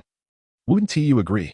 Yin Huanghao cautioned. "Venturing alone into the Tsongmang Mountains is quite perilous. We have just a month until we report to the Kellen Magic and Martial Academy. It would be wise to avoid unnecessary risks." Cabri laughed heartily and said, "All right, I'll focus on my training at home." He then muttered, "With the Shield of Brotherhood, as long as I don't venture too deep, I should be quite safe." Before Yin Huanghao could respond, Cabri continued, "By the way, I came to inform you that I discovered a sunfruit tree in the Tsongmang Mountains that bears 5 fruits, and it seems they will ripen in the next few days.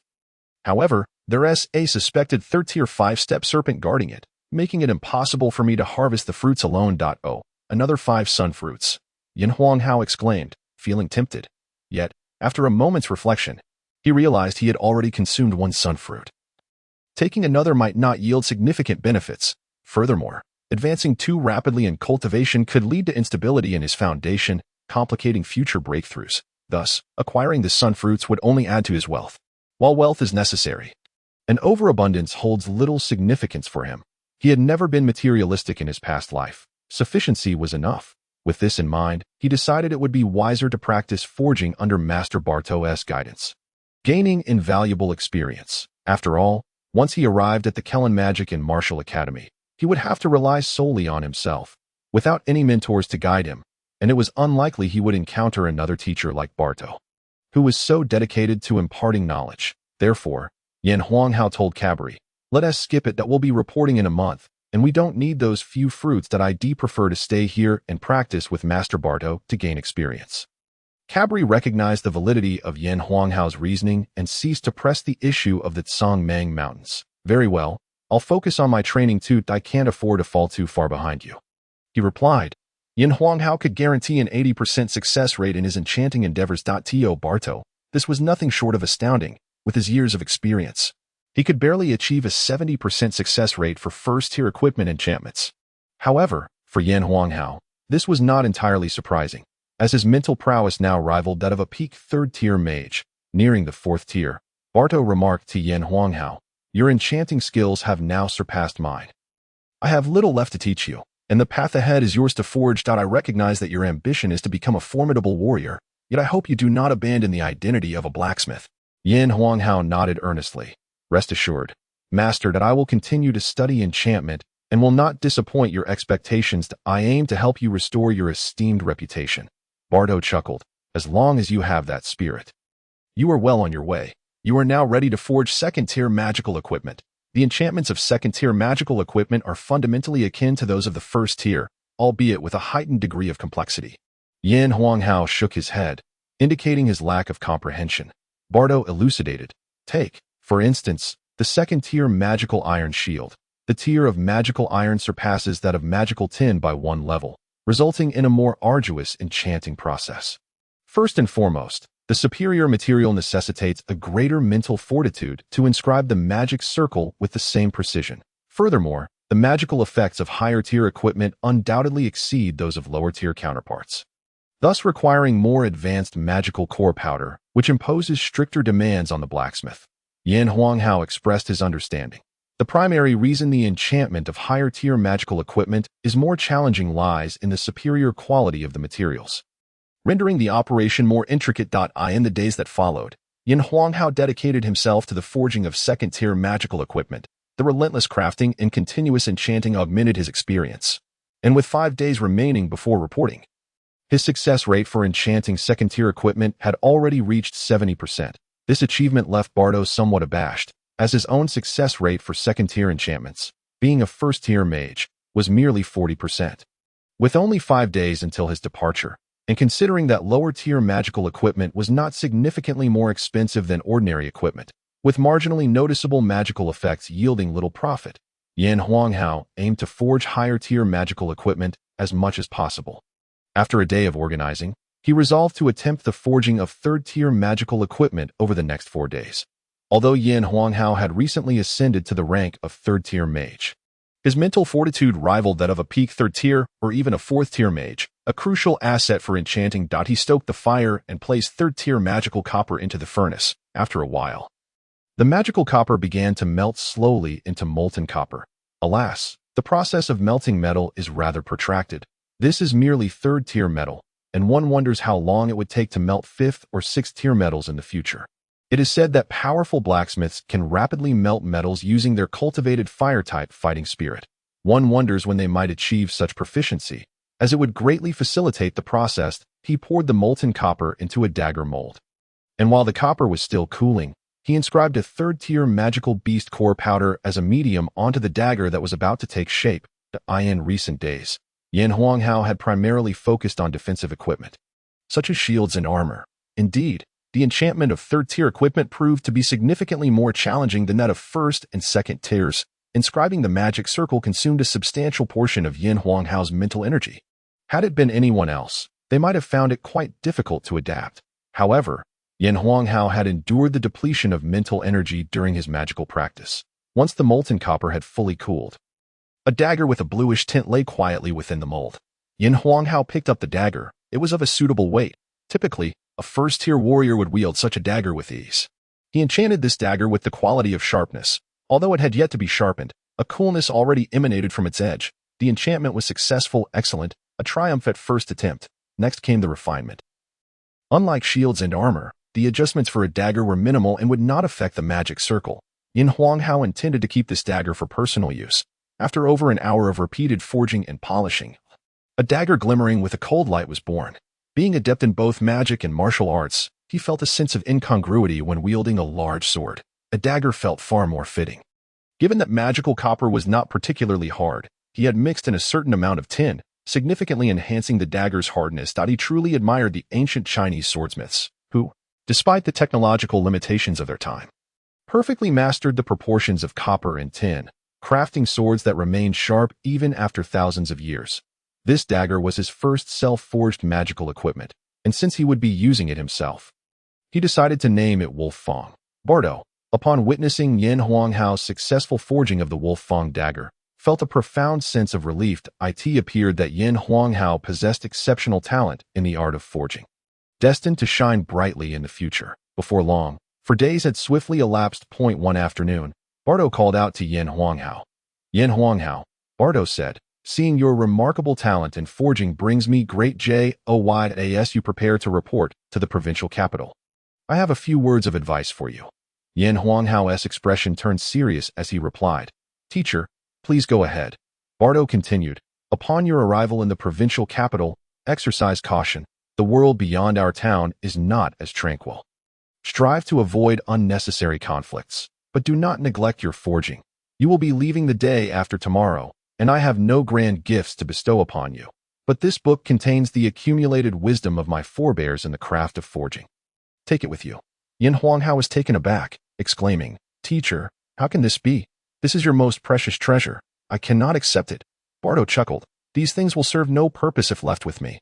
I have no further prospects in the field of forging. It is far better to pass them on to you than to let them gather dust here. A warm feeling enveloped Yin Huanghao. Bardo's kindness was truly touching. Since his arrival in this world, he had only felt genuine concern from Noxie and Bardo, untainted by ulterior motives, akin to the love of a parent for a child. Yin Huanghao bowed deeply, moved, and said, Very well, since you insist, I shall accept it. Any future achievements I attain in the art of forging will be owed to your generosity today. Bardo nodded. Go forth. I hope you will travel far along this path. The following morning, Yin Huanghao rose early.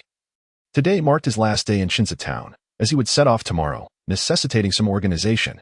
After an hour or so, Yin Huanghao realized there was little to arrange. 3 sets of clothing would suffice. Considering his body was still growing, and his clothes might soon become too small. Additionally, the academy would have winter and summer breaks. His belongings included his mercenary certificate, the Wolf Fang dagger, Bardo's notes on enchanting experience, the unused fire rain spell scroll from Noxie, and his gold coins. His preparations were nearly complete. With Noxie absent, he decided to practice for a while. By noon, Noxie returned. Tomorrow, we depart for Karen Magic and Martial Arts Academy. Have you gathered your things? Noxie inquired. Yin Huanghao replied, I have everything ready. It seemed Noxie had grown accustomed to his independence, having left early in the morning and returning only at noon. Noxie observed Yin Huanghao's well-organized belongings, a hint of nostalgia flickering in his mind. Seeing you ready to embark reminds me of my youth, when I, too, was a fledgling mage preparing to attend the academy. Those days spent at the academy were truly wonderful. As I absorbed knowledge like a sponge, the competition among various factions was fierce, and countless contests and sparring sessions were ever present. In the blink of an eye, I have aged, and seeing you all set to go feels like a cycle repeating itself. Noxie sighed wistfully. Yin Huanghao remained silent, reflecting on how the academy life was eternally the most carefree time, filled with various club activities and entertainment. His own university days in his previous life were equally cherished memories. Noxie regained his composure and advised, upon your arrival at Karen Magic and Martial Arts Academy, adhere to the academy's rules, avoid trouble. However, should anyone provoke you, do not be afraid. Do not allow yourself to be bullied. Yin Huanghao nodded, acknowledging that he was a spirited individual and would not behave as he had in his previous life. When leaving home, people often advised to be accommodating and to respect local customs and rules. Noxie continued, the world outside will be rife with challenges and excitement. Your task is to enhance your strength. Only with formidable power will you earn the respect of others. There will be many classmates at the academy. If you encounter like-minded individuals, do not hesitate to forge friendships. I will not be by your side when you arrive, so remain vigilant and attentive. Yin Huanghao nodded, feeling that, as a person in his 20s who had traversed worlds, he had a few years of experience in adapting to new environments. He understood the principles of existence, and Noxie's advice resonated with him. Seeing Yin Huanghao attentively listening, Noxie felt a measure of reassurance. He then produced several silver notes and presented them to Yin Huanghao, saying, This is 100 gold coins, your tuition fee.as for living expenses. I trust that as a third-tier warrior and mage, you will manage just fine. Yin Huanghao felt a wave of exasperation. However, He recognized this was likely Noxie's way of fostering independence in children. He felt a tinge of disappointment, having anticipated that Noxie might provide him with a few magical scrolls for self-defense. After sharing a meal together, Noxie reiterated various precautions for being away from home. With only half a day remaining, Yin Huanghao pondered what he should occupy himself with. Perhaps it would be wise to first pay a visit to the treasure pavilion. As I must report to the academy. Is there anything I ought to procure? Arranging to meet with Cabri, the two of them made their way to the treasure pavilion. They strolled through the weaponry section, the armor section, and the potion section, but found nothing that piqued their interest. Cabri had acquired a 5th-tier emotional shield, while Yin Huanghao possessed a 3rd-tier Wolf-Fang dagger as a mage. Should he not consider purchasing a staff? Typically, staffs are crafted from Nanmu wood, with a magical crystal or core embedded at the tip to enhance the power of spells. Being a mage is a noble profession, and most mages are quite affluent. Both Nanmu wood and magical crystals are relatively rare, hence staffs are usually sold at exorbitant prices. Yin Huanghao came upon a staff, its handle made of ordinary Nanmu wood, embellished with a magical crystal of 30 purity. While ordinary Nanmu does possess a calming effect, its efficacy pales in comparison to that of higher-grade golden Nanmu or purple gold Nanmu. A magical crystal of 30 purity is considered a premium among lower-tier staffs. As the higher the purity, the greater the amplification of magic. A purity of 30 signifies a 30 increase, which is the pinnacle for lower-tier staffs. Presently, the most powerful staff on the continent, known as the Divine Grace, is possessed by the president of the Mage Association, boasting a remarkable 99 amplification. Upon inspecting the price, he noted that this staff was listed at 80 gold coins. The price was indeed manageable. However, should he proceed with the purchase? He sought Cabri's opinion, who suggested that since they had just arrived at the academy, it might be prudent to focus on learning rather than acquiring a staff that may not see use.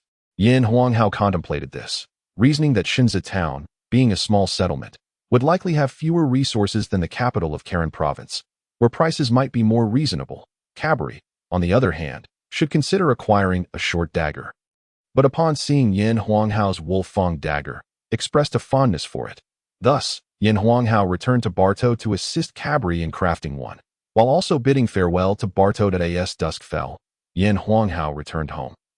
Tomorrow, they would embark on their journey, and he felt a flutter of excitement, reminiscent of his own departure for university years ago. He had not anticipated that even after experiencing it once, he would still be unable to remain composed.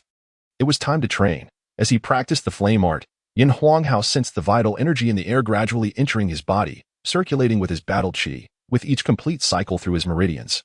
He felt his total battle chi incrementally increase. His magical training had not been neglected either. Ever since breaking through to the 3rd tier of mage, he had noticed a substantial enhancement in both his magical power and mental fortitude.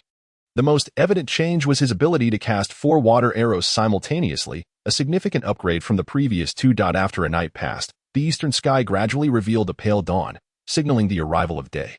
At 7 o'clock, Cabri and Yin Huanghao gathered in the town square, joined by several other children. Today marked the day of reporting to Karen Mage and Martial Arts Academy. The townsfolk congregated in the square, eager to witness which children were destined for greatness and to bid them farewell. The town's mayor, the only noble with a fiefdom, Lawrence, attended the event and delivered an important speech. Standing beside Lawrence were 2 unfamiliar figures clad in uniforms. It was only after the introduction that Yin Huanghao learned they were instructors from Karen Academy. Following a round of speeches, one of the instructors whistled, and 2 enormous eagles descended from the sky. These majestic creatures, each measuring over 5 meters in length with a wingspan exceeding 10 meters, cast a shadow over the square as they landed. One instructor exchanged greetings with Mayor Lawrence, while the other helped the children ascend onto the backs of the eagles. With another whistle, the eagles took flight, and Yin Huanghao waved to Noxie and Barto, who had come to see him off. As they soared into the AIR.AS, he looked down. The crowd below dwindled in size until it was no longer distinctly visible. The eagles climbed higher, and soon Shinza Town faded from view. Like the other children, Yin Huanghao withdrew his gaze. In his past life, his family was of modest means, and being from the northeast, he had never flown before. He had only traveled by train. Now, however, he found himself tasting the exhilaration of flight at such a young age. Perhaps the children of this world were particularly resilient, as none among the 6 aboard each eagle cried out in fear. Despite the altitude. A few, however, exhibited a hint of melancholy, likely due to their separation from their parents. Cabri seemed a bit somber as well. Alongside them was a girl, appearing to be in her early teens. shorter than Yin Huanghao, possessing delicate features that suggested a refined upbringing. Noticing Cabri's distress, Yin Huanghao spoke up. Cabri, look at the ground beneath us. What do you feel? Cabri observed the earth receding below. The scenery ever-changing, and her spirits lifted slightly. I have never flown before in my life. From this height, the world seems so small, and I feel quite significant, she replied, seeing that he had successfully shifted Cabri's focus. Yin Huanghao turned to the girl. I am Yin Huanghao, and this is Cabri. May I ask your name? The demure girl responded softly. I am Loria. I will be studying potions at the academy. And you? Yin Huanghao replied. I will be studying magic, while Cabri will focus on martial arts. Engaging in light conversation proved an excellent way to pass the time, as Cabri and Loria chatted amiably. The three children aboard the other eagle also began to bond. After all, children are resilient. Any sorrow from leaving home was swiftly overshadowed by the thrill of soaring through the skies, each time the eagles performed a daring maneuver. The children erupted in cheers, while the instructors remained silent. Evidently accustomed to such antics, they marveled at the magnificent mountains below, the vastness of the earth, the lush forests they flew over, and the prairies that sprawled like a green carpet. Yin Huanghao's heart swelled with ambition. It was said that once a mage surpassed the lower tiers and reached the intermediate level, they could fly. Upon reaching the advanced level, one could ride the winds with their own power. I must diligently practice magic and strive to reach the advanced level, so I may soar freely through the skies without relying on the wings of magical beasts, he thought to himself. All right, we've now covered half the journey. Let's take a break and have a bite to eat. We will resume our travels in half an hour, announced one of the instructors after more than 3 hours had passed. Lowell, a prodigious talent at Karen Mage and Martial Arts Academy, had achieved the 6th tier at a young age. As a graduate of the academy, he returned to teach as a way of giving back. Now, he had reached the pinnacle of the 6th tier. The group munched on some jerky they had brought along, taking care of their basic needs before continuing on their way. By 7 in the evening, darkness had enveloped the sky, and Yin Huanghao and his companions finally arrived at their destination, the Karen Mage and Martial Arts Academy, located in the Frost City, the capital of Karen Province. In truth, Frost City was not particularly cold. After all, it lay nearly 2,000 miles from the Frost Plateau. The city was named Frost City primarily due to its geographical significance as the closest provincial capital to the Frost Plateau. Lowell guided the eagles to land directly at the academy's entrance. As night had fallen, the magical lamps illuminating the entrance flickered to life. The heavy bronze doors were closed, while the smaller side doors remained open. Bathed in the soft blue glow of the magical lights, the imposing stone archway exuded an air of grandeur and depth. At the side entrance, reception staff awaited to greet the new students. Lowell entrusted Yin Huanghao and his companions to the receptionists, instructing them to arrange temporary accommodations. They were met by a kindly middle-aged woman with a slightly plump figure and a welcoming smile, who introduced herself. Greetings, new students. Welcome to Karen Mage and Martial Arts Academy. I am Teacher Monica. Let us first arrange your lodging. If you have any questions, feel free to ask me now. Teacher Monica. Will we need to be reassigned to dormitories once classes commence? Inquired Yin Huanghao. Indeed. For now, you will be temporarily housed here. Students from farther regions have yet to arrive, so you will be assigned accommodations based on your respective disciplines. Adjustments will be made when the semester officially begins. She replied. Monica replied. On the first night, Yin Huanghao, Cabri, and 2 other male students from Shinzatown were assigned to the same dormitory, which already housed 4 individuals. With the arrival of the 4, the dormitory was now fully occupied. After a long and arduous day, it was already quite late. And given the inconvenience of practicing within the dorm, Yin Huanghao unusually refrained from his training. The following morning, Yin Huanghao and his companions, along with Loria and another girl, planned to explore the Frost City. As the provincial capital, Frost City was naturally far grander than the mere several thousand inhabitants of Shinzatown, spanning several hundred square kilometers. It boasted a population exceeding 1 million. Major guilds had their branches stationed in Frost City, and various influential factions also had their footholds, such as the Treasure Pavilion. After spending half a day, the group managed to familiarize themselves with the area surrounding the academy. Indeed, the provincial capital was incomparable to their humble hometown of Shinzatown. Not only were the buildings tall, splendid, and majestic, but the wide and flat streets also felt remarkably different. Just by observing the passers-by, Yin Huanghao could sense that their overall strength surpassed that of the residents of Shinzatown by several tiers. Particularly, the patrolling soldiers on the streets appeared to possess cultivation levels of at least the 2nd rank. By afternoon, The group had explored the academy's vicinity, becoming acquainted with the terrain, which would prove beneficial in the future. With 2 days remaining until the final reporting date, everyone was free to roam during these days. Yin Huanghao visited every place he deemed significant, such as the Mercenary Guild's task board, the largest auction house in Frost City, and the Treasure Pavilion, among others. He also discovered the Academy's training room, which, once closed, provided a sanctuary for undisturbed practice. With the training room available, Yin Huanghao no longer had to worry about a lack of space for his training. Although the daily fee of 20 silver coins was not affordable for the average person, he possessed over 600 gold coins, sufficient for quite some time. For students arriving from afar, Frost City and the Academy offered enough novelty to occupy 2 days, which soon passed in a blink. On the final day, all the students arrived promptly. The teachers reassigned dormitories based on age and class, and fortunately, Yin Huanghao was placed in the same dormitory as Cabri in the swordsman department. This dormitory featured 4 beds, and as Yin Huanghao arrived early, he and Cabri each claimed a lower bunk. After a while, the dormitory door swung open, and a boy clad in a yellow silk martial attire entered, followed by a butler-like figure, clearly indicating his affluent background. Upon noticing the 2 occupants, the wealthy boy chuckled self-deprecatingly. "Oh, you 2 arrived quite early. I thought I was early, but it seems I'll have to take the upper bunk." Before Yin Huanghao and Cabri could respond, the butler interjected, "Might I inquire if either of you could relinquish a lower bunk for my young master? A reward of 10 gold coins will be offered as gratitude." Yin Huanghao felt a surge of displeasure, and Cabri's face openly displayed his disdain. However, before either could speak, the privileged youth preemptively remarked, "Uncle Kelly, I am fine with the upper bunk as well, now that I have arrived at the dormitory. There is nothing more for you to do here, so you may return." The butler seemed poised to say more, but upon catching a glance from the young master, he merely replied, "Then, young master, please take care of yourself at the academy." Before exiting the dormitory, the young master then turned to the 2 and said, "I apologize for the inconvenience, fellow students. This is my first time away from home, so Uncle Kelly is understandably concerned. Allow me to introduce myself. My name is Kanier, a second-rank warrior.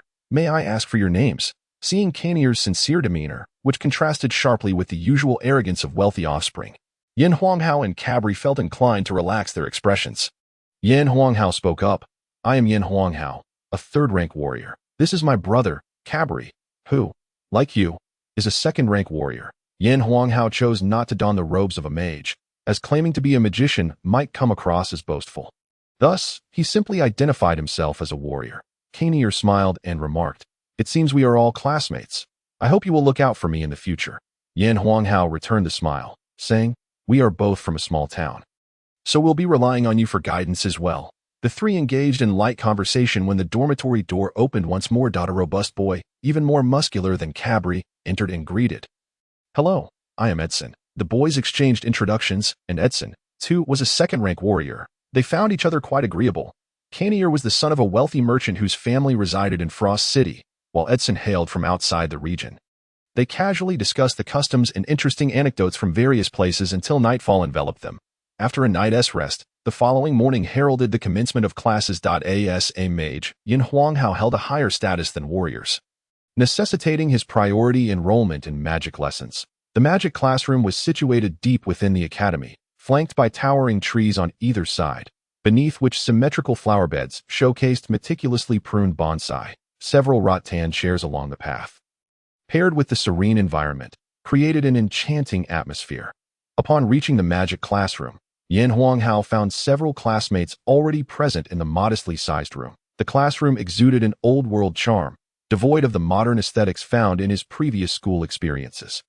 The interior was furnished with solid wooden desks accompanied by robust wooden benches. Outside, a lush panorama greeted the eyes, while the walls were adorned with dense ivy-like plants, imparting a sense of history and cultural richness.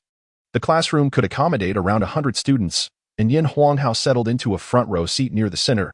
After approximately 10 minutes, classmates began to trickle in, some clad in mage robes, while others wore simple yet luxurious silk attire. It became evident that the profession of a mage was indeed not one for the impoverished. Scanning the room, he realized he was the only one dressed modestly in a plain cotton outfit. A haughty boy, donning a loose-fitting robe of fiery silk, cast a disdainful glance at Yin Huanghao's ordinary attire and sneered. "Oh, when did the impoverished start learning magic?" Initially taken aback, Yin Huanghao pondered that with several hundred gold coins to his name, he hardly qualified as destitute. However, upon noticing the mocking gazes of some classmates, he quickly grasped the situation. It seemed that even esteemed mages could be superficial, judging others by appearance. Surely, a mage of your caliber cannot be of noble descent. Yin Huanghao retorted sharply. Generally, mages were regarded as noble, possessing a refined demeanor, and held a status akin to that of nobility. Thus, Yin Huanghao's remark provoked the arrogant boy's ire. With a proud expression, he exclaimed, "I am Clark. My father is Count Pietro. Would you say I am not of noble birth?" Upon hearing the mention of his father's title, the classmates regarded Clark with newfound admiration, which he relished. It was well known that the empire's noble ranks included Duke, Marquis, Earl, Viscount, and Baron, with earldom being exceptionally prestigious, a status most aspired to. Though the mayor of Shinza town was also a noble, he was merely a lowly viscount, the only noble in the town, underscoring the rarity of nobility and the exalted status of an earl.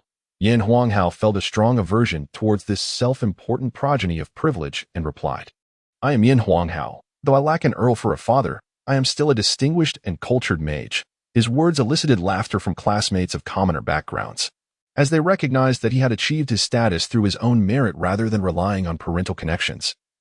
Subtly mocking Clark for flaunting his father's status. Clark's face flushed crimson, and he muttered, "You'd best watch yourself, kid."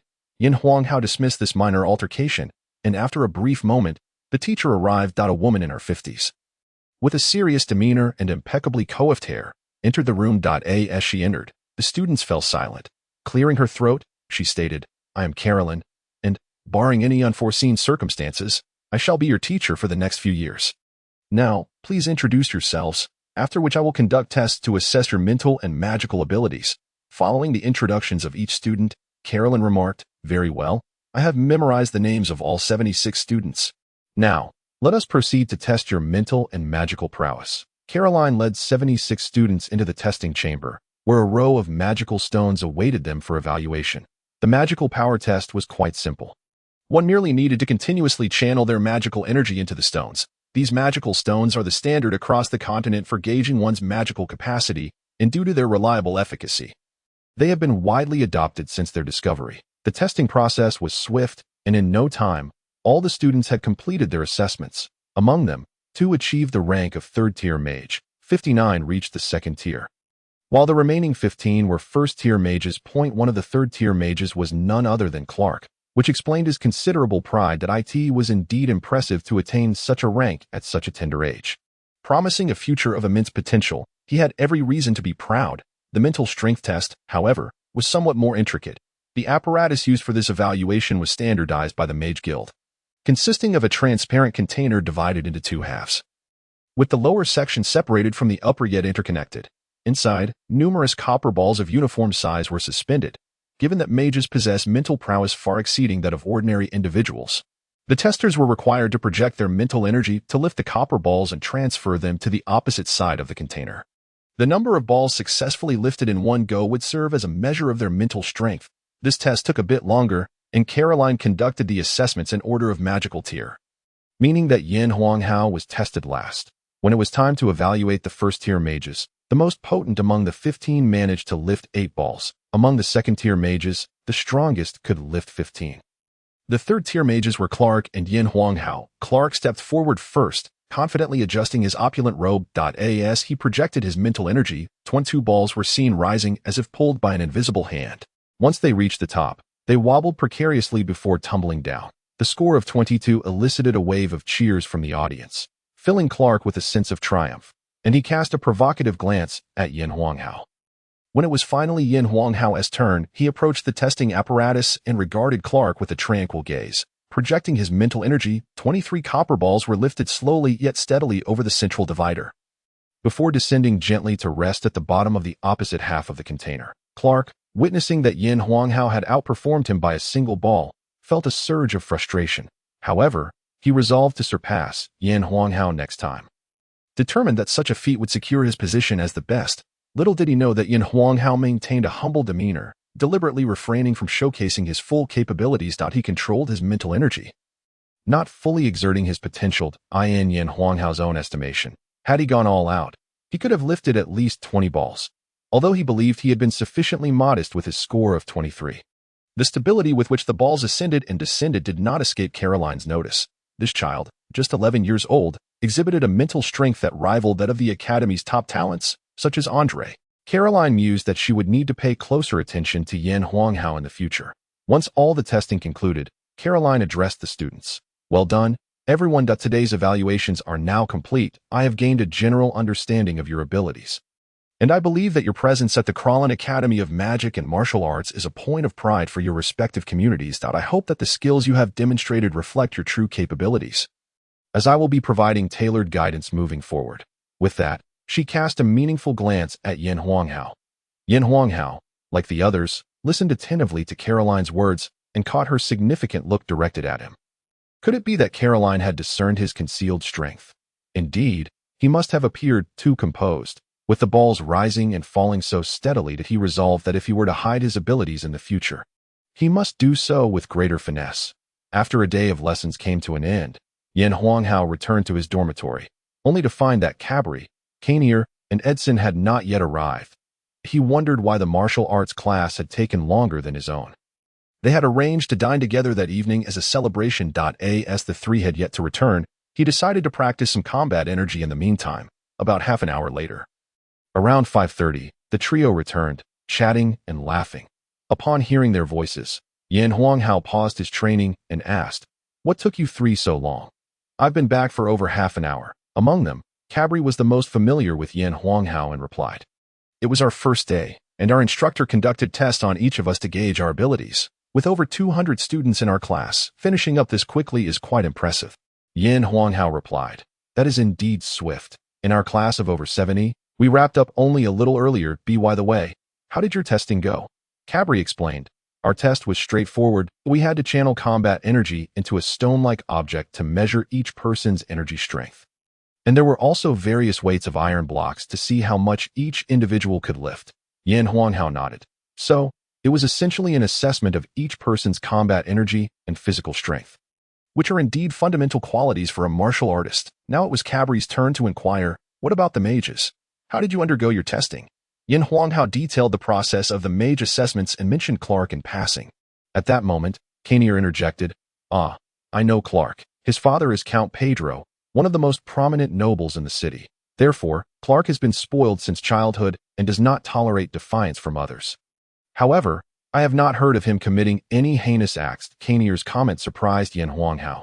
It seemed remarkable that a pampered child, unaccustomed to opposition, had not yet engaged in any malfeasance. Thus, Yin Huanghao asked, "How does he treat those who defy him?" Kainier, adopting a sage-like demeanor, chuckled, "As the saying goes, 3 generations cannot raise a true noble. Clark's family lineage has been noble for several generations, so he is indeed a genuine aristocrat. Having been raised with noble education, he surely embodies the spirit of nobility. Generally, when someone defies him, Clark does not resort to his family's influence for revenge, but instead relies on his own abilities to reclaim his reputation. This has likely contributed to him becoming a third-tier mage at such a young age." Yin Huanghao was astonished by Kainier's remarks. This was the essence of true nobility, reflecting on the wealthy individuals from his past life, who flaunted their riches and attended exclusive schools. He realized that none exhibited the spirit of nobility. Conversely, some affluent individuals from Hong Kong and Macau, once under colonial rule, did embody such noble qualities. He shook off these thoughts. Having traversed into another world, he pondered why he should dwell on the past. Recalling his wandering mind, he turned to Kainier, saying, "Yesterday, when you entered the dormitory, your butler asked us to make way for you, which you declined. It seems your father is indeed grooming you to embody noble qualities." Kainier smiled. "Indeed, in the Divine Grace Empire, and across the Divine Grace continent, who does not take pride in the spirit of nobility and chivalry? However, it is only in my father's generation that our family has begun to prosper, and he has only recently recognized the importance of cultivating my noble identity. Once I achieve greater strength, I aspire to become a Knight of Honor." Yin Huanghao nodded. An ordinary knight is the most basic form of nobility, much like a lord, and such titles are not hereditary. To become a true noble, Kainier must possess not only the spirit of nobility but also the title itself. Their conversation lingered a bit too long, prompting Edson to chime in impatiently, "Aren't we supposed to be eating? I'm starving." Yin Huanghao and Kainier exchanged amused glances, and Kainier proposed, "Since the 3 of you are from out of town, Allow me to arrange tonight's dinner as the host. Everyone was aware of Canier's affluent background, and Cabri and Edson were more than willing to accept, while Yin Huanghao also welcomed the idea, recognizing the importance of fostering good relations for the long journey ahead. Canier ultimately decided on the dining location. As newcomers, the three were unfamiliar with the finer establishments. They ventured out to the academy's main entrance and walked for 10 minutes to arrive at a restaurant adorned with lavish decor. Two well-dressed waitstaff greeted them at the entrance, and one enthusiastically approached, offering a professional smile as they ushered the four into the grand lobby. Canier initially intended to request a private room, but Yin Huanghao intervened. Though I have never visited such a place, the opulence of the decor and the demeanor of the waitstaff immediately suggest that the expenses would be considerable. Canier is affluent. Yet the few of us are merely acquaintances and just over a decade old. There is no necessity to splurge on a private room. The four of us settled down, and Canier perused the menu, selecting several dishes that Yin Huanghao had never even heard of, followed by a bottle of wine. The restaurant's service was remarkably swift. Within a mere 20 minutes, all 6 dishes were presented. Allow me to introduce these dishes, which are some of the most distinctive offerings from the City of Frost, Canier proclaimed, gesturing towards the array of food on the table. This is braised water arrow rabbit. This one is roasted snow wolf ribs. That is clear stewed silver flower snake. And over there are the crispy gale hawk, along with these two, which are spicy barbarian beef tongue and the bear paw of the earth bear. After Canier concluded his introduction, he anticipated expressions of astonishment from the trio. To his surprise, he was met with Yin Huanghao's calm demeanor and Edson's dismissive attitude, with only Capri displaying a hint of surprise. Edson, having grown up in a mountain village, was accustomed to the aftermath of his elders hunting magical beasts, where the cores, pelts, and other valuables were extracted, leaving the remaining meat to be consumed rather than allowed to rot.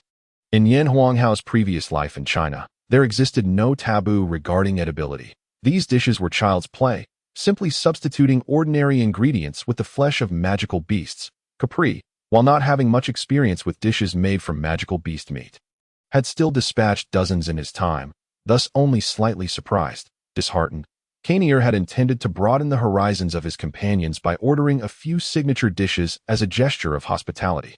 Upon observing their composed reactions, he decided to refrain from further commentary on the food, instead stating, "Today marks our first day of classes and our inaugural gathering as a dormitory of 4.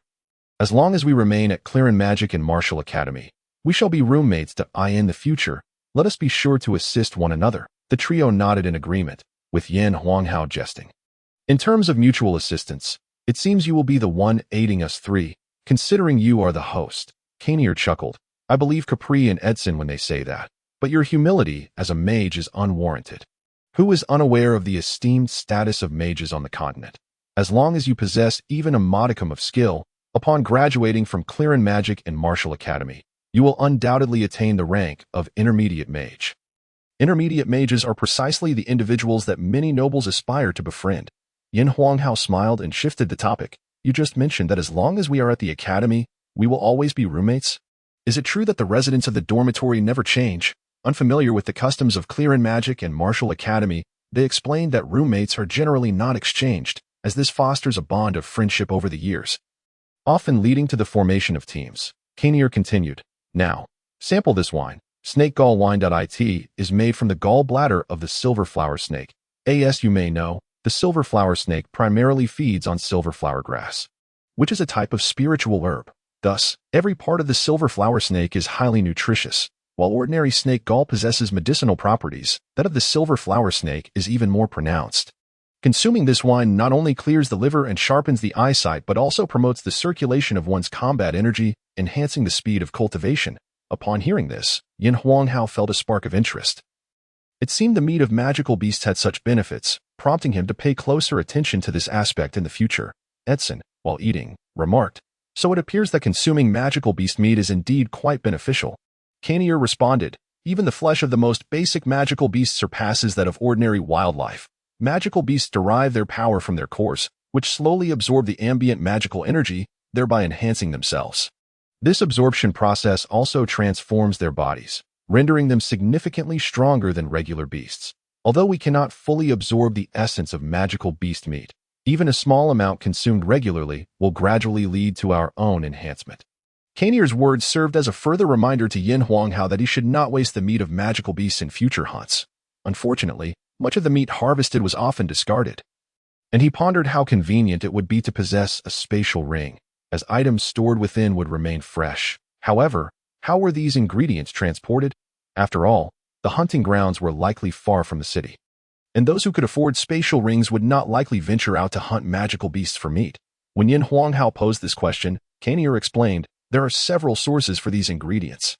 One method involves transporting them back via large flying magical beasts after hunting, while another employs beasts like the barbarian bull. However, the latter option results in less freshness.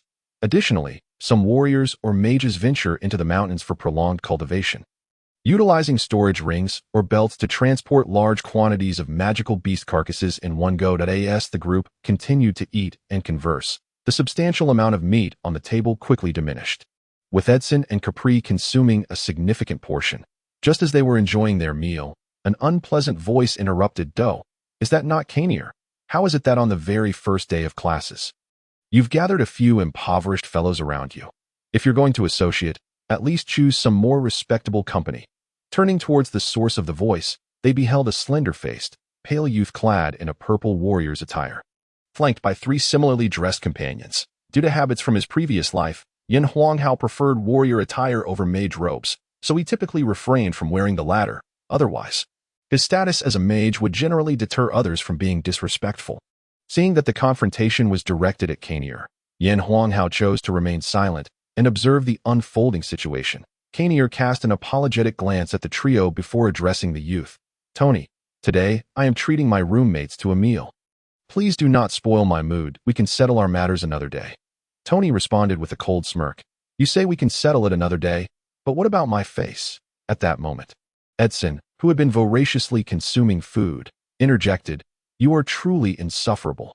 Can't you see we are eating? Is it merely a trivial matter of vying for class president? A boorish fellow like you has no right to aspire to such a position." Tony, stung by Edson's remark, felt hesitant to push further, especially since Edson had ranked highly during testing, and Tony had no desire to offend him. With a huff, he replied, "Fine, I will give you face today." He then turned to his companions. "Let us go. We shall dine in a private room." Once Tony and his entourage departed, Capri and Yin Huanghao explained, "Kanier and Tony both hail from affluent families. Kanier's father and Tony's father are not on good terms, resulting in some friction between the two. Coincidentally, they both gained admission to Clear and Magic and Martial Academy, and since their abilities are comparable, they are fiercely competing for the position of class president."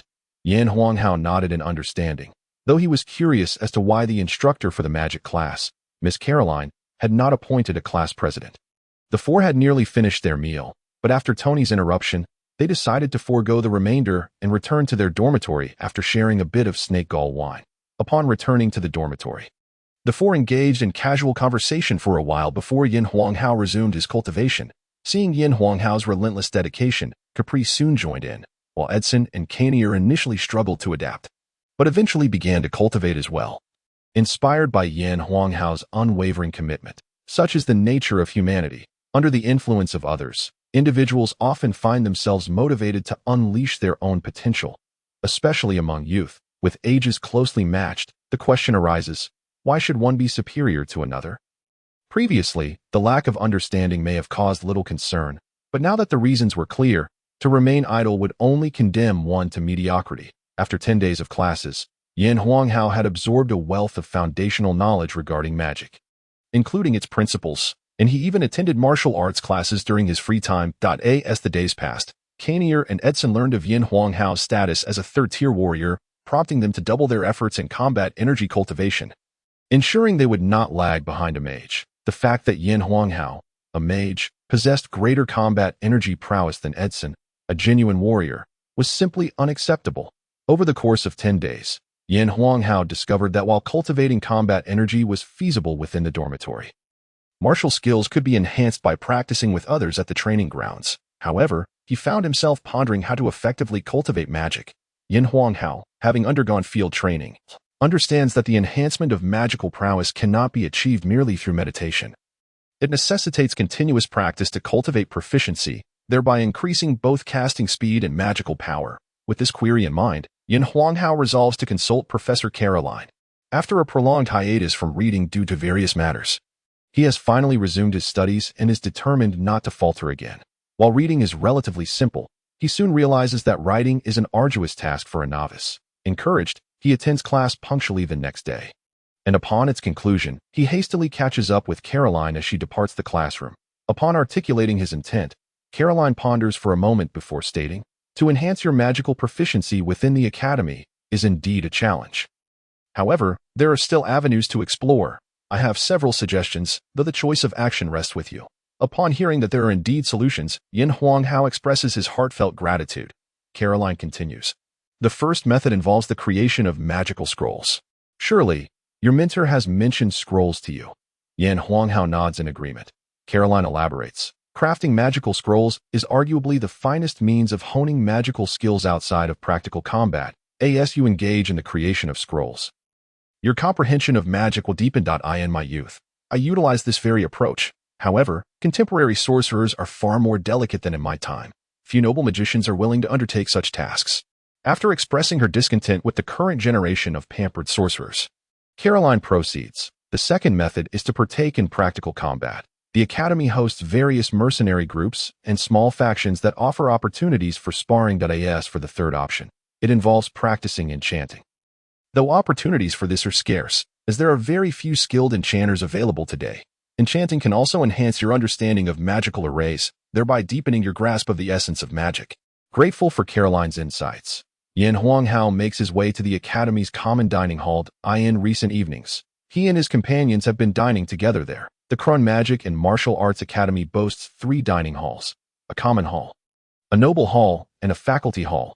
Aside from the faculty hall, which is exclusively for teachers, both the noble and common halls impose no strict identity requirements. However, the noble hall frequently offers magical beast meat, making the prices exorbitant for the average commoner, hence the moniker Noble Hall.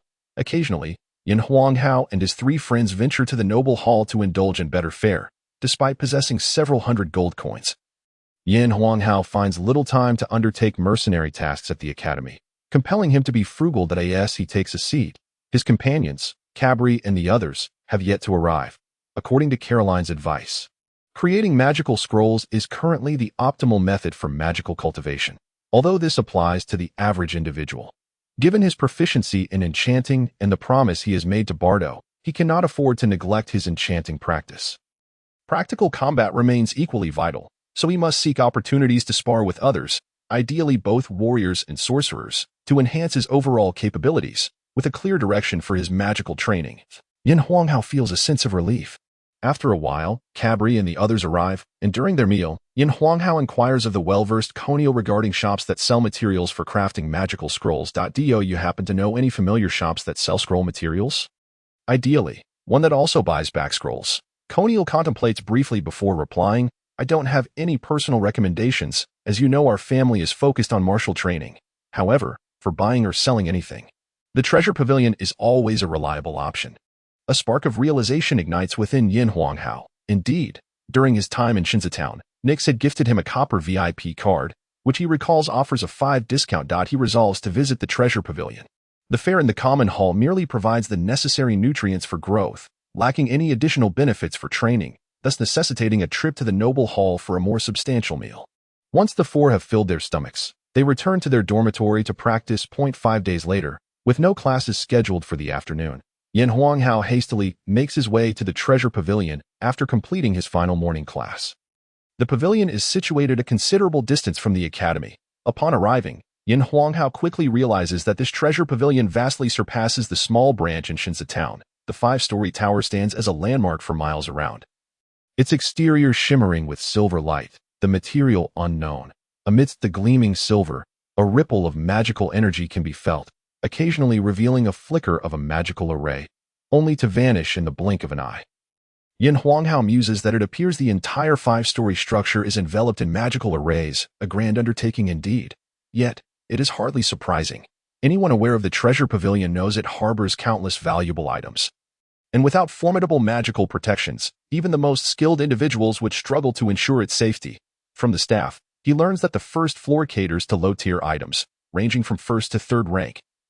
With a vast inventory, the The second floor features mid-tier items, specifically those of 4th to 6th rank, though the selection is considerably smaller. The third floor is reserved for high-tier items, from 7th to 9th rank, and only a handful are fortunate enough to gain access each day. The fourth floor serves as the workspace for ordinary staff, while the fifth floor, the pinnacle of the pyramid, is where the most elite guardians of the treasure pavilion reside, constituting its primary defense force. While Yin Huanghao's materials for crafting magical scrolls are located on the first floor, he feels compelled to explore the second floor as well. The third floor is not an option, not due to lack of desire, but because access is strictly prohibited to low-level warriors or sorcerers. The second floor, however, has no such restrictions. As long as one possesses sufficient funds, entry is granted.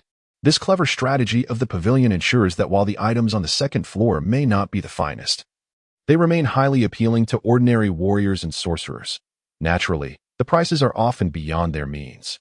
Entering the second floor, Yin Huanghao takes a cursory glance around at it is notably smaller than the first floor. Yet the quality of the items far surpasses those in Shinza Town. He soon notices that most items available are of 5th and 6th rank, with 4th rank items being quite scarce. The Wind Magic Staff enhances wine magic effectiveness by 58, making it a premium choice among 6th rank staffs. The Golden Moon Sword, crafted from 5th rank gold intermingled with other rare metals, is imbued with a sharpness magical array, delivering formidable lethality. The Earth Dragon Bone Shield, constructed from the vertebrae and leg bones of a 6th rank Earth Dragon, offers less defense than comparable metallic shields but weighs significantly less, at barely a third of the weight, and possesses its own sturdy magical array. It is undoubtedly the top choice for non-defensive warriors. When Yin Huanghao lays eyes on the Earth Bear leather armor, fashioned from the hide of a 6th rank Earth Bear, he pauses momentarily, wondering if this could possibly be the very hide he sold to the treasure pavilion. After all, the Earth Bear is not a common 6th rank magical beast, and hunting one is no trivial matter. Upon glancing at the price tag, he gasps, 3,000 gold coins, such extortionate pricing. He recalls selling his own bear hide for a mere 500 gold coins. Yet, there is little to be done. Each profession has its specializations, and he cannot transform the hide into armor himself. This realization strengthens his resolve to pursue enchanting, though the items on the second floor are impressive. Their prices are equally staggering.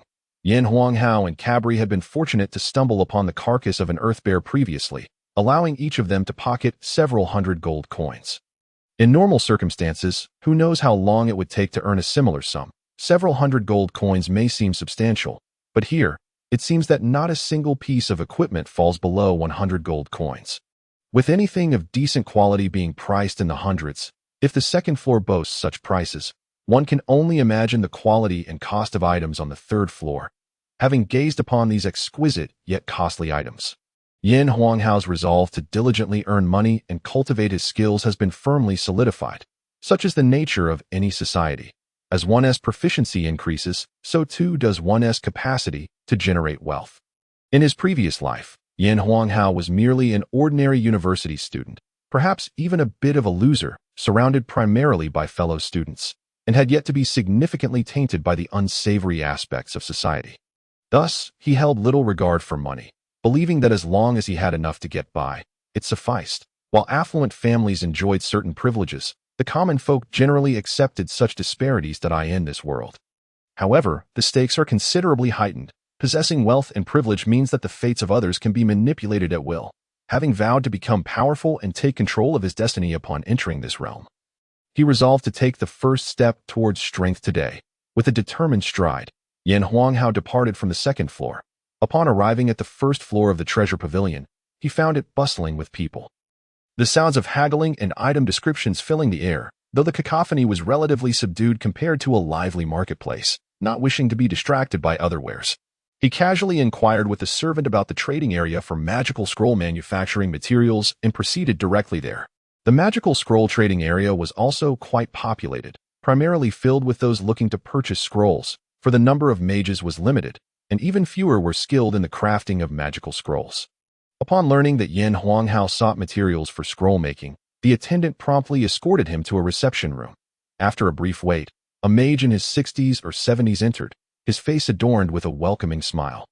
Exuding an amiable demeanor, I am Vig, responsible for the trading of magical scrolls here. That I heard that a young man from the Kellen Magical Martial Academy wishes to create magical scrolls. That I, too, was once associated with the academy and dabbled in scroll production for some time.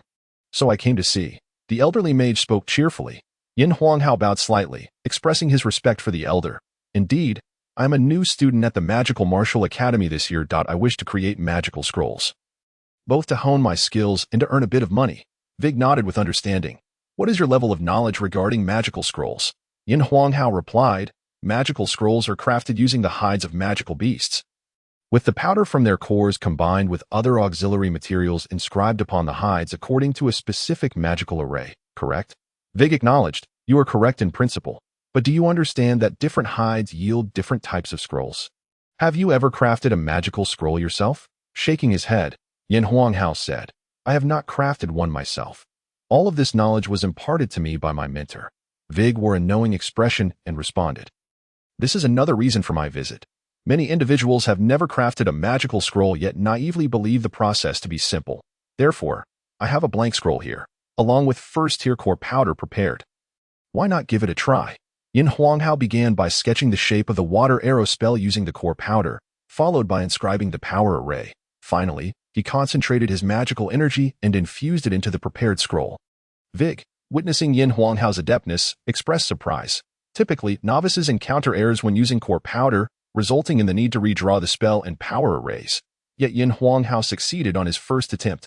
Vig inquired, have you crafted magical scrolls before?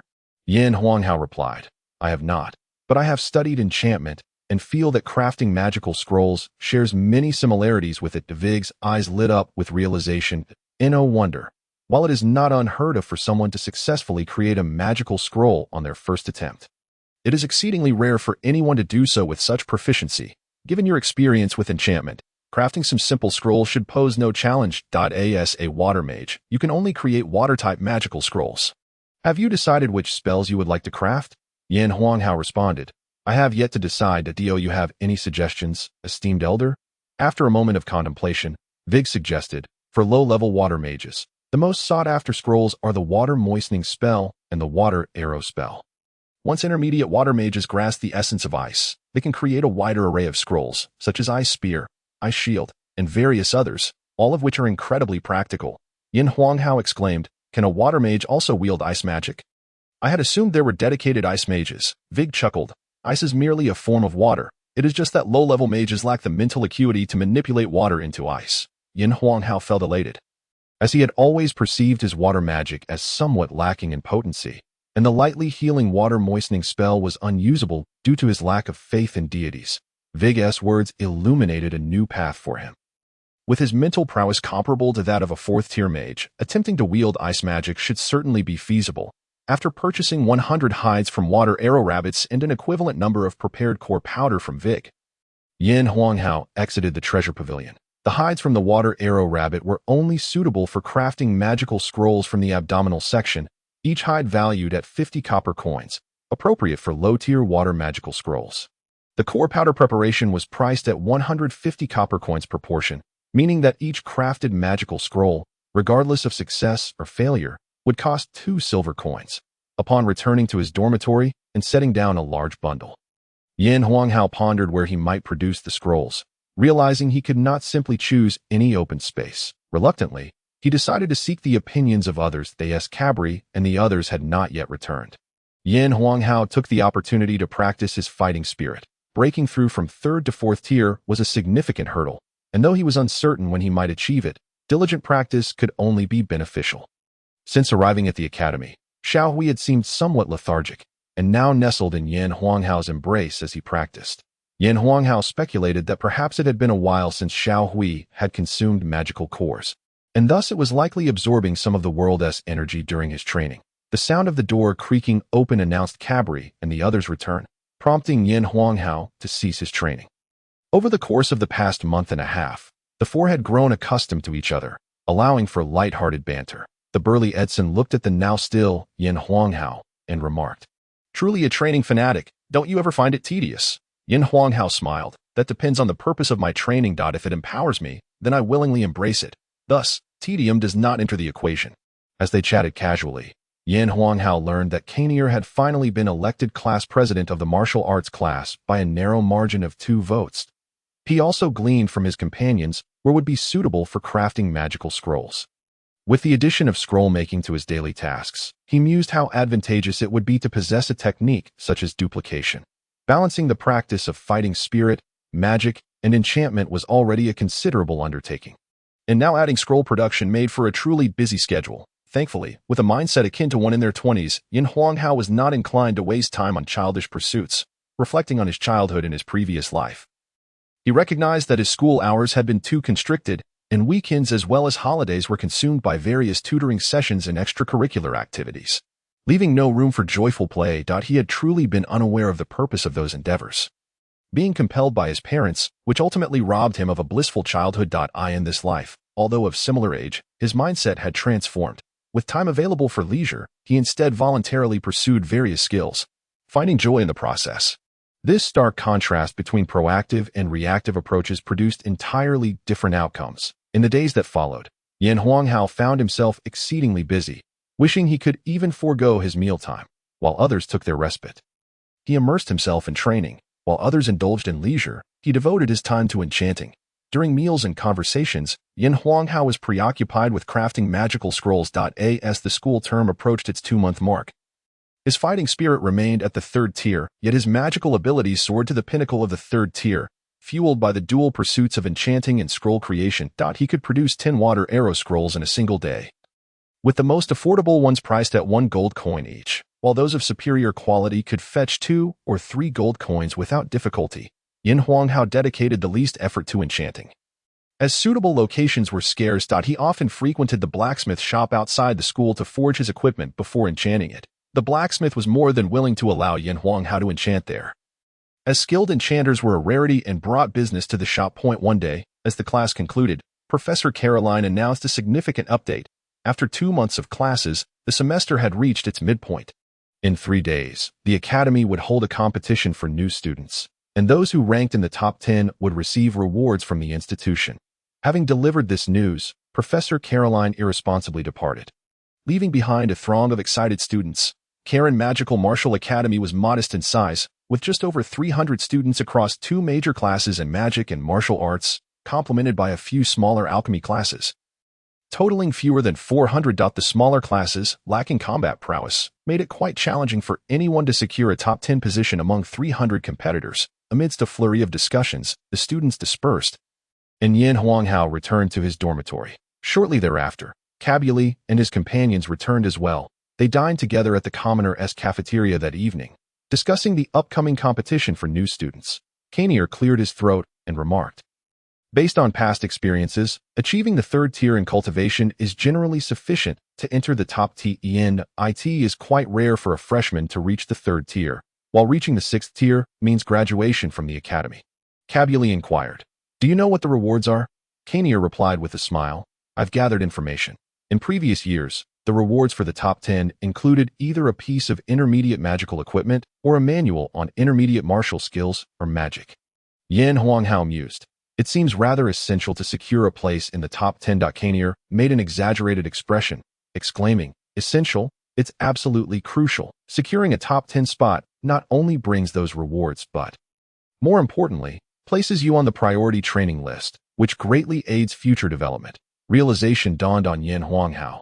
Indeed, being prioritized for training and receiving the academy's resources would undoubtedly pave a smoother path for him.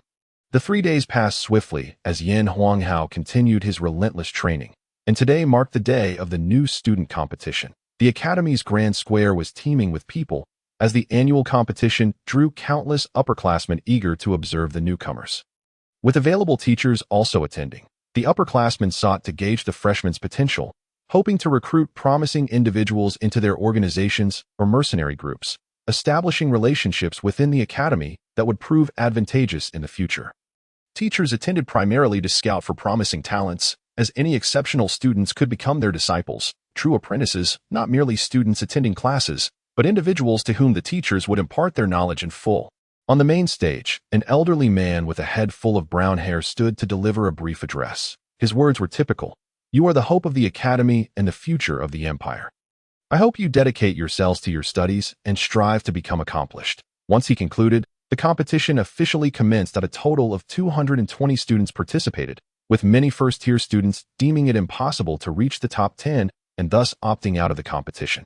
The 220 students were divided into 22 groups, each consisting of 10 participants. In the first round, the two strongest from each group advanced to the next stage. Soon, everyone was sorted into their respective groups. Yin Huanghao drew Group 18.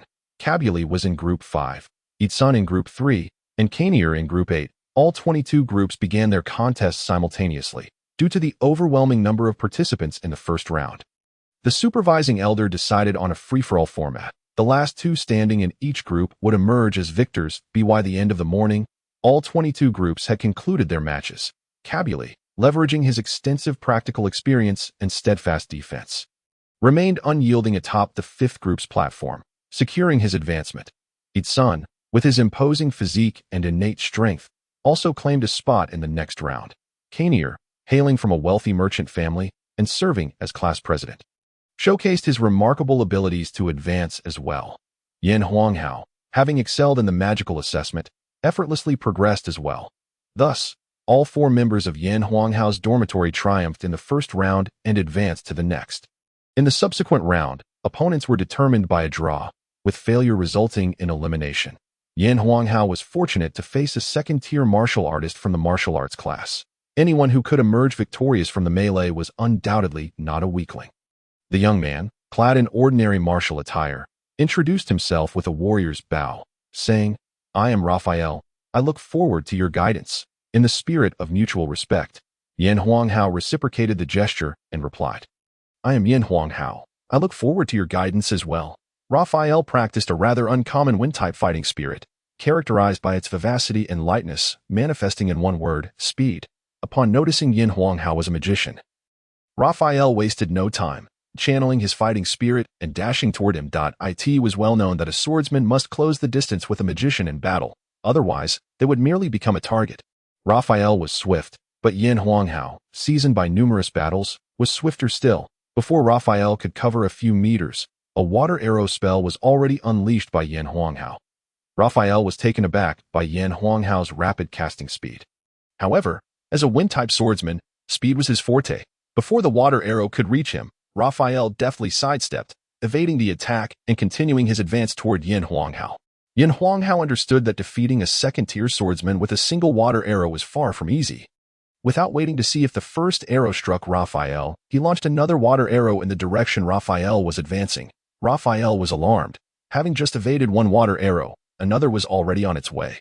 The speed at which Yin Huanghao cast spells was astonishing, and he was relentless, not allowing time to assess whether the previous arrow had hit. With no time to ponder, Raphael activated his fighting spirit and, with a powerful push from his legs, slid to the right and narrowly dodged the water arrow.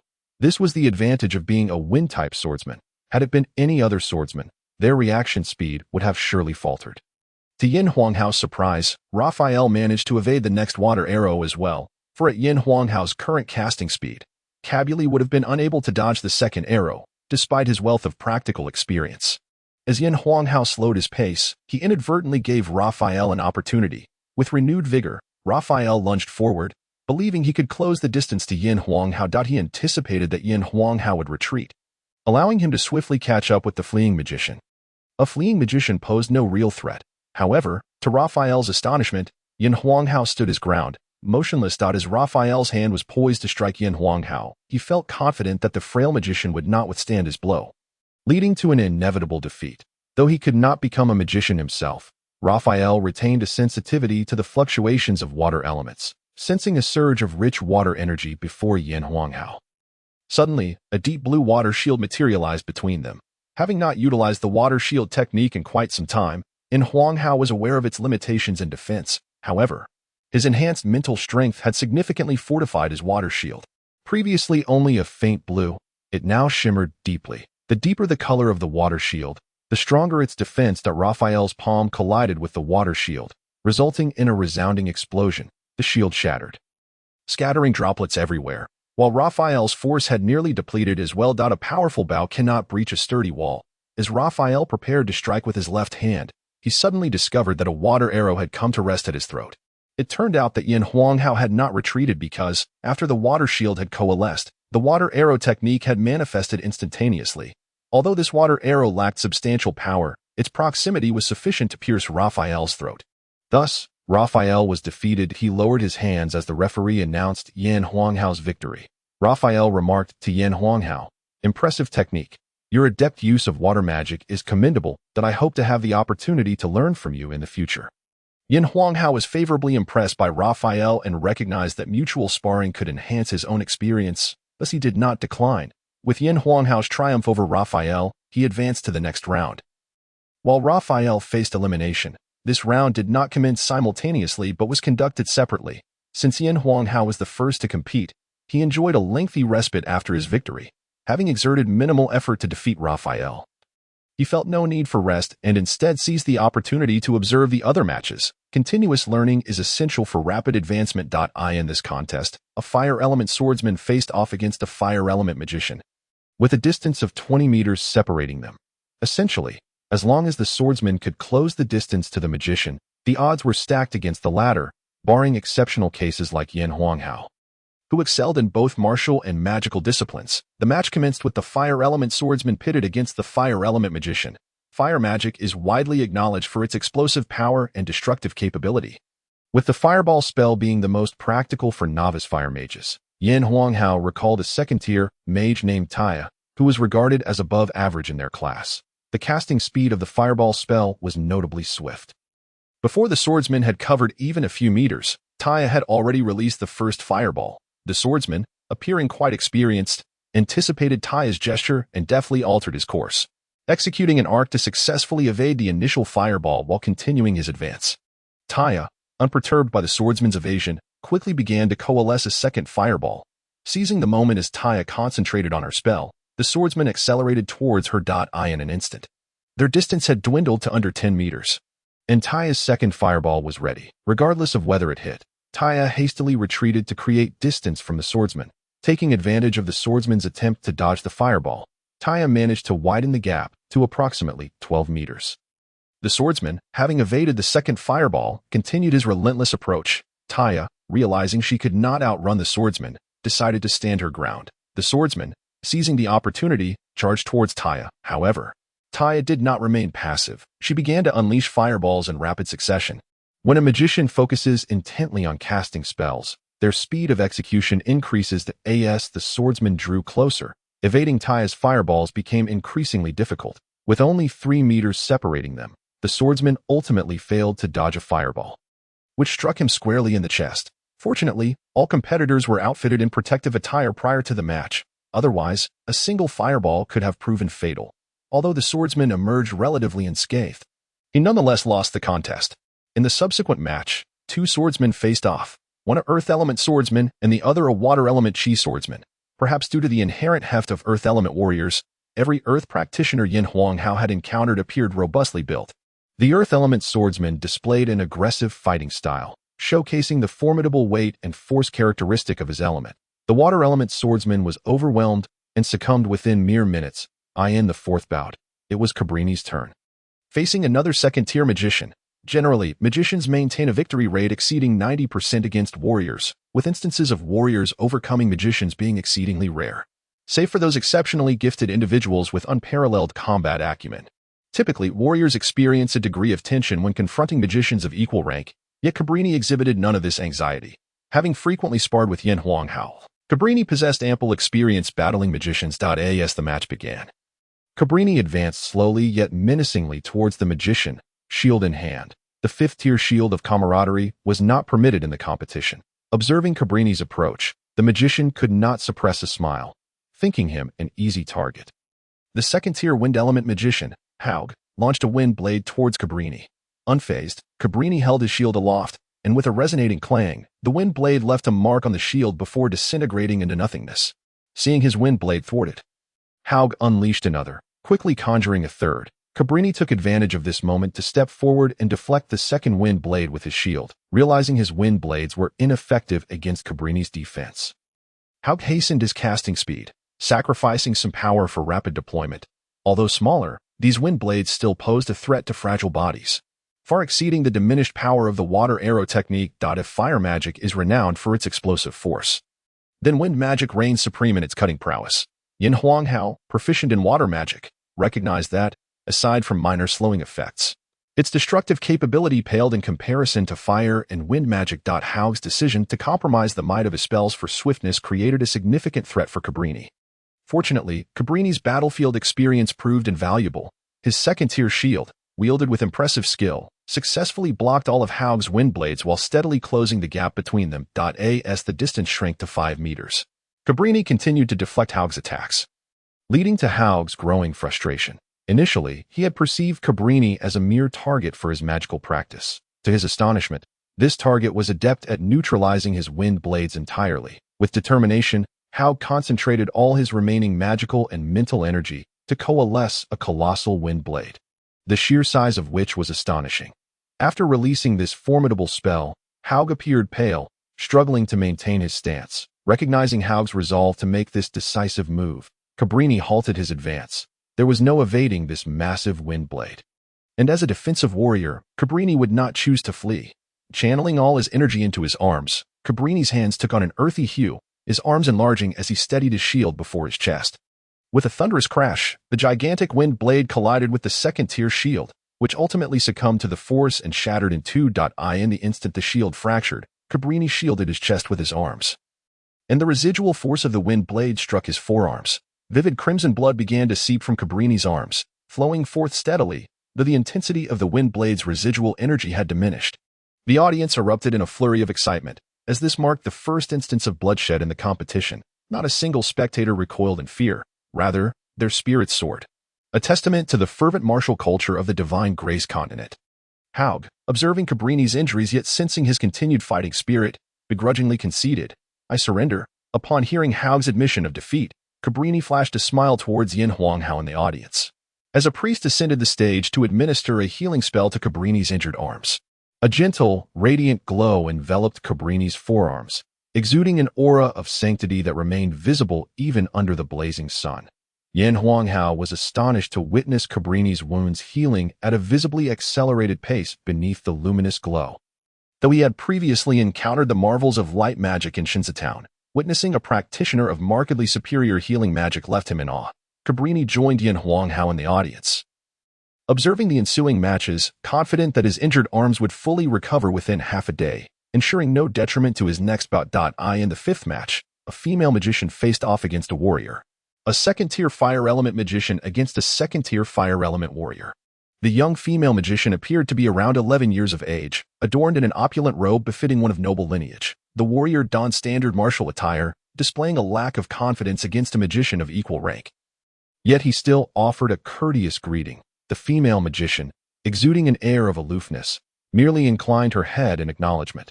After the referee's command, the sorceress Lina swiftly unleashed a fireball.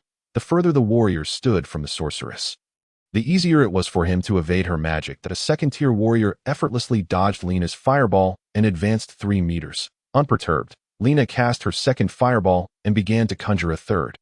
The warrior found it noticeably more challenging to evade the second fireball than the first, having already advanced 7 meters. Soon, Lina's fireballs came in quick succession, and after the warrior surged forward 10 meters, he was finally struck by a fireball, succumbing to defeat. It seems that ordinary warriors have a remarkably low chance of victory against sorcerers, Lin Hao remarked from the sidelines. Cabri, who had a deep understanding of this, rolled his eyes and said, "This is something known to everyone on the continent, from the age of 3 to 80. Unless a warrior possesses rapid advanced skills or can withstand the sorceress's onslaught, they cannot breach her defenses, let alone achieve victory. Of course, facing a freak like you, who excels in both magic and combat prowess, even if a warrior miraculously reaches your side, it would be futile." Lin Hao chuckled silently, and at this moment, the 6th match had already commenced. This battle was between 2 fire element warriors of the same second-tier cultivation level, competing in martial skills and combat techniques. To emerge from a 10-person melee, the skills and techniques of both were indeed noteworthy, but they were far from comparable to the combat experience of Cabri, let alone Lin Hao. The match devolved into a war of attrition. And after 20 minutes, a youth named Parker, possessing slightly superior combat skills, emerged victorious in the 7th match. It was Coniel's turn to take the stage, as the only son of a wealthy merchant from the Frost City. His father was willing to invest heavily in his training. Additionally, Coniel served as the class leader of the warrior class. Against a second-tier warrior, Coniel, at the pinnacle of the second tier, effortlessly secured victory in just a few moves. The 8th match featured a second-tier water element warrior against a first-tier warrior. How is there a first tier among them? Is this a mistake? This kid is truly fortunate to face a first-tier opponent. What can a first tier do? They should just concede immediately, the audience jeered. Indeed, the first-tier child had advanced due to sheer luck. During the 10-person melee, the two strongest in his group had mutually inflicted injuries upon each other, allowing him to emerge as the second of his group. The second-tier warrior, Renault, also felt fortunate to be facing a first-tier warrior, for otherwise, with his water element combat prowess not particularly suited for battle, he would often find himself losing against equally ranked opponents. Now, however, he easily triumphed in this match. The 9th match introduced a young beauty to the arena. Though merely 11, she had blossomed into a charming visage. Likely to become a stunning beauty in a few years, this little girl had garnered considerable popularity, and as soon as she appeared, many classmates cheered her on. The petite beauty, Avril, was also quite courteous, bowing to the surrounding classmates before turning her gaze to her opponent, the burly Edson. Indeed, Edson was Avril's opponent. Avril performed a warrior's greeting to Edson, who reciprocated with ABOWAS. The match commenced. Avril, being a sorceress, created distance from Edson. 20 meters away, she began to conjure her water arrow technique. Edson, like Cabri, was a warrior of the earth element. However, unlike Cabri, Edson was more offensive in nature, given that their cultivation levels were comparable.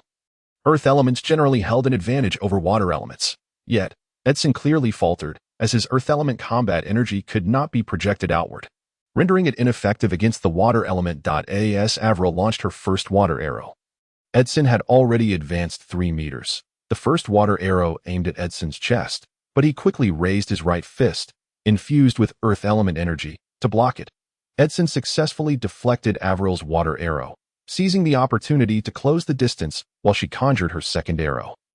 From the sidelines, Lin Hao observed closely as Edson's fist transformed from its natural hue to a mottled blue and purple, with a trace of blood appearing on his knuckles. There was no escaping the fact that when a warrior approached a sorceress, a price must inevitably be paid, some paid with minor injuries, while others with their very lives. Though Lin Hao hoped Edson would win this match, the odds for a warrior against a sorceress of the same tier were dismally low. Despite having lived in the same dormitory for 2 months, Lin Hao had spent most of his time in magic classes, occasionally auditing the warrior classes when schedules aligned. He had never witnessed Edson in action. During the remaining time, Lin Hao was either engrossed in training or practicing the creation of magic scrolls and enchantments, leaving little time for sparring with his peers. As Avril finished conjuring her second water arrow, it left a trace of blue in the air as it sped towards Edson. The audience speculated that Edson would surely evade this time. After all, few dared to withstand a sorceress's attack in order to approach her. Edson's prior reception of the first arrow had already taken them by surprise. However, considering Edson's robust physique, many subconsciously thought he might withstand the blow. In another unexpected turn, Edson did not dodge. Instead, he positioned both fists crosswise in front of his chest, with his left fist in front, bracing himself to absorb the second water arrow. As the arrow dissipated, a bruise appeared on Edson's left fist, but no blood was visible, likely due to the shorter conjuring time of Avril's second arrow. Ignoring the pain in his fists, Edson rapidly channeled his combat energy, redirecting it from his fists to his legs. His feet propelled him forward in quick succession, and his physique, slightly less than that of an adult, yet far superior to his peers, combined with the energy in his legs, made the arena tremble with each step he took. Seeing Edson draw closer, Avril's face contorted in fear due to the pain, momentarily causing the pampered beauty to forget to continue casting her spells. As Edson approached, prepared to unleash his martial technique and decisively defeat his opponent, he suddenly noticed Avril's stunned expression, realizing that if his full-powered punch landed, it could severely harm such a delicate girl. He had no choice but to twist his body, redirecting the punch meant for Avril into the air. The sensation of miscalculating his force nearly made Edson spit blood, but fortunately, he did not injure Avril. The audience erupted in cheers, indicating Avril's immense popularity, while she returned to her senses. The reason Avril had progressed in the competition was that her classmates had been reluctant to strike against her. allowing only the strongest among them to advance. Although Avril possessed decent cultivation, her practical combat skills left much to be desired. She had been momentarily stunned by Edson's imposing presence, regaining her composure. Avril noticed Edson's injuries and a hint of remorse crossed her face. She turned towards the referee and said, "Teacher, I concede." The referee announced Edson's victory, ensuring that all 4 members of Yin Huanghao's dormitory had advanced. Avril then addressed Edson, saying, "I'm sorry for zoning out during the match, causing you to get hurt. Thank you." Edson responded with a simple, hearty smile. "It's nothing. The teacher will help me heal shortly." Having won, Edson, whose injuries were not severe, received a restorative spell from the teacher in charge of treatment before departing the stage. He joined Yin Huanghao, Cabri, and Coniel on the sidelines. Yin Huanghao looked at Edson, who bore minor injuries, in disbelief. After all, his water arrow technique had previously inflicted some damage on the Gale Wolves. Given that Avril's cultivation level was comparable to his own, the power of her water arrow shunti have been significantly different. This led Yin Huanghao to ponder whether Edson's defenses were exceptionally robust, making him an attack-oriented warrior capable of withstanding the might of magical beasts. Inquisitively, he asked Edson, "Is your defense really that impressive?" Edson replied, "I grew up in a mountain village, and perhaps the children there are naturally tough. Moreover, the mountains near our village are often prowled by magical beasts. The warriors in our village hunt them for their coarse pelts, and we all share the remaining meat." The 3 individuals, drenched in sweat, found themselves indulging in the exorbitantly priced dishes crafted from beast meat at the prestigious academy's aristocratic cafeteria. Edson, having feasted on such delicacies since childhood, was indeed robust in physique. One must consider that in large cities, the population is vast, and there exists a considerable number of affluent families. Even Conier, the scion of a wealthy household, could not guarantee a regular supply of beast meat. As the 4 engaged in idle chatter below, another contest commenced above, a duel between 2 second-tier fire element warriors. Their skills were evenly matched, leaving victory to be determined solely by technique. Unfortunately, both combatants possessed limited battle experience, rendering their techniques largely equivalent. This match proved to be the longest of the day, with the 2 exchanging blows until their energy and stamina dwindled. Ultimately, a lad by the name of Xenophon emerged victorious amidst the spectators' murmurs. The remaining matches continued, with Clark, a 3rd-tier wind element mage, effortlessly claiming a win. Tony, who had once competed with Conier for the position of head warrior, also advanced smoothly. By nightfall, all 22 matches had concluded, marking the end of the day's events. With the next round awaiting. To celebrate their collective advance, Yin Huanghao and his companions ventured to the aristocratic restaurant for a sumptuous meal. This extravagant feast, funded by Yin Huanghao, featured a spread dominated by dishes made from beast meat, prompting the 4 to disregard decorum and feast heartily. Observing Edson's equally unrestrained appetite, Cabri remarked, "Edson, you've been feasting on beast meat since childhood, yet you still compete with me for it." Edson chuckled and replied, "This meat is far more delectable than what I'm accustomed to at home." With that, he resumed devouring his meal. The lavish spread cost Yin Huanghao 10 gold coins, a sum sufficient to sustain an ordinary family for quite some time. Dining at a standard establishment would hardly cost even a single gold coin. Yet, money is meant to be spent. After all, Yin Huanghao calculated that, excluding expenses for crafting magical scroll materials, he still possessed over 400 gold coins. It seemed that to frequent this establishment, he would need to earn more. Following their satisfying meal, the 4 returned to their dormitory. Uncharacteristically, Yin Huanghao refrained from training, opting instead to join Cabri and the others in discussing the day's matches. Although he had resided in this world for 7 or 8 years, and was comparable in experience to Cabri and the others, his diligent training had left him less informed about the nuances of this realm, particularly regarding the affluent Conier. At that moment, Cabri remarked, "Edson, with your innate defensive prowess, it's a pity you don't pursue a career as a defensive warrior." Edson responded, "Defensive warriors lack excitement. I prefer offense. There's a certain thrill in shattering my opponent's defenses." His face bore an expression of rapture as he spoke. Cabri, at a loss for words, realized he would have a dedicated training partner, as a person who favored offense would make for an excellent companion for a defensive warrior like himself. Yin Huanghao interjected, "With the next round approaching tomorrow, what are your thoughts on today's matches? Are there any particular individuals we should pay special attention to?" Conier pondered briefly before answering. "On the surface, Clark appears to be the strongest, aside from you. Historically, the most formidable new students at the Krun Magic Martial Academy have been 3rd tier, and those are rare occurrences. Who would have guessed that this year would yield two anomalies like you? He continued, moreover, I believe Tony's strength is also formidable. He should be on par with me. Lin Hao nodded in agreement. And at that moment, Cabri interjected, in the warrior class, Edson, Conier, and I are all at a comparable peak level. But regarding the magic class, I only glimpsed the matches today and am not well acquainted with the competitors, so it's hard to determine who is stronger.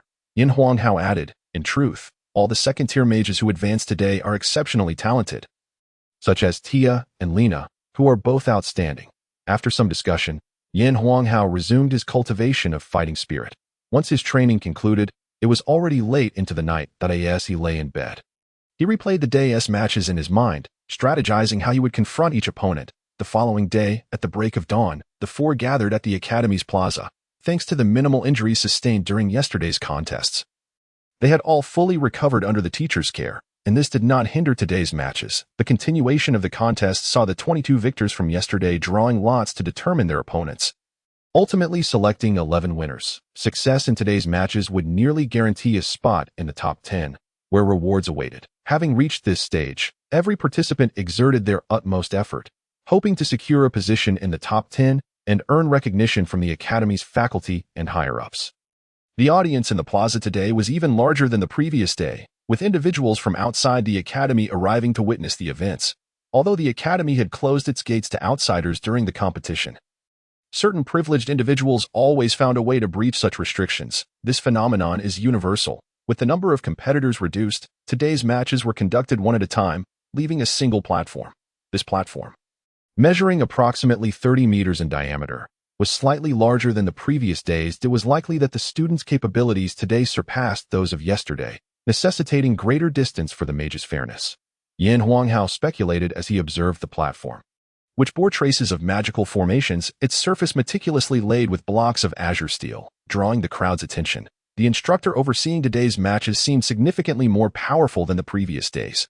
And upon the conclusion of the draw, he announced the commencement of the contests. The first duel featured Tia against Xenophon, and from his vantage point, Lin Hao had already determined Xenophon's impending defeat. The second-tier fire mage Tia took her stance, and as the instructor called for the start, she began to conjure her first fireball. Meanwhile, Xenophon, having barely triumphed in the last round after exhausting his fighting spirit and stamina, was clearly at a disadvantage. Xenophon did not disappoint the audience, as within 2 minutes, Tia launched a fireball that struck him squarely in the chest, leading to his acknowledgement of defeat and the conclusion of the match. Throughout the entire encounter, Xenophon failed to come within 10 meters of Tia, further illustrating the mage's formidable strength. The second match swiftly commenced, again featuring a mage against a warrior. Both were second tier. And after taking their positions, the instructor declared the match open. The mage, Cipher, quickly unleashed a water arrow, while the warrior advanced, attempting to evade and endure, only to be struck by the water arrow when he was about 5 meters away from Cipher, resulting in Cipher's victory. The third contest continued in the same vein. Yet again a mage faced off against a warrior. The audience was left in a state of bewilderment. Why were all the matches pitting mages against warriors? It was well understood that mages held a distinct advantage over warriors. If this trend persisted, would any warrior stand a chance of entering the top 10? The matches on the platform continued unabated despite the murmurs from the audience below. The second-tier wind mage Ida took merely 25 seconds to ready a wind blade spell. Known for its speed and cutting ability, even Edson's formidable physique would not easily withstand a wind blade. Without the advantage of a shield, the warrior had no choice but to evade. When Aida's first wind blade missed, she did not relent and launched a second. The warrior barely managed to move 2 meters before having to dodge the next wind blade. After the fourth wind blade, the warrior had closed the distance to 12 meters. Yet, they still remained 18 meters away from Ida, a gap that felt insurmountable. The warrior began to lose confidence in their ability to win. And after advancing 3 more meters, they found themselves unable to evade a wind blade, which was about to strike them. Fortunately, the instructor overseeing the match intervened just in time to shield the warrior from the wind blade. Otherwise, the warrior would have undoubtedly sustained severe injuries. With 3 consecutive victories for the mages over the warriors, one could only wonder if this was a showcase for mages. The crowd erupted in discussions, accompanied by the discontent and fury of warriors from other grades. In the fourth match, it was Cabri's turn to take the stage, visibly irked, as he brandished a new second-tier shield. His opponent was yet another mage, This was the fourth time. Cabri and his adversary exchanged formalities, and as the referee signaled to start, the mage swiftly launched their attack. Perhaps emboldened by the ease of the previous 3 victories, the mage underestimated Cabri, especially upon realizing he was a defensive warrior. The mage cast their first spell from a distance of only 20 meters. Observing this, Cabri felt a surge of indignation at his opponent's apparent arrogance. Nonetheless, he knew he had to exert all his strength. For the outcome remained uncertain. Skillfully evading the initial spell, Cabri charged forward with a shield raised. As the second spell flickered into existence, the sorcerer began to feel a twinge of panic. Simultaneously, he unleashed his third incantation. With only 10 meters separating him from the sorcerer, Cabri chose not to evade but to brace himself for the impact. After all, evasion would inevitably consume precious moments, and once the sorcerer had the opportunity to cast his spells, Cabri knew he would find himself at a disadvantage. Observing Cabuli's steadfastness against his third spell, the sorcerer momentarily lost his focus. This particular sorcerer, prideful by nature, had not witnessed any duels prior and was utterly unaware of the lone defensive warrior among the newcomers who had bested a sorcerer in combat. Seizing the opportunity presented by the sorcerer's distraction, Cabri advanced another 2 meters. In the blink of an eye, he found himself less than 10 meters away from the sorcerer, a perilously close distance. Where a warrior skilled in rapid advances could swiftly close the gap, the sorcerer, fully cognizant of the necessity to maintain distance from warriors, became increasingly flustered. After all, being within a mere 10 meters made it all too easy to be overrun. In truth, techniques involving rapid advances were not exclusive to any one individual. At the very least, Cabri, hailing from a small locale, had mastered them. As the sorcerer faltered, Cabri emerged victorious. The crowd of warriors erupted in exuberant cheers. While the sorcerers hurled curses in frustration, the warriors rejoiced at the sight of one of their own triumphing over a sorcerer, thus halting a streak of defeats. Meanwhile, the sorcerers were incensed, feeling their pride wounded by the sorcerer's humiliating performance. Oblivious to the fact that many among them were inferior to their fellow on stage, upon his victory, Cabri descended from the platform, where Conier patted him on the shoulder, exclaiming, "Well done. You've brought honor to our warriors." Lin Hao and Edson also cast appreciative glances in Cabuli's direction. The contest continued, and the fifth match featured 2 sorcerers, both at the second tier, one wielding water magic and the other fire. Contrary to Lin Hao's expectations, the elemental clash between water and fire among the lower-tier sorcerers was not as formidable as he had imagined. More often than not, a water arrow met a fireball, resulting in their simultaneous disappearance. All that could be seen was a sudden darkening at the point of collision, followed by the mutual annihilation of both spells, as if nothing had transpired at all. This outcome caused Lin Hao to furrow his brow. If water and fire were indeed clashing and canceling each other out, it would not be a cause for concern. However, if they were annihilating one another, it should have released a substantial amount of energy. The law of conservation of energy certainly suggested as much. Yet, as a third-tier water mage, Lin Hao felt no magical fluctuations emanating from the point of impact. If they were merely negating each other, there should have been detectable magical energies corresponding to both water and fire. This indicated an annihilation reaction, which would release a considerable amount of energy. The duel between the water mage and fire mage ultimately devolved into a contest of magical prowess, and to everyone's surprise, the fire mage emerged victorious. Although the elemental opposition between water and fire was not overtly pronounced, the cumulative advantage should have favored the water mage. This led Lin Hao to conclude that the fire mage, named Dickens, was indeed significantly more skilled than his water counterpart. Before Lin Hao could contemplate the implications of the annihilation reaction any further, the next match commenced. This time, it was Lin Hao's turn to compete. He ascended the stage and exchanged polite bows with his opponent, who was also a sorcerer and whom Lin Hao vaguely recognized. During the assessment phase, this sorcerer's abilities had been deemed above average. Since they were both sorcerers, they did not stand too far apart. Halting at a distance of approximately 20 meters, as a third-tier sorcerer facing off against a second-tier opponent. Lin Hao was keenly aware of the disparity in their power levels. When the referee called for the match to begin, both competitors commenced their spell casting simultaneously, perhaps due to his experience. Lin Hao's casting speed was noticeably quicker than that of his opponent. His water arrow was already in flight while his opponent's fireball was still coalescing. Recognizing that his adversary was clearly inferior and that he was of the fire element, Lin Hao thought to explore the dynamics of water and fire magic colliding. Justin, the second-tier sorcerer opposing him, was well aware from the assessment that Lin Hao possessed significantly greater magical and mental prowess. However, reaching this stage meant that a victory would secure a place in the top 10. Garnering the attention of the Academy's instructors, an opportunity he could not afford to miss. Despite Lin Hao purposely slowing his casting speed, Justin found himself exerting every ounce of effort just to keep pace with Lin Hao. Throughout this exchange, Lin Hao attentively sought to discern what transpired at the nexus of the water and fire magic collisions. After several exchanges of spells, he still found no revelation, only confirming that the water and fire magic indeed vanished entirely. Rather than reverting to their elemental forms as the duel progressed, Lin Hao consistently maintained a slight edge in casting speed, intercepting all of Justin's spells. Yet Justin persisted, feeling that with just a bit more effort, he could surpass Lin Hao's speed and land a hit. This was precisely the illusion Lin Hao intended to project. If the match ended too quickly, he would lose the chance to delve into the intricacies of the elemental clash. With each collision of water and fire magic, Lin Hao sensed something peculiar at the point of impact but could never quite grasp it. Gradually, he closed the distance between himself and Justin. And when they were about 10 meters apart, he finally discerned the nature of the phenomenon occurring at the collision point. It became clear that every time the water and fire elements collided, the area would darken momentarily.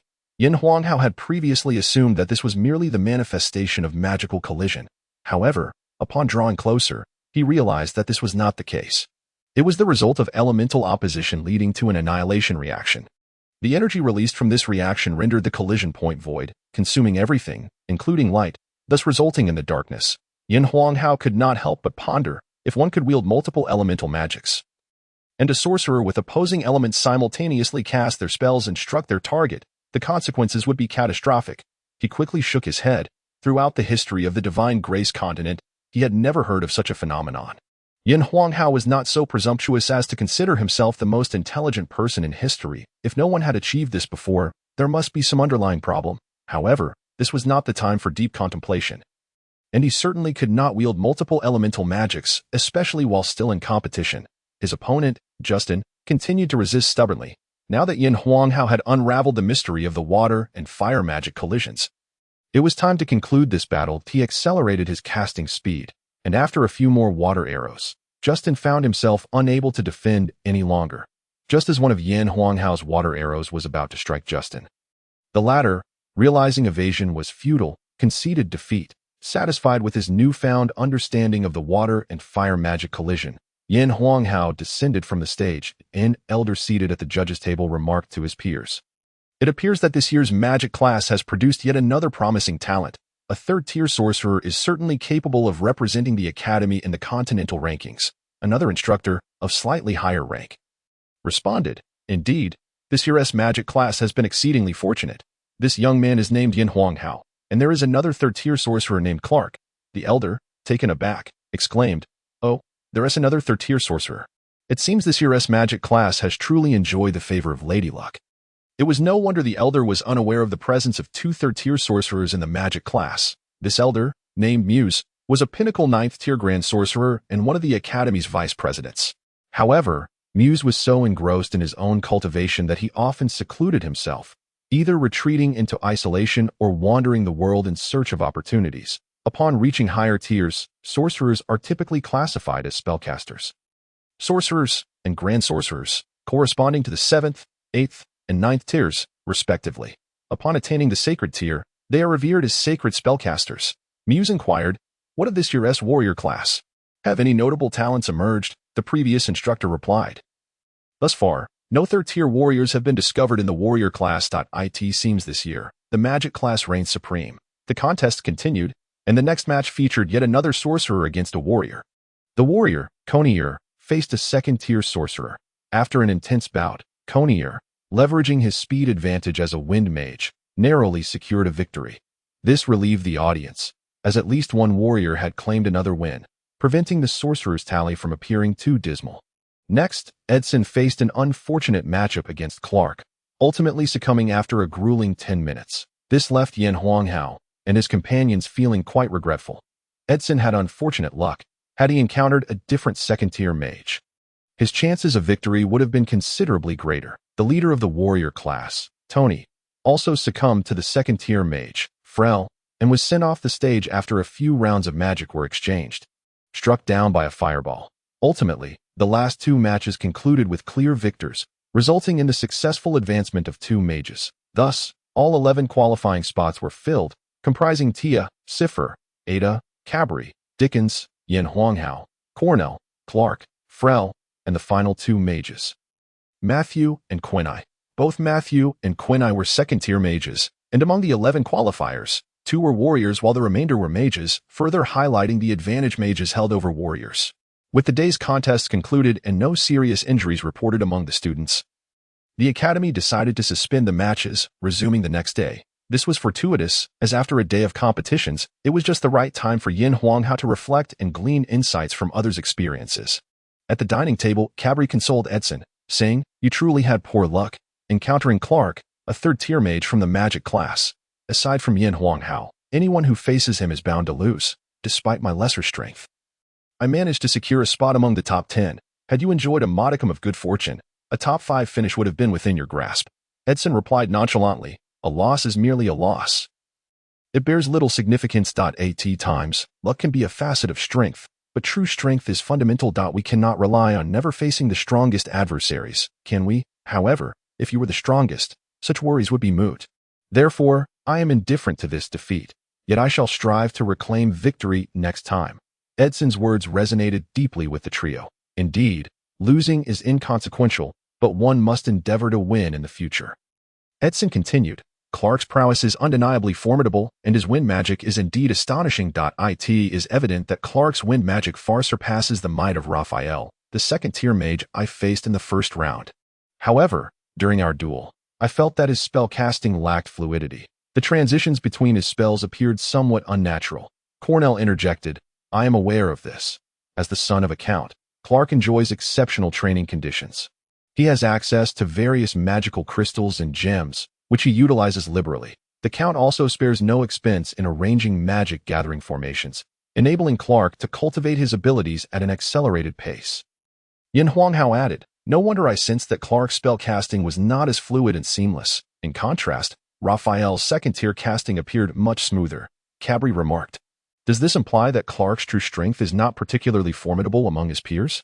Cornell shook his head and replied, "Do not be deceived by Clark's seemingly uncoordinated casting. He possesses wealth. His magical equipment, such as ones suitable for third-tier mages and rings that amplify magical power, are of the highest quality. In a non-restricted competition, it is hard to say how many from the same tier would be able to defeat him." Yin Huanghao felt a mix of exasperation and pressure. He recalled reading in a novel during his previous life that cultivation hinges on the principles of law, companion, wealth, and land. He had not anticipated that in this alternate world, financial resources would also be integral to the practice of cultivation. It seemed that his side endeavors in enchantment and crafting magical scrolls could not be neglected. Once he amassed wealth, everything else should fall into place. The following day, the 11 victors arrived early at the arena, where an even larger audience had gathered. Just as Yin Huanghao pondered how the 11 would compete, an elderly teacher on stage announced, "Due to the 11 victors from yesterday, we have decided to draw one student from yesterday's eliminated participants to form a total of 12, which will then be divided into 3 groups. Each group will consist of 4 participants, with each competitor having the opportunity to battle the other 3. Those who achieve 3 victories will compete for the top 3 positions. The second-place finishers from each group will contend for the 4th to 6th positions, while the third-place finishers will vie for the 7th to 9th positions, and the 4th-place finishers will compete for the 10th position." After granting the students a moment to process this information, the teacher continued, "To ensure fairness, after the second-place competitors contend for the 4th to 6th positions, they will have one chance to challenge the third-place contender. Similarly, the 7th to 9th places will also have an opportunity to challenge the 4th to 6th positions, while the last 3 will have a chance to challenge the 7th to 9th places." Yin Huanghao mused to himself, "This arrangement is relatively fair, as it prevents stronger competitors from being grouped together, thereby allowing second-tier contenders a chance for favorable rankings." After it appeared that everyone had comprehended the format, the referee began to arrange the draw. The first group consisted of Yin Huanghao, Quinai, Dickens, and Ada. The second group included Cabri, Tia, Cipher, and Matthew. The third group comprised Cornell, Clark, Frel, and Morgan, the latter being a second-tier warrior selected by draw. The matches commenced swiftly, with Lin Hao and Clark emerging as the unquestionable victors of their respective groups. The real competition for rankings took place in the second group, where Cabri faced Cipher first. Cipher, also a water mage, was a type of opponent Cabri had ample experience battling. Relying on the power of his shield and his vast experience, Cabri quickly secured his first victory. Witnessing Cabri's triumph brought Lin Hao immense joy. Akin to the heartfelt delight one feels when a cherished companion achieves success. Today's competition required every member of each group to face the other three, resulting in considerable expenditure of magical energy, stamina, and fighting spirit. Consequently, the Academy had set up a gathering formation on the arena. The gathering formation is a more advanced setup than the magic gathering formation, capable of collecting the primordial energies of heaven and earth from several meters to thousands of meters in radius. Depending on its size, the primordial energy encompasses elements of various magical schools and the fighting spirit of warriors, ensuring that both warriors and mages can rapidly recover after a match to prepare for the next bout. After more than 2 hours, the rankings for the first group were determined. The top four were Lin Hao, Ada, Quinai, and Dickens. The second group witnessed a more intense battle. Cabri lived up to Lin Hao's expectations, successfully defeating all three opponents to claim the top spot in his group. The second place went to Tia, while Cipher took third, and Matthew came in fourth. Cornell, however, did not fare as well, first unceremoniously losing to Clark, followed by a defeat against the underperforming Frel. He ultimately managed to secure a win against Morgan, ensuring his place within the top 10. The rankings for the third group concluded with Clark, Frel, Cornell, and Morgan. As the time was still early, the results for the bottom 6 positions were determined today. After a round of fierce competition, the final standings for the last 6 were established. Quinai, Tia, Cornell, Dickens, Matthew, and Morgan. The unfortunate Morgan had initially believed his draw would grant him a chance at the top 10, only to find himself at the bottom. Similarly disheartened was Matthew, who, despite finishing 11th, found himself in a precarious position. A single place higher would have secured him a top 10 finish, bringing him into the spotlight and granting access to resources, while remaining in 11th left him with nothing.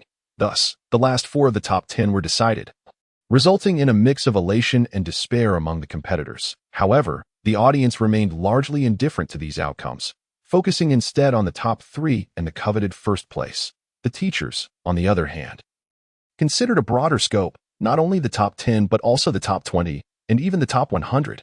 Those who displayed sufficient talent would surely catch their attention. If a student exhibited exceptional potential, nurturing their abilities would be relatively straightforward.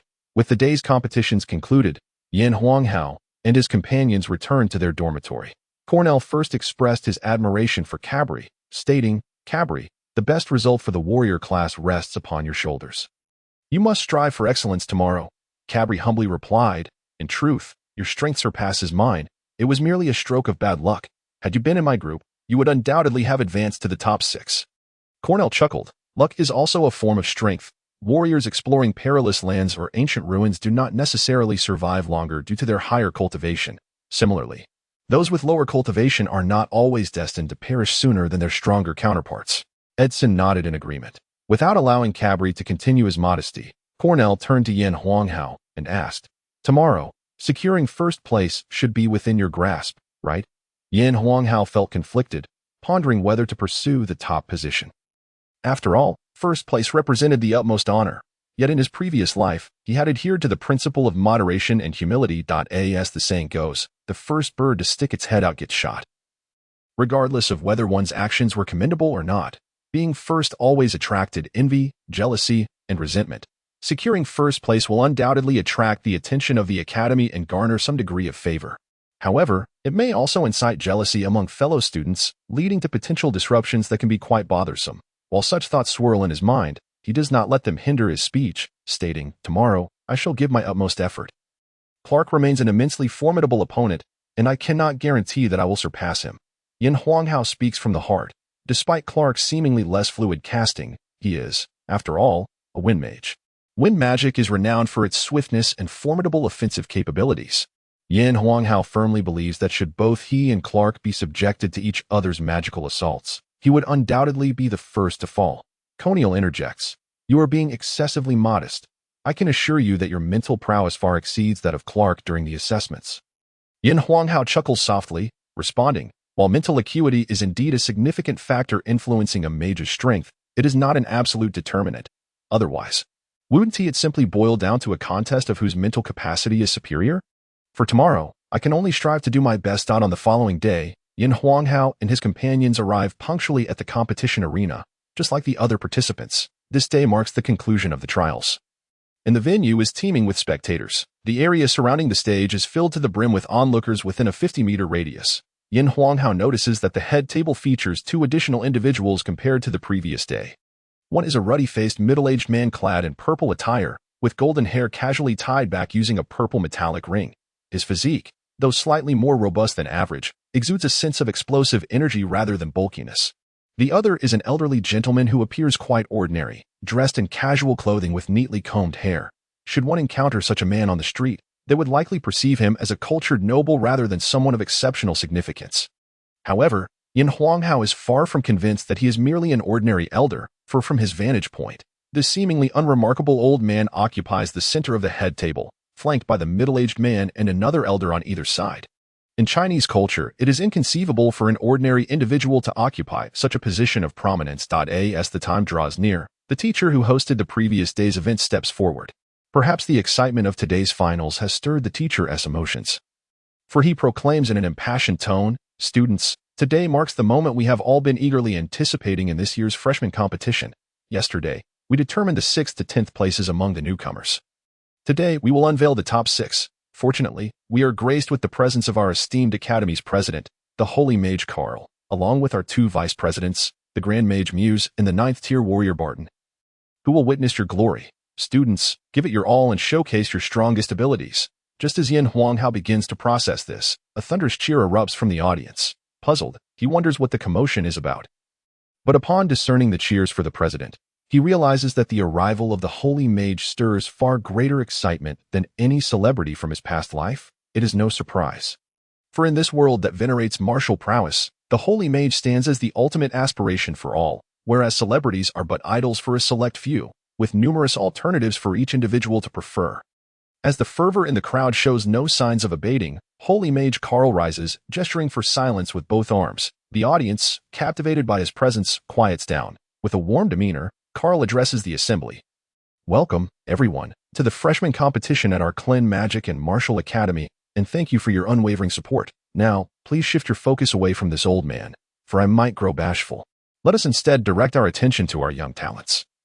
They are the true protagonists of today." Laughter ripples through the crowd, yet the cheers subside. At this moment, the teacher overseeing the competition announces the rules. Each of the remaining 6 contestants will face off against the other 5. With the one boasting the highest victory rate claiming first place, followed by the others in descending order, with the lowest ranked participant taking 6th place. Once the rules are laid out, Lin Hao and the other 5 competitors approach the head table. In front of the table rests a box containing 6 bamboo sticks, each pair bearing the same color. Those who draw matching colors will face each other in the first round. Lin Hao steps forward to draw a red stick. And after all have drawn, he discovers that his opponent is Fiorello, a dark horse with strength second only to Clark. Clark's opponent is Tia, while Cabri will face Ida. The first match pits Clark against Tia.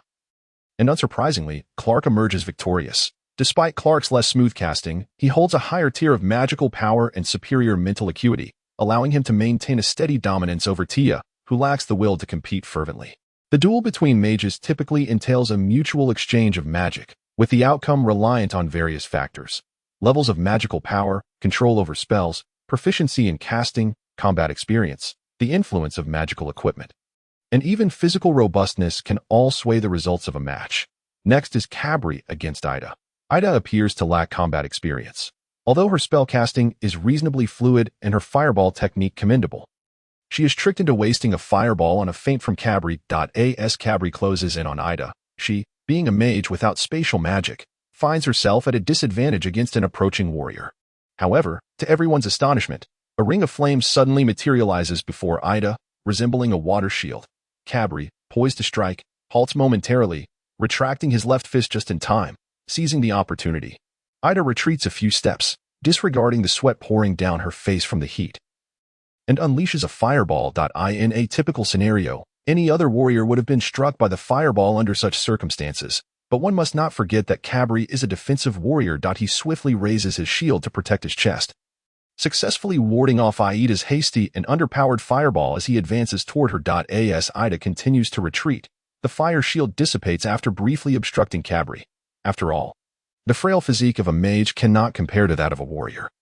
Within moments, Cabri has closed the distance once more, leaving Aida with no choice but to concede. Now, it is Yin Huanghao's turn to face Fiorello. Yin Huanghao steps onto the stage and positions himself opposite Fiorello. After exchanging pleasantries, the referee signals the start of the match, and both competitors unleash their first spells. Fiorello, a fire mage, stands against Yin Huanghao, a water mage, who possesses a tier advantage over him. Yin Huanghao believes that securing victory against Fiorello should be a mere formality.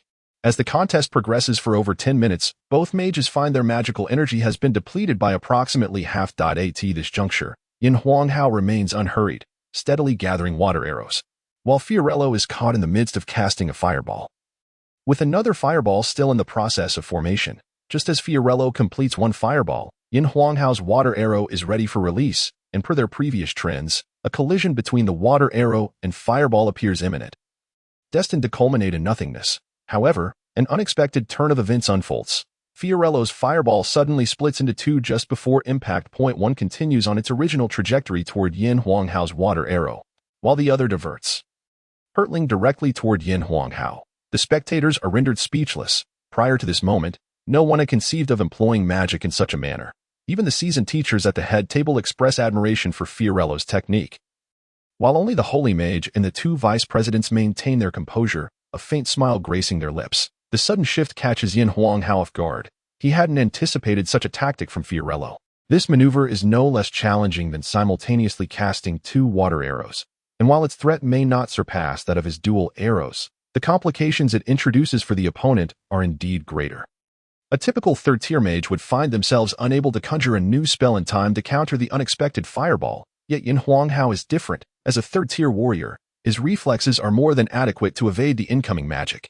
Even without relying solely on his warrior identity, he could forcefully manifest a small water shield to block the fireball, thanks to his formidable mental prowess. After a moment of internal conflict, Yin Huanghao ultimately decides to evade the fireball, recognizing that his identity as a warrior is not a secret. Conversely, the true extent of one's magical prowess remains shrouded in mystery to others, rendering it unnecessary to reveal one's genuine abilities. It is only when strength is concealed that it evokes an air of enigma. The ignorance of others regarding your capabilities is the safest position to occupy. As the fireball hurtled toward him, he deftly evaded the attack, seizing the fleeting moment of distraction from Filero to channel his entire energy, propelling himself toward Filero with increased speed.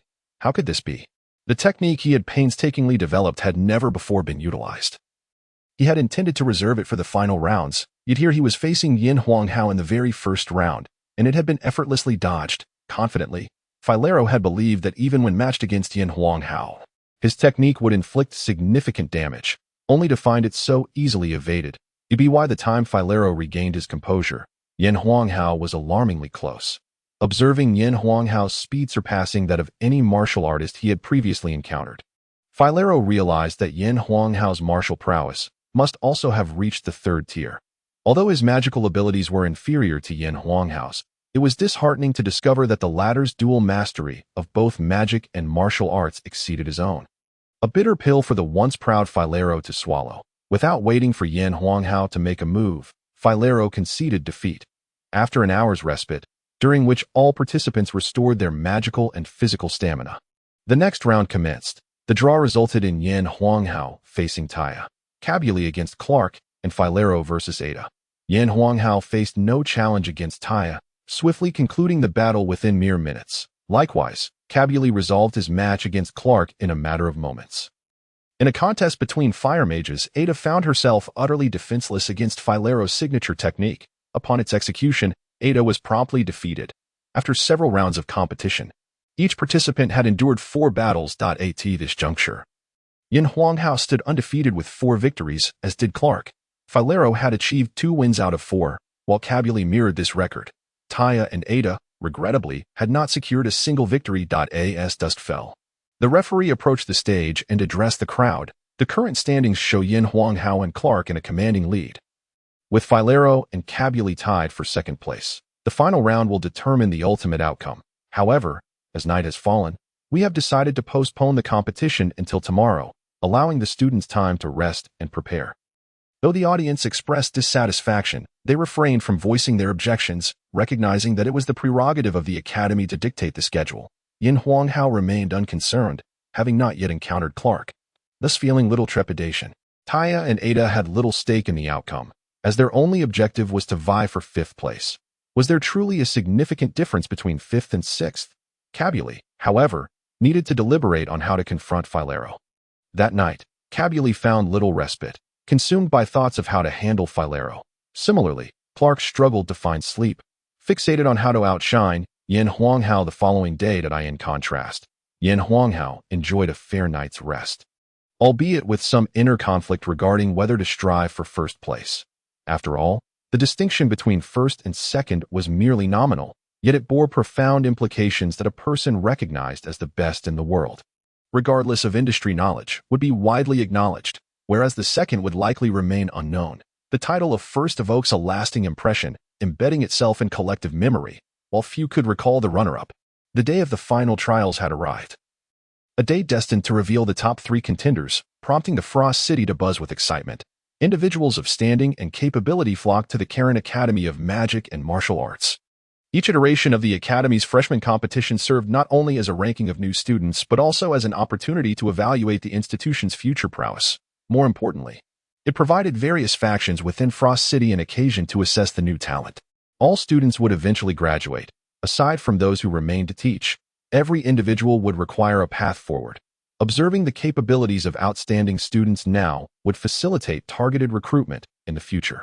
The instructors, eschewing lengthy speeches, promptly declared the commencement of the competition. The first match featured Taya against Ada, 2 fire mages competing for the last 2 positions, devoid of any significant rivalry. Thus neither exerted themselves excessively to secure victory. They exchanged fireballs in a back-and-forth display. Your fireball was more potent, mine matched it in strength, or perhaps yours was weaker, and so was mine. The collision of fireballs did not dissipate into nothingness. Rather, they erupted into a shower of sparks before transforming into fire elements that dissipated into the air. Despite the daylight, the vibrant sparks resembled a dazzling fireworks display, providing the audience, unfamiliar with magic, a sense of fulfillment for attending. Eventually, both competitors exhausted their magical reserves without a victor emerging, prompting Ada to concede defeat. Taya displayed a hint of emotion, recalling that her mental fortitude had slightly surpassed Ada's during the initial assessments. Ada's concession spared them both the indignity of depleting their powers entirely while allowing Taya to owe her a favor. Next, it was Cabuli's turn to face Filero. Cabuli felt a twinge of anxiety. Aware that a victory would secure him a spot in the top 3, while a loss would relegate him to 4th place, a position that carried a distinct awkwardness. Moreover, as the sole martial artist on stage, entering the top 3 would lend some prestige to the martial arts class. Soon, the 2 stood ready, and Filero, facing Cabuli, harbored no absolute certainty of victory, for Cabuli was a defensive warrior, wielding a shield. A perfectly reasonable choice for battle. A single shield could withstand numerous assaults. Filero conjured a fireball, while Cabuli positioned his shield beside him, swiftly advancing toward Filero. When no attack was imminent, advancing with the shield would indeed waste stamina and compromise speed. In contrast, moving sideways with the shield would significantly reduce resistance, enhancing his speed. As Cabuli advanced 3 meters, Filero unleashed his first fireball. Cabuli halted, swiftly raising his shield to his chest.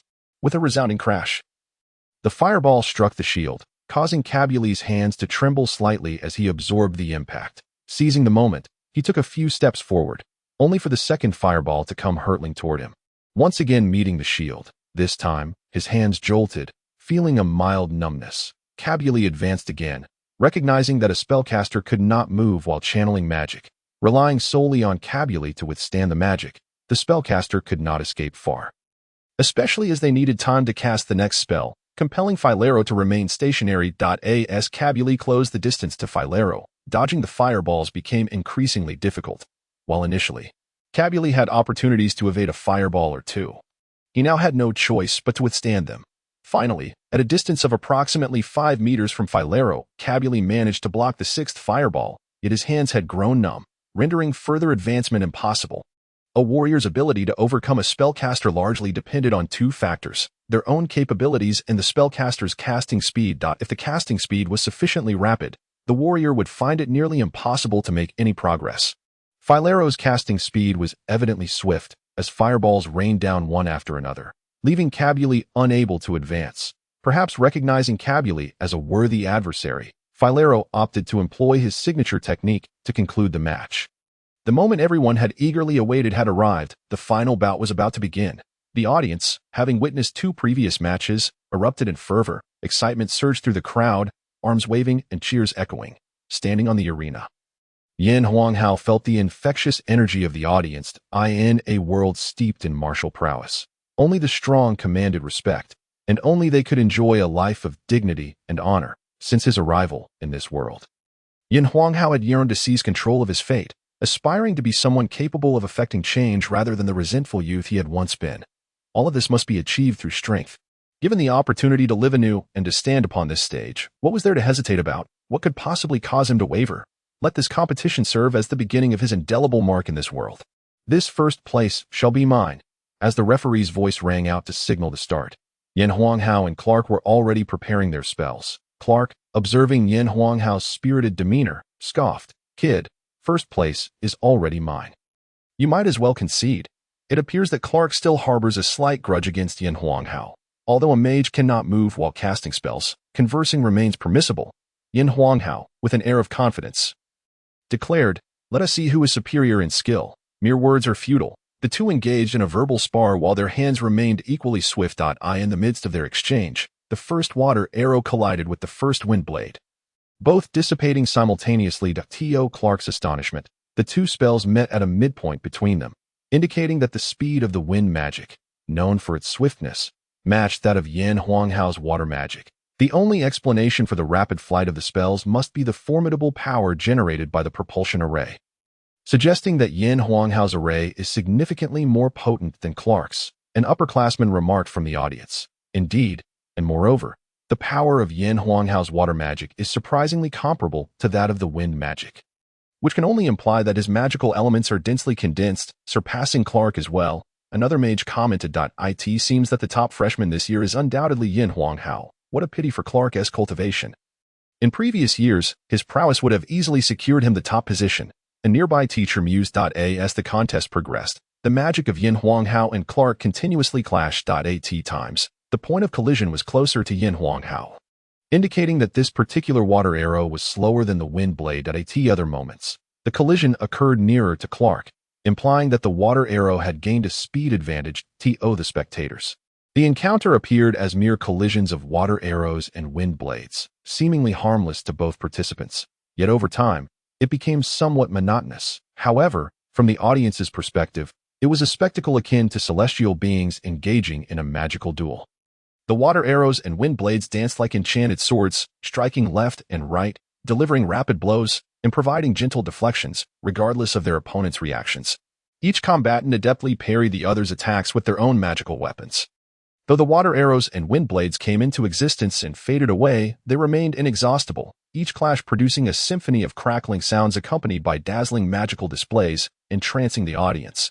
After a quarter of an hour, both mages had expended nearly half of their magical energy. A faint sheen of perspiration appeared on their brows, suggesting significant depletion of their mental fortitude. Yin Huanghao and Clark were indeed experiencing considerable strain, constantly gathering magical elements to form weapons while simultaneously maneuvering their spells to counter each other's assaults, which placed immense pressure on both. With the contest dragging on, it seemed inevitable that they might exhaust their magical reserves entirely. Yin Huanghao felt a growing sense of urgency. He still wished to impress the audience, but if this continued, he too would appear diminished. Clark, too, felt a twinge of anxiety. Prolonging this standoff was not a viable strategy. If he were to endure a spell and strike back at Yin Huanghao, it would result in mutual destruction. This was a competition, and they were not permitted to don their usual magical gear. Otherwise, he could have risked a direct confrontation to defeat Yin Huanghao. Clark contemplated his next move. It seemed necessary to seek an opportunity to unleash a double water arrow. Previously, he had refrained from being too ostentatious. However, now that he aimed for the top position, he could not afford to hold back, especially since Fiorello had already showcased a remarkable technique. Yin Huanghao thought to himself, the adage "create your own opportunities" held true in any context. This time, the water arrow he cast was evidently less potent than Clark's, as evidenced by the collision point favoring Clark. Nevertheless, the diminished power of the previous water arrow afforded him enough time to prepare for the next spell. While Clark was still gathering his wind blade, Lin Hao had already shaped 2 water arrows. The earlier water arrow's lack of power led Clark to believe that Lin Hao's magical reserves were dwindling, prompting him to take a bit longer in forming his wind blade, aiming to unleash a powerful strike to decisively overcome Lin Hao. As the audience beheld the formation of Lin Hao's 2 water arrows, a wave of excitement rippled through the crowd. This was the foundation of area effect magic. If a third-tier mage could wield such power, it meant Lin Hao would soon be capable of casting area spells. What they did not realize was that Lin Hao had already mastered the dual water arrow technique, and occasionally could even conjure 3. The effect of the dual water arrows was far more sensational than Fiorello's divided fireball. And by the time Clark recognized the situation, he had no choice but to continue channeling energy into his wind blade. Surely, the 2 water arrows would not travel in a straight line. They must come from 2 distinct directions. As long as his wind blade possessed sufficient strength, he could shatter 1 water arrow and continue to press the attack, resulting in a double knockout. With no other option, Clark resolved to take a risk. As the wind blade swelled in size, the 2 water arrows approached him from opposite directions, prompting Clark to finally cease gathering energy for the wind blade and launch it forth with all his might. The colossal wind blade, embodying all of Clark's hopes, sliced through the air with a sharp, whistling sound, creating an illusion of space being cleaved apart. At that moment, Lin Hao's water arrows arrived, 1 to the left and 1 to the right. Realizing that his single wind blade could only counter 1 water arrow, rendering him unable to block both, Clark abandoned his resistance and directed the wind blade straight at Lin Hao. While Clark relinquished his defense, Lin Hao could not afford to do the same. As long as 1 water arrow intercepted the wind blade, victory would be his point. 1 water arrow subtly altered its trajectory to meet the massive wind blade head-on. With a resounding crack, the water arrow was bisected and subsequently transformed into water elements that dissipated into the air. The remaining momentum of the wind blade continued its trajectory towards Lin Hao. Though he contemplated evasion, Lin Hao ultimately chose to stand his ground. Since this was a duel of mages, should he win using martial tactics, it would surely leave Clark unsatisfied, and the audience and instructors might not acknowledge his victory either. Harnessing his formidable mental strength, Lin Hao gathered the surrounding water elements within a few meters to form a protective water shield before him. The deep blue shield towered over him, measuring over 1 meter high and several centimeters thick. Glistening like sapphire under the sun's rays due to the refraction of light through the water, a 4th-tier mage in the audience gasped. What a powerful magical fluctuation. Wait, why can't I sense the water elements around me? Another water magic practitioner wondered aloud. The colossal wind blade finally crashed into the ethereal blue water shield, producing a loud screeching sound, releasing a cloud of pale blue powder that sparkled magnificently. The noise was reminiscent of blades slicing through ice, causing a wave of agitation among the spectators. Lin Hao and Clark were too engrossed in their duel to heed the audience's reactions. For Clark, as long as this seemingly unyielding water shield could not withstand his wind blade, he would not consider himself defeated. Conversely, if the water shield successfully blocked the wind blade, then Lin Hao would claim victory. It is merely a water shield, not an ice shield. Surely it cannot withstand the cutting force of my wind blade. Clark brimmed with confidence in his spell. The screeching sound gradually diminished from its initial intensity to a faint whisper, until it ultimately ceased entirely. As the shimmering blue powder settled, the audience finally grasped the situation. The wind blade had vanished, yet the water shield remained steadfast before Lin Hao. No. Is this truly a water shield? As Lin Hao dispelled his magical control, the water shield showed no signs of dissipating. Although there was some distance between them, the front row spectators could already perceive an icy chill emanating from the stage. This is an ice shield, an astute observer finally exclaimed, causing others to catch on to the revelation that the drifting powder in the air was indeed ice ground into fine particles.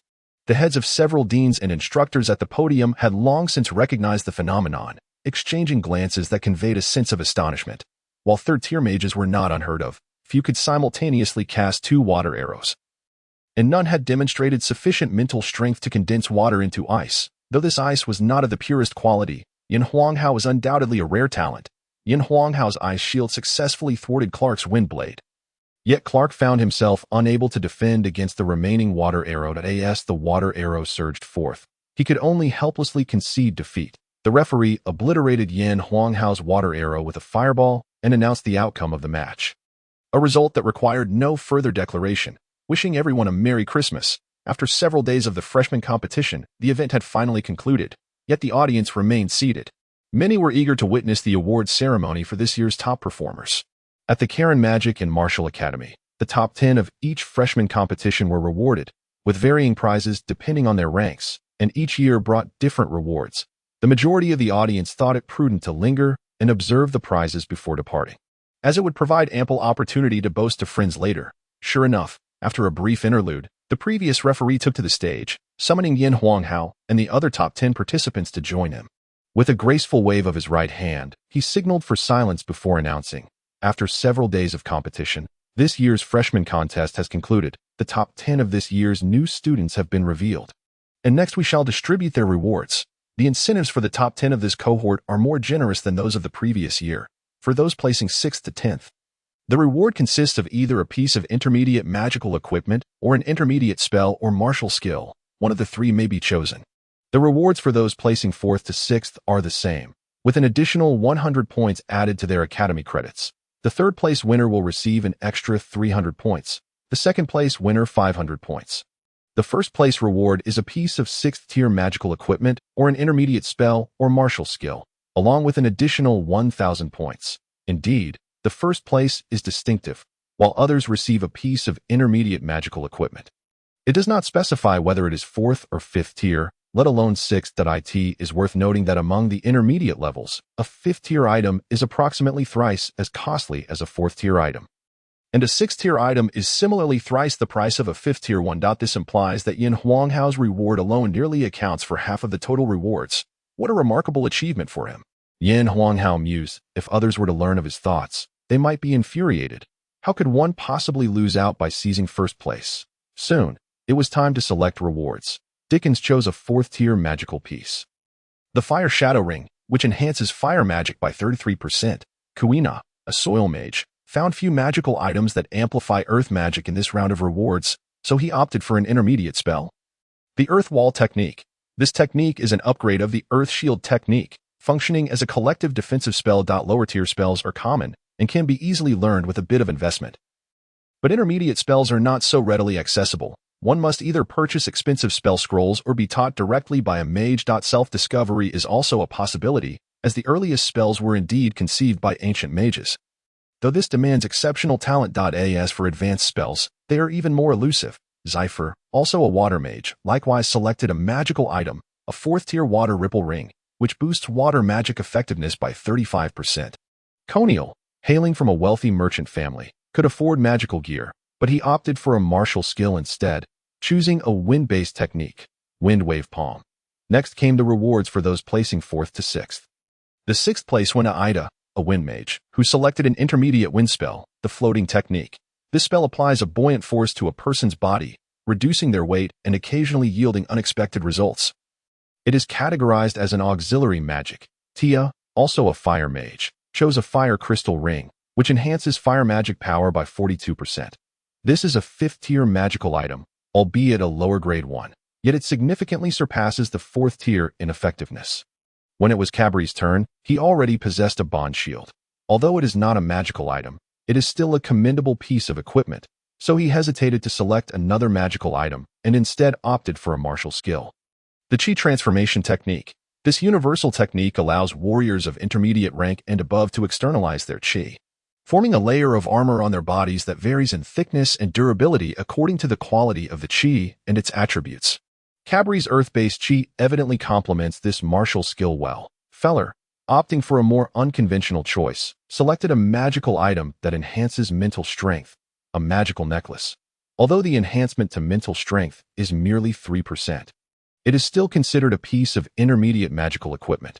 Lin Hao felt a chill as he observed Feller donning the necklace with satisfaction. It struck him as peculiar for a man to wear a necklace. Was he perhaps inclined towards cross-dressing? At that moment, he overheard an upperclassman remarking that Feller's technique, which splits a fireball into two, likely requires strong mental control, and thus he chose the necklace to better manage his surplus fireball. Lin Hao broke into a sweat. He would need to investigate how such a mental-enhancing necklace is crafted. For mages, equipment that boosts mental strength is likely rarer than that which enhances magical power. If this necklace were to appear on the market, it would surely be snatched up in an instant. After all, magical power can steadily increase through training, while the growth of mental strength is considerably slower and lacks effective training methods. Unbeknownst to Yin Huanghao, such equipment that enhances mental strength is also a treasure for advanced mages. Even if it does not achieve a 3% enhancement, the mental strength of advanced mages is already formidable. Thus, even a 1% increase is highly valued. The primary material for crafting such a necklace is the magic core of the nightmarish beast, a dark-type magical creature rarely seen, when it was Clark's turn to choose.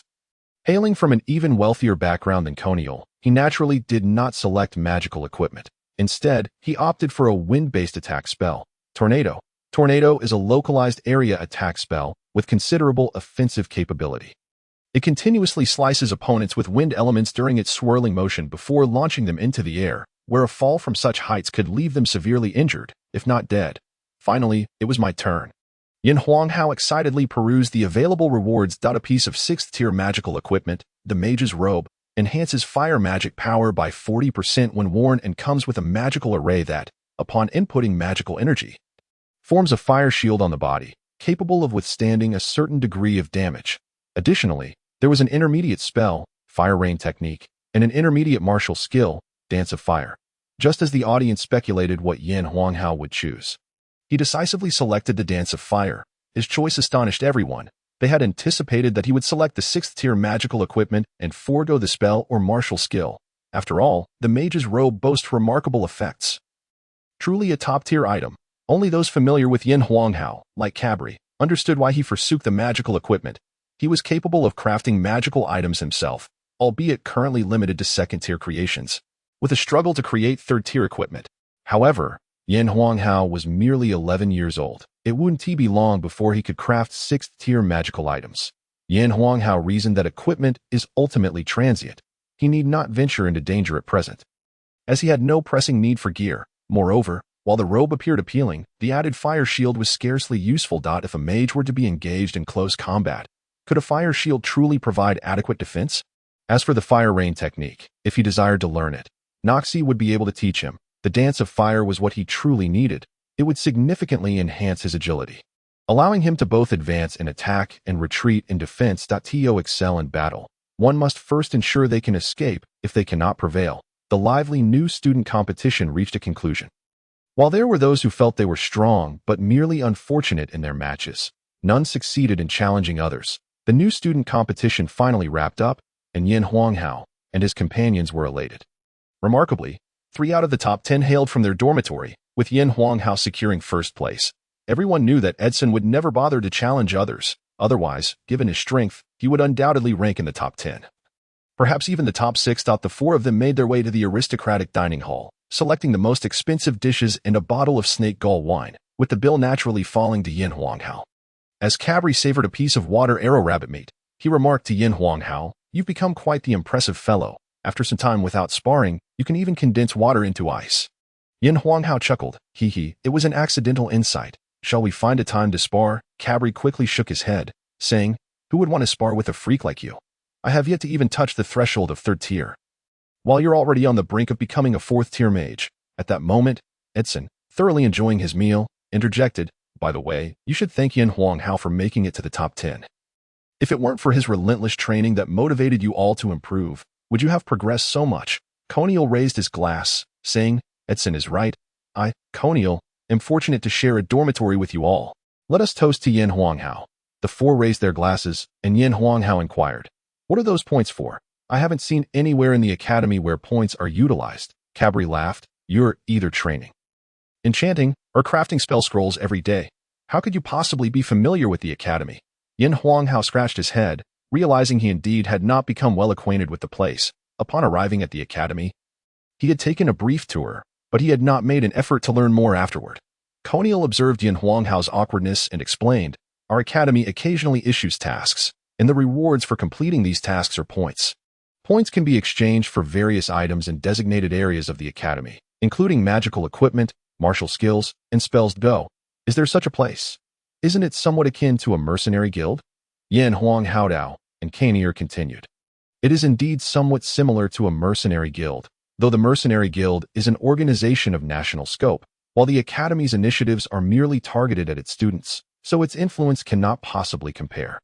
However, the tasks issued by the academy tend to be relatively simpler, primarily aimed at cultivating students' social experiences and enhancing their abilities. I would love to take a look when I have the time. There are numerous materials for sale, and I could see how many items my points could exchange for if earning points is convenient. Then there would be no need to visit the treasure vault. By the way, after today, I expect many teams and organizations will come to recruit us, so do consider whether you wish to join someone else's team, Kanier remarked. Edson put down the meat he was holding and asked, "Why would they want to recruit us?" Upon hearing Edson voice the question he had been pondering, Yin Huang Haodao looked at Kanier, awaiting his answer. Kanier, noticing the three gazes upon him, spoke with a hint of satisfaction. "Given the achievements of the four of us, it is only natural that many teams would seek to recruit us. You must understand that we are essentially among the strongest of this year's freshmen. With tremendous potential, they will undoubtedly want us to join their teams. At this moment, Cabri calmly stated, "We already have our own mercenary group. Do we really need to join theirs?" Kanier was taken aback. "You have a mercenary group?" Seeing that Yin Huang Haodao remained silent, Cabri took out his mercenary badge and displayed it on his chest. The badge, shaped like a shield, depicted two arms supporting one another, with vibrant red, orange, yellow, and green colors signifying that this mercenary group is a D-grade guild. Noticing Kanier's astonished expression, Yin Huang Haodao chuckled. "Indeed, this is our mercenary group, the Brothers Alliance. We established it back in our small town, merely to earn a bit of pocket money." Kanier gazed at Yin Huang Haodao, then at Cabri, and said in an admiring tone, "You two are just over 10 years old and have already formed a D-grade mercenary group. You clearly did not purchase your rank. You undertake mercenary tasks while honing your skills, and yet you've achieved such success. I am truly impressed. From now on, I shall stick with you. I want to join the Brothers Alliance." Haha. Think carefully. Our Brothers Alliance is merely a small mercenary group, currently comprising just the two of us. In the future, many larger mercenary groups will come to recruit you, and should you join our group, do not regret it, Yin Huang Haodao cautioned. Before Kanier could respond, Edson interjected, "Count me in. I don't care how small you are now. I only know that you are already a D-grade group, and in the future, at the very least, you'll become a B-grade 1. With your talent, a little more effort could easily elevate you to an A-grade mercenary group. How many A-grade guilds are there on the continent right now? If we work hard together, who knows, we might inadvertently form an S-grade mercenary group." Kanier added, "Exactly. We believe in you, and we believe in ourselves." Yin Huang Haodao and Cabri exchanged glances and then said, "All right, since you two are so determined, we welcome you to join the Brothers Alliance. From now on, we shall be brothers." The four of them shared a smile. Good brothers. Although Yin Huang Haodao and Cabri had initially decided to name their mercenary group the Brothers Alliance. "One must wonder whether such young children truly comprehend the meaning of brotherhood," Cabri remarked. "Since you have decided to join the Brothers Alliance, let us first go to the Mercenary Guild tomorrow to create our guild emblem. And then you can acquire your mercenary manuals. By the way, you are not mercenaries yet, are you?" Kanier and Edson shook their heads. After all, Kanier, the son of a wealthy merchant, was far too young to become a mercenary. And Edson, having grown up in a small village, had never had the opportunity. In truth, with Yin Huang Haodao's skills, he could create the guild emblem himself, but it required certification from the Mercenary Guild, which, of course, would incur some expense. The meal was indeed delightful, as today they had chosen the most expensive and finest dishes. Be it the phoenix-headed eagle, the savage bull meat, or the golden-crowned serpent. All were intermediate magical beasts. As for the likes of the water arrow rabbit, that meat was merely a side dish. After this meal, Yin Huang Haodao had spent over 80 gold coins. 80 coins. Enough for an ordinary family to live well for several years. Upon starting school, Yin Huang Haodao had brought a little over 800 gold coins, with all the expenses on magic scrolls and materials. As well as practicing enchantments, he had already seen his wealth diminish by half in just half a semester. It was indeed time to start earning. Yin Huang Haodao mused over his significantly reduced assets. Returning to the dormitory, Yin Huang Haodao did not relent in his training despite having secured first place that day, although he felt no signs of breaking through to the 4th tier. Training was akin to rowing upstream. If one does not advance, one inevitably falls back. The next day, following the conclusion of the freshman competition, the newcomers had a day off. Yin Huang Haodao and his companions set out early for the mercenary guild, which, being the branch in the provincial capital, was certainly not comparable to the one in Shinja town. The 5-story stone structure was grand and imposing. The hard blue granite, weathered by sun and rain, exuded a sense of historical gravitas. The mercenary guild of Frost City indeed boasted a history of several hundred years, which left Yin Huang Haodao marveling at the quality of architecture in this world. It was far superior to the shoddy constructions of his previous life. The spacious entrance bustled with countless mercenaries coming and going, creating a scene of vibrant activity. Since the four were not there to carry out task exchanges, they did not need to wait in line. After the staff understood their purpose, they retrieved the records and located the brothers' alliance. Upon confirming that Yin Huang Haodao's badge matched the one in the records, they notified others to produce the emblem while recording Kainier and Edson in the files and issuing them new mercenary manuals. While waiting for the emblem to be prepared, the staff member informed Yin Huang Haodao, "As the leader of Brothers Alliance, since Kainier and Edson are new recruits, you will have a period of 6 months to undertake mercenary tasks. After 6 months, the level of your mercenary group will be assessed based on the ranks of all 4 members. The level of a mercenary group is generally calculated as the average of all members' ranks, and granting 6 months for new recruits to elevate their levels is quite reasonable, with nothing else to attend to." Yin Huang Haodao decided to check the task acquisition area. The task board was surrounded by numerous individuals, mostly adult mercenaries, and those who had grown up in the harsh climate of Frost City were typically robust and brawny.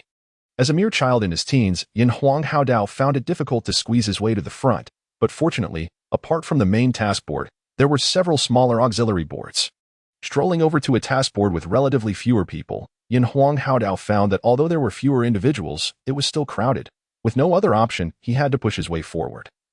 The adults merely casting a glance at the young child without protest. However, a slightly slender young man shot a displeased glance at Yin Huang Haodao, then, with a subtle motion of his right hand, discreetly slipped something into Yin Huang Haodao's pocket.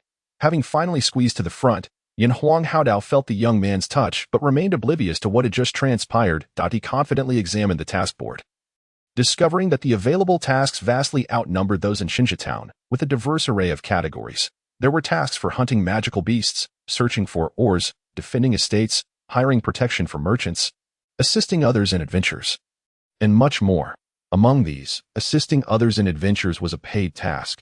However, it was evidently unsuitable for Yin Huang Haodao and his friends, as their youth, regardless of how strong they appeared, lacked the credibility required. After a cursory glance, Yin Huang Haodao found no tasks that piqued his interest.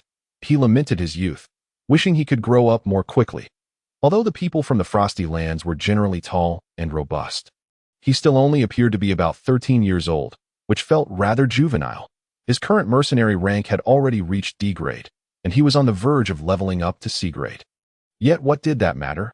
One should earnestly strive to acquire knowledge and establish a solid foundation, for such endeavors will pave the way for better development in the future. The mercenary group is merely a faction. If one wishes to earn a profit, selling magical scrolls or crafting magical equipment would yield a substantial income. It is wiser to focus on enhancing one's own abilities for the time being, rather than undertaking tasks. Yin Huanghao glanced at the time and realized it was nearly time. Kainier and Edson had already obtained their mercenary badges and were deliberating on the quickest way to advance their mercenary ranks. The 4 of them exited the mercenary guild together. After turning 2 corners, a voice from behind suddenly commanded them to halt. The 4 turned in astonishment to find several young men hastily approaching, encircling them. Just as they were at a loss, the previously mentioned youth pointed at Yin Huanghao and exclaimed, "Hey, you just stole my pouch at the mercenary guild, didn't you? Hand it over and apologize. I'll let you off easy since you're young." In truth, the youth was not so amiable. He had orchestrated the theft himself and was now framing Yin Huanghao to extort some money. Earlier, he had only noticed Yin Huanghao dressed in a fitted outfit, failing to discern anything particularly special about him. Yin Huanghao had tucked away the insignia of the mercenary group he was part of, while Edson and Kainier still wore theirs on their chests with a sense of novelty. Despite the presence of 3 younger companions, he dismissed them as mere fledgling mercenaries, ripe for bullying. None of the 4 wore the attire of the Karen Magic Martial Academy. However, the youth noticed that Kainier was dressed in garments that clearly indicated a prestigious lineage. The youth, a ruffian despite being a mercenary, was of lowly rank and typically did not earn his living through legitimate tasks but through extortion. He understood that some people were not to be trifled with. Feeling exasperated by Kabu and the others' bewildered expressions, Yin Huanghao could not suppress his frustration, even though he knew he could not have stolen anything. Being accused so brazenly was quite irksome. Thus, he responded in a rather unfriendly tone. "Pray tell, what evidence do you possess to claim that I pilfered your pouch?" The youth sneered. "You were the only one jostling about at the time. And my pouch subsequently vanished, only for you to refuse any tasks afterward. If it was you, then who else could it be? Just hand it over and apologize. I want to hold it against you given your youth." His companions, seeing that the youth did not wish to escalate the matter, chimed in with similar sentiments. Yin Huanghao was at a loss for words, if they were not going to pursue him. He had no desire to comply. Having come to this world with the resolve to seize his own destiny and live freely, he could not tolerate such indignities. "Get out of the way for your elders," Yin Huanghao declared, waving his right hand, causing a water sword to coalesce in the air. Against a few ruffians, the water sword was evidently far more intimidating than a mere water arrow. Yin Huanghao intended to take action. However, he had clearly underestimated the deterrent effect a mage had on ordinary folk. Upon realizing that Yin Huanghao was a mage of considerable status, the youth and his companions' faces turned pale. Who would believe that a noble magician would steal from them? Yet, there it was, his pouch nestled in this young man's pocket, now, even if he described all the features of his pouch to prove it belonged to him. No one would believe him. Did not mages always wear their robes? Why was this insufferable lad not adorned in the traditional mage-s attire? The youth cursed inwardly, unaware that Yin Huanghao had always found the robes restrictive and thus rarely donned them. Seeing the futility of the situation, the youth and his companions left in dismay, having failed to extort anything and now losing their own money in the process. Yin Huanghao watched them depart. Feeling somewhat disappointed, he had anticipated a confrontation. Returning from the mercenary guild, it was still midday. What should he do in the afternoon? Perhaps he should focus on crafting magical scrolls. Yin Huanghao made his way to the quiet room he had rented and noted that he still had a considerable amount of materials remaining. He had previously prepared dozens of scrolls. Though they were all first-tier water arrow or water sword spells, such scrolls might fetch a modest price in smaller locales. But in Frost City, a provincial capital, they were virtually worthless. Only the Imperial Army would purchase these magical scrolls in bulk for military engagements. Typically, adventurers and mercenaries would not spend their hard-earned coin on such low-tier scrolls with minimal offensive capabilities and negligible auxiliary effects. While they would readily pay a high price for a scroll that could save their lives, this was limited to mid-tier or even high-tier items. However, for Yin Huanghao, there was no alternative. He simply could not craft mid-tier scrolls at his current level. Waiting until his magical prowess improved before attempting to create mid-tier scrolls would mean starting from scratch, resulting in subpar products that if he was to create, he ought to create to the best of his ability. Now was merely a matter of investing time to establish a solid foundation. Everyone understands the importance of a strong foundation. The difference lies in those who are willing to dedicate substantial time and effort to solidify it versus those who do not. Fortunately, Yin Huanghao belonged to the former group, committed to laying a strong foundation. After preparing the materials, he picked up a specially crafted pen, dipped it in the prepared ink, and began sketching the magical array for the water arrow spell on a blank surface made from the belly skin of a water rabbit. As this was a newly crafted magical scroll, Yin Huanghao had little experience. Nevertheless, the principle that mastering one spell allows for the understanding of many applies here as well. While enchanting, he needed to inscribe a magical array. Repeatedly etching designs while practicing magic, exhausting his magical energy time and again.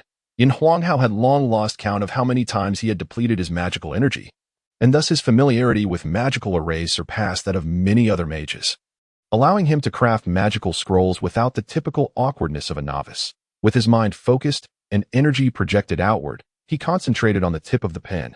Yin Huanghao's wrist turned slightly, and the pen tip traced evenly spaced lines upon the scroll. His motions were not fluid as water, yet his grip on the pen was remarkably steady, regardless of whether the lines of the magical array were curved or straight. He maintained a consistent, unhurried pace in his drawing. He meticulously inscribed his understanding of magic onto the scroll. Each magical scroll became a vessel for his comprehension of magic, after 5 minutes with a final flourish. The specially crafted ink adhered perfectly to the scroll in accordance with the water arrow spell's requirements, marking the completion of this magical scroll. Should a mage have been present, they would have sensed a faint ripple of water elemental energy passing over the scroll at the moment of its creation. Done. Another 10 silver coins in hand. Though this type of magical scroll might seem insignificant in value to a mage, it remained quite precious to an ordinary person. After all, it required a first-tier magic core and the softest part of a magical beast's hide. Moreover, mages do not achieve a 100 success rate when crafting magical scrolls. If a failure occurs, both materials would be rendered useless. Due to his exceptional mental acuity, Lin Hao maintained a relatively high success rate. As most low-tier mages faced a 50 chance of failure even when crafting first-tier magical scrolls. Crafting a magical scroll every 5 minutes, he could produce around 100 to 180 in a day. Assuming his magical energy and recovery rate kept pace, that if he could consistently create 100 successful scrolls daily, that would yield a steady income of 10 gold coins. 10 gold is not a trivial sum. Oh, wait, the cost of each magical scroll is 2 silver coins. Lin Hao had never dedicated entire days to crafting magical scrolls, leading him to make some assumptions, even if he could keep pace with his magical energy and recovery. His mental stamina would not keep up. It is crucial to note that crafting a magical scroll consumes significantly more mental energy than casting a spell of the same level. If making magical scrolls were that easy to profit from, then producing second-tier, third-tier, or even higher-level scrolls would yield profits exponentially. Yet, the market is devoid of such plentiful scrolls. Nor are there numerous mages who sustain themselves solely through scroll production. One major reason is the scarcity of materials. In addition, the success rate of crafting scrolls is a critical factor. A mage continuously crafting the same type of magical scroll can improve their success rate, but when it comes to mid-tier and high-tier scrolls, the materials are simply not available in abundance. Thus, without sufficient materials for practice, the success rate inevitably remains exceedingly low. Currently, Lin Hao is crafting first-tier magical scrolls, so the materials at his disposal were more than sufficient for his needs. However, the materials of the second and third tiers are bound to be significantly more expensive, and by the time one reaches the fourth tier, such materials are virtually unattainable on the open market. With little else to occupy his time today, Lin Hao began an earnest attempt at continuously crafting magical scrolls. From noon until 2 in the afternoon, although his magical energy remained intact, his mental fortitude was nearly exhausted.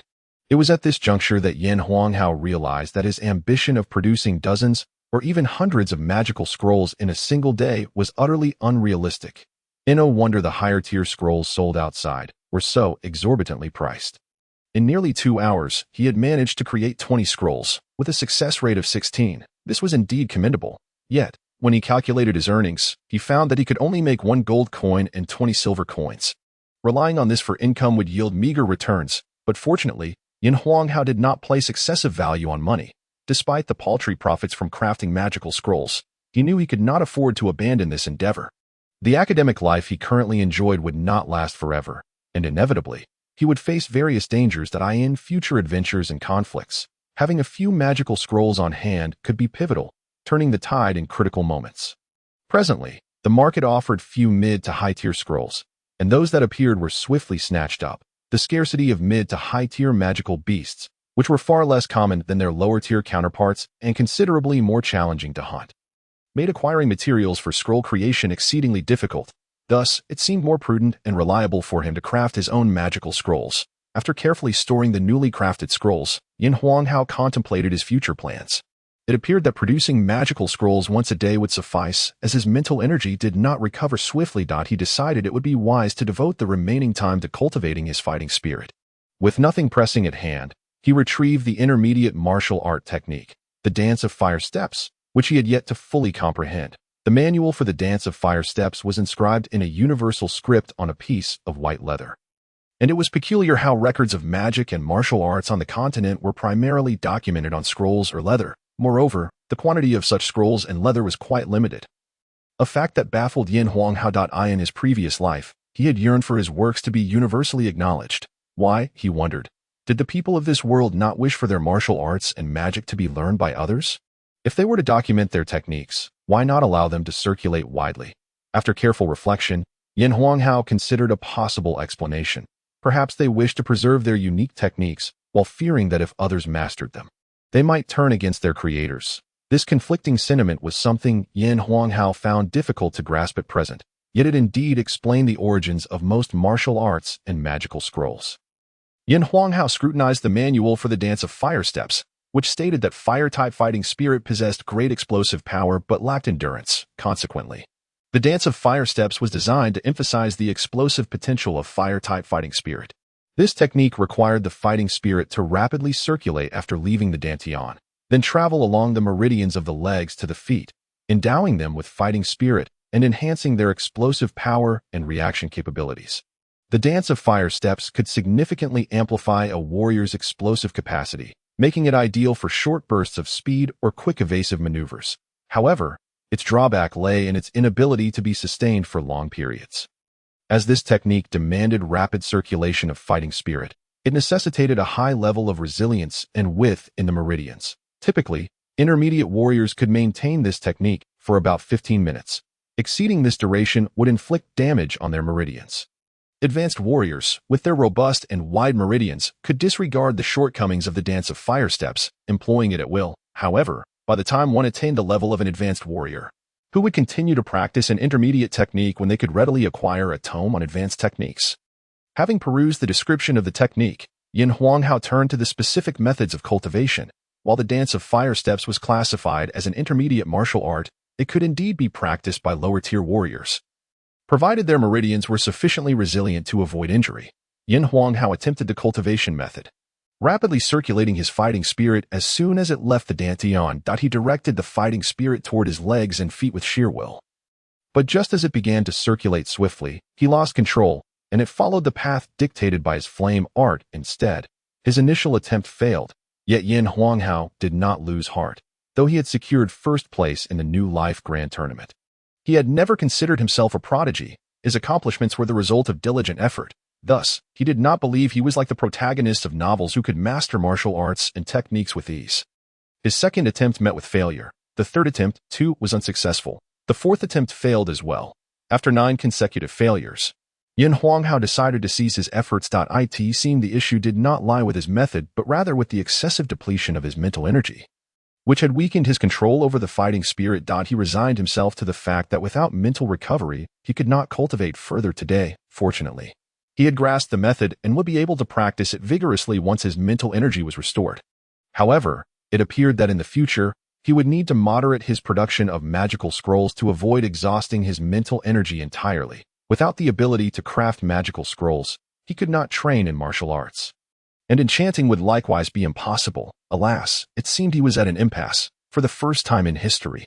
Lin Hao found himself at such leisure. He decided to leave the quiet room and visit the Academy's task hall to see what rewards he could claim with the 1,000 points he earned for securing first place.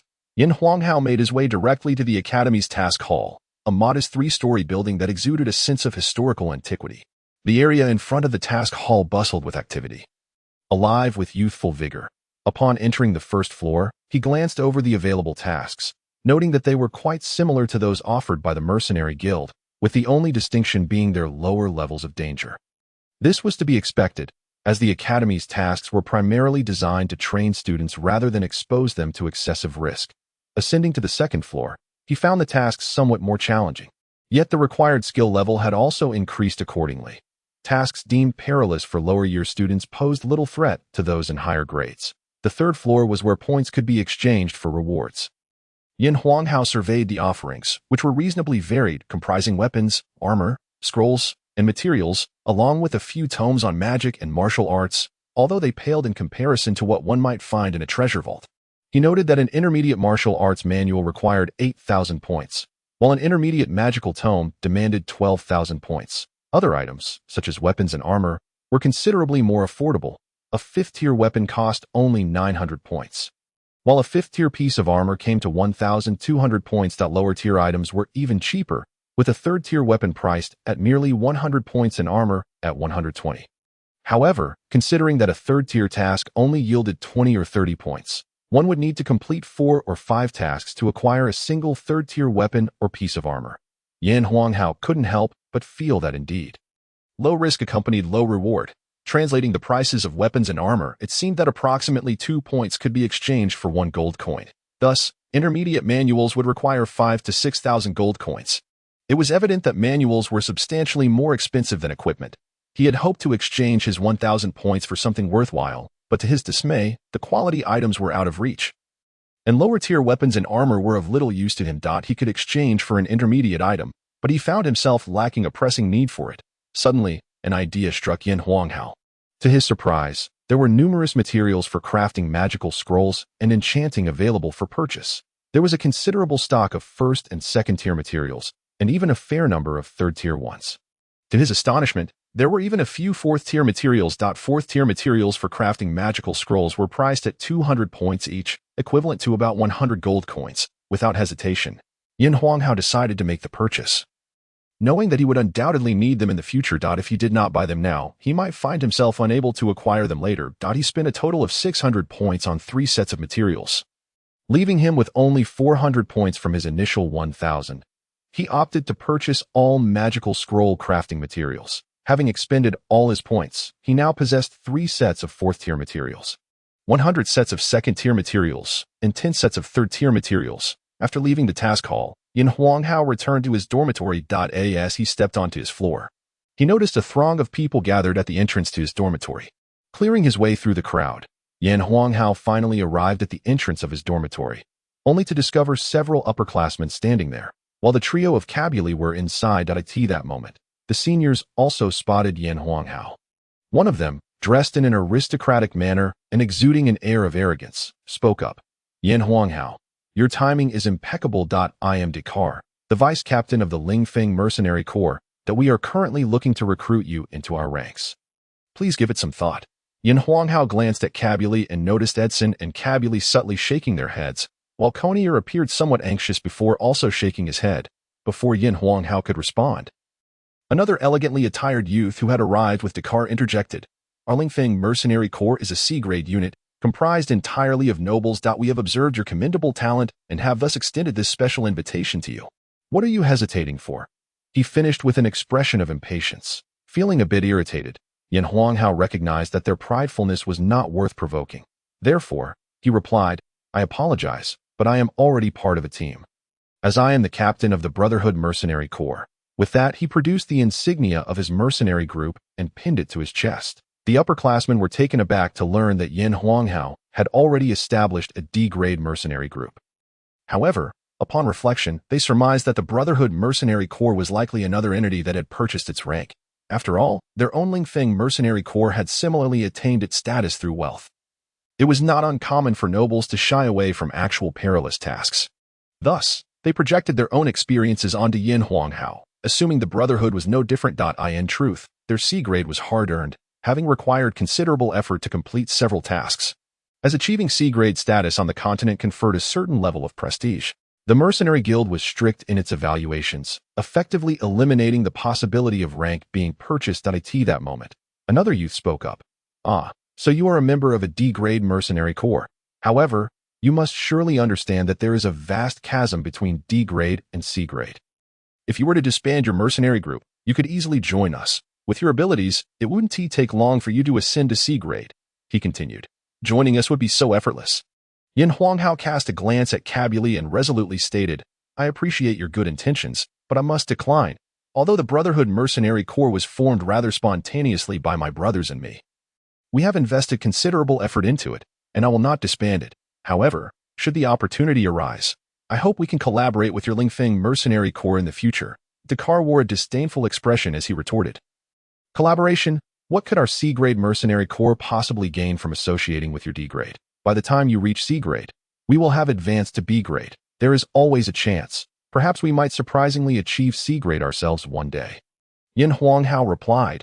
The others erupted in laughter, but for Yin Huanghao and Cabuli, the mercenary group was a labor of love.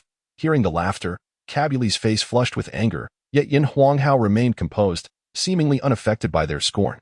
Dakar turned to Cabuli and the others, saying, Since Yin Huanghao is not interested in joining us, we will not press the matter. You three should consider it. Cabuli immediately shook his head in refusal. And though Edson hesitated for a moment, he too declined. After some deliberation, Konier ultimately decided to refuse as well. However, being the son of a merchant, Konier added politely, I have indeed heard of the esteemed reputation of the Lingfeng Mercenary Corps. However, we four are good brothers and have just joined the Brotherhood Mercenary Corps. If we were to leave so soon, you would surely look down upon us. Thus, I must regretfully decline your kind offer. Dakar, initially eager to recruit the four, had expected that his C-grade status would make the task effortless. He did not anticipate that none of them would accept his invitation, that he failed to recognize that his aggressive demeanor and the haughty attitudes of his companions would deter anyone with a modicum of pride, especially newly prominent talents like Yin Hao and his friends. Seeing that all four had declined, Dakar felt a surge of displeasure, but Conier's courteous remarks about the Lingfeng mercenary corps softened the blow, prompting him to reply, "Very well, consider it again." With that, he left, accompanied by his equally embarrassed companions. Once they departed, the onlookers dispersed. Once inside, Yin Hao remarked, "It's astonishing that mere hours after our competition, we are already being courted." Conier responded, "Indeed, I have encountered several such offers already, all of which I declined." Cabuli nodded in agreement, indicating that he too had faced similar overtures, though this was Yin Hao's first experience with recruitment attempts. He surmised that many more would follow. He felt the weight of fame, realizing that notoriety often brought its own set of troubles. However, concealing one's abilities would be akin to wearing fine garments in the dark. If he wished to control his own destiny, some degree of exposure was unavoidable. While strength could indeed invite complications, it also offered the means to avert certain troubles. Thus, Yin Hao declared, "It seems we have indeed gained some notoriety. I suspect more will come seeking us. Fortunately, today's encounter with Dakar has made it clear that we now have our own team, which should help mitigate future issues." Conier nodded in agreement. Indeed, Dakar is a fourth-year student and a fifth-tier warrior, who often relies on his noble status to bully others within the academy. Most members of the Lingfeng mercenary corps are nobles, and their reputation is not particularly favorable. Thankfully, our reasoning for declining was sound, which should prevent any resentment from their side. Yin Hao commended. "Well said, Conier. You handled yourself admirably. Had you not responded so appropriately, we might have unwittingly created an unnecessary enemy. It appears that you will need to manage our diplomatic relations in the future." Among the four, Edson was not skilled in the art of manipulation, while he and Cabuli held disdain for such tactics. Only Conier, being the son of a merchant, possessed the innate ability to communicate adeptly with others. Conier beamed at Yin Hao's praise, humbly downplaying his own contribution. The following day, after completing their magic class, Caroline requested to speak with Yin Hao privately, indicating that the Weisstein wished to meet him. On the way, Yin Hao inquired about the Weisstein's intentions. Caroline informed him that it was likely due to the Weisstein recognizing his remarkable talent and the potential desire to take him on as a disciple. Upon hearing this, Yin Hao felt a mix of surprise and calm. However, this composure impressed Caroline, who marveled at his tranquility in the face of such an opportunity presented by a ninth-tier mage. She thought to herself how remarkable it was that a young man could remain so composed when faced with the prospect of being taken on as an apprentice by such a powerful figure. Unbeknownst to her, Yin Hao had grown up under the guidance of Noxie, making him relatively unflappable in the presence of high-ranking mages. Caroline escorted Yin Hao to the Weisstein's office before departing. He knocked gently on the door, and upon hearing a voice invite him in, he cautiously opened the door and stepped inside, closing it softly behind him. Before him lay a spacious office, flanked on either side by rows of bookshelves. Filled to about half capacity with tomes. At the center stood a desk, behind which sat the Weisstein, Muse, whom Yin Hao recognized from the freshman competition. Yin Hao bowed respectfully, stating, "I am Yin Hao, a student. And I greet the Weisstein." Muse, appearing much like any ordinary elder, broke into a smile and, eschewing pleasantries, directly stated, "There is no need for formalities. You performed exceptionally in the freshman competition, and I wish to take you on as my disciple. Are you willing?"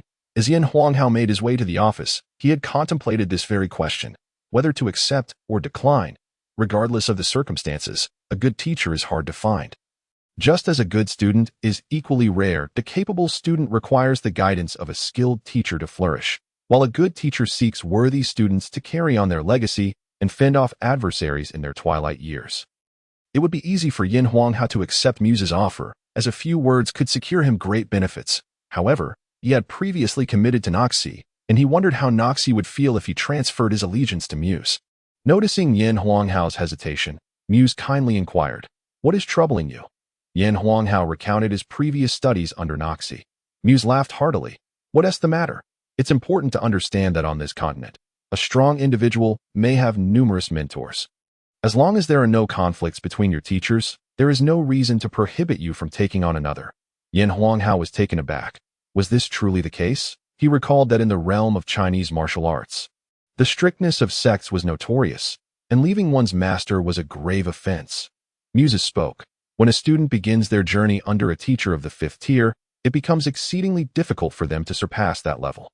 At such a juncture, they must seek out a mentor of the 6th, 7th, or even higher tiers. It is quite normal for one's growth to exceed that of their teacher, necessitating the search for new guidance. I happen to know President Noxie of Shinza Town. Our paths do not conflict. Initially, my own abilities slightly surpassed his, and I should not have taken you as my disciple. However, now that you have arrived in Frost City and he is absent, I shall take it upon myself to impart some knowledge to you. Upon hearing Muse's words, Yin Huanghao felt a wave of relief wash over him. With a ready mentor to guide him, only a fool would decline such an opportunity. Countless aspiring mages would yearn to study under a grand sorcerer like Muses, yet many would never have the chance. If he did not seize this moment, he would undoubtedly regret it in the future. Yin Huanghao decisively became Muses' disciple, entering into a genuine master-disciple relationship, rather than the typical teacher-student dynamic of the academy. Henceforth, whenever he traversed the realm, encountering friends or foes of Muses, he would be recognized as a disciple of the great sorcerer. Muses, pleased to formally accept Yin Huanghao as his disciple, felt a sense of joy. After all, he had been secluded for years, striving to break through to the Saint tier. This chance encounter coincided perfectly with the new students' competition. Observing Yin Huanghao's exceptional prowess and feeling a certain affinity towards him, Muses was inclined to take him under his wing. Although the esteemed Dean Carl, a saint sorcerer, stood merely one tier above Muses, their statuses were worlds apart. The continent boasted hundreds of 9th-tier strongholds, yet there were only a scant few dozen at the saint level, who rarely ventured forth, regarded as strategic assets, should a saint announce their intention to take on disciples. A throng of talents would undoubtedly vie for the opportunity. The ease with which a saint could accept disciples, coupled with their significantly longer lifespans compared to 9th-tier sorcerers, rendered them less concerned about taking on apprentices. Come, Yin Huanghao, you are my second disciple. This is a gift I bestow upon you. Please accept it, Muses said with a smile. Yin Huanghao extended his hand to receive the gift, examining it closely. It was a shard of a gem, crystal clear and exquisite. Although he had seen diamonds, emeralds, and agates in stores and online during his previous life, he had never encountered a gem so breathtakingly beautiful. Even as a fragment, it was stunning enough to take one's breath away. Master, may I inquire what type of gem this is? I have never seen such beauty. Yin Huanghao asked. Muses' face flushed slightly as he replied, in truth, I do not know its specifics. However, this item possesses the ability to assist in cultivation, effective for both martial and magical practices. This shard was a relic from Muses' earlier adventures, acquired during an exploration of ancient ruins. Those accompanying him had received various martial techniques, spells, or magical equipment. Yet this gem, positioned prominently, had gone unnoticed by others. It was no wonder, for in the continent of divine grace, martial prowess reigned supreme. No matter how beautiful, a gem was merely decorative. Ultimately, Muses, disinterested in other trinkets, had picked it up as a keepsake. Later, upon discovering the shard's ability to aid cultivation, Muses was pleasantly surprised, and he wore it ever since. Without it, given Muses' innate talent, reaching the 9th tier could have taken him many more years. Upon hearing that this resplendent shard possessed cultivation-enhancing properties, Yin Huanghao's eyes sparkled with excitement. In a world where martial strength was paramount, any item that could elevate one's abilities was a treasure, unlike medicinal pills that were consumed and thus depleted. This shard, even if its effects were minimal, would accumulate over time into an invaluable asset. Such a precious treasure, bestowed upon me by my master, what will you do for yourself? Yin Huanghao pondered. Fear not. For I am currently at the pinnacle of the 9th tier, merely a step away from breaking through to the saint tier. Yet, that step has eluded countless individuals. I have lingered at this threshold for 5 years. Ascending to the saint tier is not merely a matter of accumulating magical energy. It requires a profound understanding of the laws of magic. Muses observed Yin Huanghao maintaining his composure in the face of such a remarkable cultivation aid, and felt a sense of pride in his own training. Yin Huanghao, reassured, inquired, how should I utilize it? While you cultivate, hold it in your hand, allowing your martial energy or magical power to circulate through it. Muses instructed. Yin Huanghao nodded, eager to try it out. Yet he understood that as a newly accepted disciple, it was prudent to heed Muses' teachings first. Whenever you encounter difficulties in your cultivation, come to my office.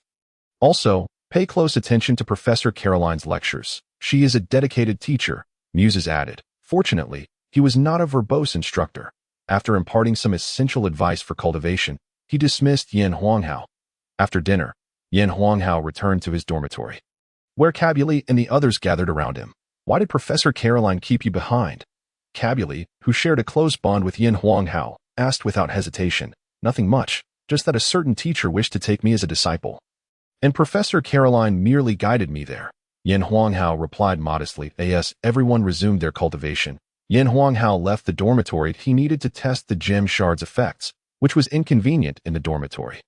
It was not that he mistrusted Cabuli and the others. Rather, he was acutely aware of the age-old adage, "A common man is innocent, yet possessing a treasure can bring misfortune." Should Konier, Edson, or Cabuli inadvertently reveal this information, his future life would undoubtedly become complicated. As a disciple of the 9th-tier Grand Sorcerer Muses, he had little to fear from theft in Frost City, but one could never be too cautious. There was a saying, "It is not the thief's stealth that is feared, but the thief's desire." If he became a target, lacking a spatial ring or similar protection, that gem would eventually belong to someone else. Moreover, venturing into sparsely populated areas could make him vulnerable to robbery. Yin Huanghao arrived at the academy's designated quiet room for student cultivation, settling into a meditative position and grasping one side of the gem shard in each hand. A surge of martial energy flowed from his dantian, coursing through the channels of his right side. As it reached his right hand, he felt a twinge of apprehension. If this energy could circulate through the gem shard to his left hand and then into his dantian, the first step of the experiment would be successful. As the martial energy emerged from his right hand's acupoint, it effortlessly traversed the gem shard into his left hand, flowing through the channels and infusing into his dantian. Yin Huanghao sensed a slight increase in his martial energy after completing a full cycle, suggesting that the shard's cultivation enhancement effect was indeed remarkable. Previously, he had felt no growth after circulating his martial energy for an entire cycle. In a world where strength commanded respect, one's cultivation was the essence of their being. The exhilaration of perceiving an increase in his power was akin to an addict's love for their drug. And Yin Huanghao lost himself in his practice. Meanwhile, the little gray creature, having been allowed to roam free during the day, returned to Yin Huanghao's side at night, fixating on the gem shard with a longing gaze reminiscent of human desire. The little gray would occasionally extend its head out, only to retract it, but after several attempts, it begrudgingly nestled back into Yin Huanghao's embrace. 2 hours later, Yin Huanghao concluded his cultivation, realizing it was time to return to the dormitory. The pleasure of practicing was delightful, yet he could not forego sleep, at least not just yet. On the weekend, Konier and Edson, newly joined members of the mercenary group, rose early to elevate their ranks. Yin Huanghao and Cabuli, "We intend to start our tasks as G-tier mercenaries. How long do you think it will take to reach D-tier, and do you have any tips for rapid advancement?" Konier inquired, adorned with the mercenary badge. Cabuli and Yin Huanghao exchanged glances before responding. In truth, many low-tier mercenary tasks involve collecting herbs, monster pelts, and magic cores, all readily available in the market. Thus, to expedite your progression, focus on selecting these types of tasks so low-tier mercenary tasks can indeed be approached cleverly. Konier exclaimed, realizing he could quickly ascend to D-tier or even C-tier without investing excessive time, but he refrained from mentioning that items for tasks of C-tier and above were quite costly. Cabuli confirmed, indeed, and when you factor in the rewards for completing tasks, purchasing the necessary items to fulfill them does not require a significant expenditure. At this moment, Yin Huanghao remarked, completing tasks in this manner is indeed swift. Yet it bears the drawback of depriving one of the opportunity for self-improvement. Even low-level tasks are tasks nonetheless, and undertaking them personally carries its own risks, as one cannot predict what one might encounter outside. For instance, if you were to hunt a 3rd-tier magical beast and suddenly faced a 4th-tier one, the situation could become perilous.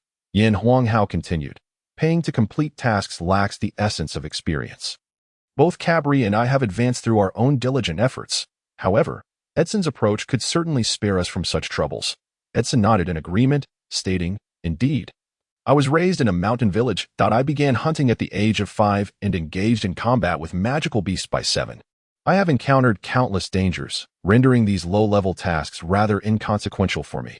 Upon learning that Edson did not need to undertake mercenary tasks step by step, Konier made an exaggerated expression, exclaiming, "Oh, omnipotent deity!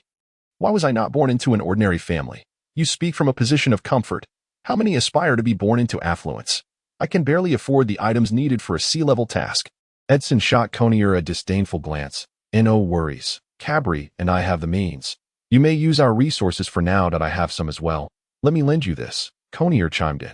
Yin Huanghao and Cabri were inherently kind-hearted individuals. Although they did not splurge on themselves, they were unquestionably generous with their friends. Conier, on the other hand, being young and affluent, had never lacked for money, thus he could easily extend his generosity when friends faced difficulties. How could I possibly use your funds? I shall procure some task items myself, and undertake a few D and C-level tasks. Seeing both of them offering him money, Edson quickly declined. What is the matter? Since you have joined our brotherhood in the mercenary guild, you are one of us. It is only natural that we assist one another in times of need. Indeed, do not be so modest. From now on, we are good brothers, and we shall venture across the continent together. Do not let such trifles weigh on your mind. As the only child in his family, Conier often envied the camaraderie of those with many siblings. And now he found himself with brothers of his own. Edson glanced at the earnest expressions of Yin Huanghao, Cabri, and Conier, and nodded solemnly. Very well. Then I shall accept your kindness. From now on, we shall be good brothers. You keep this money for now. I will commence with G-level tasks. As Conier spoke, he tossed a few gold coins to Edson. All right, be cautious. If you encounter any dangerous tasks, remember to call us for assistance. Yin Huanghao advised. Since I have little else to do besides training, I will accompany you. Edson replied. I lack experience in mercenary tasks as well. I shall join you, as it will allow me to familiarize myself with this guild. Cabri added. That sounds splendid. With your experience as our vice-captain, our tasks will surely become much easier, Conier said, his face beaming with joy. I shall refrain from accompanying you, even though these tasks are low-level. Do exercise caution, Yin Huanghao cautioned. Rest assured, I will keep an eye on you. Edson replied. By the way, take on several G and F-level gathering tasks, and simply purchase the task items. It will save a considerable amount of time. Leave a few magical beast tasks for Conier to practice. You and Edson should refrain from assisting him as much as possible. All right, you need not worry, Cabri said as he, Conier, and Edson set off towards the mercenary guild. While Yin Huanghao headed off to practice his enchanting. After nearly half a semester of continuous practice, Yin Huanghao had become quite proficient in crafting second-tier magical equipment, and he was now practicing the enchanting of third-tier gear. Although enchanting sounds sophisticated, it ultimately becomes a matter of skill through practice once the fundamentals are mastered. Every mage possesses the potential to become a smith, if a mage exhibits a certain degree of talent and precise control. They can evolve into an exceptional smith. Should this exceptional smith also be sufficiently diligent, they would reach heights unattainable by many. Coincidentally, Yin Huanghao was such a person, having followed Bartle for a short time. He soon surpassed him, demonstrating his considerable talent. His extraordinary mental fortitude ensured precise control, while his unwavering daily practice guaranteed rapid advancement. 2 hours elapsed swiftly, and due to his prior preparations, he saved a significant amount of time.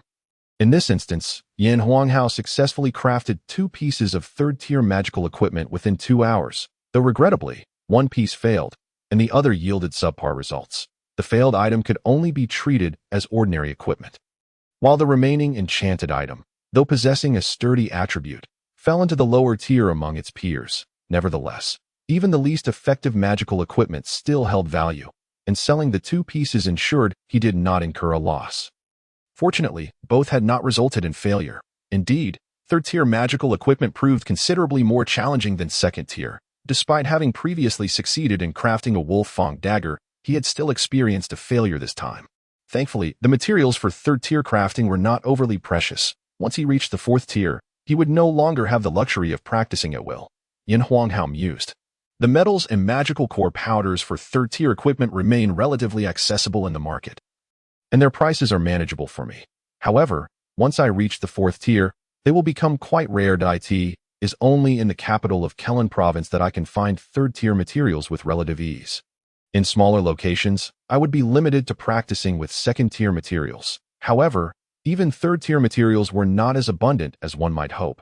Otherwise, magical equipment would not command such a premium over ordinary gear. Yin Huanghao resolved to continue crafting magical equipment using second-tier materials until he had amassed sufficient third-tier resources for further attempts. Yin Huanghao, how did your forging go this time? Upon exiting the smithy, the owner, Tuggle, approached him eagerly. Alas, I succeeded twice and failed once. I have left the items there. I shall need to trouble you, Uncle Tuggle, to help me sell them later. No worries, rest assured, I will ensure you receive a good price. Tuggle replied cheerfully. His smithy, previously a modest establishment with scant foot traffic, had seen a significant boost in business since Lin Hao began crafting equipment there. They occasionally sold 1 or 2 pieces of first or second-tier magical gear at reasonable prices. Lin Hao found this arrangement convenient. Since he had crafted several pieces of equipment here, he no longer needed to spend time selling each one individually, entrusting Tuggle with the task instead. Returning to the academy, Lin Hao entered the quiet room to practice for a while. Once his spirits were restored, he began another task, crafting magical scrolls. Only those who know how to utilize their time can have more of it. Had he started crafting magical scrolls immediately upon entering the quiet room instead of taking a moment to train, he likely would not have been able to produce all 22 first-tier water arrow technique scrolls in one go. Looking at the 22 scrolls in his hands, Lin Hao felt a sense of satisfaction. This time, the success rate was notably high. He had produced a total of 24 scrolls, of which 22 were successful. Given that he was a newcomer with limited crafting experience, this achievement was commendable. However, considering that Lin Hao was a peak third-tier mage with extensive enchanting experience, such results were not surprising. That it seemed he needed to exert a bit more effort to achieve a 100 success rate with first-tier scrolls before progressing to second-tier scrolls. Crafting an abundance of first-tier scrolls would serve little purpose. Earning that small amount of money was not as meaningful as enhancing one's strength. With this thought in mind, Lin Hao left the quiet room and returned to his dormitory. After a while, as he practiced the flame decision, he was roused from his concentration by the return of Cabri and the others. What happened? Why do you all return with injuries? Lin Hao, while Edson and I accompanied Conier on a task. We encountered a leopard-like magical beast that resembled a magic cloud leopard. At that moment, Conier was engaged with a first-tier stonehide wild boar, when the magic cloud leopard suddenly sprang forth. Had it not been for Conier's quick reflexes, he would have been bitten. Cabri recounted before Lin Hao could even inquire further. Indeed, we were fortunate that Cabri and Edson acted swiftly. The three of us barely managed to fend off the magic cloud leopard's assault. Eventually, it seemed the beast realized it could not easily dispatch us, and it fled into the forest. Conier added, still somewhat shaken. Oh, what task did you accept that led you to encounter a magic cloud leopard? The ordinary cloud leopard is at least a third-tier magical beast. Lin Hao inquired with a sense of bewilderment, for it was known that Conier had only begun his mercenary tasks on the first day, and the assignments he undertook were undoubtedly of the G and F grades, which were relatively low in danger. Given the strength of the trio, it was generally expected that they would not encounter perilous situations. With Conier's prowess, there was certainly no need for him to engage in G-grade tasks. We should have simply purchased enough items to advance to F grade and then accepted a task to hunt the stone-eyed boar. I suspect Conier lacks practical combat experience, which is why we began with a first-tier magical beast. Who could have anticipated that our first assignment would lead us to such misfortune, encountering a third-tier cloud leopard? The relatively seasoned Cabuli responded. Edson, who had experienced numerous battles with magical beasts since childhood, added with a hint of trepidation, we are indeed fortunate to have encountered the lowest tier of cloud leopard. Had a random fourth-tier beast appeared, with the speed of the cloud leopard, we three would not stand a chance of returning. It seems we are indeed facing a third-tier cloud leopard. Tomorrow, I shall accompany you all to see if we can slay it. A third-tier magical beast represents a considerable fortune, not something one encounters casually. Since we have stumbled upon it, we ought to seize the opportunity. It will also serve as our Brotherhood team's inaugural collaborative mission, allowing us to practice our coordination. That would be splendid.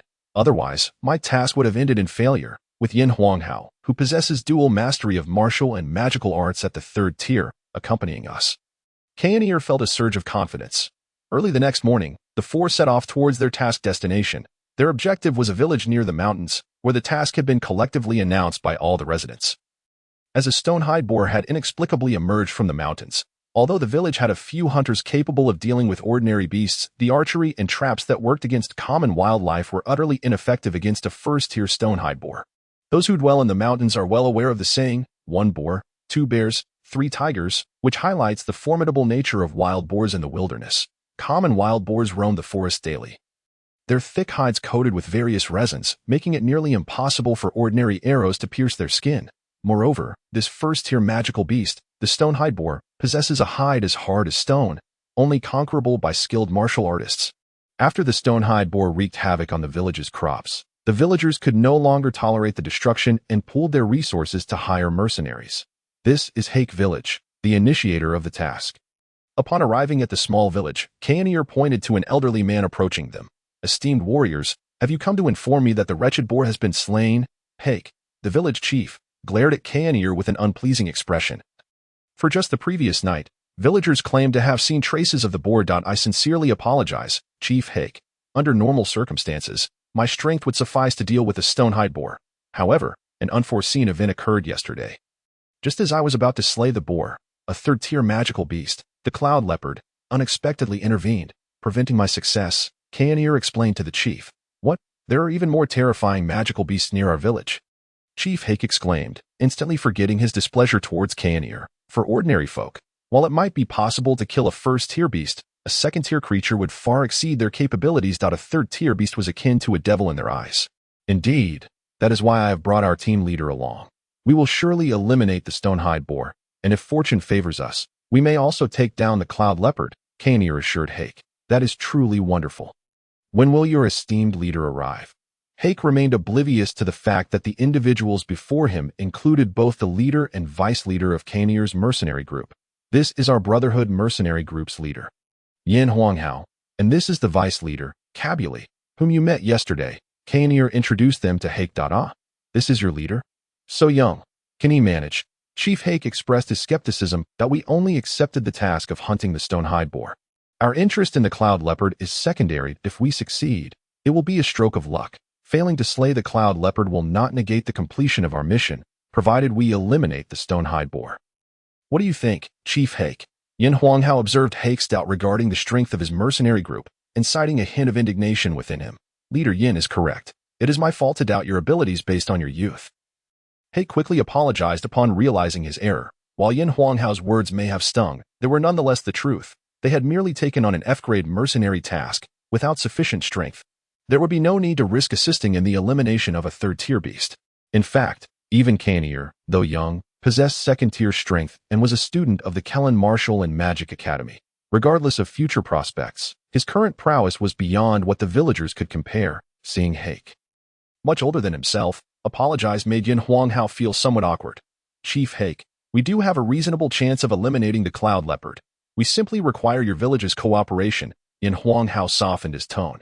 Oh, please let us know how we can assist. I find it curious. Although your village is near the mountains, it is rare for magical beasts to appear near the foothills. Even if there are beasts, they are usually first tier. How could a third-tier beast emerge from the deep mountains? Lin Hao inquired. I am not certain. Let me summon a few villagers who frequently venture into the mountains to ask. Hake replied that it appeared that Chief Hake held considerable influence in the village. Within just a few minutes, he returned with 3 robust men. These gentlemen are mercenaries from the Brotherhood, assisting us in hunting the stone-hide boar. They have some inquiries to make, so please share whatever you know. Hake instructed the 3 villagers. You 3 appear to frequent the mountains. Have there been any unusual occurrences recently? I haven't hunted in the mountains these past few days, so I am unaware of any anomalies, but I didn't notice anything unusual a few days ago, one agile-looking villager replied. When I ventured into the mountains the day before yesterday, I heard some thunderous roars, possibly from a tiger, accompanied by the screams of a leopard. I wonder if that counts as unusual. Another villager, appearing to be a hunter, recounted. I was in the mountains yesterday and happened to witness a tiger-like magical beast battling a leopard beast.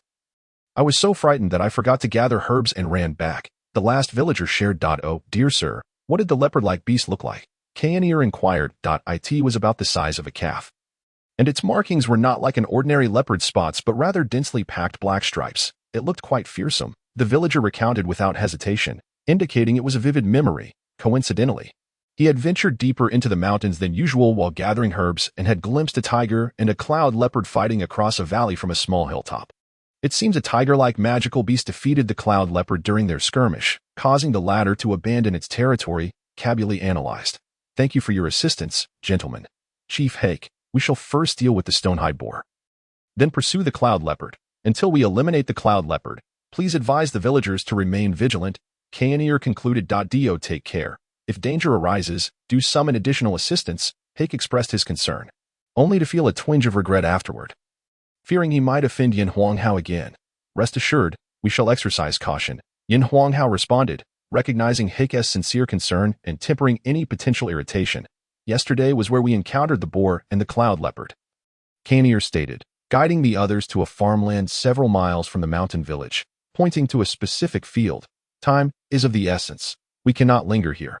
Edson, you will track the stone-hide boar, he directed. Although they typically jested and played around, when serious matters arose, it was imperative to maintain a semblance of teamwork.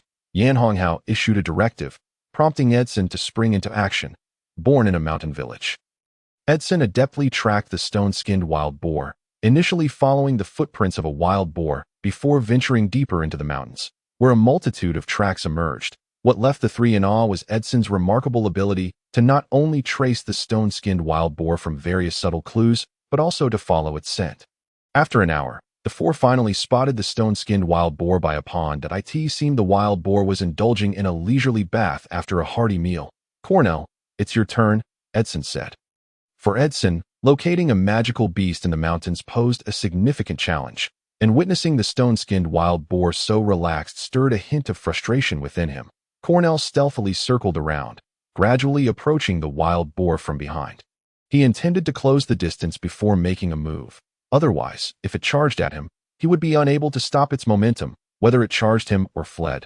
Cornell, being a first-tier warrior, was expected to handle this with ease.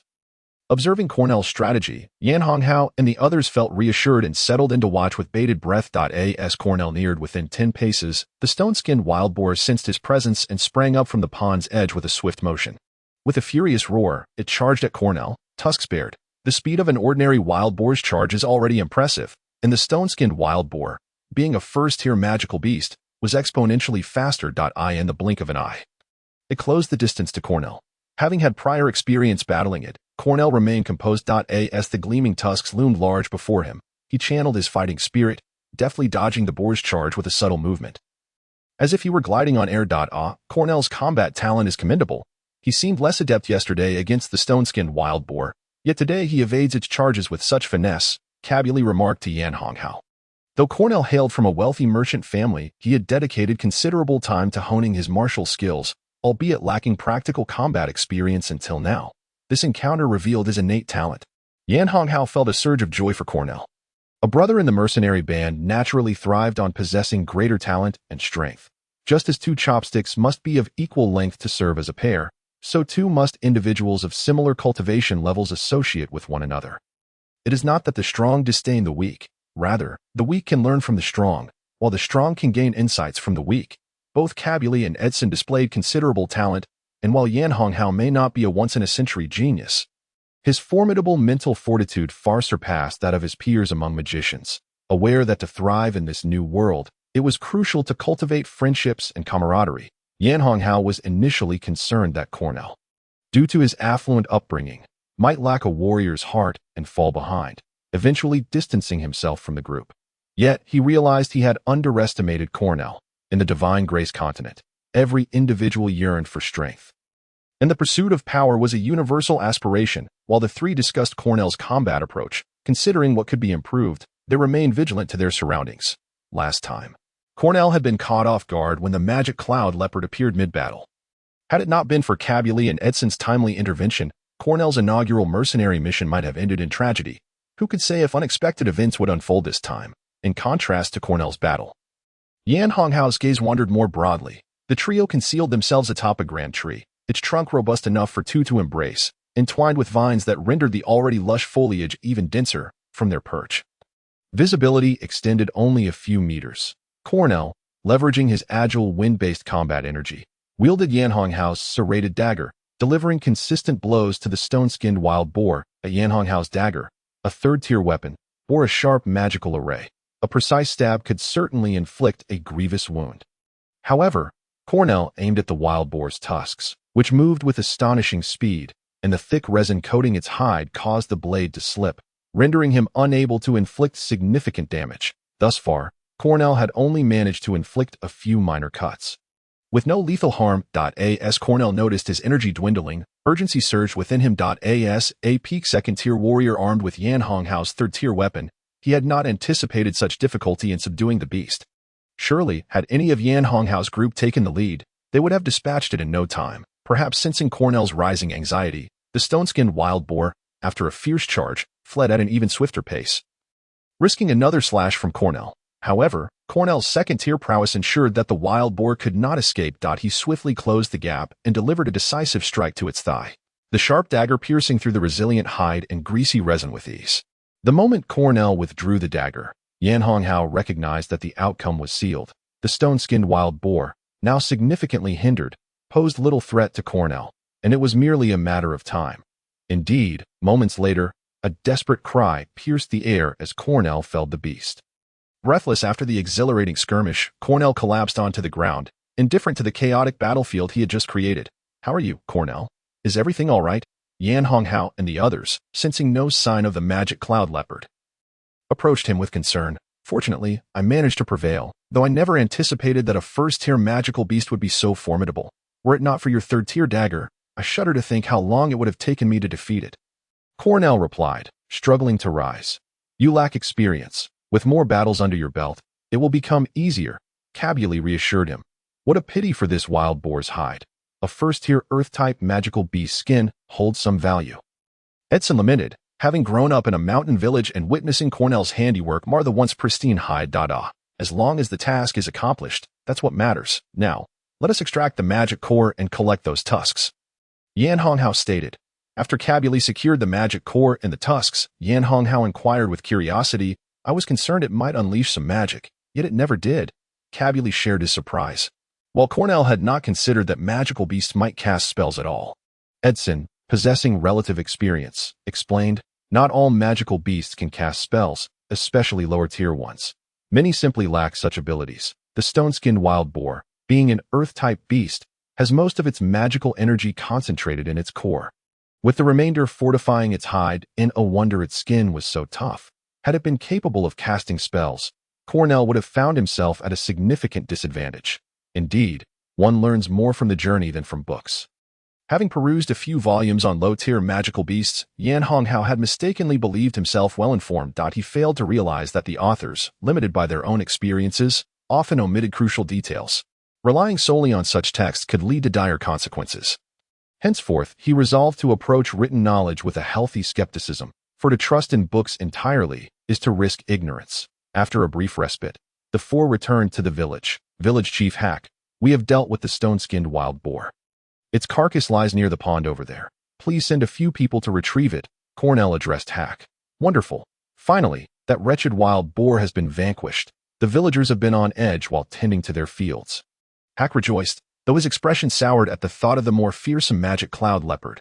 "Rest assured, Uncle Hack, since we promised, we shall see it through. It is getting late. We will stay in your village tonight, and we kindly ask you to arrange accommodations for us. Tomorrow at dawn, we shall venture into the mountains to seek out the magic cloud leopard," Lin Hao declared, taking charge of the arrangements. "Not a problem. I happen to have 2 vacant rooms at my home. You gentlemen will have to make do," Hack replied, relieved to host them.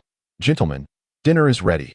Please join us." As night descended, Lin Hao, who was engrossed in his training, stood up upon hearing Hack's called. In the grand hall of Hack's residence, a table had been set, adorned with an array of sumptuous dishes and fine wines, inviting the 4 guests to take a seat. Hack remarked, "Esteemed mercenaries, I must admit that the fare from our humble village pales in comparison to that of Frost City. However, we do have some mountain delicacies that you won't find in the city. I encourage you to sample them." The villagers, known for their simplicity, were loath to indulge in their own treasures. Today, as a gesture of gratitude for Lin Hao and his companions ridding the village of a menace, each household had contributed their finest provisions to the village chief. One had brought a smoked wild chicken leg, another half a slice of venison, culminating in a banquet rich with the flavors of the mountains and cured meats. "Uncle Hack, you are exceedingly gracious. We could never finish such a feast. Do call your family to join us," Lin Hao replied, feeling a twinge of guilt. This spread must have depleted the entire village's stock. "Uncle Hack, you haven't consumed the wild boar meat we brought back, have you? That could fetch a decent price in the city," Edson reminded, fully aware of the hardships of village life. The 4 had deemed it too cumbersome to transport the hefty, greasy wild boar and had entrusted it to the villagers. Despite its less than ideal taste, it was still a magical beast, and its meat was far more nourishing than that of ordinary wildlife. Though the wild boar is merely here We have yet to process it. We intended to share the meat among everyone so that all could savor its flavor. Given its considerable size, each family would get a few pounds. If it holds value. We should consult the villagers for their opinions. After several rounds of drinks and a delightful variety of dishes, Hack, feeling the effects of the alcohol, raised his glass and said, "Once again, I extend my heartfelt gratitude to you four esteemed mercenaries for helping our village rid itself of this wild boar. Tomorrow, you will venture into the mountains to confront another formidable third-tier magical beast. Our village lacks the means to issue a third-tier mercenary task, so I can only offer this toast on behalf of the entire village of 205 souls in appreciation for your assistance." With that, he drank deeply. The four stood quickly, with the affluent Conial shedding any semblance of a spoiled demeanor and earnestly addressing Hack. "Uncle Hack, you are far too kind. Since our brotherhood has accepted this task, we shall see it through to the end. Of course, we mercenaries are not solely task-oriented. As part of the Divine Grace Empire, we are compelled to assist those in need within our capabilities." Lin Hao nodded in agreement, stating, "Indeed, having encountered this, we shall eliminate the magical cloud leopard." The following morning, the four rose early. Despite having consumed a fair amount of alcohol the previous night, even Hack had succumbed to its effects. Yet the four were robust warriors, and the liquor posed no hindrance to their endeavors that day. "Please be cautious," Hack admonished. 20 minutes later, the four arrived at the foot of the mountain. Tracking a third-tier magical beast will undoubtedly prove more challenging. "We may need your expertise today, Edson. I'll give it a try. After all, I never dared to pursue a third-tier beast before. However, the methods of tracking remain largely the same. Locating a magical beast within the mountains, even in a relatively small area, is no easy feat, especially for those lacking experience. It is akin to searching for a needle in a haystack." Fortunately, they had previously gathered information from the village hunters, which, while they still did not know where the magical cloud leopard roamed, had helped eliminate certain areas from consideration, thereby narrowing their search. After more than 2 hours had passed without a trace of the magical cloud leopard, they did encounter several first- and second-tier magical beasts. However, since they were not on a mission and had no intention of simply hunting for profit, they refrained from engaging. Conial took the opportunity to gather a few medicinal herbs along the way. As noon approached, the group decided to rest and have a meal. This time, the exuberant little gray stayed close to Lin Hao instead of wandering off on its own mountain springs. The four kindled a fire, and Edson caught several fish from the spring, which they roasted over the flames. The environmental conservation here is remarkable. It's astounding that such a small spring could yield fish nearly a foot long. And not just one. Lin Hao mused to himself. "What do you mean by environmental conservation?" Conial inquired. "Environmental conservation involves protecting the environment appropriately to prevent irreversible damage from overexploitation. That I must be cautious not to reveal that I have traversed from another world." Having lived here for 7 or 8 years, he reflected, lamenting his tendency to compare this world with his previous life. Is environmental conservation still necessary? Shouldn't everyone be aware of it? Our village, being nestled in the mountains, naturally relies on the resources around us, but we all understand the importance of not overhunting or deforesting, lest our descendants suffer, Edson remarked, somewhat puzzled. Indeed, environmental conservation is essential. However, in the mountains, there is little oversight. While cities do have regulations, moreover, not every area is well protected. The abundance of fish here likely stems from the lone number of visitors, so it remains unnoticed, Lin Hao explained. Conial, having lived in the city, offered a differing perspective, stating, "Everyone perceives the environment differently. Those of us from more affluent backgrounds naturally prefer a beautiful environment. A pleasant setting enhances one's quality of life." Edson, accustomed to life in the mountains, also valued environmental protection for the sake of future generations. Yet, he acknowledged that many, driven solely by profit, disregard environmental concerns, while those struggling to make ends meet seldom consider such issues. "Gentlemen, let us set aside the discussion on environmental conservation for now. Once we are nourished, we must move on," interjected the previously silent Cabri. Apologies. "Everyone, let us tidy up and prepare to depart," Lin Hao urged, hastily extinguishing the fire. Edson led the group in methodically narrowing their search area. After 2 more hours of searching, they finally spotted the magical cloud leopard drinking from a small pool in a valley. "Be careful not to draw its attention," Edson signaled to the others. After retreating a safe distance, Conial nervously remarked, "The magical cloud leopard is a third-tier wind-type beast, known for its speed. If it escapes, we will find it exceedingly difficult to track down again. Should we strategize our approach? Yin Huanghao surveyed the terrain around the pool and replied, "The pool is nestled against a high mountain. We can encircle it from 3 directions. Now is not the time for modesty. My strength is slightly superior. So I will approach from the front. Conial, with your wind-type energy, you will take the left side. The right side is broader, so Edson and Cabri, you will cover that." The magical cloud leopard would not take long to quench its thirst. Seeing no objections from the others, Yin Huanghao nodded, and the 4 sprang into action. Though the magical cloud leopard had fled its territory after being bested by a tiger-like beast, it remained the undisputed ruler of this new locale. Drinking at the pool, it naturally deterred any other beast from intruding. Upon hearing a sound, the magical cloud leopard raised its head and immediately caught sight of Yin Huanghao. That moment, Yin Huanghao beheld the true form of the magical cloud leopard for the first time. Its size was akin to that of a calf, yet it exuded an air of power rather than clumsiness. The leopard's coat, adorned with patterns resembling ancient coins, lay gracefully across its sleek fur. Seemingly random yet imbued with an inexplicable order, its fierce eyes glinted with malice, and its formidable fangs, sharper than those of an ordinary leopard, protruded from a head much larger than that of its kin. While ordinary leopards possess relatively smaller heads in proportion to their bodies compared to other fierce beasts, the magical cloud leopard defied this norm. As Yin Huanghao slowly advanced, the magical cloud leopard grew increasingly agitated. Fierce beasts instinctively react to the approach of other creatures with warnings. Should these fail, they prepare to attack. A 3rd-tier beast. The magical cloud leopard possessed intelligence surpassing that of ordinary predators. When Yin Huanghao drew within approximately 50 meters, the leopard became noticeably restless. Perhaps sensing a hint of threat from Yin Huanghao, it refrained from launching a direct assault, instead tensing its limbs and emitting a low growl. Though the leopard is not the sovereign of the mountains and forests, its mighty roar is enough to silence the birds and beasts in terror. Upon witnessing that Kaburi and his companions had cautiously narrowed their encirclement, Yin Huanghao disregarded the warnings of the Yin leopard and continued to advance towards it. Fortunately, being amidst the dense foliage of the forest greatly limited the leopard's visibility, while the 3 individuals stealthily maneuvered through the thickets and underbrush. Otherwise, encircling a 3rd-tier magical beast at such close quarters would be an impossible feat unless the creature was incapable of fleeing. As Yin Huanghao drew closer, the Yin leopard could no longer contain itself. With a powerful thrust of its hind legs, it lunged forward with remarkable swiftness. Yin Huanghao had anticipated this move. Upon seeing the leopard's rear legs spring into action, he halted his mount and took a defensive stance.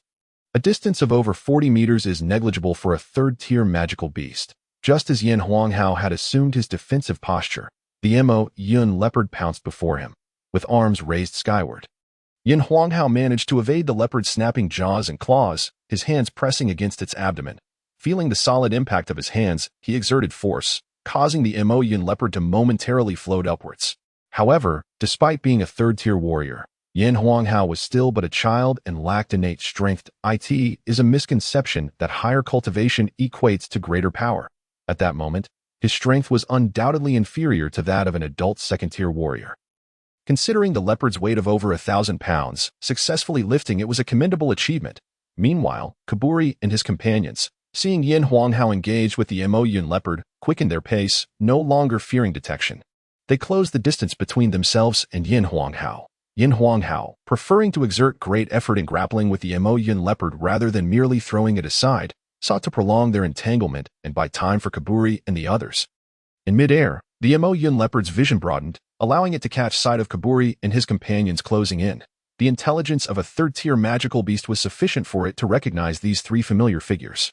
Having failed to gain the upper hand against them previously, the presence of an additional adversary made its situation even more precarious. Therefore, upon landing, the Yin leopard resolved to flee, but as soon as Yin Huanghao's hands released it, the creature spun around. With a swift motion, Yin Huanghao seized the leopard's tail, thick as a child's arm, with his right hand. Although the Yin leopard was not primarily known for its strength, its power far surpassed that of Yin Huanghao. Instantly, he was nearly toppled by the force of the charging leopard. An old adage warns against touching a tiger's tail, yet who would have thought that a leopard's tail was similarly untouchable? As Yin Huanghao grasped its tail, the leopard, intending to escape, seemed to feel as if its most sensitive spot had been provoked. It quickly turned its head to bite at Yin Huanghao, observing the leopard's retaliatory strike. Yin Huanghao maintained his grip on its tail, firmly planted his left foot to stabilize himself, and swung his left hand towards the leopard's massive head. Fortunately, the leopard aimed to bite at his waist rather than his head. Otherwise, Yin Huanghao would not have been able to reach its head to strike back. With its head pressed against Yin Huanghao's hand, the Mo Yun leopard's left forelegs sliced through the air with blinding speed. Its 5-inch claws gleaming ominously if it made contact. There was no doubt that Yin Huanghao would be severed into pieces. With no other choice, he released the leopard's tail and stepped back. The Mo Yun leopard, intent on vanquishing this bothersome human, wasted no time in turning to flee. Yin Huanghao had anticipated the leopard's reaction. Without waiting for it to gain distance, he conjured a water arrow and shot it towards the creature. Distracted by its desire to escape the encirclement, the Mo Yun leopard paid no heed to Yin Huanghao, whom it had previously driven back. Naturally, its level of intelligence did not allow for the consideration that Yin Huanghao might be a mage. By the time the water arrow approached, the leopard had no time to evade entirely, and it was forced to absorb the impact with its more robust hindquarters. Although a water arrow does not penetrate flesh like a true arrow, the potency of magic lies not only in physical harm but also in its magical damage. The moment the water arrow struck, the Mo Yun leopard's hindquarters began to bleed, and its speed diminished due to the injury compounded by the water spell's slowing effect. At that moment, it could have fled desperately, risking further injury for the chance to save its life. However, its intelligence prompted it to glance back. Seeing another water arrow materializing, it hesitated in that brief moment of indecision. The arrow was released. The Mo Yun leopard had no choice but to turn and evade. Although it dodged this arrow, the opportunity for escape had slipped away as it became the target of Yin Huanghao's magic. The leopard's fury surged. After narrowly evading several water arrows, it finally closed in on Yin Huanghao. At this juncture, Yin Huanghao had to abandon his magical attacks and rely on his martial prowess to contend with the beast. Fortunately, he had considerable experience battling magical creatures, and although he faced perilous moments, he managed to hold his ground. This is where the advantage of a mage became evident, although both were third-tier beings. At a certain distance, Yin Huanghao could suppress the Mo Yun leopard without fear of close combat. However, once he took on the role of a warrior, he found himself at a distinct disadvantage. In combat between humans, there are myriad techniques and strategies. One might cast a fireball while another conjures an ice shield, or respond with a fiery palm against an icy fist. Each combatant employs techniques that counter or defend against the other's moves. Yet, in battles between humans and magical beasts, the intricacies of technique are all but irrelevant. Magical beasts do not utilize human fighting styles. Rather, they rely on their formidable physical instincts. If a human were to adhere to their usual practice of executing techniques one after another, it would not be a strategy. It would be a death sentence. Thus, combat with magical beasts hinges on the ability to respond in the moment, relying on reflexes over premeditated actions. Yin Huanghao took significant risks to entangle the Mo Yun leopard. Kaburi and his companions shed their cautious approach and quickly entered the fray. Upon seeing them surround the beast, Yin Huanghao finally felt a sense of relief. He delivered a strike to the leopard's head just as it aimed to bite him. And as it recoiled, he hastily retreated. Kaburi seized the opportunity to take Yin Huanghao's place, assuming the role of the primary target. In a frenzy, the Mo Yun leopard, now enraged, paid no mind to the identity of its assailants. Attacking indiscriminately with its claws and fangs, aspiring to be an exemplary defensive warrior, Kaburi played his role adeptly, consistently managing to deflect the leopard's onslaught, despite wielding a 5th-tier shield that far exceeded his level, which provided ample defense against the leopard's strikes. One cannot overlook Kaburi's agile movements and superior situational awareness, but on several occasions, when the leopard abandoned its assault on the formidable shield-bearer to target others, Kaburi swiftly transitioned from defense to offense, using his shield to bash or his wolf fang dagger to stab, provoking the Mo Yun leopard into attacking him once more. Thanks to Kaburi's effective defense against the beast's attacks, Yin Huanghao remained outside the battle circle, cautiously casting his water arrows, mindful of the potential to accidentally harm his comrades. Meanwhile, Edson and Corneille intermittently darted in to inflict a couple of strikes before retreating to safety, while the Mo Yun leopard remained unperturbed. It was now the opportune moment for Yin Huanghao's water arrows to shine, as his collaboration with Kaburi proved much more cohesive. With Kaburi targeting the leopard's head, Yin Huanghao could comfortably position himself at the creature's flank to launch his attacks. Thus, the battle persisted, marking the gradual synchronization of their first-team combat. As time progressed, Corneille and Edson began to notice the synergy between Yin Huanghao and Kaburi. consciously integrating their efforts into the duo's coordination. Gradually, the four began to work in concert. Facing a third-tier magical beast in their inaugural team battle, they encountered several perilous moments. Fortunately, due to Kaburi's exceptional awareness and Yin Huanghao's timely responses, they managed to avoid any casualties. However, third-tier magical beasts remain formidable adversaries. It is well known that magical beasts of the same tier surpass their human counterparts in strength, as their powerful physiques enable them to strike harder, defend more robustly, and react more swiftly. As time elapsed, the cumulative minor injuries sustained by the Mo Yun leopard led to a gradual decline in its strength. This weakening, though subtle and nearly imperceptible, ultimately culminated in a significant transformation. With the increasing cohesion of their efforts, the advantages of the four became increasingly pronounced. After another half hour, the Mo Yun leopard let out a mournful howl and collapsed to the ground. The robust body crashing onto the ground sent a slight tremor through the earth, raising a cloud of dust into the air. Kaburi also plopped down onto the ground, utterly exhausted after such a prolonged battle. Bearing the brunt of the effort, he had to continuously raise his shield for defense, while simultaneously drawing the ire of the magic cloud leopard to prevent it from attacking others. A dual strain on his body and mind that nearly brought him to the brink of collapse. Fortunately, Kaburi persevered. This experience served as a baptism for him. Having survived this skirmish, he would confront future battles with greater confidence. Seeing Kaburi fall to the ground, Edson and Connier, who had exerted relatively less effort, hurried over to support him. "I'm fine, just fatigued," Kaburi managed to utter before fatigue rendered him unwilling to speak further. Yin Huanghao, relieved to see Kaburi unharmed, said, "Edson, could you please take care of the magic cloud leopard's corpse?" After issuing this instruction, Yin Huanghao moved to keep watch around them. Although the magic cloud leopard was the dominant creature in this area, the fierce battle could attract other beasts to investigate. Edson set to work on the magic cloud leopard's carcass, while the exhausted Kaburi rested in place, and Yin Huanghao maintained his vigil. With this arrangement, Connier found himself with little to do. However, as a member of the team, he felt the need to demonstrate his worth. Thus, he also walked in another direction, taking up a watch not far from Kaburi. Edson worked swiftly. In no time, he had beautifully processed the massive body. Around him lay several neatly arranged piles, the largest being the magic cloud leopard's meat, followed by a heap of bones of varying sizes, and a leopard skin, complete with the head, spread out on the ground. The lingering power of the slain leopard was palpable. Yin Huanghao gazed at the enormous leopard's head, feeling a trace of its former majesty emanating from it. The final prize was a magic core, which Edson carefully cradled in his palm and handed to Yin Huanghao. At this point, Kaburi had nearly recovered. His primary exhaustion stemmed from physical exertion, while his fighting energy remained relatively intact.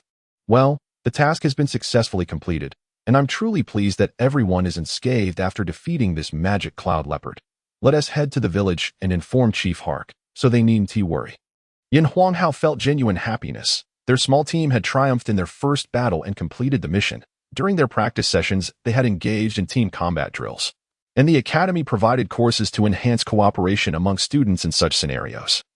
However, those were merely drills. Without the crucible of life and death combat, a truly formidable team could not be forged. In this battle, he witnessed their evolution from awkwardness to seamless coordination, as well as the improvement in each individual's combat style. This experience was an invaluable asset. Only through the trials of life and death could a warrior truly grow. Interestingly, the one who gained the most from this mission was actually Connier. Firstly, it was inherently his task, and completing it would yield rewards. Secondly, both Yin Huanghao and Kaburi had encountered numerous battles before arriving at the academy, particularly Yin Huanghao, who had narrowly survived an encounter with the Gale Wolf. Edson, having grown up in a mountain village, was also seasoned in combat experience. Only Connier, hailing from a wealthy merchant family in the city, lacked practical experience. Thus, his contributions during the consecutive battles against the stone-skinned wild boar and the magic cloud leopard were invaluable. "I exerted the least effort in this fight, so I'll take a bit more of the meat," Connier stated as he picked up a somewhat tattered leopard skin and wrapped several substantial chunks of leopard meat. Despite being a rich heir, Connier willingly undertook the dirtiest and most laborious tasks, indicating his commendable character. In contrast, it was unlikely that a wealthy scion from a previous life would engage in such activities alongside three commoners. Yin Huanghao mused. While Connier's words and actions were commendable, a lack of acknowledgement from the others could still dampen his spirits. Yin Hao, having lived 2 decades longer than the others, quickly interjected. We are all brothers here. Why should we speak of who contributed more? Naturally, those capable should bear a heavier load. Ebsen chimed in. Indeed, since we are brothers, why be polite? Kaburi added, we must hasten our departure. If we delay, we want to exit the mountains before nightfall. Connier, there is no need for further politeness. Edson, an expert in forest survival, casually gathered a few strands of grass and fashioned a long rope to bind the assorted leopard bones, which he slung onto his back. Kaburi, still recovering from fatigue, carried fewer items, securing only a few pieces of meat. Upon seeing this, Yin Hao grew anxious. He had always despised bureaucratic attitudes in his former life. And as the team leader, he could not indulge in favoritism. Am I to carry nothing while you all take so much? Kaburi teased. You're the team leader. You just need to hold on to the magic core. Yin Hao felt a twinge of embarrassment. You're the vice captain. I should carry a couple of pieces of meat too. Edson remarked. Kaburi is right. You should just take the magic core. We'll handle the bones. While the meat appears substantial, it holds little value. The real treasure is the magic core, which should naturally be entrusted to you for safekeeping. Besides, we may need you to ensure our safety on the way back. If anyone tires, you can switch with them. With that, he handed the magic core to Yin Hao. Before Yin Hao could closely examine the magic core, he received the magic core from the magic cloud leopard. It was a pearly white orb, roughly the size of a pigeon's egg, resembling a gemstone that shimmered under the sunset, with a faint azure mist swirling within. This was the appearance of a wind-type magic core, seemingly comparable to the one he had previously acquired from the Gale Wolf. However, it was evidently much smaller than the Earth Bear's core, with its contained magical energy being incomparable. Throughout the battle, the small gray creature had been silently observing the magic core, its eyes betraying a hint of longing. This core was a collective prize earned through their joint efforts, undertaken amidst certain danger. Yin Hao could not allow the small gray to consume it. Kaburi, noticing the small gray's desire and having less to carry, was familiar with it but found it inappropriate to offer the magic core to it. Connier and Edson, one oblivious and the other guessing at the small gray's intentions, remained unaware of its true nature, having rarely seen it in their presence and not having observed any extraordinary abilities. They merely viewed it as a pet snake. In truth, even Yin Hao himself had yet to fully comprehend the small gray's identity. Nevertheless, he reassured it, thinking he would purchase some first-level magic cores for it to consume upon their return. With the magic cores safely stowed away, the four began their descent down the mountain. They, along with the small gray, made their way down before night fell, and after several more minutes, they arrived at a small village. At the village entrance, a villager approached them. Yin Hao recognized him as one of the hunters from earlier that day. The hunter had been assigned by Chief Hark to wait for their return. Although Hark hoped for the four to successfully eliminate the magic cloud leopard, he was also concerned about their safety, fearing they might not be a match for such a formidable opponent given their youth. The four had already completed their original task, and now they were simply helping their village out of goodwill. If even one of them were to suffer harm, it would weigh heavily on both him and the villagers. When the hunter led the four to Hark's home, Hark joyfully instructed for food and drink to be prepared, even roasting a piece of the magic cloud leopard's meat during the feast. Hark was exuberantly enthusiastic, urging the four to drink and eat heartily. The old chief could not help but be overjoyed. The stone-skinned wild boar that had threatened the village had been eliminated. And the more terrifying potential menace, the third-tier magic cloud leopard, had also been slain. Their village could enjoy a period of safety. I am immensely grateful to you four noble warriors. Were it not for your deeds, our village would have been in grave danger. The third-tier magic beast is a figure we can only look up to. Thanks to your bravery in slaying it, our village was spared from uncertainty. Hark declared, raising his cup in gratitude. Do not mention it, Chief Hark. We were merely fortunate to have stumbled upon its trail and were lucky enough to defeat it. Edson, having grown up in a mountain village, empathized with the plight of this village, which had constantly endured the threat of the magic cloud leopard. This mission was also a result of his insistence. By the way, Chief Hark, are there often magical beasts lurking near the village? Connier, unfamiliar with this topic, inquired curiously. Hark shook his head. Our village is situated some distance from the mountains, and we rarely encounter large magical beasts like the stone-skinned wild boar. Small first-tier magical beasts are typically our prey, but we find it exceedingly difficult to hunt the stone-skinned wild boar. The traps found it exceedingly difficult to ensnare it, and the arrows were equally ineffectual against its thick hide, under normal circumstances. The village was bustling with activity, and the magical beast would not venture near. However, this time was peculiar. A stone-skinned wild boar had suddenly appeared in the village, accompanied by a terrifying third-tier magic cloud leopard lurking nearby. Fortunately, with your assistance in vanquishing it, the mere thought of it would have been daunting otherwise. Expressing further gratitude, Old Hark was both delighted and exhilarated. How often does one have the opportunity to dine with such formidable individuals capable of slaying third-tier magical beasts? Moreover, these mercenaries were so youthful, students of the Kellen Magic Martial Academy, who might one day become renowned champions across the continent. He envisioned regaling his grandchildren with tales of having dined alongside these four. A source of immense pride, the table. The roasted meat of the magic cloud leopard was served in generous portions. Lin Hao sampled a piece, finding it rather unpalatable, perhaps poorly cooked, with a hint of sourness. Nevertheless, as martial artists, the four could benefit from the meat of magical beasts, and despite its taste, they resolved to consume more, lest opportunities to partake in such fare diminish in the future. Among them, only Connier hailed from the city and could bring a few pieces home for his family to taste. In this world devoid of refrigeration, any remaining meat would have to be sold.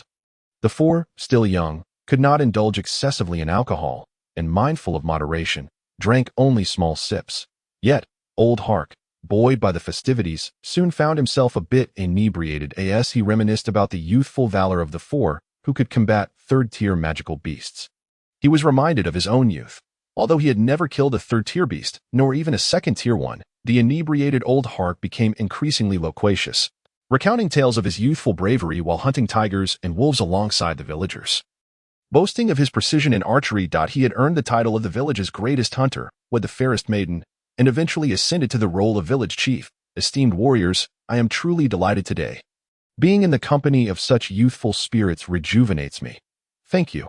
Before succumbing to his intoxication, Hark finally expressed another desire. I have one more thing to discuss with you. Might you sell me a bone from the leopard? The four, having grown weary from the day's events, took the opportunity to assist Hark to his bed, thus concluding the banquet. Back in his room, Lin Hao practiced a bit longer before succumbing to slumber. At dawn the next day, as the first light broke, Lin Hao was the first to awaken, rousing his companions Connier, Edson, and Capri. Why are you waking us so early? A still drowsy Connier inquired. We've been away for 2 days. It is time to return. Let us leave before Hark's family rises, or we'll inconvenience them for breakfast. Oh, very well. Recalling Hark's words before his drunken stupor, Lin Hao extracted a sizable leg bone from the leopard carcass that Edson had been carrying and placed it in his sleeping quarters, also setting aside a few pieces of leopard meat. While this fare might yield only a modest sum for them, it would represent a significant amount for Hark. The four had dined plentifully during their stay, with abundant meat at every meal. Though they relied on the mountains for sustenance, it was still a considerable contribution from the villagers. How else could they afford meat at every meal, regardless of the world? The lives of common folk are invariably arduous. Furthermore, they had to allocate a portion of their reward for the task, funds meant for the mercenary guild, before being returned to them, since they had undertaken a mission. It was only fair they receive compensation. Yet, even if they returned the bounty, it was likely the villagers would refuse it. If they did accept, Lin Hao would feel a sense of disdain towards them. What purpose would that serve? While he certainly could afford to keep a bit more leopard meat, it held little value for them. Yet for the villagers, it would be a considerable sum that the saying goes. Help in times of need, but not for the sake of poverty. Leaving behind a bone and a few pieces of meat would sufficiently cover the reward they owed, and aiding them by eliminating the magic cloud leopard for free was the greatest assistance he could provide. Doing good is commendable, yet one must avoid being overly altruistic, as it can lead to harm for both oneself and others. They set forth. The villagers of the mountain hamlet were already stirring early. The dawn had barely arrived when they encountered several villagers along the way. Upon noticing the four departing, the villagers once again expressed their heartfelt gratitude. Soon, as they left the mountain village, the vast silhouette of Frost City emerged on the horizon. In the crisp morning air, a thin mist began to rise, shrouding the white city walls in a delicate veil. Towering structures loomed together, revealing sharp angles or half-exposed silhouettes, reminiscent of celestial palaces. However, as they approached, the day broke fully, and the city was bathed in sunlight, transforming Frost City from an ethereal realm into the mundane. The otherworldly beauty dissipated, replaced by the lively sounds of bustling eateries, farmers selling vegetables, and the clamor of market haggling. Very well, Let us part ways here. You all head back to the academy while I submit the task before returning, Connier announced at a fork in the road.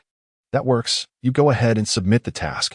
We'll handle the materials at the treasury, Yin Huanghao responded, taking the substantial piece of leopard meat from Connier's pack. Don't forget to share the profits. He added jokingly. Feeling in high spirits after completing the task, Connier proceeded to the mercenary guild to submit their task, while Yin Huanghao and the others made their way to the treasury. They intended to sell the bones, meat, and magic cores they had acquired from their adventure. Though Yin Huanghao could use or trade the magic cores for others, he felt it unfair to claim the spoils alone. As they were the fruits of their collective endeavor, situated in the provincial capital, the treasury was thriving, its prime location near both the Mage Guild and the Mercenary Guild attracting a steady stream of customers. Mages, wealthy and willing to spend, and mercenaries, who lived perilously, were both eager to invest in enhancing their capabilities. Thus, the treasury buzzed with activity. The trio intended to sell their third-tier materials, suitable for transactions on the ground floor. Despite having visited once before, Yin Huanghao was still taken aback by the sheer richness of the materials on display. While Edson and Capri had also frequented the treasury, their reactions were not markedly different from Yin Huanghao's. Let us sell these items first, then we can browse at our leisure, Yin Huanghao suggested, pulling the two from their wandering gazes. The purchasing area was bustling, yet orderly, and they soon found themselves at the front of the line. The elder presiding over the purchases, with hair as white as snow, still exuded a vibrant energy. He appeared slightly surprised to see such young adventurers approach him. Indeed, they were a rare sight, esteemed adventurers. Do you have materials to sell? The kindly, benevolent elder named Macy inquired. It was evident that the treasury's success stemmed from the respect it afforded its clients, as Macy did not underestimate them due to their youth. Respected Mr. Macy, we have some third-tier materials for sale, Yin Huanghao replied. Oh, these must be the bones, meat, and hide of the magic cloud leopard. I presume they appear to be third-tier, Macy noted, his extensive experience evident in his keen observations. Indeed, Mr. Macy, your perception is commendable. May I inquire about their worth? Yin Huanghao complimented the elder. The bones of a third-tier magic cloud leopard possess significant medicinal value, which merits 3 gold coins. Regrettably, the hide is too damaged. We can only salvage a few pieces for light armor, which would fetch another 3 gold coins. As for the meat, while it may not be palatable, it can still enhance a warrior's physique. I can offer you 2 gold coins for it. What do you think? Macy displayed a precise understanding of the material's value. Very well, the reputation of the treasury is well deserved. Your offer is undoubtedly fair, Yin Huanghao declared as he handed over the materials. As Macy, the purchasing supervisor, directed a few aides to collect the leopard bones and meat, Yin Huanghao accepted the 8 gold coins Macy handed him and then inquired. Mr. Macy, how much is this third-tier magic core worth? The magic core represented the essence of the magic cloud leopard. Its fullness suggested that the beast had yet to master any magic.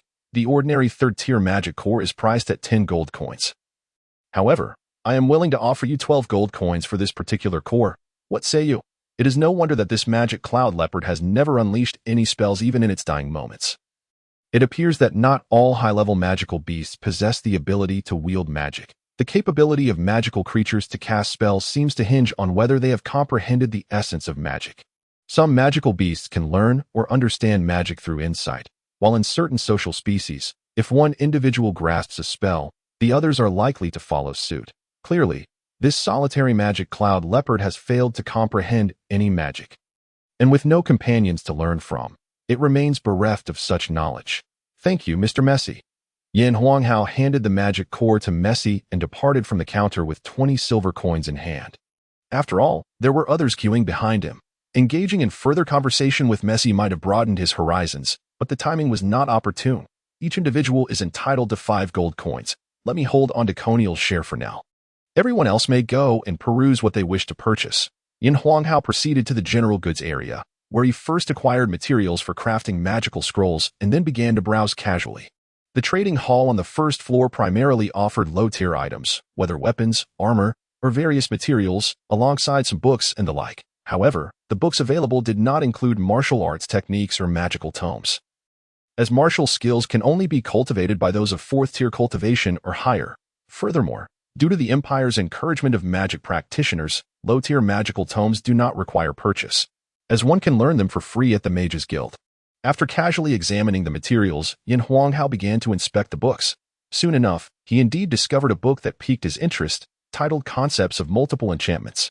The tomes at the Treasure Pavilion do not allow one to view their contents, a measure taken to prevent individuals with prodigious memories from transcribing the entire text. Moreover, the prestigious reputation of the Treasure Pavilion guarantees that each book is worth its weight in value. Lin Hao decisively purchased the book for 2 gold coins. Given that third-tier materials are relatively expensive, he could not afford to practice casually. Thus, he focused his efforts on experimenting with lower-tier materials. The notion of multiple enchantments was merely a prior idea of his, yet he was astounded to find that someone had already authored a comprehensive book on the subject. Lin Hao was uncertain of the effects that enchanted equipment created through multiple enchantments would yield, but he was confident that such equipment would command exponentially higher prices. Should he successfully execute multiple enchantments on first-tier and second-tier materials and refine his skills, future opportunities would surely enhance his success rate for higher-tier enchantments. After a while, Coniel finished his task and also arrived at the Treasure Pavilion. Lin Hao handed over his 5 gold coins to him, and Coniel returned to the academy on his own. Eagerly, Lin Hao delved into the concepts of multiple enchantments, and as he read, a plethora of ideas began to unfold in his mind. Since embarking on his journey of enchantment, he had not spent much time honing his skills. Despite his remarkable aptitude in having successfully crafted third-tier magical equipment, he remained fundamentally a novice. His comprehension of enchantment stemmed partly from his understanding of magic, significantly from Bartis' teachings, and additionally from the ancestral tomes passed down by Bartis. Lacking the years of immersion that others might have, and with no experience exchanging insights with fellow craftsmen, his deepest understanding of enchantment was rooted in Bartis' ancestral texts. However, with his current level of cultivation, he found much of Bartis' work incomprehensible, resulting in a constrained perspective. This particular book was different. Its author was a master craftsman by the name of Bacon. In this era, Bacon stood at the pinnacle of enchantment, finding no challenge in crafting 9th-tier magical equipment. Yet, he was not content. He aspired to create even more formidable magical gear. Unable to forge Saint-tier equipment, he turned his gaze toward the realm of multiple enchantments. Regrettably, during the time Bacon's penned this work, his days were numbered. He had only attempted multiple enchantments on high-tier magical equipment a few times, all of which had failed. However, a master is still a master. Drawing upon his vast experience, Bacon's analyzed the reasons for his failures and articulated the possibilities of multiple enchantments in simple, accessible language. Although he lacked the time for further experimentation, he identified several methods of multiple enchantments that he deemed feasible. The book also explored ways to mitigate conflicts between various elements. At the conclusion of the book, Bacon's included data from his failed experiments and analyses of the causes of his failures. Naturally, all of these experiments utilized high-tier materials, which Lin Hao was not yet able to access. If Bartis was Lin Hao's mentor in enchantment, then Bacon's was the staff that would guide him to the pinnacle of this art. This book is undoubtedly akin to a legendary martial arts manual for a martial expert. Yet why does this divine tome sell for merely 2 gold coins? Although 2 gold coins could sustain a family of 4 for a considerable time, to a prosperous craftsman it is but a trifling sum. Lin Hao found this perplexing. Surely, a legendary martial arts manual would incite turmoil in the martial world of his previous life. Furthermore, with numerous branches of the Treasure Pavilion, this book should be readily available at every location. The truth is that after Bacon's passing, his disciples, adhering to his last wishes, widely distributed this tome on multiple enchantments at an exceedingly low price, hoping that someone might fulfill Bacon's unfinished ambitions through its study. Hence, any craftsman wishing to purchase it could readily afford it. I have devoted my life to the pursuit of the utmost in enchantment. Alas, constrained by my cultivation, I have never crossed into the Saint tier, leaving me with a lifelong regret of failing to forge Saint tier magical equipment. In my later years, I sought to explore the path of multiple enchantments. Yet time was not on my side, and I was unable to create another path of excellence. Alas, I lament that future generations may successfully tread the path of multiple enchantments. Bacon's. Upon reading this passage, Lin Hao envisioned an aging craftsman, nearing the end of his days, who caught a fleeting glimpse of hope in his quest for perfection, only to be thwarted by the relentless march of time, an image marked by sorrow and resignation. The relentless pursuit of mastery, hindered by the limitations of mortality, resonated deeply with Lin Hao. Despite his lack of such experiences, the venerable Bacon's is truly a master deserving of respect. It is a pity that he ultimately did not attain success. Henceforth, diligent practice is imperative, for cultivation is the foundation of all. Even if multiple enchantments succeed, a low-tier multiple enchantment magical equipment should not surpass that of a high-tier ordinary magical equipment. Should it? Nonetheless, this book warrants regular study. Yin Huanghao certainly aspires to reach the saint tier, but the path of cultivation is not one that can be traversed merely by desire. This concept is undoubtedly a divine tome regarding multiple enchantments. And should his cultivation stagnate, multiple enchantments remain a viable means to enhance his strength. Thus, he must persist in his low-tier enchantments on first-tier and second-tier materials. Time is truly of the essence. Bacon's realm is far beyond his reach. Even with Bartis' ancestral tomes as reference, Yin Huanghao finds it challenging to fully grasp this divine work. However, knowledge must be accumulated bit by bit. One cannot expect to achieve greatness overnight. Just as he had read a few pages, Cabrini and the others returned. "What are you so engrossed in?" Cabrini inquired. "I just purchased a tome on enchantment at the Treasure Pavilion." "What have you all acquired?" "I didn't buy anything. As a defensive warrior, my emotional shield will suffice for quite some time," Cabrini replied. Unlike Cabrini, who was similarly robust, the more aggressive Edson had purchased a third-tier two-handed sword. What a massive sword! Unlike traditional Chinese swords, Edson's two-handed sword measured nearly 1.5 meters in length, not much shorter than the young Edson himself. 2 ropes made from magical beast hide secured the hefty sword to Edson's back, with the long handle protruding from his right shoulder, giving him a somewhat barbaric warrior appearance. To Yin Huanghao's surprise, Coniel had also acquired a dagger, seemingly of the second tier. Sensing Yin Huanghao's bewilderment, Coniel smiled and explained, "My father has ceased to provide me with funds for weapons and equipment since the beginning of the semester. Therefore, I must now earn my own money to purchase gear. As a wind element warrior, I rely on speed, so a lightweight dagger enhances my strength." Yin Huanghao sighed. While Coniel's father intended to cultivate him as a noble, was it truly necessary to be so frugal with him from such a young age? Coniel's family fortune ranks among the top in Frost City. He is far from an ordinary rich heir. Were one to adhere to the mindset of a past life, at this moment, Canier would undoubtedly be donned in the finest equipment, rather than needing to toil for his own earnings to procure them. Although nurturing a noble requires meticulous attention to myriad details, Yin Huanghao humbly acknowledged his limitations in this regard.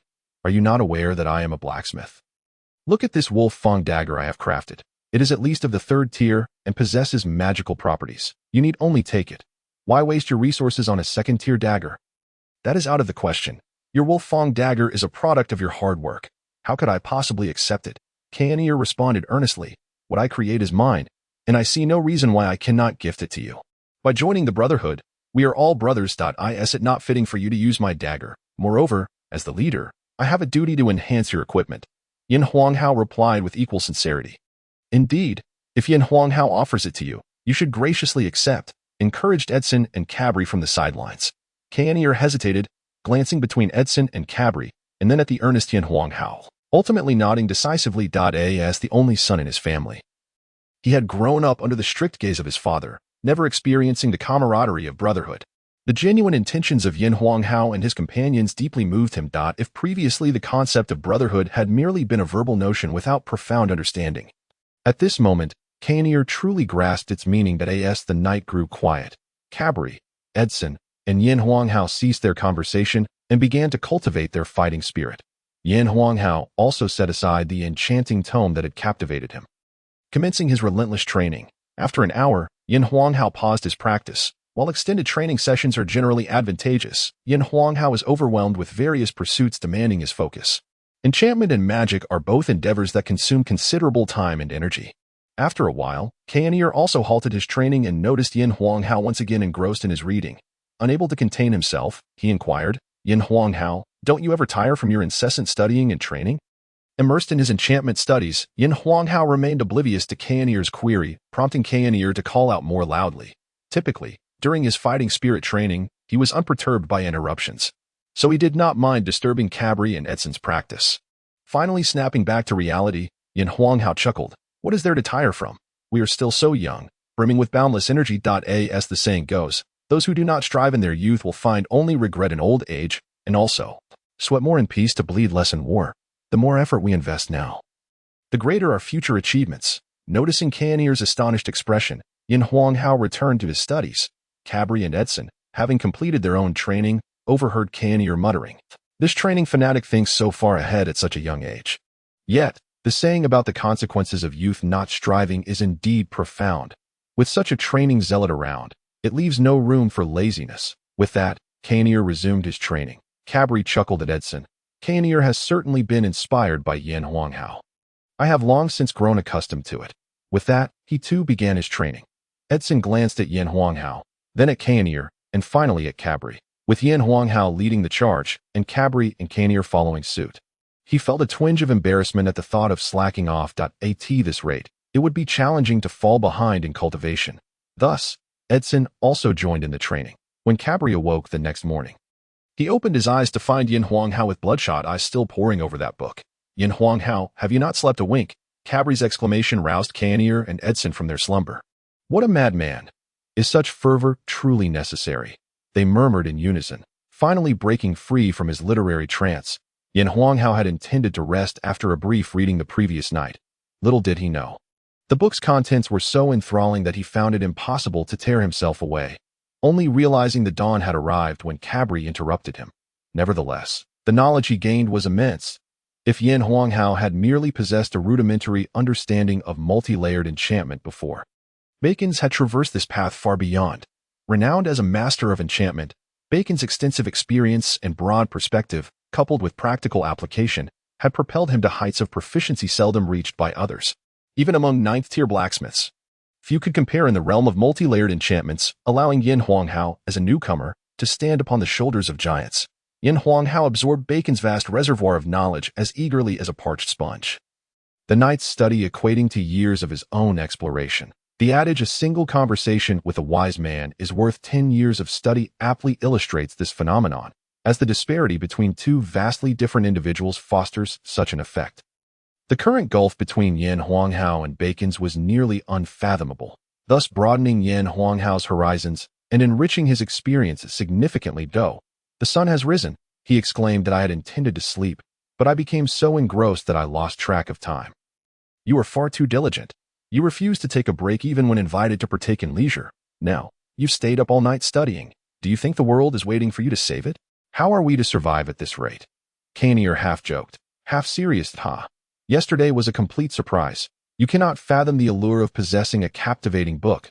If I were to present you with a sacred level technique, you would surely understand. Yin Hao explained. No need for sacred levels. If only I had a high-tier technique, I would gladly sacrifice sleep for the chance to memorize it. Edson nodded in agreement. All right, time to rise and attend class. The final exams are approaching, and during the freshman competition, we must excel. Falling behind in the finals would be quite the embarrassment, Cabri urged. The final examinations at Karen Magic and Martial Academy comprise both written assessments and practical tests.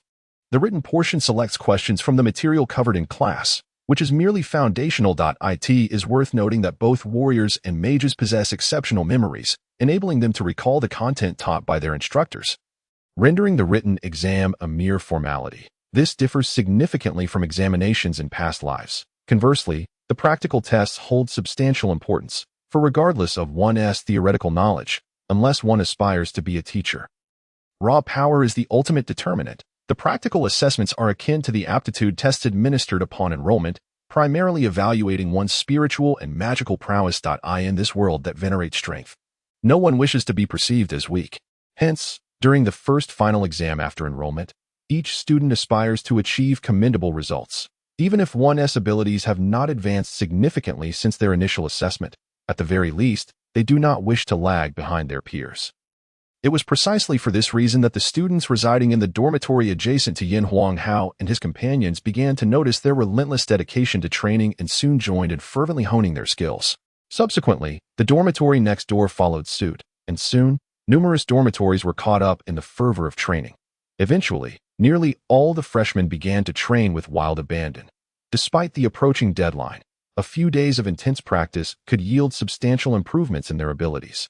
As the instigator, Yin Hao remained blissfully unaware of the influence he had on others, continuing to divide his attention among fighting spirit, magic, blacksmithing, and crafting magical scrolls. From that point onward, both newcomers and veterans alike, whether nearing exams or not, found themselves significantly more diligent in their training. This collective effort resulted in a notable enhancement in the overall strength of the students at Karen Magic and Martial Academy. Meanwhile, in the Vice-Dean's office, Vice-Deans Muse and Barton were savoring a glass of exquisite moonlight wine. This wine, produced in the elven capital of Moonlight City, is crafted by blending aged medicinal herbs with rare fruits. Fermented under the unique moonlight of the city, due to its limited production and the elven city's reluctance to welcome outsiders, acquiring a bottle of moonlight wine is exceedingly rare. Thus, enjoying this wine requires not only wealth, but also a certain status.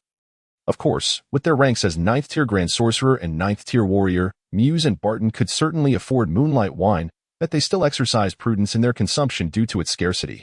Today, the two were drinking together out of sheer joy. This year's new students are truly remarkable. The number of 2nd-tier mages in the magic class is significantly greater than in previous years. Among them, Clark entered as a 3rd-tier mage, while Yan Huanghao is a prodigy excelling in both martial and magical arts.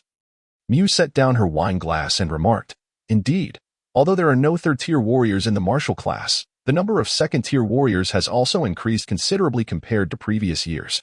Some of them appear to be on the brink of reaching the 3rd tier. It is a pity that Yan Huanghao refuses to join our martial class. Otherwise, we would have a 3rd-tier warrior as well," Batten said, somewhat dissatisfied. "That is his own choice. Besides, you did grant him the right to attend martial classes whenever he wishes.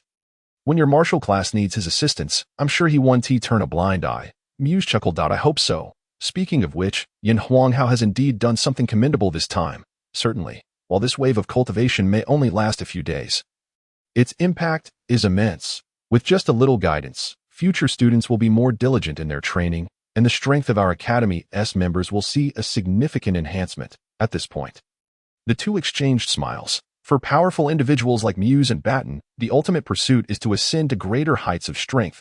However, both being 9th tier, they feel that a breakthrough to the sacred tier is still a distant dream. Thus, honor becomes their fervent passion. The stronger the students emerging from their academy, the greater their own prestige. Just imagining the numerous formidable individuals scattered across the world, many of whom hail from their tutelage, is an indescribably delightful sensation. Since Yan Huanghao is in your magic class, you must give him your utmost attention. As he is a diligent genius, appropriate resources should be allocated to him when the time comes. Rest assured, Yan Huanghao is, after all, my disciple. Would I ever neglect him?" Muse rolled her eyes that I had almost forgotten that as the saying goes, gold will shine wherever it is, and given the talent Yan Huanghao has displayed, he has already drawn the attention of both the magic and martial arts deans. All the new students diligently trained. A few days swiftly passed, and before long, the day of the final examination arrived. The morning exam consisted of a written test, which, in Yan Huanghao's words, was merely a formality. As long as the students attending classes could answer the questions, it was far less challenging than exams from his previous life. They hardly extend or elaborate on the material taught in class. In the afternoon, the strength tests commenced, following the ranking order from the new student competition, instilling a sense of competition among the students to strive for improvement. The testing process remained unchanged, and after observing a few, Yan Huanghao chose to forego watching, settling into a corner to cultivate his fighting spirit. The entire testing took a considerable amount of time, and Yan Huanghao was the last to go, allowing him to train uninterrupted until the end. It was far more beneficial to enhance his own strength than to squander time observing others' progress. He could inquire later to know everyone's situation. However, others perceived his actions differently. That detestable Yan Huanghao. Does he deem our strength so unworthy of his attention? Some envious classmates murmured quietly about Yan Huanghao's prowess. Yan Huanghao is indeed incredibly diligent, even using this brief moment to cultivate. Intelligent individuals are always adept at recognizing and learning from the strengths of others. Humph. Yan Huanghao publicly cultivating during the strength test, completely disregarding us, is truly excessive. Clark, closest in strength to Yan Huanghao, remarked to a few of his fellow nobility. Indeed, it's a pity we cannot match his entrance score this time. It falls upon you to surpass him. One classmate said with a hint of anticipation, "Fear not, I have not been idle these past 6 months. While Yan Huanghao is busy cultivating fighting spirit, he also juggles enchantments and crafting magical scrolls. My progress will surely surpass his," Clark declared confidently. "I simply cannot comprehend it. A noble mage dabbling in enchantments is one thing, but to train in fighting spirit as well, and even engage in the seemingly lowly task of crafting magical scrolls, doesn't he find that disgraceful?" Another classmate from a wealthy family remarked, "Indeed, a noble mage should solely focus on refining their magic. No matter how powerful a warrior may be, they cannot contend with magic. This was the sentiment of a classmate who elevated magic above all else. Unbeknownst to Lin Hao, who was absorbed in his training, the tests continued that a classmate had just finished their test when Dickens approached the mental strength testing station. The previously boisterous atmosphere fell silent. Dickens had ranked 10th in the new student competition. Those with rankings far below were eager to witness Dickens' progress and whether he could retain a top 10 position. Those ranked similarly to Dickens were even more concerned about his performance, as it directly impacted their own rankings. Dickens stood before the mental strength testing platform as 18 copper balls were gently lifted by an invisible hand and placed into another container. Dickens appeared slightly anxious, only exhaling in relief once successful. Excellent. Truly deserving of being among the top 10 new students. A wave of cheers erupted from the audience. Classmate, what was Dickens' mental strength test score? Lin Hao, roused from the cheers, inquired. .18. A somewhat unfamiliar classmate casually responded, Dickens has made considerable progress, if I recall correctly. The best score among second-tier students during the entrance test was only 15. It seems everyone has been diligently training this year. After a while, Quina took the stage, scoring 19. Westford also scored 19. With 3 consecutive top 10 new students showcasing their significantly improved results. The enthusiasm among the other students reached a fever pitch. On stage, Professor Caroline felt immensely gratified. The test scores this time reflected substantial improvement compared to the entrance examination. This indirectly attested to her success as an instructor. However, several top 10 students had yet to take the stage, including the highly anticipated Lin Hao and Clark, prompting Caroline to patiently await their turn. When it was Ada's turn, she approached the testing device amidst the eager cheers of her classmates. Without any unnecessary movements, she released her mental strength, and 20 small spheres simultaneously rose slowly yet resolutely, surpassing the apex before falling into the opposing container. Ada scored 20. Another round of cheers erupted. Ada nodded in satisfaction, evidently pleased with her progress. Next, the 5th-ranked newcomer, Tia, excitedly approached the testing device, wondering how her performance would compare to her peers who had shown evident progress. Wow, 22. Tia is remarkable. No wonder she ranks 5th among newcomers. Indeed, her score matches that of Clark during the entrance examination, just 1 point shy of the first-ranked Lin Hao. I am the same. I merely achieved the same score as my past performance. Just because you were progressing over a few months, do you think I have remained stagnant? Clark thought disdainfully upon hearing comparisons to Tia. The 4th-ranked newcomer was Cabri, thus the next to take the stage was the 3rd-ranked Ferrero. Ferrero carefully removed the necklace that enhanced his mental strength by 3 points, which he had selected as his ranking boost, gently storing it in a pouch before tucking it away. His actions were tender, akin to handling a beloved, sending a chill down Lin Hao's spine.